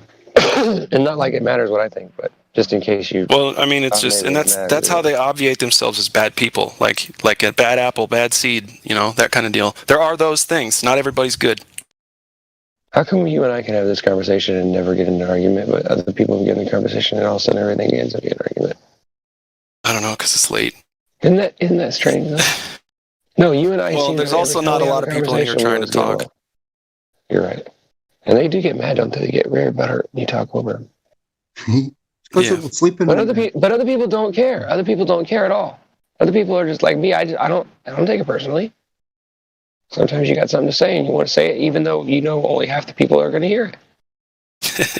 Right. It's not being rude. It's just making sure you get heard. And sometimes you want to be understood. Right. And sometimes I think that one thing that I say at the last bit might make you understand where I'm coming from, so you don't have to keep asking me questions or be angry or whatever. I mean, it depends on the situation. But my intent is never to go on and find bad things about people and reveal it and make fun of them. That's not how it works. Me is more about, letting people know if something bothers you, then just let me know about it. So that way I can try to avoid, or I'll just stay out of the chat rooms whenever certain people are around. I don't have a problem with that. There's room for all of us. But there's no reason to be hurtful about it. That's what I mean. I'll understand. I know. Bring it to the table the right way, and I'm good with it. I grew up with bullies all around, so when I see someone bullying, I try to give it to them twice-fold. And sometimes I get in trouble because it makes me look slower. Because they start playing the victim, and then I end up looking like a bully. Right. Sometimes they're smarter than me. Huh? I said sometimes the bully that you're trying to avoid is smarter than you, and they twist it around and they use that. Dude, that really hurts. I know, I hate it. I've been in that position before too. As a matter of fact, I've been in some pretty bad situations in my life, so I guess that's maybe why I have empathy for certain people, and why I let people get irritated with me easy. Because I don't turn my nose at certain things. I still listen to what people say, because I think sometimes all people really want to do is be heard, or at least have one person say, "Yeah, I get where you're coming." Not necessarily say, "Yeah, I believe what you believe," but yeah, I understand why you believe that. I can understand where you're coming from. It helps. It makes you feel a little better, especially when. Oh, well, they're just not allowed to get away with it. Somebody thinking that they're better than somebody else. That's not. I don't allow that at all. I don't care what you've done in your life, what you haven't done. No one's better than anybody else. And so, if you're going to be out there making it look like that's what you think, and you're trying to push that on people, and you're hurting people because of it, I'm going to stop it. I agree. I'm the same way. I like to. I have a special place in my heart for attacking people that do that. Yeah. And sometimes when I'm in a bad mood, and I come on here and somebody's just being an ass, and I can tell that they're just totally phony, or I've heard it on here before. It sounds like when I say this conversation sounds like it's been retaped and they're replaying it, that means that it sounds to me like we've got someone in the room that's been here before, and it's like I'm having deja vu, we're saying the same lines and we're going the same conversation. And it's almost like we're saying the same thing back, and it's like, wait a minute, this seems really odd. Are you sure we haven't had the same argument 24 hours ago? Because it's strange stuff like that. You get that? You ever feel it that way? Sometimes it's like, we had this conversation yesterday with someone just like that. Yeah. And it's like I just want to tell them, shut up, just get out of here, just go away. I just want to, flea flick them, you can just kick them right out of the room. But then sometimes they reveal themselves as not being as, should I say, trolly as I thought they were, and so I've been trying to like stay back and not go off on people and just another misinterpret. Yeah, man, I feel you. I don't know how to talk about this stuff to most people. That's why I do it on here, and everybody's like, "Why do you talk about it?" I don't know, because isn't this what you want? Isn't this why we're here? This is what we really need, is to bounce our ideas and our feelings off of the people and hear that people don't just go crazy and go, "Oh my God, why would you do that?" You know? Totally. The fact that I'm saying stuff that does sound kind of nuts, but people aren't responding with that normal attack mode like they do, makes me realize that there's a lot of people that feel a lot like I do. You know what I'm saying? Maybe not completely the same way, but they're getting the same signals from Mother Earth, and it feels weird. Something's not right. What is that? Yeah, it does feel strange. Why does it feel like that? I don't know, man. I wish I knew the answer, because I'd be screaming it at the top of the hills. I would. I'd Yeah, that's the thing. Like, I just want to know what the purpose of this construct is. Like, what the fuck is this for? No, I'm not afraid of finding it out. I'm afraid of what it might be. I don't care what it is. I just want to. What's the excuse? What's the excuse for this place? Yeah, I don't know. I have a feeling that it's a lot more. I have a feeling that when you find out, you're going to cry, but not because you're miserable, but because you're in awe and shock. Because I don't think it's anything like what you think it is. I think that shit like that exists, I don't know why I say that, but there's something in the back of my mind that keeps telling me, just hold out. You're going to make it. Just hold out. You're almost there. You know, like, I used to think when I was 13, when my grandma died, I died inside. Like, I've never been the same since. It's like, I've always just thought, well, I don't care if I die. I really don't, because my grandma's gone, and I loved her very much. And she died in a really critical time in my life, you know what I'm saying? Mm-hmm. And so I've kind of held a grudge. So I get where that comes from. I get it. But at the same time, I know. I just have this weird feeling that it's going to be all right, regardless of what happens. Well, good for you. But I still have to maintain composure. Yes.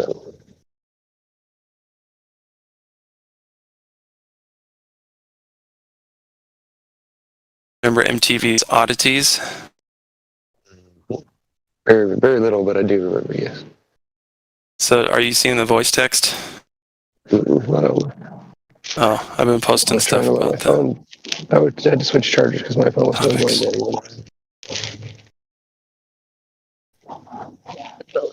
Why was it kind of fast for you to watch the 12 times? Okay, I'm looking now. For television. That's sort of the television that's what brought me to earlier when you said that. Said something liquid. I was like, yep, there it is. Can I ask you a question, Loki? What's that? I'll give you an answer. Yeah, I just wanted to ask that feeling that you said you got about that it's just going to be okay, or that it's all going to be okay in the end. Is that general in terms of your life outlook? Reason I'm asking is that I've also kind of had that same feeling my whole life that things are going to work out, even in the worst times. Maybe that's because of the difficulties I've endured. But the fact that there's always this feeling of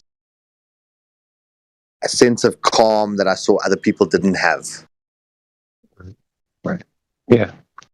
I'm trying to think of how to explain it, but it's very close to what you just said. The same understanding. Trying to think of how I can say more. Damn, the stupid part.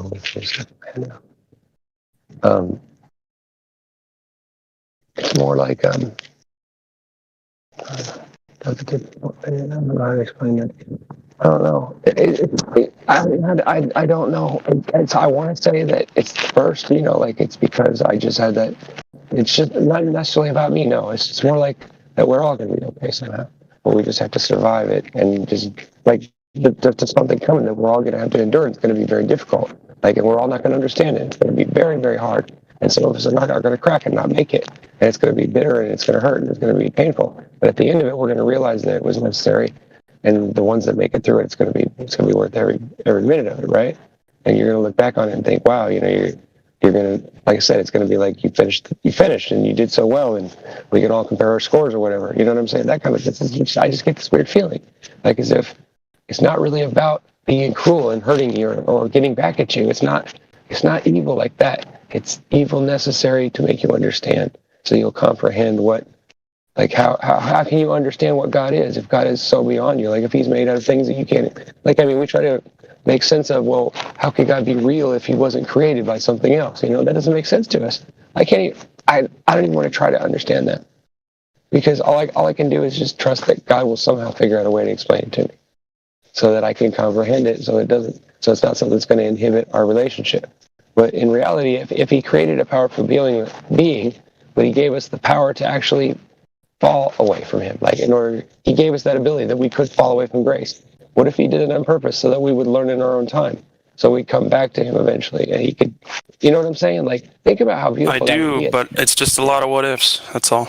I know, but I have to hold out with something. And in these times when everything seems to be just backwards, what else are you going to do? I'm just going to stick with what I knew.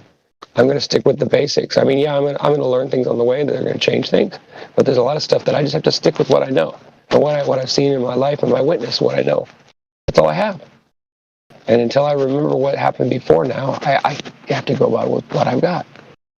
And I don't think that any God that created me or any being that created me that gave me the same feelings and the same passion that He has in His own mind, but at the same time, He lowered Himself down so that I can understand Him. That's just a beautiful thing. And I want to be involved in it. I want to still get to the end of that and at least see what it's like. Because maybe, I don't know, I don't know. There's something about it. It's beautiful. It makes me feel special in a way that makes me realize that at some point I'm going to realize that He was there all along. And He's going to reveal Himself in everything, like all the times He was there and all the people He moved through. Like it's going to be about Him revealing who He is, not necessarily judging who I am. But I'm not asking for who He is. I don't really even care who He is. I just want to talk to Him about what He's made and why He thinks that it's acceptable. I know what. I don't have the vision of God that a lot of people do. I think that there's reasonable bones to be picked with the creator of this place. Don't get me wrong. Based on what I know, yeah, and what I remember, yeah, of course, there's some issues, yeah, of course, because it doesn't seem like nothing fits together right. It doesn't make any sense. It doesn't seem to, like, one sacrifice doesn't seem to meet the needs of the other, like the sacrifice. Well, I'm not even saying it doesn't make sense. It's arbitrary. It's worse than not making sense. I know. That's my point. That's my point all along. I don't think this is supposed to be here. I think it's all just kind of a waste of time. This whole construct, whatever's going on here. Right. Seriously. Because what it boils down to is we're stuck in the middle of this fucking war. Listen, it boils down to we're stuck in the middle of this fucking war between energies or whatever. Like, what the fuck? I wouldn't sign up for something like that. Fuck that. Get me out of here. Like, what the fuck? But that's why I just remain calm, and I think, okay, well, obviously it's not quite like that because it's ridiculous, right? But then lately, when you start seeing some of that ridiculous stuff come out, and it's like, you mean to tell me they're trying to push truth for that? Like, come on, really? Aliens? Come on, dude. Like, who's seen an alien? Have you seen an alien? Have you ever seen a man from outer space? Anybody claim they were from? No, never. Not even close, right? Yeah, I've seen some lights in the sky. I've seen some crazy shit. I've seen things like I thought was a ghost or shadow man, but I can't place exactly what it is, or I can't. Honestly, it seems like human to me. Every entity I've ever come across seems like very similar to what I think, how I think. Vindictive and mean at times and nice at times. And yeah, it's just creepy, but that's true. I feel that. And I don't feel like one pulled to one side. I feel like a mix of all this weird, like soup of all this confusion, of all these people just suffering, and most of it because they don't understand. They won't listen. It's true, they won't listen. It's crazy.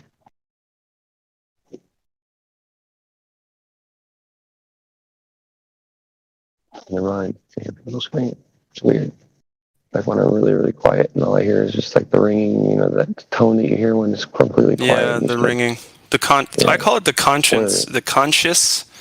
tone, sound of your, like the sound of, your body being alive. Yeah, being alive. Right? Yeah, the sound of like being sentient and conscious. God, I hate that word. Right. Yeah. You're still awake. Right. Like even when you fall asleep and you get pulled out every once in a while, you know that eventually you're going to pop right back into existence. Right. Well, I think we're hearing the electricity that it takes to keep our heart beating and our body alive. I think that's what we're hearing, quote unquote hearing, because we're experiencing it in our head and it's near the ear. So it's like, oh, I'm hearing it. It's like, no, because when you plug your ears, you still hear it. Yeah. Well, yeah, because it's the background. It's the ether. Like what they talk about ether is sort of, well, it's different than what they mean. Like, ether is just like the space between you. Whatever. I think it's kind of crazy how they divide stuff up and dissect it. It's just the medium. You can call it whatever you want. We're in the medium that's in a bunch of mediums, and that's it. That's all there is to it. Yeah, it does seem cruel, but at the same time, it would all make a lot of sense if certain things just kind of fell. Like if I knew certain facts and I could confirm them, like I think like if I eventually kept at it, I could find certain things. Like if I came to the truth about certain items in the world, I could come to a conclusion of what's really going on. But it would take me a lot of research and a lot of devotion to get to that point. And then I might decide at some point that I just don't want to see the rest of it. Like if that's really what's at the center of the earth, and that does sound kind of traumatizing. Yeah, you get stuck into this big super mess of this fight, this battle, this war from evil and good, and people that hate each other, and all these families that are butthurt with each other because they bruised each other's heel and all this crazy crap. Doesn't make any sense. Well, dude, then you got the bigger problems. Fucking people starving all over the place, murder, rape, incest, like kidnapping, just everything, bro. What the fuck? I'm serious. Like, there is no reason for it. There really isn't now. You can say, oh, I can't have bad without good, good without bad. Bullshit. Just make the good stuff. You don't have to have bad stuff. You don't. Well, certain things are necessary, but yeah, all the really nasty, disgusting, evil shit should just not exist, right? Yeah, it's like I don't get it. Energy sucking. Right, exactly. That's why I think that whatever God put us in, it was obviously taken over by someone, and they've changed the rules, and we're just abiding by this person. Like, I agree with that. I think the ownership just changed of this place. I think whatever deity that's above us just changed. That's the reason why everything's all fucking upside down, and it does this every so many years. Yeah, dude, totally changing of the guard. That's fucking crazy. Yeah. I know it sounds, but when you start to think that out a little bit, it starts to like all kinds of weird stuff starts to pop. Like when you see weird clouds forming in the sky, and you see weird stuff like shapes in the sky, you go, "Wait a minute, what if that was?" Like what? Yeah, why am I seeing that right now? Like, what if God put us in this big giant dome thing, but someone else took us and put us in a smaller one and just tricked us all? You know what I'm saying? Like, how do we? Right. How do we? And it's funny. It's like the original creator just hasn't been back around yet. Dad hasn't made his rounds just yet, and so Satan can fucking go loose for a little bit longer. Maybe that clock in the sky is waiting for it. Maybe he doesn't come back until that 200,000 years or whatever it is. And that's when he gets off work, and then he leaves again. Yeah, exactly. Maybe he'll get off work so he can spend some time with his kids. And he realizes someone else is raising his kids the wrong way. But I really honestly don't. I think that when God sees what's really going on, he's going to be very angry. And he's going to look down at all the people who stuck with it and was stuck and fought against stuff that's not right. And didn't just take the jab or bend over and take it and you know what? You know what I'm saying? Like, we got to stop doing that, bro. I don't care why you do it. Just don't do it anymore. Remember that you have some say in what happens to you. You're not just stuck here like they want you to believe. Obviously, they're lying to you. You know what I'm saying? They're lying to us. They lie about everything else. So why would they tell us the truth about the reality? Of course not. They don't want us to know God's there. They don't want us to know that they've taken over. They don't want us to know none of this because then we do something about it. So what do we need to do? We need to keep hunting until we find the truth. And once we know for sure that's what they're doing, then we need to take them down. And we need to do it swiftly. And without disregard or any of that. Just like it says in the Bible, how he sends, like, so-and-so goes into this one town, he says, murder everybody. I mean, it's terrifying, but, I mean, there's times in the world where if we could have done that, maybe things would have been a little better, right? Yeah. So glad we were talking about... Sorry. No, go ahead. I'm ready for a shift. I know what you posted, Solar. I'm reading it. So we were talking about the dualistic nature, the dualistic machine that we're in. It sent me on a path of research to try the dualistic intention. And there's a whole form of philosophy called unifying the opposites through the middle path. Yeah, isn't that just Luciferianism? Well, so they kind of look at it from like think of a triangle, think of your man and your woman, and then God's at the center. So it's like man and woman are these opposites, and God is at the center. It's the unifying of these two opposites through the middle path towards the center. But philosophically, it applies to so many other things. But they always talk about this major contrast, because obviously we're not the first ones to see that this is like a really strange place to be in. And what seems to be interesting is that they almost prized the oppositions. So they would almost talk about both, and it's kind of like, as a human, you have to restrain your monster and also try and let the angel out. It's like the devil and the angel on your shoulder all the time. Throughout this entire existence, it's about either unifying the opposites or choosing which opposite you aspire towards. But it seems like that's almost like the crux in itself, is trying to walk this thin path between these two opposites, and each person's going to choose a different path between those opposites. That's right, exactly. And based on that is where you say you get your score, you get your where, and that's how you got. But we all learn. I still think it has to do with God wanting to get to know us. I really do. I think that's really all it is. But I think some things have happened, and I don't know. Who knows?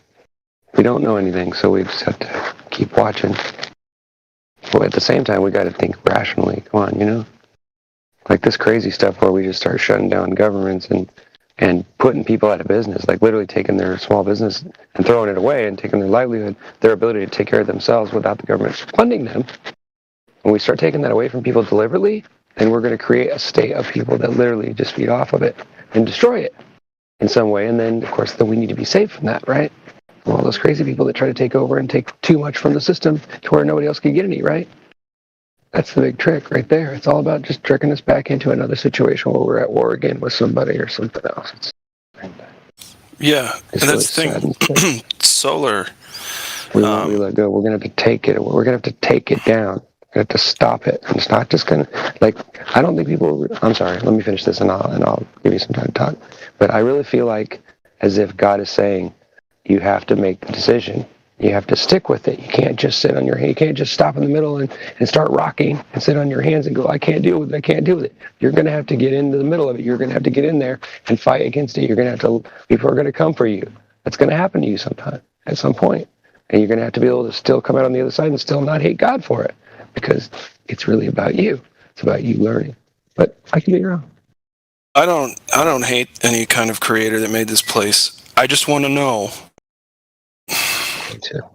what kind of drugs it was taking, and if I can share them with them next time. Yeah, at least share. Yeah, at least let me take that trip too. Yeah, for real. I don't want to be God. Flat Earth hold on. Flat Earth Solar. I wanted to respond to that real quick because I got to go to bed, you boys. But this all says duality. Men's side, left, right, yeah, duality, male, female, duality, and sunken in the body is partly pushing. Separated woman from. Okay, hang on. The last one I like.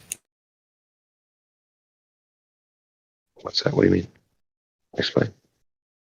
You mean my philosophy that I just told you? You mean, or what do you mean? Are you talking about the last post?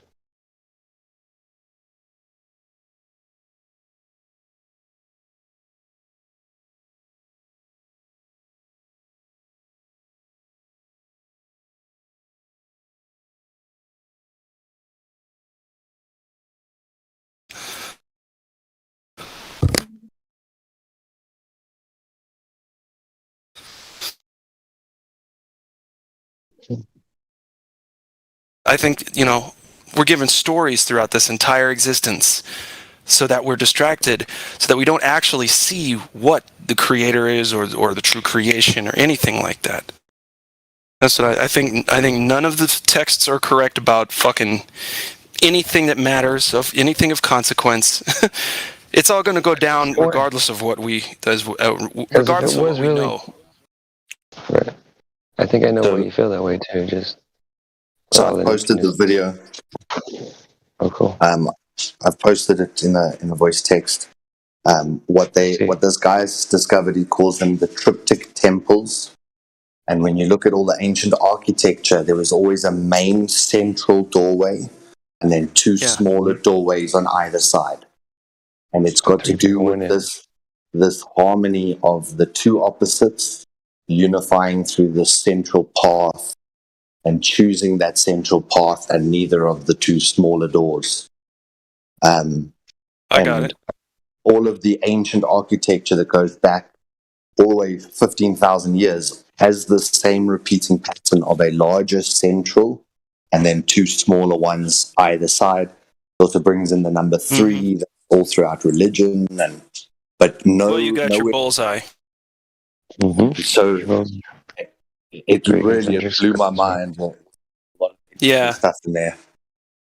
Take it for tomorrow. What movie was it where it had that thing in the middle of the movie that was like was it Tron or that, where it had these 2 rings or these 3 rings that spun around in a circle and they rolled against each other? Remember that? Oh, was that Tron or something else that I'm thinking of? There was a movie where it showed like a picture of that, like an animated picture of that in the background. I'm trying to remember if it was Tron or some other movie like that. Well, Tron is a mind fuck too, because there's got to be. I mean, there's just tons of symbolism there. It's like The Matrix, all those I think that this place is a very convincing. I don't want to use the word simulation. It's a creation. It's a creation of sorts, and it's very convincing, but it's not real. That's all I'm saying. I'll be right back. Yeah, I know. I think you might be right about that. I'm not sure exactly where that's going to, where it's all going to turn up, how it's going to all turn out. It seems to be like that's where we're headed. But I don't know. Just when you think, things are going to go another way, sometimes you get that thing that you weren't expecting to come around and give you that left hook. And then you're waiting for that roundhouse, and then you're waiting for that uppercut, right? The finishing move. That's what I'm waiting for. I'm waiting for the last few swings before that finishing move, so I can be in the right place at the right time, so I can get out of the way of that. That's really what I'm concerned about. Surviving it, yeah. And how has that worked for you? How has that worked for you so far in this existence? Because I find that I bob my head into the pipe, trying to sway out the way, but it's like trying to climb back where I came out of, right? Like that's going to do really good, right? Yeah. I feel it. I'm the same place. Yeah, I don't know what the hell I'm doing. I'm trying to go with what witness I have. That's all I have. I got what I've seen, what I've experienced. That's all I got. I can listen to people and I can experience stuff with them and all that, but I really can't. I can't trust anybody, really, because I don't know who's out to get me and who's not. So therefore, I'm going to go with what I know, what I feel in my heart. And my heart is that whoever God is, He's not out to get me. He's actually out to save me from all this. It's just a matter of things have changed and things have gotten out of hand, but we've got to get through the same, like everybody has to get through what they got to get through.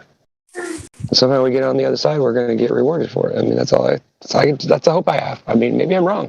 Maybe I'm a complete idiot and I'm jumping right into that hole, the lake of fire, without knowing what I'm talking about, what I'm doing. But hey, there's only one way to go, right? Either with 2 feet in front of you or, scratching and, clawing and scratching. But I'd rather just look it right in the face and, you know what I mean? Dive in. Either way, whatever the answer is at the end, we got to embrace it and we got to accept it. We got to move on to the next level. And I'm done. I'm going to voice out for a little bit and let somebody else talk. Do you think that lake of fire could be the responsible component for the rise in temperature as we descend into the... It's possible that we're creating that vortex. Anything's possible. The ballers come in and say, well, you dig down, it gets hotter, therefore molten iron core. And you say, well, you dig down, it gets hotter, therefore lake of fire, Sheol. Of course, yeah. It all fits together. That stuff does fit together. But that's why I think it's so crazy that when you get people that will read all the scriptures, I mean, even if they don't believe in God, that's up to you. I mean, that's between you and God. I don't care. But if we're going to have a conversation and we're going to get along, then at least we have to be honest with each other, right? You know, we have to be able to have civil conversation about context and whatever without us getting mad at each other and us understanding what we're each other talking about, but also trying to like put out the right information and the truth about it so that people are listening actually benefit from it and don't just get in arguments like we do, right? Didn't I say I was going to shut up? It's all right, dude. You don't have to. No one's trying to say anything else. Not yet, but I got to be careful because I do have a big ego. I mean, I love everybody. I do. I mean the best for everybody. I really do. If I've ever like stepped on your feelings or talked over you, I apologize. I really don't mean to hurt people's feelings or anything. I have to be a jerk. Hey, man, I talked over you all the time, and I just did it again just there. And even though I'm sorry, I don't mean to do it. It's how I roll, and I can only do so much self-work every day. So go fuck yourself if you thought that you could talk just then. Thank you for saying that finally, because I was going to say that. I don't want to sound like a new guy being an old asshole. Even though I do, I believe in demanding respect, because that's the only way you're just fucking around, though. Well, that's true. If you want some, you're gonna have to. You're right. Believe in demanding. Be able to accept shit like that, because there's a lot of people that you're just like me. You're the same way I am. I'm the same way. At the same time, I'll throw the opposite. I'll tell you the opposite argument. I'll start an argument with you, tell you you're wrong, and give you all kinds of reasons to hate my guts, and then I'll be like, but you know what? I agree with you. So why do I do that? A lot of people go, well, why do you do that? You just mess with people's heads. I go, no, that's not messing with your head. It's giving you every reason to dislike me, but then giving you one small, honest reason why you shouldn't dislike me over something stupid like that. Because when you do it, I do it, we all do it. So why the hell we get mad over some stupid thing, get all butthurt, and then be like, well, I'm not going to talk on there with you now because you're always mean and you talk over me. Like I said, I'm sorry. I make mistakes. But I can actually understand 3 or 4 people talking at the same time and still carry on a conversation. I'm sorry that you can't do that too, but I can. I sure can't. No way. Most of the time I can. I prefer the reverse order to that, Rookie. So if you agree with them at first, then you've got concordance. Then you go into demolishing their previous idea. You leave them dwelling on the demolishment of their idea. When you circle back and then agree with what they said at first, they go away thinking they were right the whole time. And you just wanted to be crazy for the first 10 minutes. You made them feel good at the same time. And they don't realize that you're doing them a favor by doing it. That pumps up everybody. Everybody needs to get that once in a while. That's why women should give in to us, and they should give us things that we want, and we should work together instead of fight over who's going to get to do this and that. Like, if you want to wear the pants and wear the strap on, then hey, do it. Whatever we got to do, let's iron it out now. Let's get it over with. Because we got to stop arguing about petty shit like this. This shit's coming at the fans, and we need to be on the right page here. We need to stop arguing about petty shit and worrying about stuff like that, and then worrying about what we're going to do about it. Listen. Let's not forget that. The flat Earth. Listen to this. The flat Earth. You're absolutely right. Flat Earth servers should not exist. Why? Because everybody should be fucking smart enough to realize right now that it's flat and stationary, and we got a lot other work to do than argue about this. Yeah. And this is just a waste of time. That's why I feel that way. But at the same time, I still come in here because I need this. I need to feel.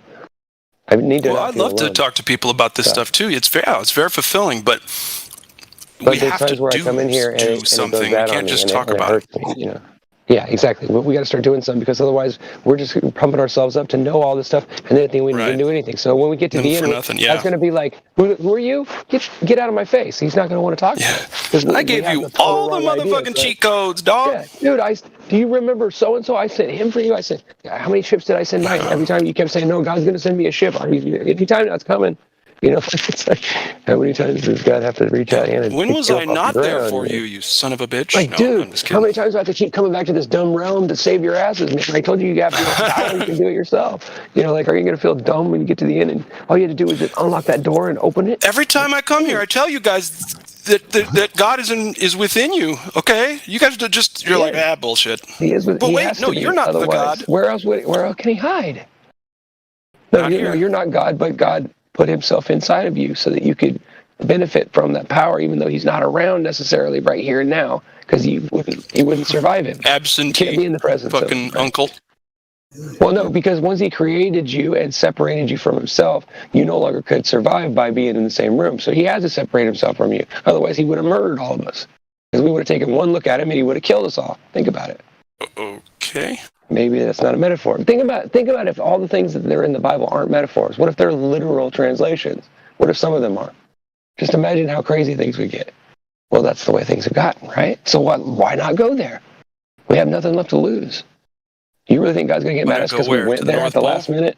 No, just like went there to like think of any other idea and try to come up with what the fuck happened here. Because we all, obviously, none of us know, right? Yeah. You know, yeah, we're on the same journey. We're on the right path, right? But God only knows how many thousands of times are we going to get reborn here and start over before we figure it out. And maybe this is only the first level. Like, what if there's no stepping down? What if we can't go down a level? And we're stuck here forever? Like, we're just going to keep coming back until we get it right. Nope. I'll tell you what, man. There's always a moment where the fork in the road, right? There's always a fork in the road, whether or not you're conscious enough in the moment to see it. I think we chose this fork in the road for this moment. But when that fork comes up next, I'm just going to fucking sit there and not move. And I'm going to be like, yeah, no, you can't make me do a goddamn thing. Nope. Sorry. I'm sitting right here. You know what would scare me more? Is if tomorrow everybody just forgot about it and everything went back to normal. That would fucking terrify me. Forgot about what? Like everything. Like everything about the president, all the stuff about everything. Just everything that they've been feeding us lately. Just imagine it just tomorrow they just stop talking about it and they don't bring it up again for 20 years. Would you be happy or would you be terrified? I'd be terrified. That would terrify me because that would prove my point. It would prove that the hands changed. And that's all it was. Yeah. We had a new demon in charge. New demon in charge. New DIC. And they're just here to get energy, mind you. Remember, they're just space aliens just sucking energy from the sun and everything else. That's what they're feeding us. Maybe there's some truth to that. But in a sick, twisted way, right? Like, what if they're really telling us the truth, but at the same time, we think that they're obfuscating, but they're really telling us the absolute truth, but we can't accept it because it's so crazy. Right? I think that there's truth in all of it. You know what I mean? In Christianity, in the Cabal, in all of it, there's truth in it. I guess that's the problem. It's like, where do you turn? I swear I heard someone giggling. That's okay though. No, I was just not that it was a bad thing. No, it might be. I'm giggling on the inside very much. It sounds crazy when you just keep laughing all the time. You have to learn to stop doing that. Sometimes I see something happening like right in front of me, or where people are just real, like someone just goes off on somebody else, and I'll start clapping. I'll give them I'll stand up and I'll start clapping, and I'll get other people in the room will start, and they'll just look at me like, what? And I'll be like, thank you for that. For losing your mind right there and for just making sure everybody knew to stay the fuck out of your way while you were having that little tantrum. I said, thank you. I said, if more people did shit like what you just did, I said, I think we'd all take the fucking masks off. And I left. That'd be my husband. Better watch out, Joe. Carrie's gonna wind up dragging you on his hunting trip tomorrow. Make you a better man. Actually, there's a spot with your name all over it. It's just what you need, my friend, to recharge those masculine. Helio. You know what I mean? I do not. We hike, we hunt. We don't have to natural impulses. It's an encouragement. Just letting out that part of yourself that you have to cage most of the time. Unleashing my impulses is the absolute opposite of what I need to do. No, thank you. Hard pass. It sounds great, but we have voice. There we go. Thank you. All right, cool. I just wanted to be able to say goodnight to everybody. Yeah, mine too. Great talking with you guys, though. Love you. Get on mute when you want, mate, if you're awake. I gotta fucking go to bed. Dude, It's 3:46 a.m. here. Oh, don't say that. I gotta go to bed. You're not in trouble. My wife's probably going, what the fuck happened to you? You said you were coming home. You said you were coming in 20 minutes. Fuck, it's 2 a.m. Oh, shit. Yeah, it's time for me to do it. Good night, guys. Love you all. Right. Peace out. Back at you, man. Yeah, good night. Let me find the damn exit button here. Damn, I hate that.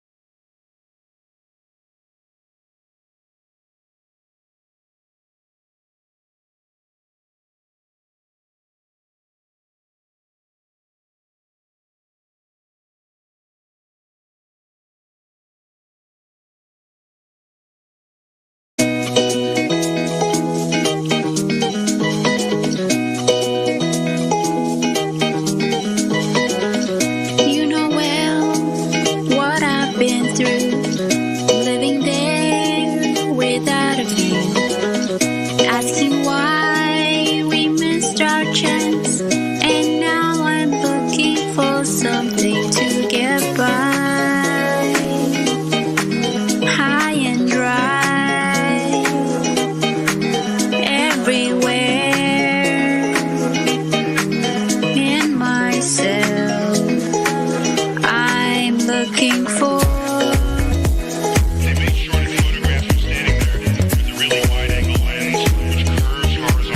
High and dry,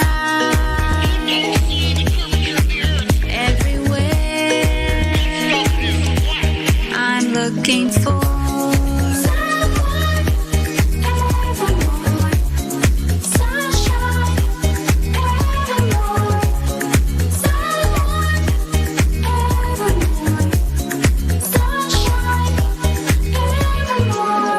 How can I even know what lies ahead if I don't go?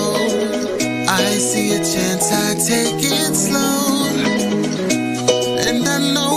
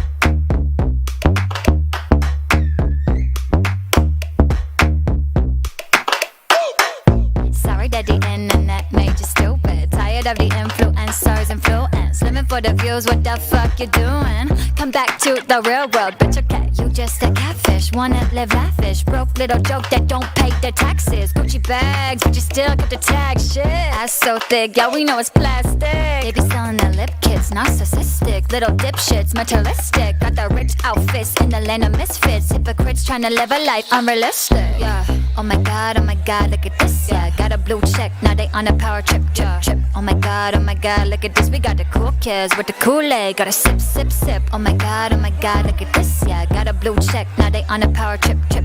Oh my god, look at this. We got the cool kids with the Kool-Aid. Got a sip, sip, sip. Sad what it's done, sad what it's done, yeah. Made you so dumb, so stupid, stupid. Sad what it's done, sad what it's done, yeah. Made you so dumb, so stupid, stupid. Sorry that the internet made ya go stupid. Sorry that the internet made ya go stupid. Sorry that your Twitter feed made you stupid. Sorry that the president made you lose it. Looking like a fool, what the fuck you doing? Come back to the real world, bitch, okay.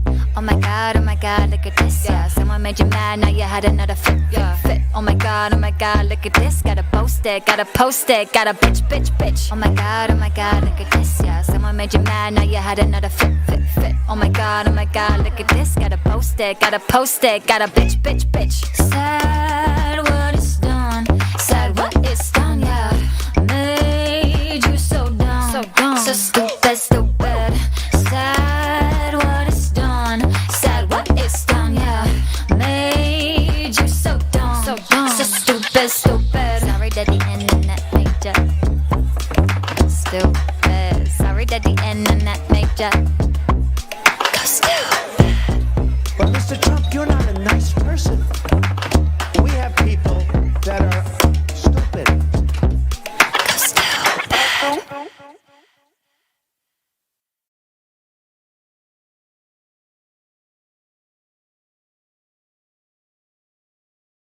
The sharing of biased and false news has become all too common on social media.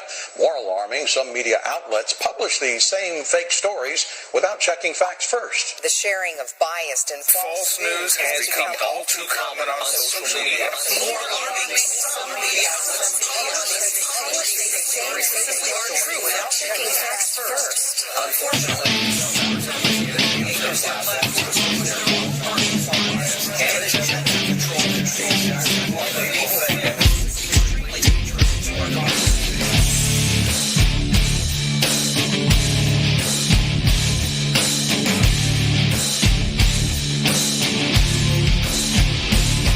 Because of you, we're in this mess. Forever you will acquiesce. How you love to be deceived. Whatever they tell you, you believe. Get a sight, get a mind. News believer, you are blind.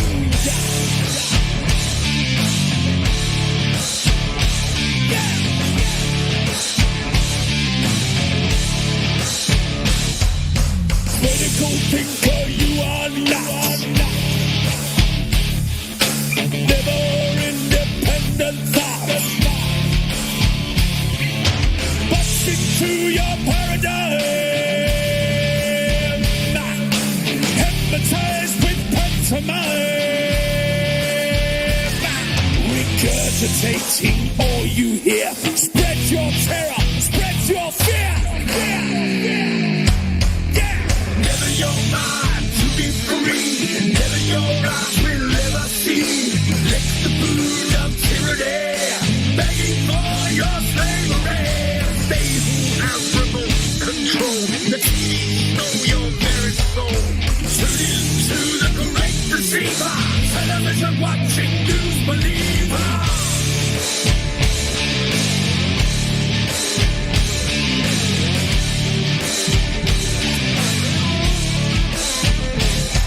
Inject your poison where your mind. All they have to do is ask.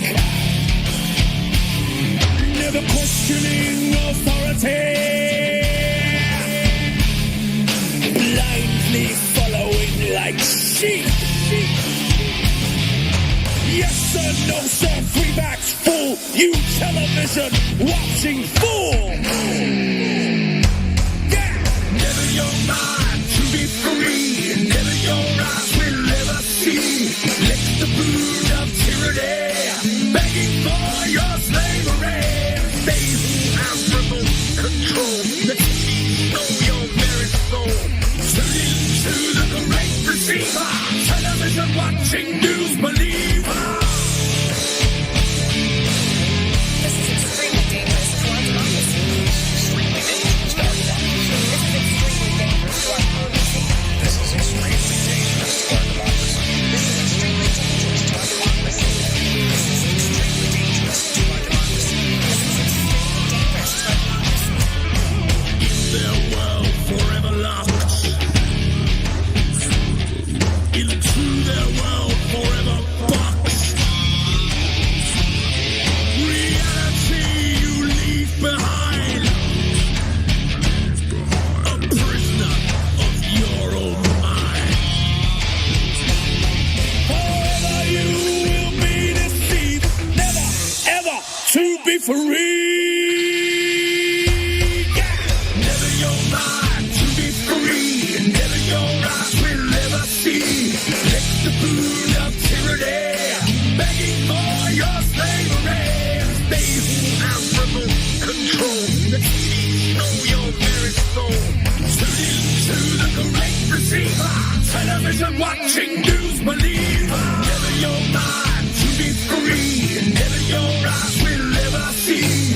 Lick the boot of tyranny, begging for your slavery. They who have remote control, the teach know your very soul. Tune into the great receiver, television watching news believer. This is extremely dangerous to our democracy. This is extremely dangerous to our democracy. This is extremely dangerous to our democracy. This is extremely dangerous to our democracy. This is extremely dangerous to our democracy.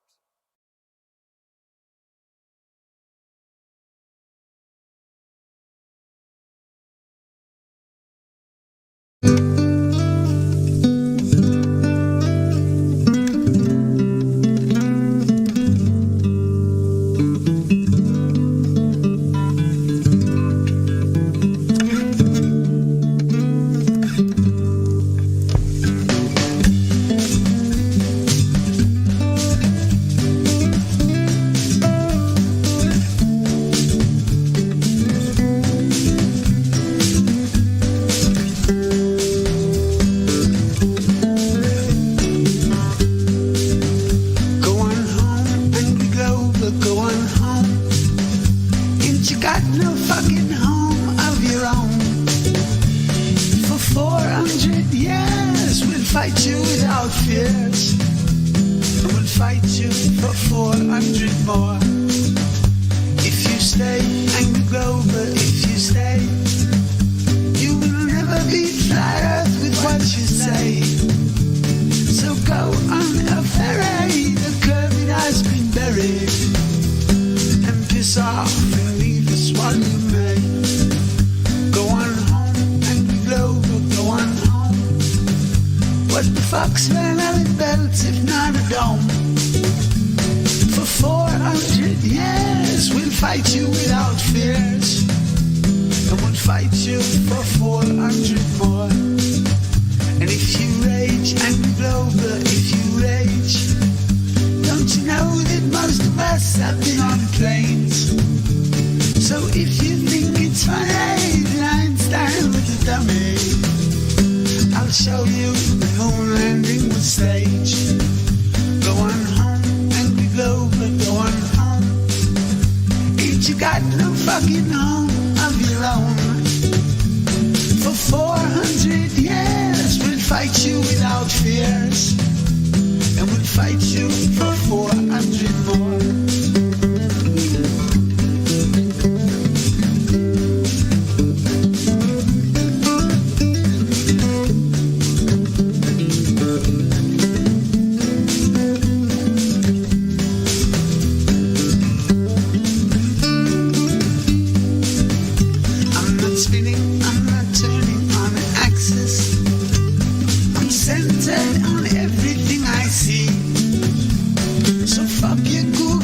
hearts, we wanna flood Earth back and live in reality. Going home, angry Glover, going home. Ain't you got no fucking home of your own?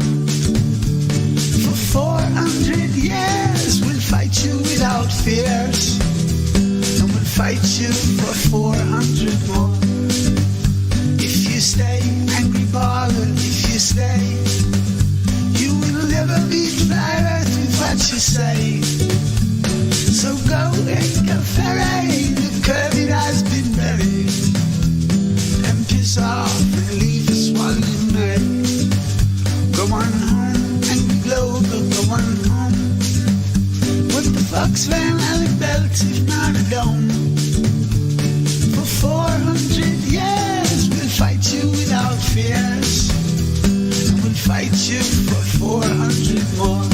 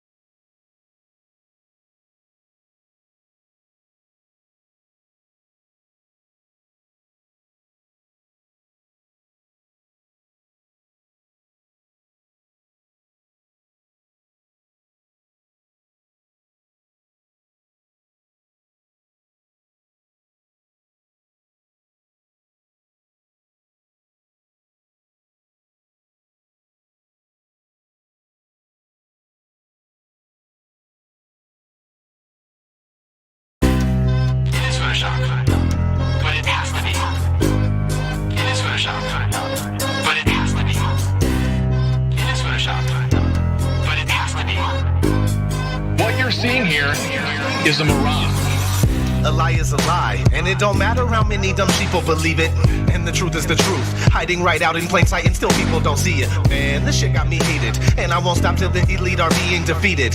They keep us deceived about everything that we think, and they keep it a secret. What we're taught is not conducive with reality. Big bang, evolution, and there's gravity. I tell the truth, and then these motherfuckers laugh at me, telling me the earth is Photoshop because it has to be. Most people accept the deception happily, but what they're doing to us all is a tragedy. God created the heavens and the earth in a verse, but we're living in a Freemasonic galaxy. They say we're monkeys on a ball flying through outer space, but there's no proof, it seems to have vanished without a trace. NASA and other agencies falling down from grace. You can take that bullshit pseudoscience and get out my face. I'm the antisocial type, you're a government prototype. That's why you make it a point to tell me that I'm crazy every time you're angry, cause you know I'm right. I'm standing outside the house of cards about to watch it fall. No more living on a cartoon ball. Horizon means horizontal, indoctrination is awful because you're taught the globe model. Ever since y'all could crawl, we follow rapists and murderers, liars, thieves, and sun worshippers, saying we can't see curvature cause we're all too small. And though it's never been proven, they say we're ripping and shooting, the earth is spinning and moving. Oh no, no, not at all. It's a criminal enterprise where deception intensifies. Assholes got us all living life on a cartoon ball. It is Photoshop, but it has to be. What you're seeing here is a mirage. They say that we went to the moon 6 times, but pure BS is the way that smelled. Now they're telling us that we can't even leave the planet because of the Van Allen radiation belt. Yeah, okay, sure. NASA, what you lying for? You lying now? You lied before. I can't take this anymore. The only thing they took to space was your imagination. Fake aliens are coming, now they have you waiting. We need to do something about it, no procrastination. Trying to cause the masses to awaken, that's the path I've taken. But you can see if you check all the percentages. So many people having cognitive dissonance. But that's what happens at the loss of your innocence. Then you get involved with all of this wickedness. They try to do all the humans this way. So are they just idiots? Who is to say? Conditioned by the television, it makes your decisions, opinions, and you just obey. Stuck in the material domain of Satan, where everything in each and every day is pagan. Mandela effect, cause the game is changing. People waking up and now the cage is shaking. The earth is flat, and that is a universal fact. If it isn't that, then tell me where the fuck the curve is at. They tell us that we can't see it because we're all too small. And now we're spinning on a cartoon ball. Horizon means horizontal. Indoctrination is awful because you're taught the glow model. Ever since y'all could crawl. We follow rapists and murderers, liars, thieves, and sun worshippers, saying we can't see curvature cause we're all too small. And though it's never been proven, they say we're ripping and shooting. The earth is spinning and moving. Oh no, not at all. It's a criminal enterprise where deception intensifies. Assholes got us all living life on a cartoon ball. It is the world that has been pulled over your eyes to blind you from the truth. Like everyone else, you were born into bondage, born into a prison for your mind.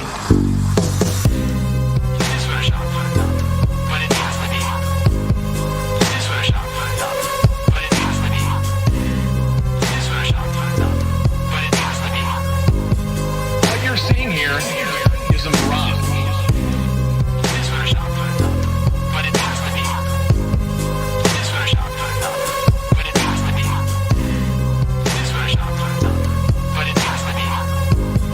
What you're seeing here is a mirage. We accept the reality of the world with which we're presented. It's as simple as that.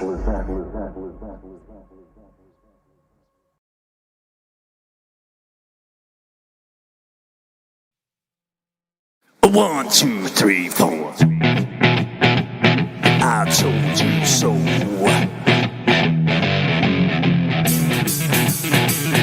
I told you. I told you so.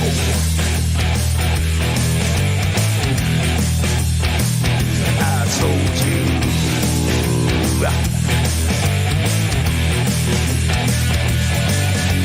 Remember when I told you about 9/11?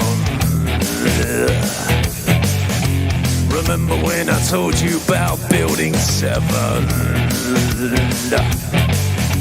Remember when I told you about the fluoride in the water? Yes, I did. Remember when I told you about the New World Order? Remember that? Remember when I told you about the chemtrails in the sky? Remember when I told you that NASA was full of lies? Remember when I told you about the ultra mind control? Well, I just want to say that I told you so, yeah.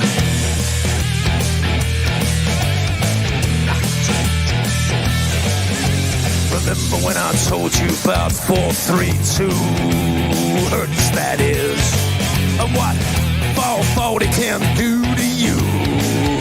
It hurts my ears. Remember when I told you about the vaccine agenda? Yes, I did. And that Michelle Obama is a transgender. Yes, he is. The dinosaur fraud, the climate change scam, and yes, Sandra Bullock is also a man. Remember when I told you that there ain't no clone? Well, I just want to say that I told you so. I told you so. I told you so. I told you so. I told you so. Yeah.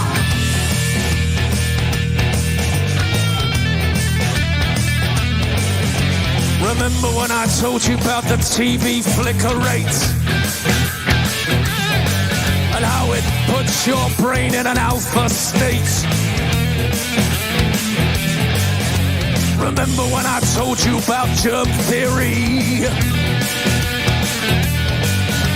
Remember when I told you about gravity? Remember that? Remember when I told you about Paul McCartney? Remember when I told you about direct energy? Remember when I told you about Monsanto? Well, I just want to say that I told you so. I told you so. I told you so. I told you so. I told you so. Yeah.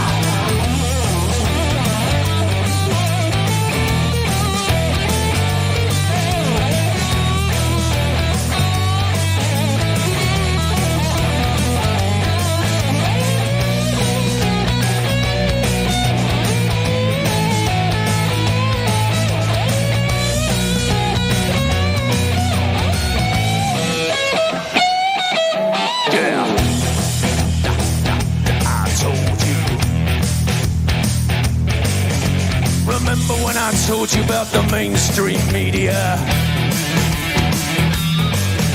Your so-called celebrities and pedophilia. Remember that child trafficking and adrenochrome. Remember when I told you about the Georgia Guidestone? Remember when I told you about the false flag operation? Remember when I told you about 5G radiation? Remember that I told you that?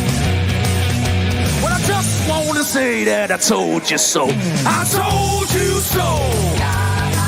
I told you so. I told you so. I told you so.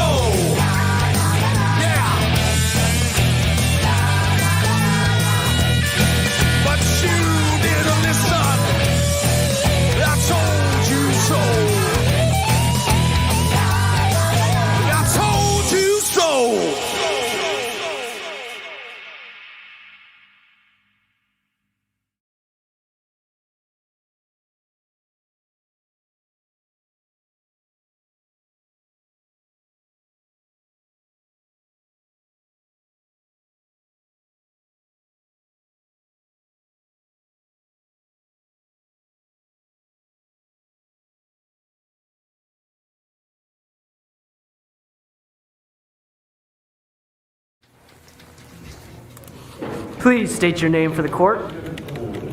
KYZ. Miss KYZ, do you swear to tell the truth, the whole truth, and nothing but the truth, so help you God? Your Honor, honestly, I don't even know why the I'm here.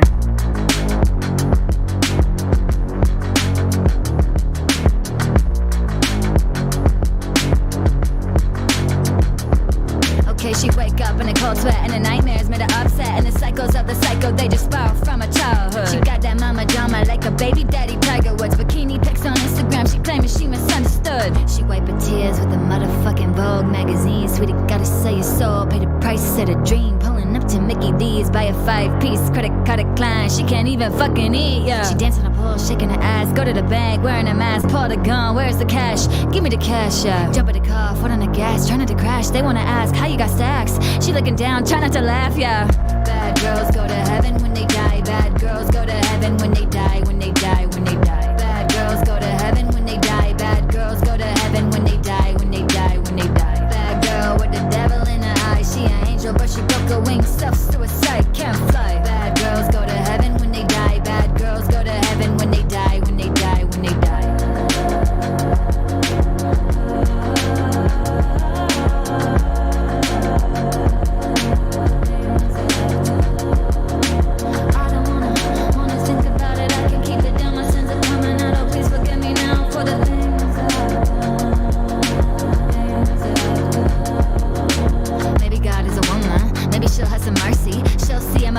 Only because people hurt me. So drug dealing, trying to make a living, gotta pay the bills. Need to make some money, gotta feed the children. Popping pills, wanna hide yourself and wanna hide your guilt. She's so tired tired of her crying, she don't wanna feel the feels. Bought a couple lot of tickets, tryna win 100 mil. She for real, she been ready for the kill, for the kill, for the kill. Bad girls go to heaven when they die. Bad girls go to heaven when they die, when they die, when they die. Bad girls go to heaven when they die. Bad girls go to heaven when they die, when they die, when they die. Bad girl with the devil in her eye. She an angel, but she broke her wings. Self-suicide, can't fly. Bad girls go to heaven when they die. Bad girls go to heaven when they die, when they die, when they die.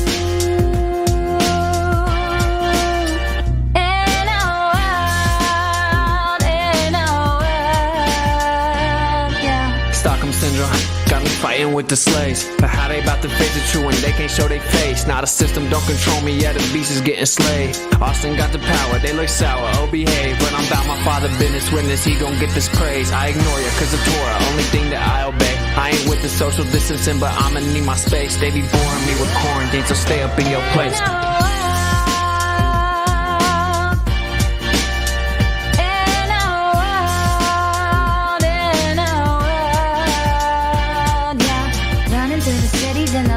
Days. Gotta face the truth, this is the masquerade. Waking up the public, time to liberate. No, you're doing great when they start to hate.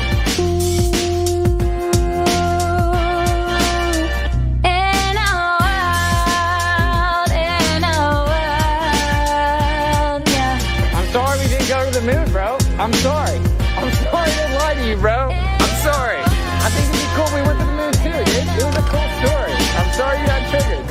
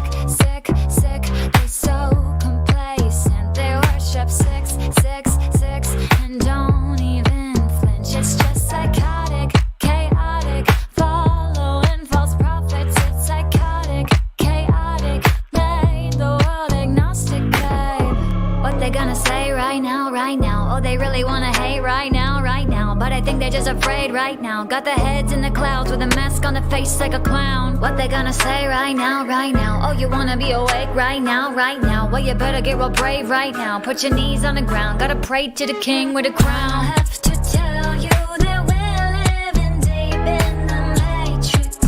We in the matrix. Chase all the lies and you'll find that this place was created. You were created, darling.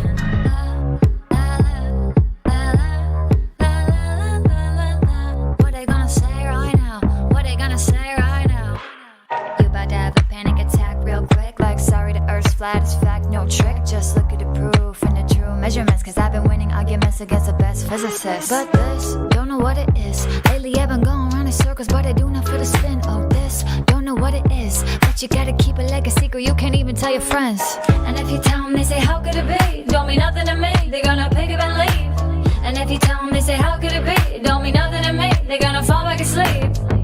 What they gonna say right now, right now? Oh, they really wanna hate right now, right now. But I think they're just afraid right now. Got their heads in the clouds with a mask on the face like a clown. What they gonna say right now, right now? Oh, you wanna be awake right now, right now? Well, you better get real brave right now. Put your knees on the ground, gotta pray to the king with a crown. I have to tell you that we're living deep in the matrix. We in the matrix. Chase all the lies and you'll find that this place was created. You were created, darling.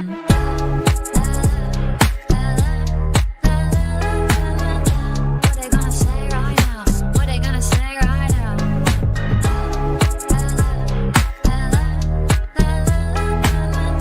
What they gonna say right now? What they gonna say right now?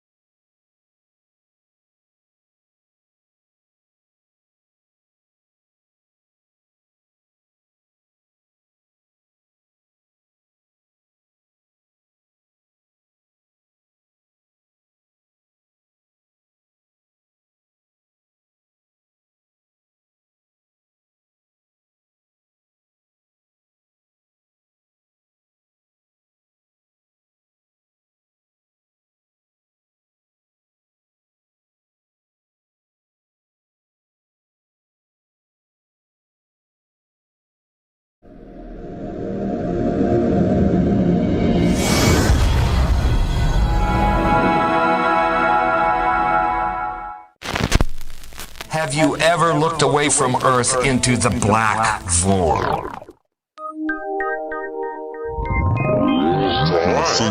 Because you can see the stars. Oh, yeah. You know, and we were never able to see stars from the lunar surface or on the daylight side of the moon. It's not a black void. I mean, it's black, but there's all kinds of little polka dots. Space is fake AF. Mashed potatoes.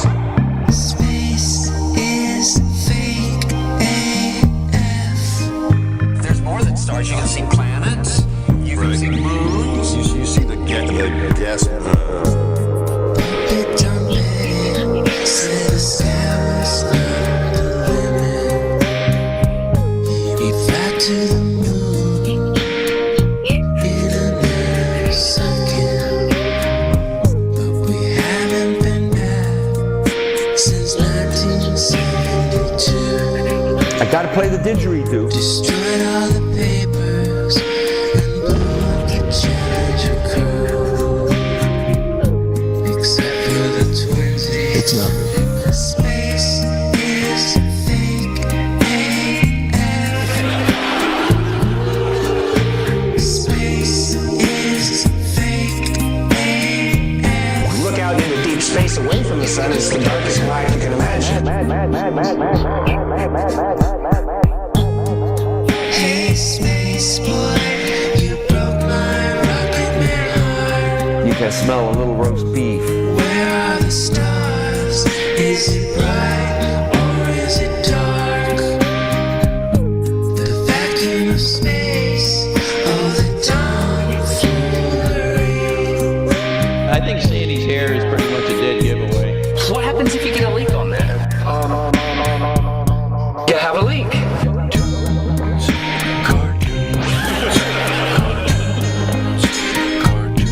Debunk my bubble. Look, butterflies. It's hard to comprehend. Space is fake AF. Two little bitty O-rings. Space is fake AF. It's not what you think, homeboy. Space is fake AF. It's all just start doing this. Space is fake AF. Research Eddie Bravo. You just have a leak. And what you would do is lose air.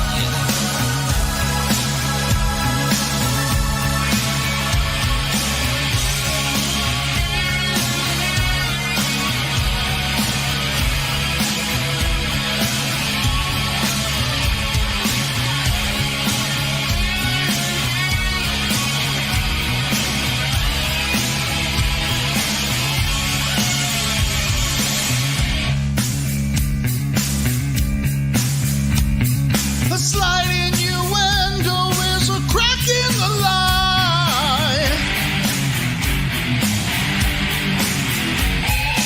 All global logic must ensure it may die. Now lend me your ears to learn the globe's never coming back.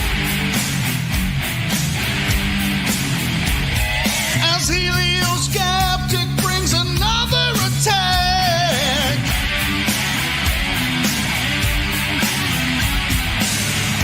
Obama told you that flat Earth was fake and there's no danger.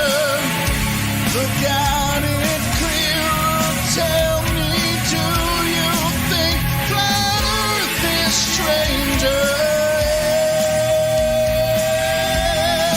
Ballers tears. Ballers tears. Ballers tears. Ballers tears.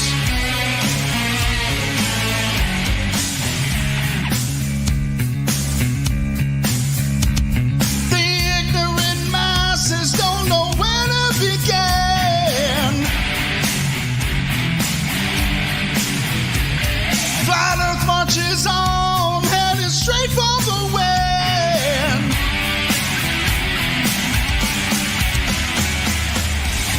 I am a man debating flat Earth. Tell me, can you hear me? I close my eyes and wait to hear the sound of cloudhead screaming. Ballers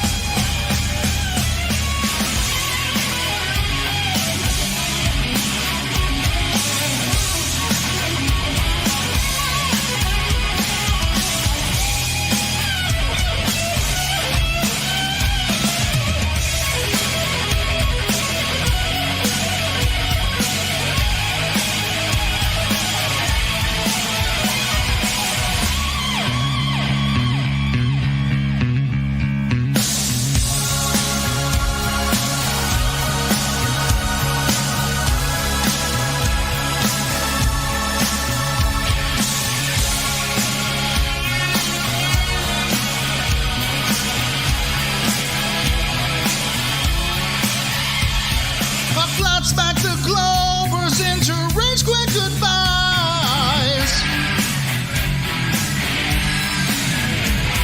And then I move on to make the most of the night.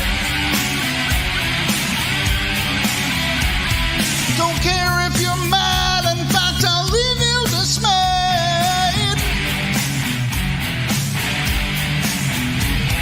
Your argument's old, I don't know what else to say.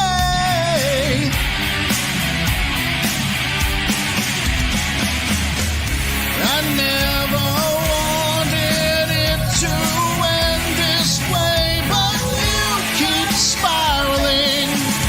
Believe me when I say to you, in fact, your globe is dying. Yeah. Ballers tears. Ballers tears. Ballers tears. Ballers tears.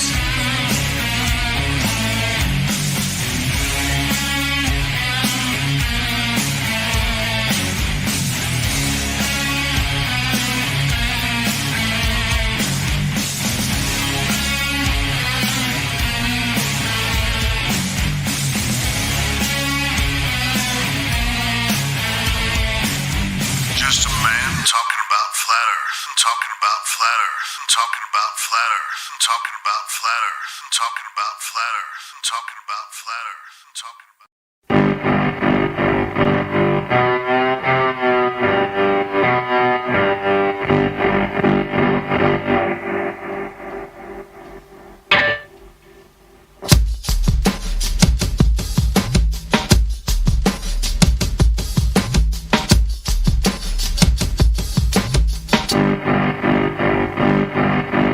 Ballers are despairing in disease. They are sharing the same outlook on the topic of FB.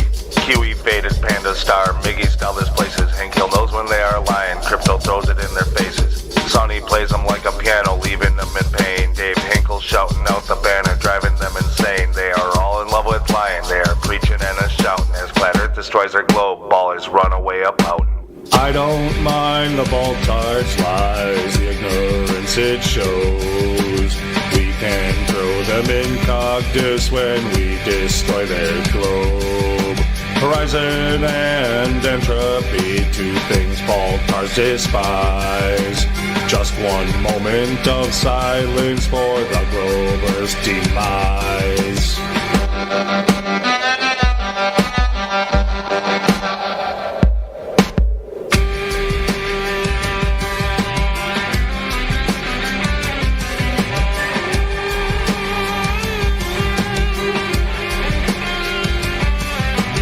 Some will lie to soup, they'll neither fundy mutton asses. Some will lie to soup, the guy that's preaching to the masses. Some will fall in love with truth, speaking loud and shouting. As Flat Earth destroys the globe, ballers run away a pouting.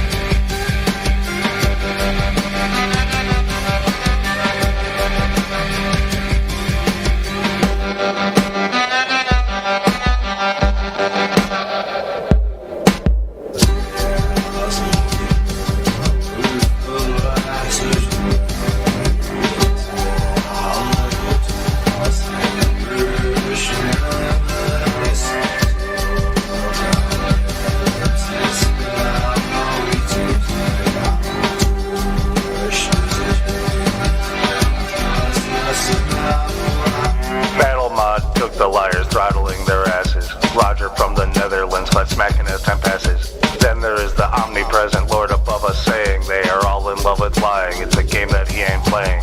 Joby taught a baller, Crit will lovingly explain. Lunatic knows their evil plot, got Rockins on the plane. They are all in love with lying, they are preaching and a shouting. As Flat Earth destroys a globe, ballers run away a pouting. I don't mind the Baltar's lies, the ignorance it shows.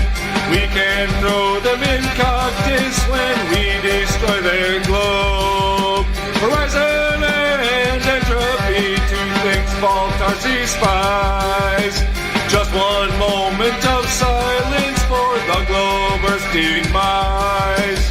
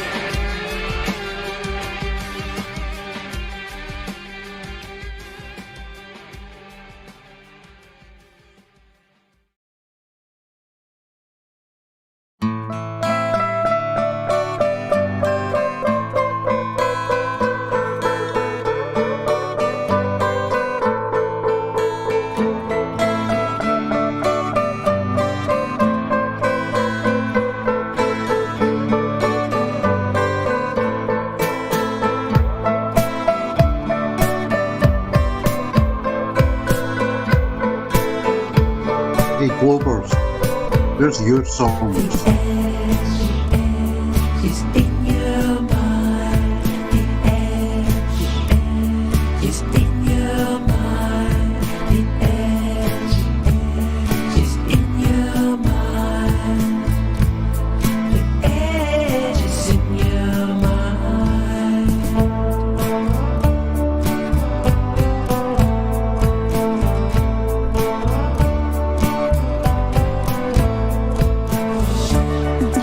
Exit the dome, new lands to roam.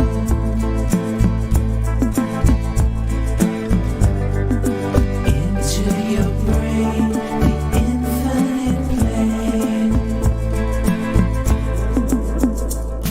The edge is in your mind. The edge is in your mind. The edge is in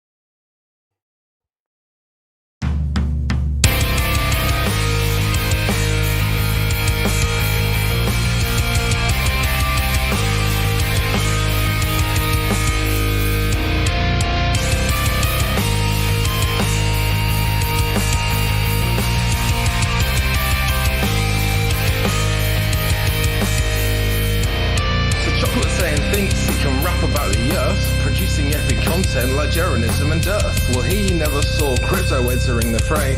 The best white rapper since Eric Dubay. Now I haven't rapped for long, so I don't want to boast, but my rhymes are better than the view at the coast. And right now I'm dropping some pretty sick bars, and I can't help notice that we see too far. In crypto trading we have different kind of bars. They exist on your screen just like terraforming Mars. You can't really go there, it's just a visage.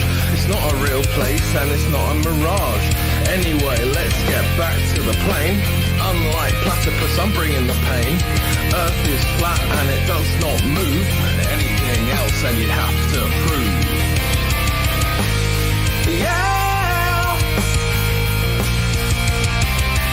I won't believe their lies no more.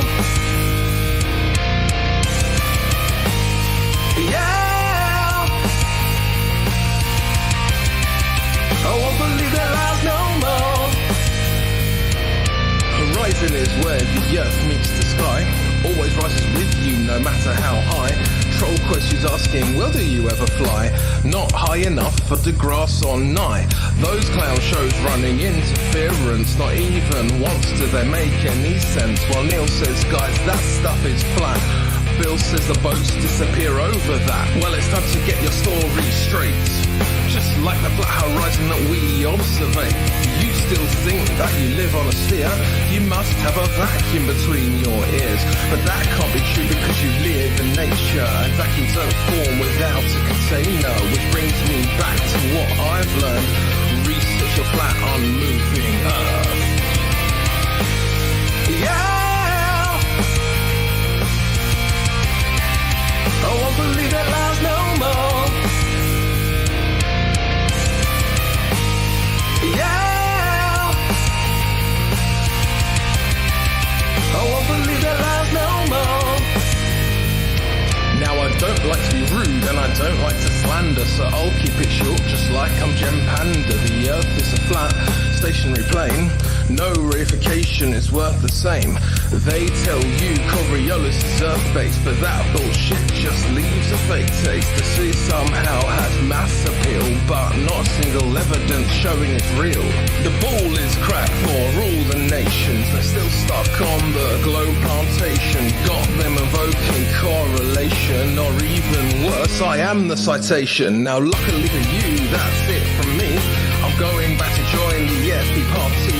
If mainstream consensus has got you bored, join Flat Earth 24/7 Discord 2.0. Yeah, I won't believe that lies no more. Yeah, I won't believe that lies no more. Yeah, I won't believe their lies no more.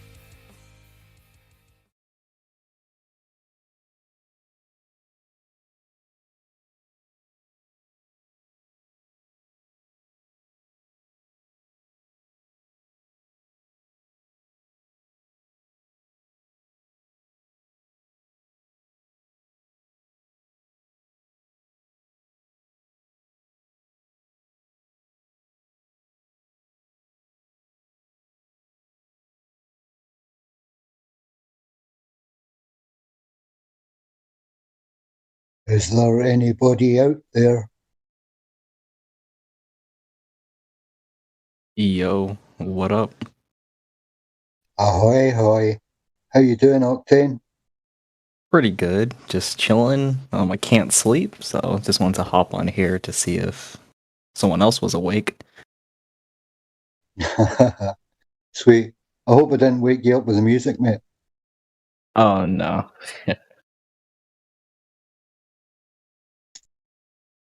Yeah, we've had about 18 hours of rumpusing, and then it finally went down to a decent, long, honest conversation for a wee while. And then they all left me with the DJ controls, so I've been spinning tunes for a little while. Nice. That's a good way to pass some time. It's a good way to recover from 18 hours of fucking rumpusing, bro.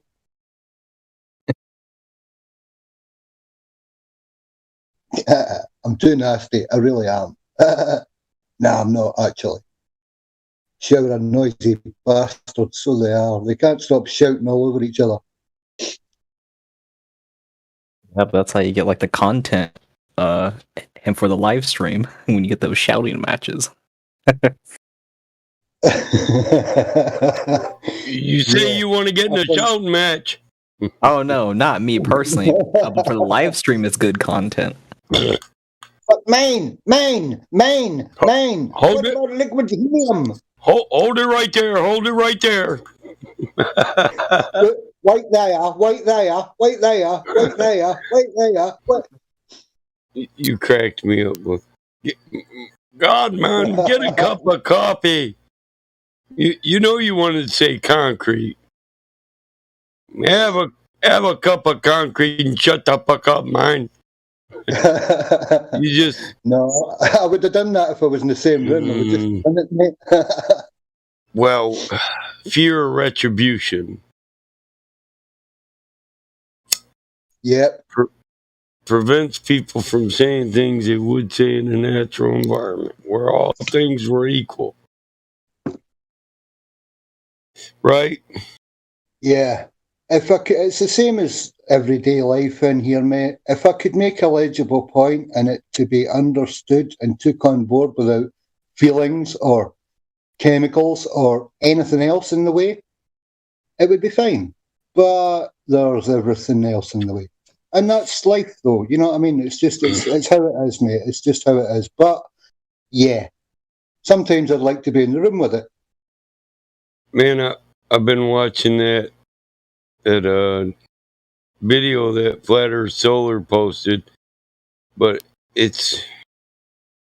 A lot of it is this guy acts like he's not Freemasonic, but then he teaches the Freemasonic symbols and points as if he is an initiate, you know? That's a dangerous game from both sides. Well, I don't like the way they say the body is two parts, male and female. It's not. It's just like God. We have feminine and masculine qualities, but gender is not fluid. You can be a man and have feminine qualities because we labeled them qualities, see? We made it feminine, where it's in a natural state, women and men would both be loving and caring and tough. In the natural state, women would be just as tough as men because they'd have to fight every day for life too. Right along with us, like Native American women. Every single day, it's like the lion pack. Like I was saying the other day, the lion will sit back and he will work and do his duty when he has to. He'll range and he'll protect that herd, that pack of lions for his. And the women hunt. The women, the lionesses are deadly bitches. He's heavy and he's strong, so they'll do all the damn hard work. If they take something down like a giraffe, and they're not big enough to kill it, they're not strong enough, so they'll take it down, and the lion will run right up his back and put the finisher on him. But so it's kind of like this bullshit Hollywood image they show you of Pocahontas, this soft little native woman. You could be a beautiful native woman, but you wouldn't be soft. She would have been from her struggle in everyday life, and if she could be a guide, then she could go out and survive in the wilderness by herself. She would have been a tough, strong woman. She wouldn't have been soft. You can't carry wood every winter, chop wood, herd horses just like everybody else, plant fields, till ground with the most rudimentary of tools, and not be a strong back woman.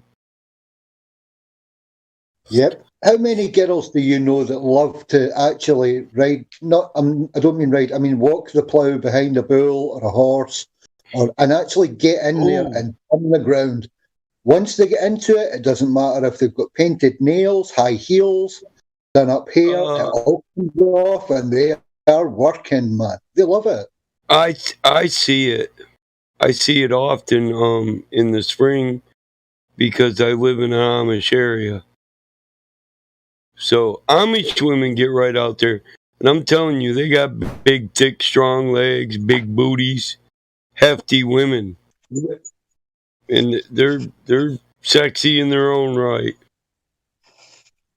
A lot of men can't dig that, but this is a woman to throw you down and take it when she wants it. Really, if her religion didn't, prevent it. But I mean, Amish people don't talk about that shit, so I really don't know the sexual habits of Amish. It's their ground, it's their house, it's their home, it's their bedroom, and that's as far as it goes. Yeah, they don't. These people don't talk about a lot of. They're not like us. They don't sit around and gossip. They don't have to talk about their fucking favorite show. They don't even. They don't do that. They don't even talk about, do I like you or do you like me? That's not to be talked about. We're both human and we're to be respected, and that's where it ends. It's a sin of attraction. They don't enter into the sin of attraction. That's why some of them don't have pockets. The temptation.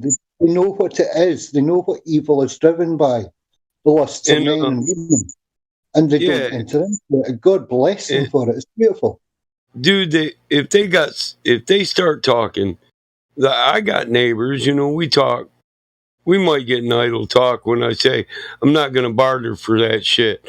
You guys, if you need it, you can have it. Like when I was trying to give my neighbor Jacob, my dad used to collect Amish trailers, and I got two.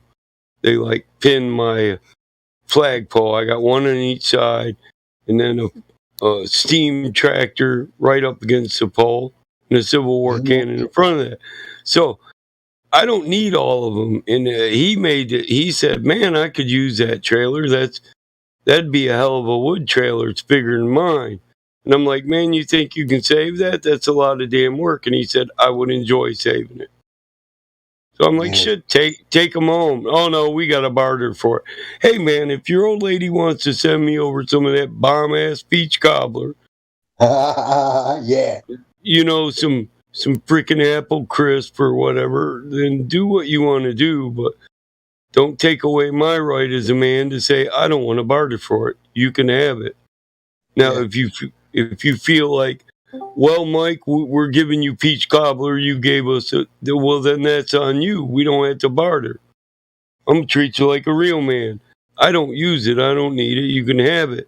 And when I put it like that, he was like, well, I guess. Well, I don't really own it if I don't maintain it and use it, right? It's just part of the ambience. Yep. I don't care what you have. You only own it if you use it. If you don't use it, you don't own that shit. Just all there is to it.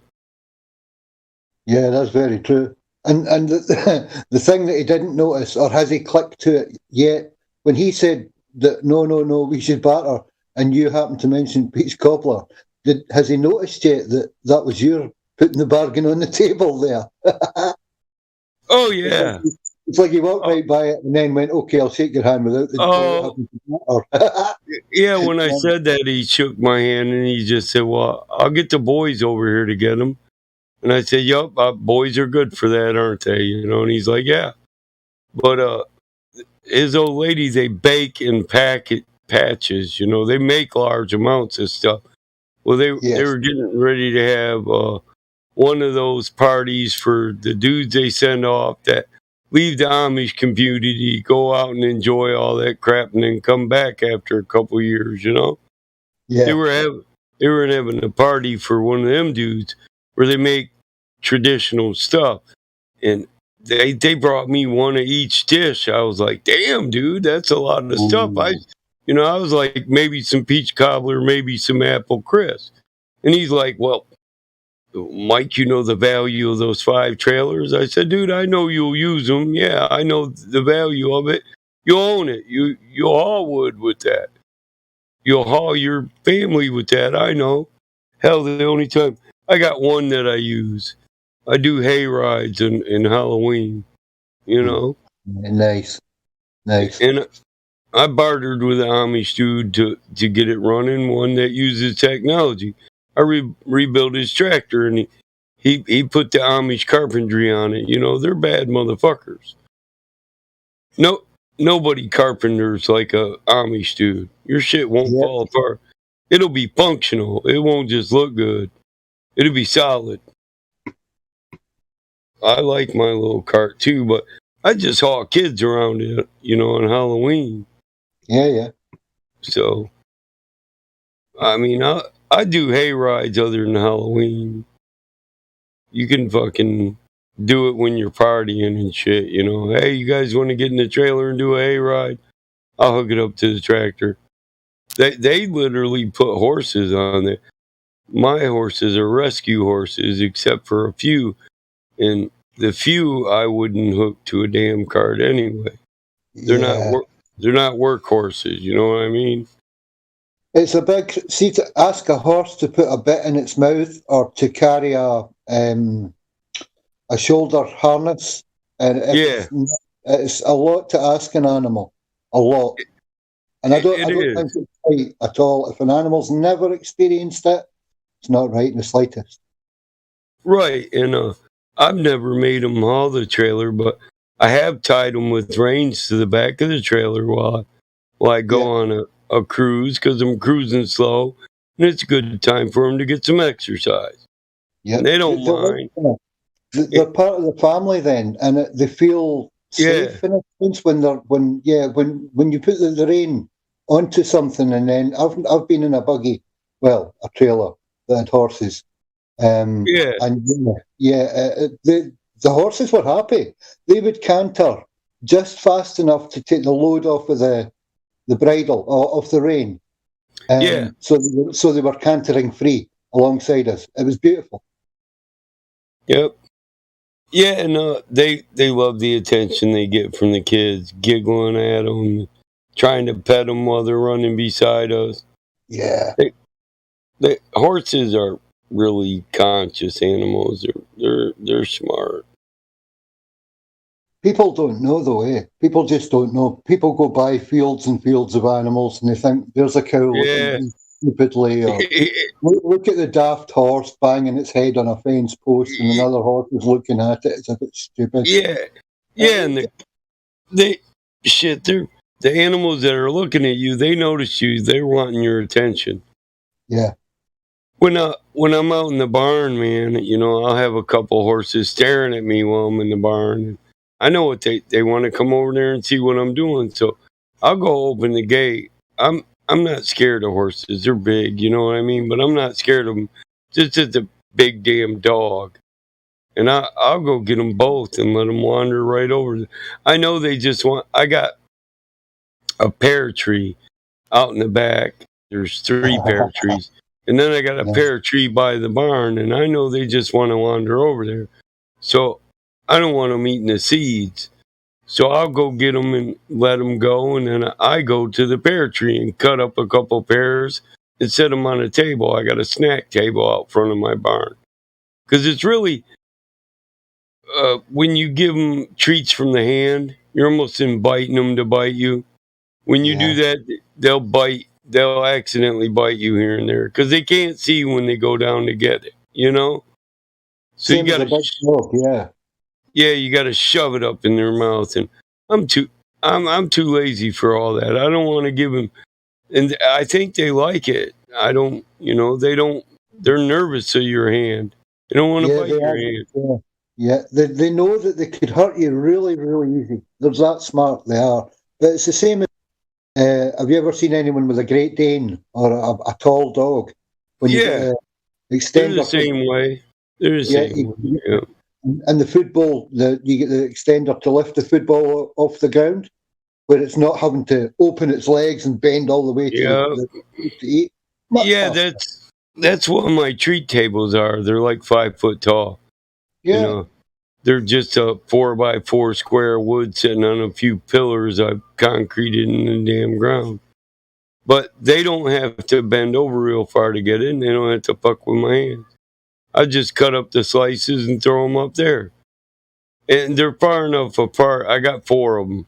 So I can give 4 horses treats without them having to, group together or get close to each other.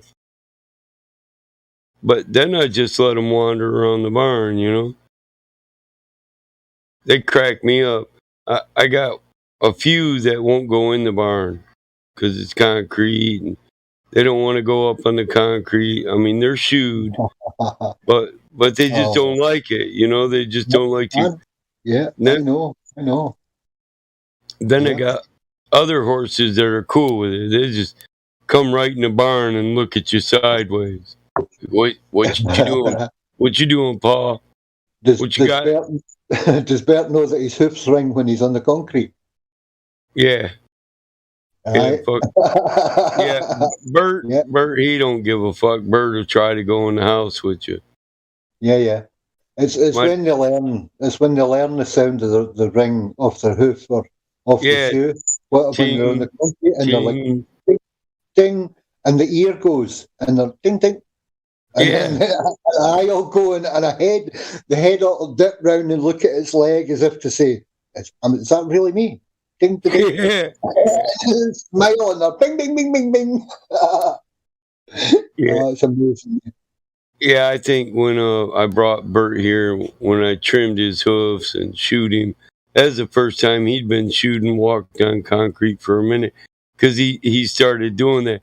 And then they walk all light hoofed, They try not to set them down real hard but once they get used to it, they're just like ding, ding, ding, ding, ding, ding, ding, ding. He just comes. He likes to come in the barn. He don't care. And fuck, all they do is stand. Like my brother, he's like, I don't know why you let that damn thing in the barn. I'm like, what? He's like, well, it just stands there. I'm like, what the fuck you think it would be doing if it was in its stable, bro?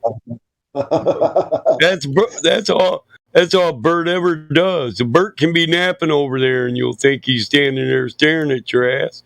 I've caught him sleeping with his eyes open. That shit cracks me up. I'm like, oh, he is an old man. He's an old man, He'd be out there leaning.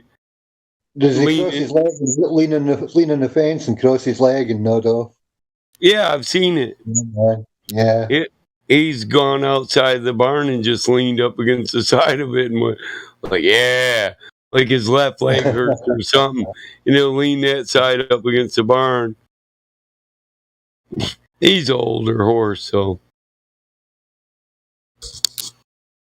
But, when they get starved like he was and they're down to no muscle, just look like skin on the bone.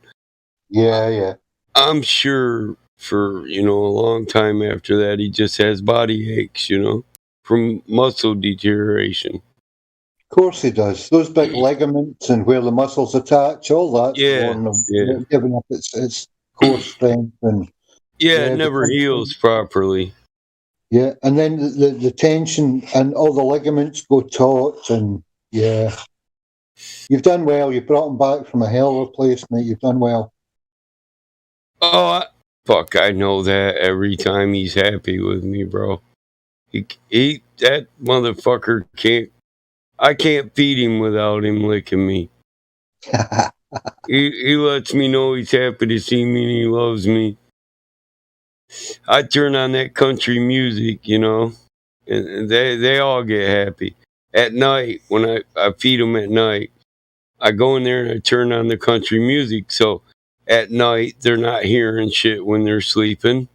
They can just get used to the background noise. And they're not getting woke up. You know what I mean? Mm-hmm. If maybe they hear something outside, or I try to keep it at a volume to where they don't have to listen to storms. But like the other day, man, it was fucking storming like a motherfucker. Yesterday, and I think that's the deepest rumble fucking thunder we had in a long time. This guy was just making noise like a motherfucker. That's why when I went out there at 7, and I ended up hanging out 2-3 hours because they act like they didn't want me to leave, you know? Yeah. Yeah, they know if there's storm about at all or anything coming, they know. They do know, and you can tell by how nervous they are compared to the weather right there. Yeah. And I got this.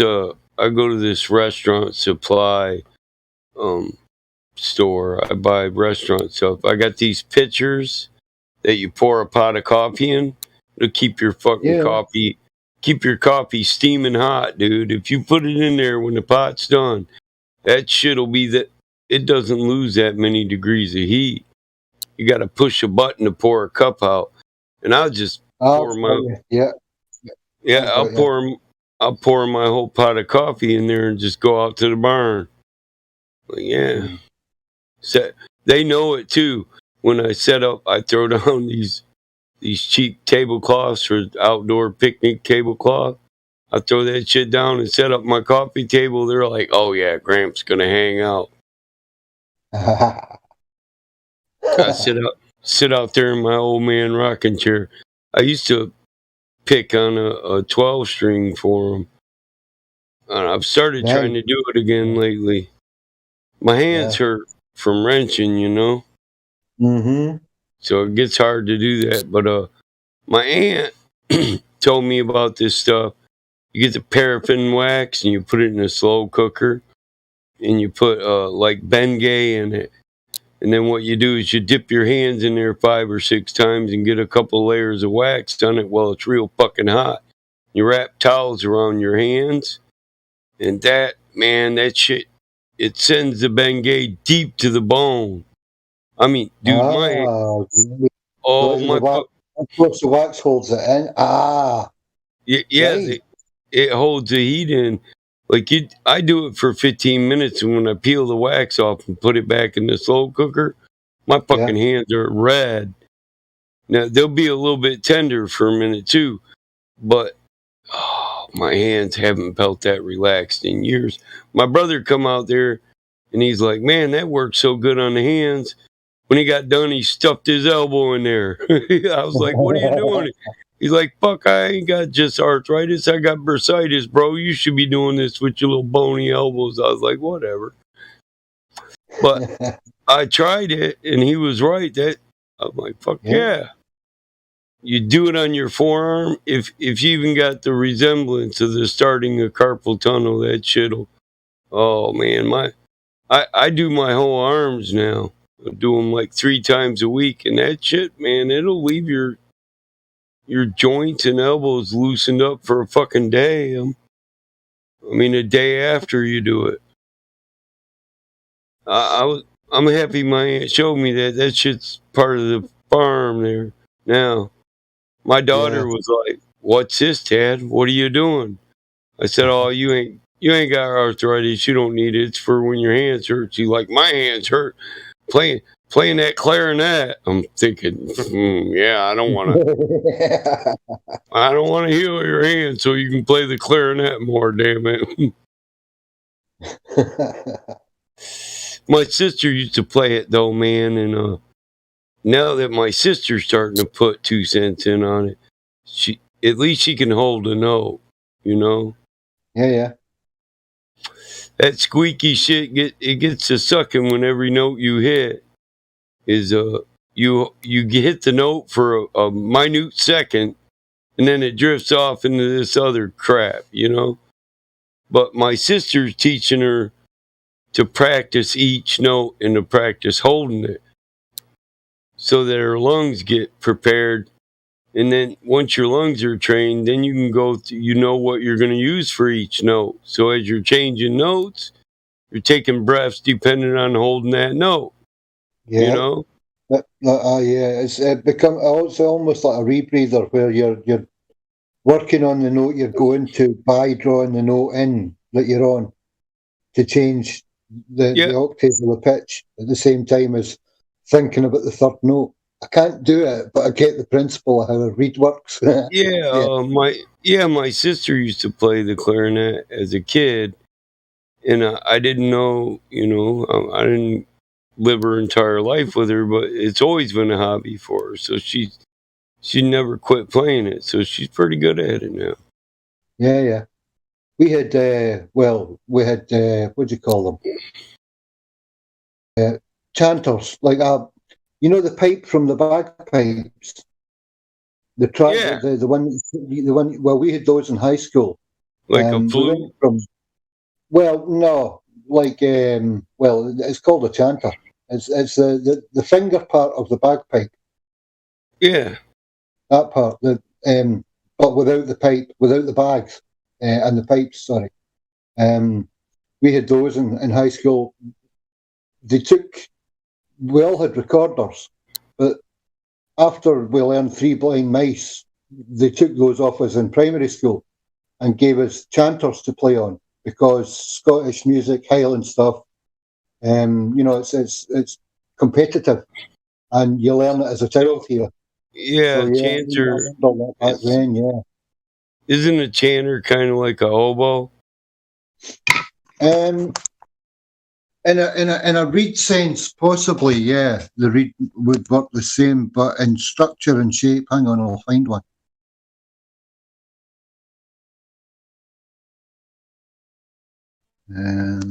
I'm with you.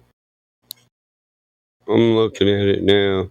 I think it more resembles a flute. Yeah, it's just long with a trumpet end and a swell in the middle. Yeah, no, oboe is kind of like that too. Yeah. You would call your bombard a rosewood bombard chanter? Yeah, yeah. Yeah, that looks just like an oboe.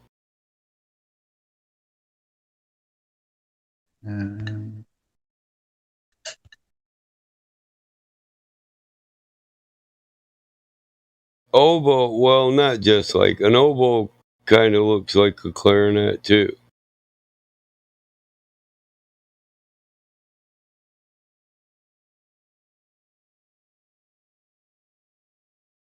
I see it though. To me, it resembles a Native American flute. The Ojibwe make. I was wondering if you would see the pipe. The pipe, mate. Yeah, that's the pipe. That's the peace pipe. That's the war pipe. That's the pipe, bro. Yeah. Your chanter. Some peace pipes were shaped just like a native flute, but it was just a flute without holes in it to, you know, so it could be used as a pipe. I actually think a flute and a pipe are designed the same way. You just don't put a shitload of holes in the flute. In the pipe, you only put one for the bowl. You know? Yeah.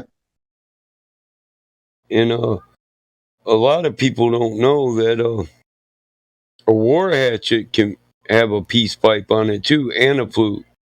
I was thinking the same thing. You guys were the clever ones that took a piece of steel and went, oh, hang on a minute.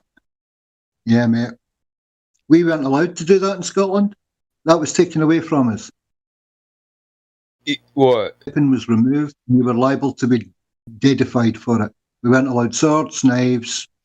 For forging weapons. Yeah, you guys. Well, that's because you guys were deadly with a piece of steel.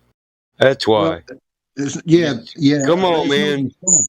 It's not in the forge as well, though. I mean, if you know how to forge a piece of steel that'll work for you, easy. Well, hey, you guys would go in the swamps, build a kiln out of clay, get iron from the grass, and then go sack fucking York. Fuck, you guys could set up you'd be outside of York making extra swords and arrows and shit. Yeah, I mean, I get it. If I was the king of England, I wouldn't want you doing it either. Deadly motherfuckers. But hey, if they were government today.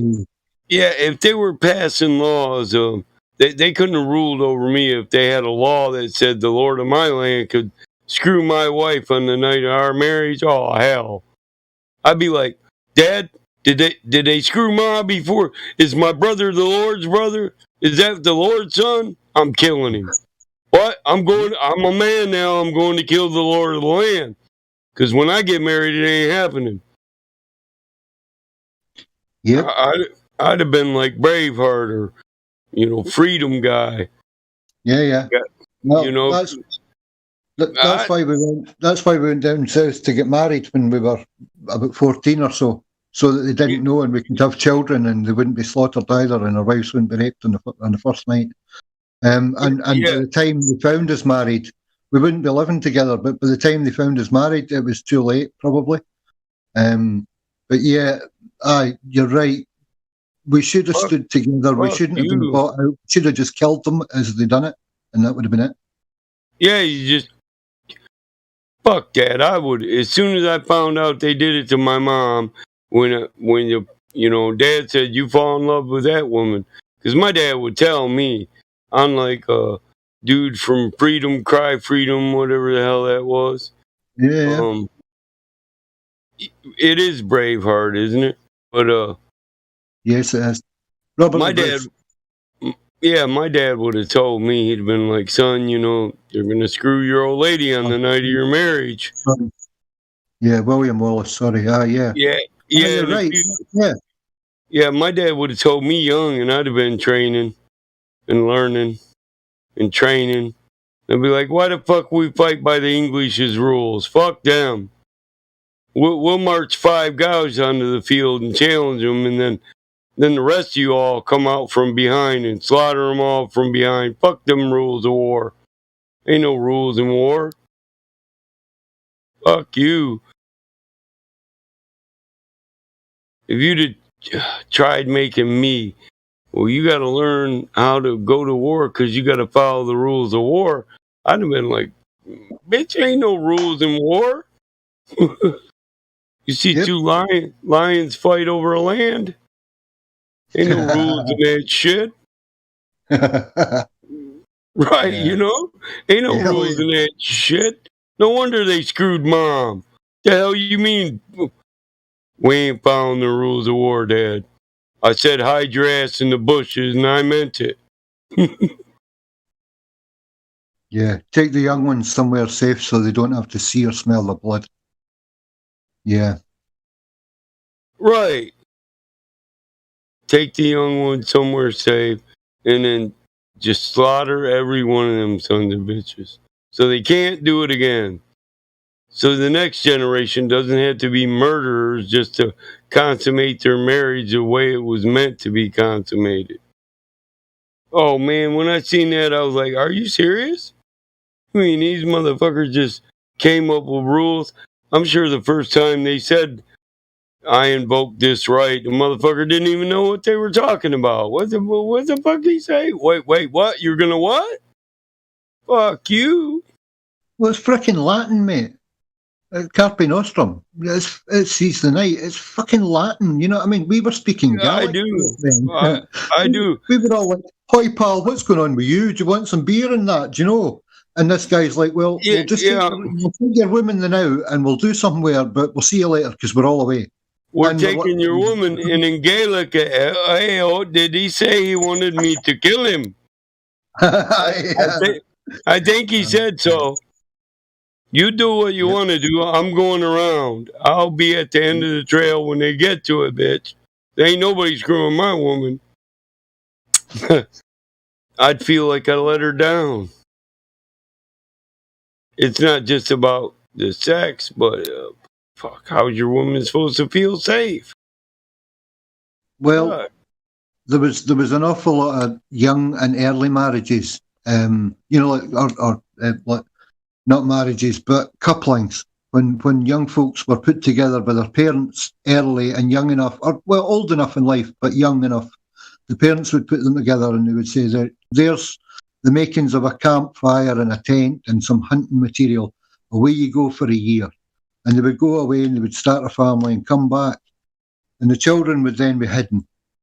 But maybe a year or so after that, down the line, the English would come along, or the laird or the landlord would come along, and they would never be recognised as a couple, ever.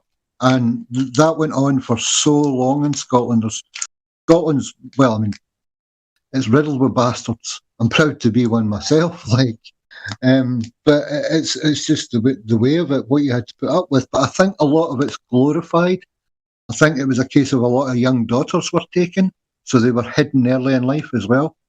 But yeah, it happened and people died fighting against it. But it's the same today.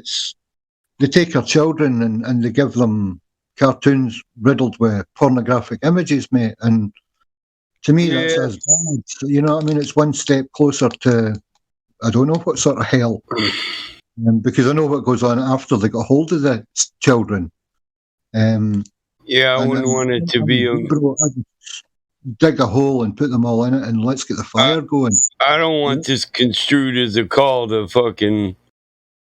action, but yeah, a lot of the shit that they push on our kids I see as war.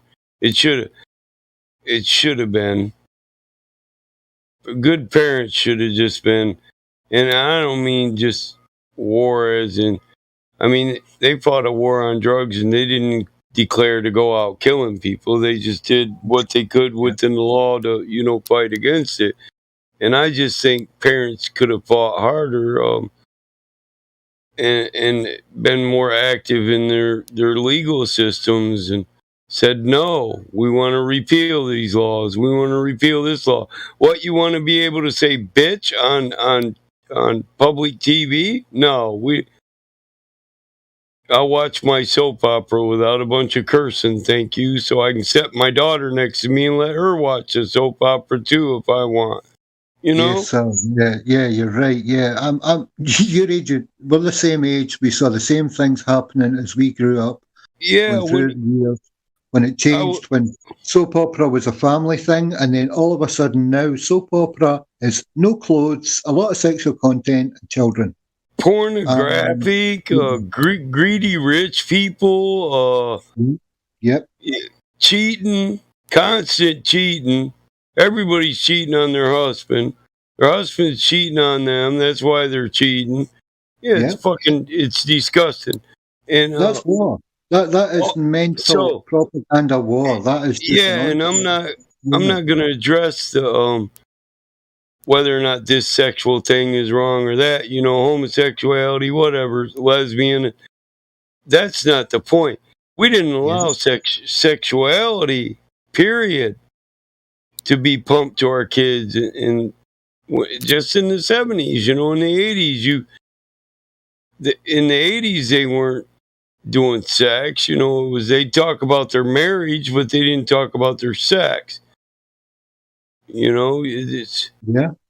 didn't care who was sleeping on who when it was family TV time, and there was even on HBO they didn't show rated R booby movies until after 10 o'clock because they figured all kids were in bed by 10 o'clock. You know what I'm saying? And the last thing a parent wanted was something to be flashing on the television when they hadn't sat down with their child and addressed the facts of life and things like that. Yeah, and then bam, look at that. 33 Ds. Woo! Yeah. Now you got shit like a Scary Movie where oh man, yeah. Where this guy sticks a penis all the way through a girl's head. Yes. And I know. What the hell is that? What? And you got 12 and 13-year-olds watching it. My niece was like, I see you got that movie, Scary Movie, Uncle Mike. You got them all. Can I borrow them? And I was like, what? Your dad let you watch that movie? My brother's like, hey, her mom had already let her watch it before I could say something. I said, you see the penis through the ear thing, bro? All the way through the head. He was like, man. Yep.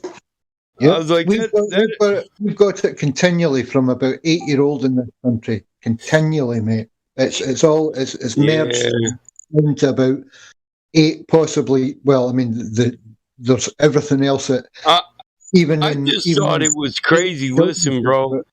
My dad would have divorced my mom and took the kids for letting us watch some shit like that, and the judge probably would have agreed with his ass.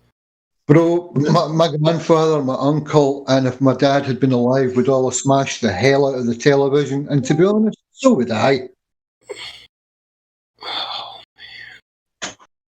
I know, and now, you know, at 16 years old, my daughter likes to watch some adult movies, but you know how I combat it? I talk to my daughter on a mature level about sex. You know, I don't want to raise serial killers and shit, so I don't tell them sex is wrong. I don't want to wound them for the rest of their life and they feel like, oh, if you're having sexual thoughts, you're a sinner. No, sex is natural and it's great and it's all this and all that, and you can have a family for it, but you're just too young for it. That's what I teach, because it just ruined your life. It's the first part of it's the first part of an adult's life, mate, and the last part of a child's life. Exactly. You know, you're no longer a child the minute you have a baby. You don't get to enjoy you're not the baby no more. You got to be the adult now, and you know that's how I got my daughters. Hell, I had to tell my oldest, you know, at a certain age, hey, we had to talk about the birds and the bees, right? You know, I don't get grandchildren if you don't bring them home. She's like, oh, Dad, TMI. I was like, no. And she's I taught her to be a little too mean without teaching her to be compassionate. And, you know, you don't use it on the weak. So she's kind of abusive when it comes to her little liberal boyfriend. Hell, I think he's one step away from being gay. I tried to tell her, you're going to kick his ass one of these times. You're just going to turn him gay, you know. You better think about your kids. What will that do to them if you slap their daddy gay? Thing is, you're not lying. It's happened. Well, yeah, no. But when I started telling her, like, a couple ways I tried to tell her, hey, you just can't be mean to your partner. When I started joking about it like that, she seemed like she took it more seriously. And she's like, man, he's right. That's my bitch. I better keep my bitch in line. I don't want him being some man's bitch. Yeah. Well, I mean, how easy is it to fall into a woman's arms when your woman has been downright horrible to you, bro? Even just for a cuddle for 5 minutes to feel wanted. How easy is it?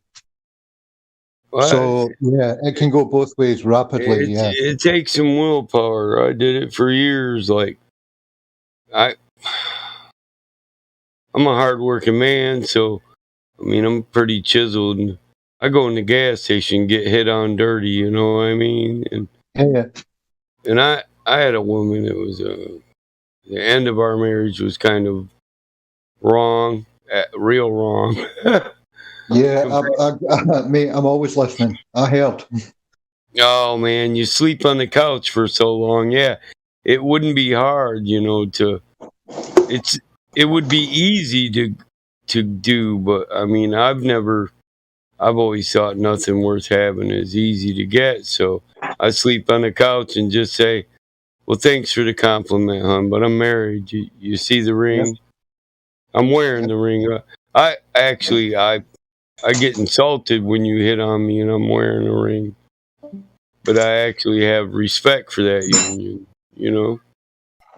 Yeah, it's a little bit about if I think a thing about morals is if you don't remind yourself that you've got them and what they are, they fade or they blur easier. And by doing that, it's a constant reminder to yourself and the world. Hang on, this is the way it's meant to be. No offense, Right. but this is the way it's meant to be. Right. I've been single for a minute because, well, I was true to my wife until we were divorced, but now I'm just faithful to my children. I'm not trying to make them put up with somebody they don't like, and then I'm not trying to bring home somebody they will like, because my kids are just as loving as me, Yeah. And I don't want them to put into somebody that might not hang out, Yeah. Well, this time, put it like this. This time, I'm single about 3 years now, and I'm still wearing a wedding band, and I'm not interested in taking it off because I like the way that it makes most women go, nope. It's quite nice because I see a lot of people going, or a lot of women going, no, he's taken, and they turn away. There's been the odd occasion when I've said nah, and I've held my hand up, and they've went, oh, okay, sorry, I didn't realise, for whatever, Yeah. I think. But they've been cool with that. But I like the fact that I can be who I am, don't get into a relationship, don't want to get into a relationship, and having that wedding band on, that can save me. Yeah, I think I get it from my grandma. My grandfather became unfaithful, but she was faithful to him even after he died. She loved one man. She was a God-fearing woman. She loved one man. She thought that's the way her father wanted it to be, and that's as far as the conversation or the thought went. Yes, my grandmother was the same. I must admit, if my grandfather had went early, she would have been a single woman all her days. My mum met my dad, got pregnant with me, was very scared that my grandmother would have me adopted or worse, hid the pregnancy, never got married. To my knowledge, never really had much of a relationship at all. I never had a father figure in my life. Lots of uncles and dad, like other men I would consider a dad because I respected them for who they were. But no, that was it for her. Her heart went to my dad, and that was it. She just couldn't look at another man in that way. It's just the way it is. And I get it. I'm sort of like that.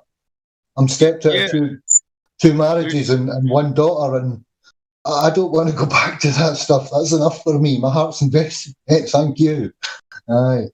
There's something beautiful in it, bro. Yeah. A martyr for your cause. Bro, it's peaceful. It's peaceful now, and I'm happy with the peace. When it's not peaceful, it's yeah, that's the unspoken part of it. It's my house. If there's someone interrupting my peace here, it's someone whom I love and I always love. It's my child, I mean. Yeah.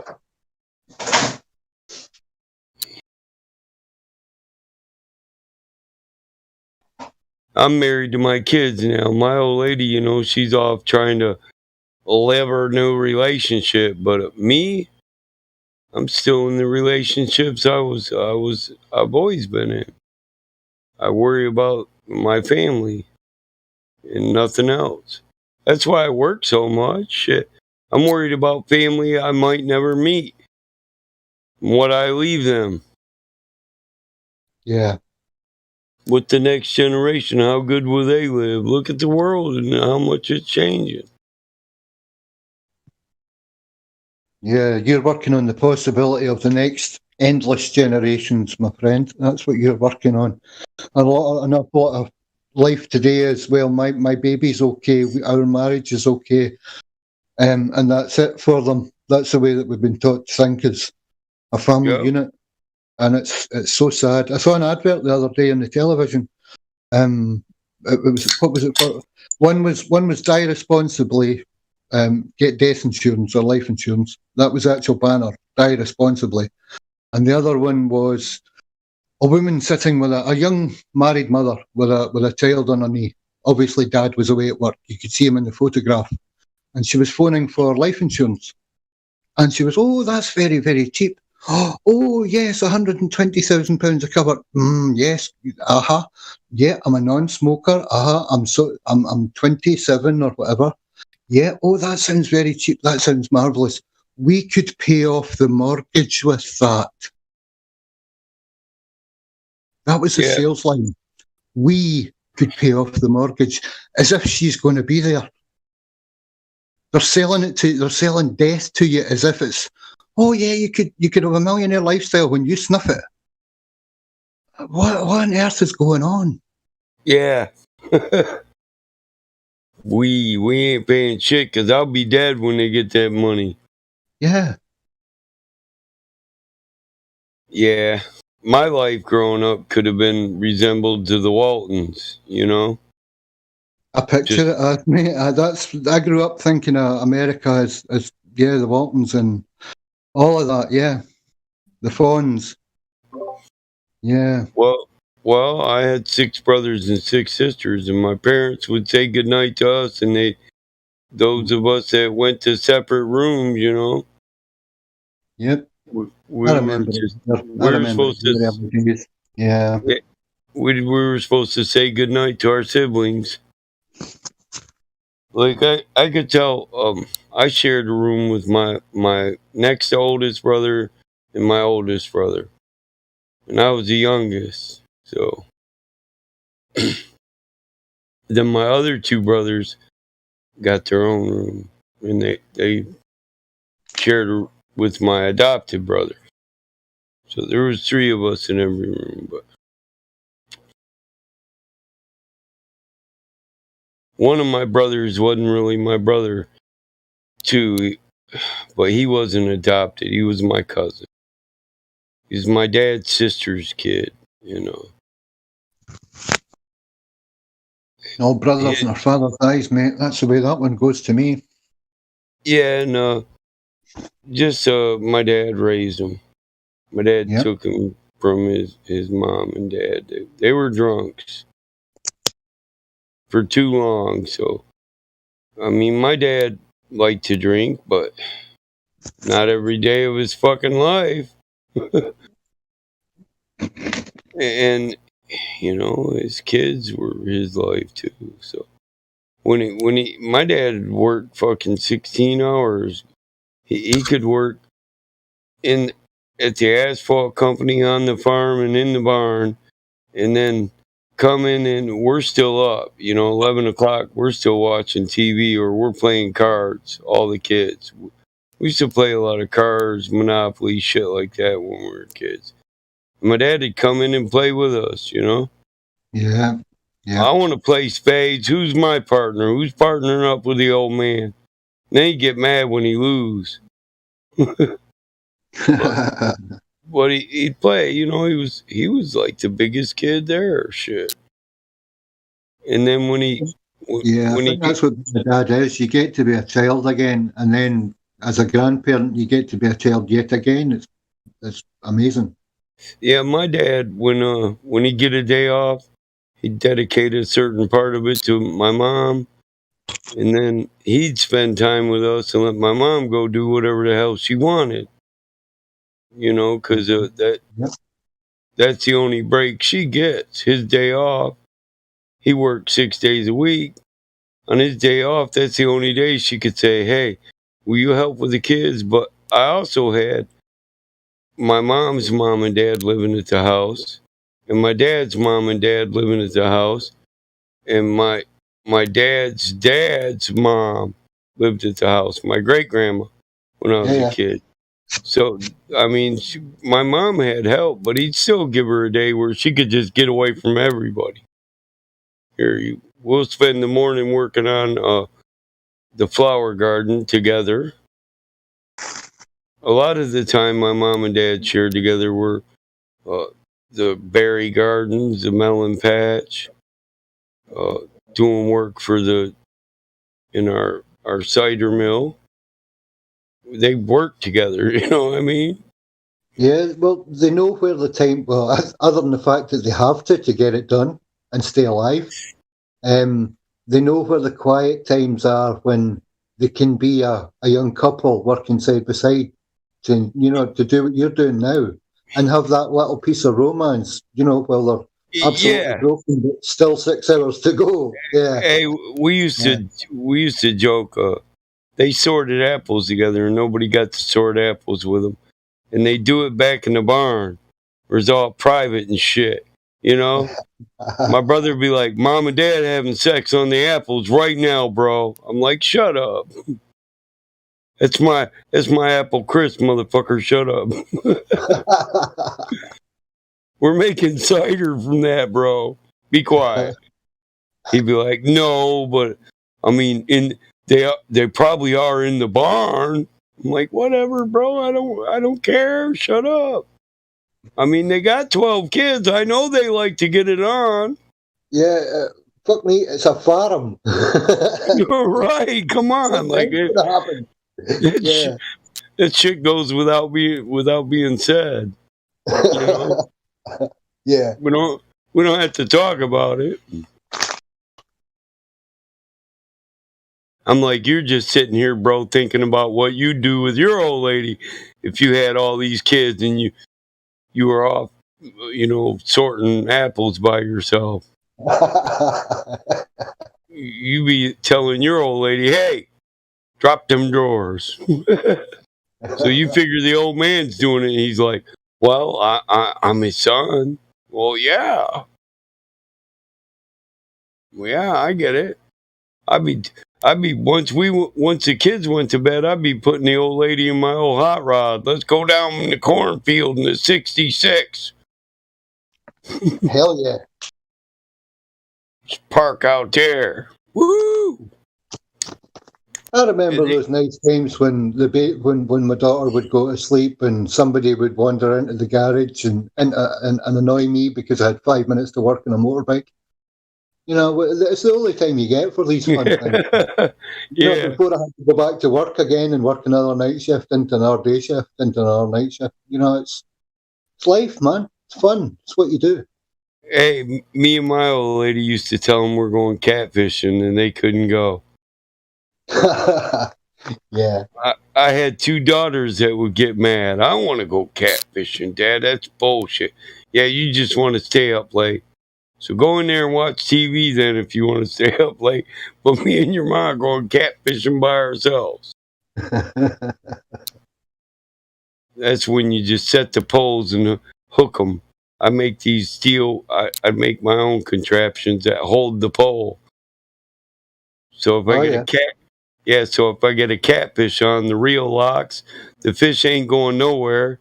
Eventually he quits fighting and I can get my time with my old lady. Yeah, if he's happy, if he can sit back in his hole, he thinks he's had a meal, and he's not bothered. Right. Yeah. Even though he's got a treble hook somewhere lodged in his ass. Yeah. Yeah, I've caught fish that I knew were on the line for a minute, and they had a half a fish in their mouth that they didn't get down because it got hooked on the treble hook. So he ate half of it, I used to, a lot of times, I got a big thing in the barn. It's a big plexiglass. We used to go bass fishing. We had a tank for when we're weighing the damn fish. We throw them back in the tank and release them. Just catch and release. Yeah, Nice. so we got a bigger tank and it was on a trailer. So I took the small tank home that you just put it in the back of a pickup truck, you know. That way you could back up the lake, open the thing, and it just all go out at once. But I used to put the catfish in there that I'd catch, keep them all fresh, and then clean them all, you know, after a week. 30 cats in there, you just start pulling them and cleaning them, you know. Then you don't have to, because we have a fish fry, you know. I got a pond too, so. But the pond, I don't stock it with fish, because it connects to 2 rivers and then 12 lakes, and I could throw all the fish I want in the pond, but they're not going to hang out there. I don't know. I've kind of groomed it, though, over my life. When I was a kid, I'd take old Christmas trees and tie them together and throw them in there, create areas for the baby fish to go and hide. Yeah, I know what you mean, yeah. Nice. A hatchery. Yeah, for little fish, we throw hollow. If you find a deadfall that's all rotted out in the inside, well, you can just drop that in the pond, and then fish will hide in it, the littler fish. They get older. The more areas there are for fish to hide, the more fish you'll have in the pond, you know? Yeah, that you will. They'll hang out in the pond. They'll go in the, like, dude, my fishing shanty sunk one time. I was gonna dig it out, you know, come spring, but I went fishing and I thought, yeah, I should hook it right now and just drag it out, you know, just hook it with the damn sinker rope. But every time I casted a lure and run it by it, a bass come out and hit it. I was like, man, there's a bunch of rock bass hanging out in that thing. Maybe I should just leave it there, you know? Yeah, why not? Yeah, so I did leave it there, and it seems like the rock bass took it over. Now I got a bunch of rock bass. I had to go up the stream and catch them by the overpass roadway bridge. They'd hang out. Like the shade, yeah, they like the shade. Yeah, they'd hang out there. But when my shanty was pretty damn big, it was just a big ass shed that I put a pop-up trailer axles on, you know? I'd drag it out onto the pond once it froze with the tractor or a small lawnmower, drag it out there and just park it there. So, and it had a hole in the bottom. Well, they beat a hole through the roof. I can see it. When you're above it, it's like, it's only 10 foot to the roof, you know? It's like 10 foot below the water. So you can see the damn thing. You can see all the fish in it. Like, yeah. Oh, she's a honey hole. Like you can see through the roof. The proper honey hole. Oh, yeah. You know there's fish in there. You just drop a lure down there and run it past. I use them rattling wraps in them natural colored night crawler. You run a natural colored night crawler with a Texas rig across the top of that. They can't resist that shit. They race to get it. We get some big rock bass in there, dude, because now they got the environment to hide, you know. Fuck, I've caught 4-pound rock bass. That's big. That's a healthy fish, yeah. Yeah, and it's good eating. Yeah. And like the pine trees, I put pine trees in there every Christmas for a while. There's a big area, and that area now seems like the perch took it over. There's good sized perch in there, and perch are good eating. So I have it's a good fish to play with as a perch. You can have a good time with one on the line. For a small fish, by God, what an agile little ferocious thing it can be. Oh, I know. You can catch a little one and you think you got a big ass bass. Yep. Like, oh man, this is a big bass, and you pull out this long skinny perch, you're like, fucker. Same way with pike. I got rivers, so I do a lot of pike fishing. And sometimes you'll catch a pike that you think is a freaking 20-inch pike, but you pull it out and damn thing's only 12 inches long. It's just fighting like a damn gator. It's a fucking barracuda. Yeah. Yeah. I think so too. It's a freshwater barracuda. Yep. Yep. They just worked their way up into the rivers. Got used to. You think about it, if saltwater fish goes up where freshwater is coming into the ocean, and then they have babies, their babies are going to be able to survive a little better in freshwater than them. Well, yeah. So they're going to head up the river a little way. It's going to happen. Look at the salmon every year. Sea to river every year. Sea to river, sea to river. Born in the river, go to the sea, come back to the river, spawn, go to the sea, come back. If you're lucky and don't die, do it a third year and then probably die and fertilise the forest where you die. Yeah. Yeah. And, yeah. Dude, the bear grub on them. It's literally, we're having salmon runs right now. I was thinking about going up there. Heading up there. Yeah, we're all caught up at work. If I can get my nephews to say that they'll be on call, I'll probably go do it this week. I want to go do some salmon runs. I like it. I go to this place. It's Pier Marquette. We call it Tippy Dam, Tip Up Dam. Because in the wintertime, people... It's just 1,000 people down the river with tip-up poles, you know. yeah, nice. You know what a tip-up is. Yeah. Oh yeah, just pulling them out. Absolutely pulling them out. One in, one out. One in, one out. Yep. Yeah, they're mechanical. So you put them in the water, in the ice. You have 5 holes, 5 tip-up poles, and when the fish hit them and start to pull on them, it releases a gear, and it jerks back. Yep. It jerks by itself. So this guy keeps coming in and out. Is he muted? I don't know. I've heard the doorbell going, but I haven't heard it. I don't know who's in. No. Well, I guess it maybe not the same person. No, one left and one came. All right. Oh, the Russian guy's in. Yeah. Yeah, that's cool. I didn't get his name yet. No, me either. It almost looks like Corbin. I don't know.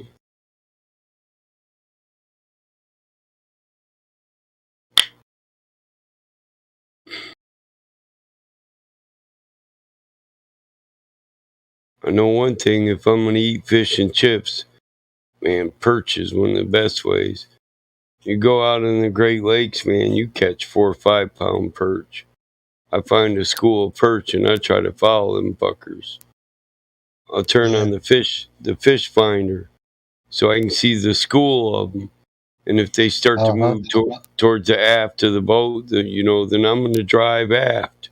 Because I try to keep with them. One of my, I suppose you'd call my brother, he's got a head shop in the local town, but he's actually a gillie. He ran a fishery where you would pay money to go and fish. He ran that for 2 or 3 years, and he's now top level competitive fisherman here. And he takes people out and he teaches them stuff. And some of the fish that he shows me the photos of, absolutely phenomenal. He's got all the rangefinder stuff. He's now got the little the thing he's sitting. It's like a rubber ring, but you sit in it, and it's got a motor on the back. Yeah, and it finds the fish, and the little motor cuts in, and takes you over to the fish. It's bizarre. What do they call them? A pram? Yeah, I'd call it I'd call it a pram, mate. Yeah, that's a good term for it. Yeah, a little electric outboard that cuts in when the fish get detected on the radar somewhere across the water. Yeah. Well, pram is a little oddly shaped boat. Not really a full-size boat. They're small. Some of them are robotic. Like before the kayaks come out, I had a pram. You know, Yeah. that's what I go up and down the rivers with. But you could hook a trolling motor up to them. I got a old 3/4 horse Johnson. It's a real small gas motor. Oh, they're lovely. They're so nice. Yeah, so you know what I'm talking about. Yeah. I'd put that on my pram, dude, and I'd just go all over with that motherfucker. Yeah. My daughter I still got it, so my daughter loves to use that. The pram. I actually got a 3/4 horse, I got a 1 horse, 1.5 horse, and she use them all. That's what. See, my daughter's like this too. She says, "Dad, my motor's getting a little sluggish. You need to rebuild it or maintain it, or show me." You know, she'll say, "Show me." But my pram's just like this one. I found a picture, just like that. I got a live well that sits up in the front of mine. Oh, yeah. But it's perfect. She's like, I take a cooler. She'll take a cooler with her and be on the lake all day. But I don't worry about my kid, you know, because she wears the life vest. She always wears her life vest. Yep. Not worried about it. It saves your life. You don't have to think about it. If you're wearing a life preserver, you don't have to think about it. All you got to do is try not fall in the water or bang your head. Yeah, just try not to let the boat bang your head and just push away from the boat. Yep. That's it.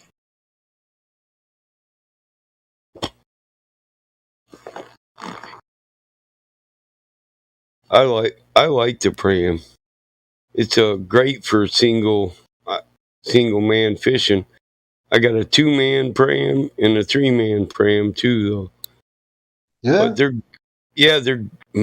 great for river fishing. If it bottoms out, you just get out of the boat and raises up a little, and you drag it past that low spot on the river. You know, my river, the trees grow right up to it, and a lot of times it gets blocked. I don't know if you see when I posted those pictures, but there's always trees down in there. Every year I usually clear them out. I'll go from the overpass on the road and clear them out all the way down the river. But I also trim the banks on my side of the river. I'll trim the bank all the way down. But my neighbors on the other side, they don't trim it. So I end up pulling their trees out of the river. His will be like a mangrove, and yours will be like a manicured animal that tries to get to the water. Yeah. It's another thing. People don't know about the land management you have to do when you've got a farm or anything like more than a garden. There's a lot of land management involved, mate. Otherwise, it's a jungle. Yeah.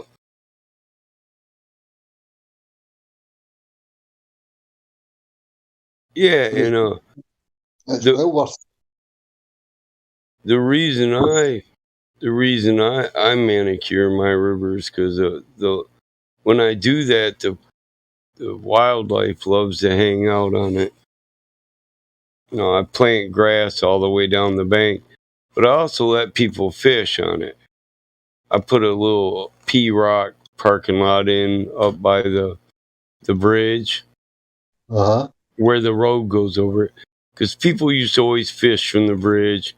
I'd be finding thousands of lures out there. So one day I got a bunch of lures and I just said, screw it. Got people up there and we cleared the whole area out on Saturday, and then Sunday the normal people came that was fishing and brought this big long freaking limb out because I was making a fence, like a split rail fence. Yeah. And I put this into a place. I screwed it up, and the dude said, you got like 200 lures on that branch. I said, yeah, you think? You think I didn't notice that? He said, well, what are them? I said, they're all the ones I took out of the tree here when I put my pram on the river. He's like, dude, can we go down and fish in that area? Is that your property? I was like, yeah, that's why I'm opening it up.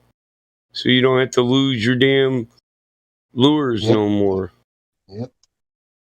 My neighbor did say it, though. He's got a sign up there that says, I don't care if you go down my side of the property. So there's people that'll go out there and trim the branches and stuff that hang over the trees and make little areas on his side. It's pretty good countrymen and good fishermen. That's what you do. You maintain where you are when you're there. Right. That's why not, I mean, I've been in a lot of forests, man, and I from Michigan to Kentucky. And to me, they all looked like they were planted by men. They're all in rows. I asked my dad, we were in Kentucky on the side of the mountain.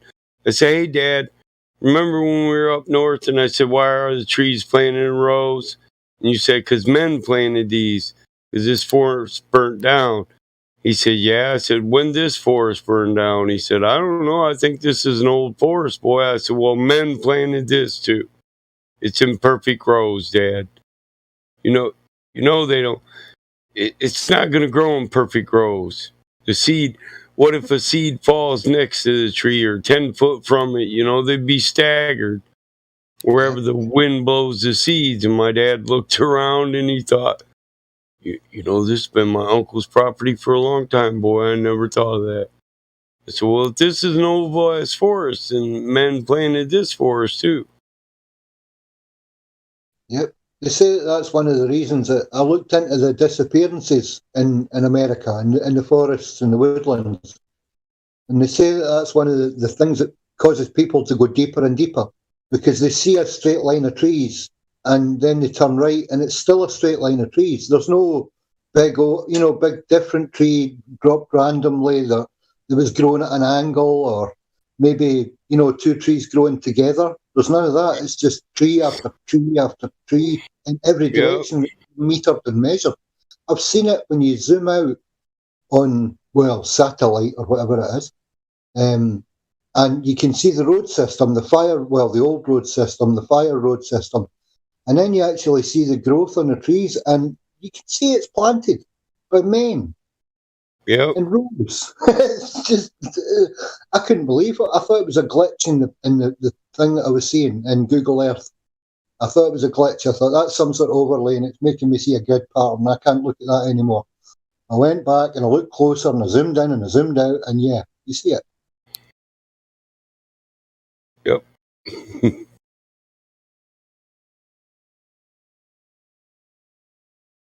Like when Sonny talks about California and Orange County, it just literally the place was covered with oranges, and he says that it's gone now, and that was men. That wasn't wild animals that ate an orange and walked 12 feet and planted it again. That was men that did that, and women and children.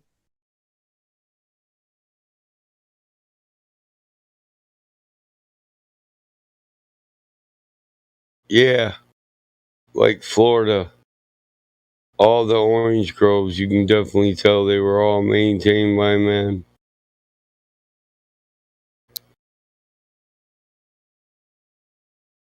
And people think they have to live in cities and apartments and have to have fancy clothes to wear, and then they think they have to buy expensive holidays to go and live in a ranch like yours, when in actual fact they could walk out into the countryside and make it their own anyway.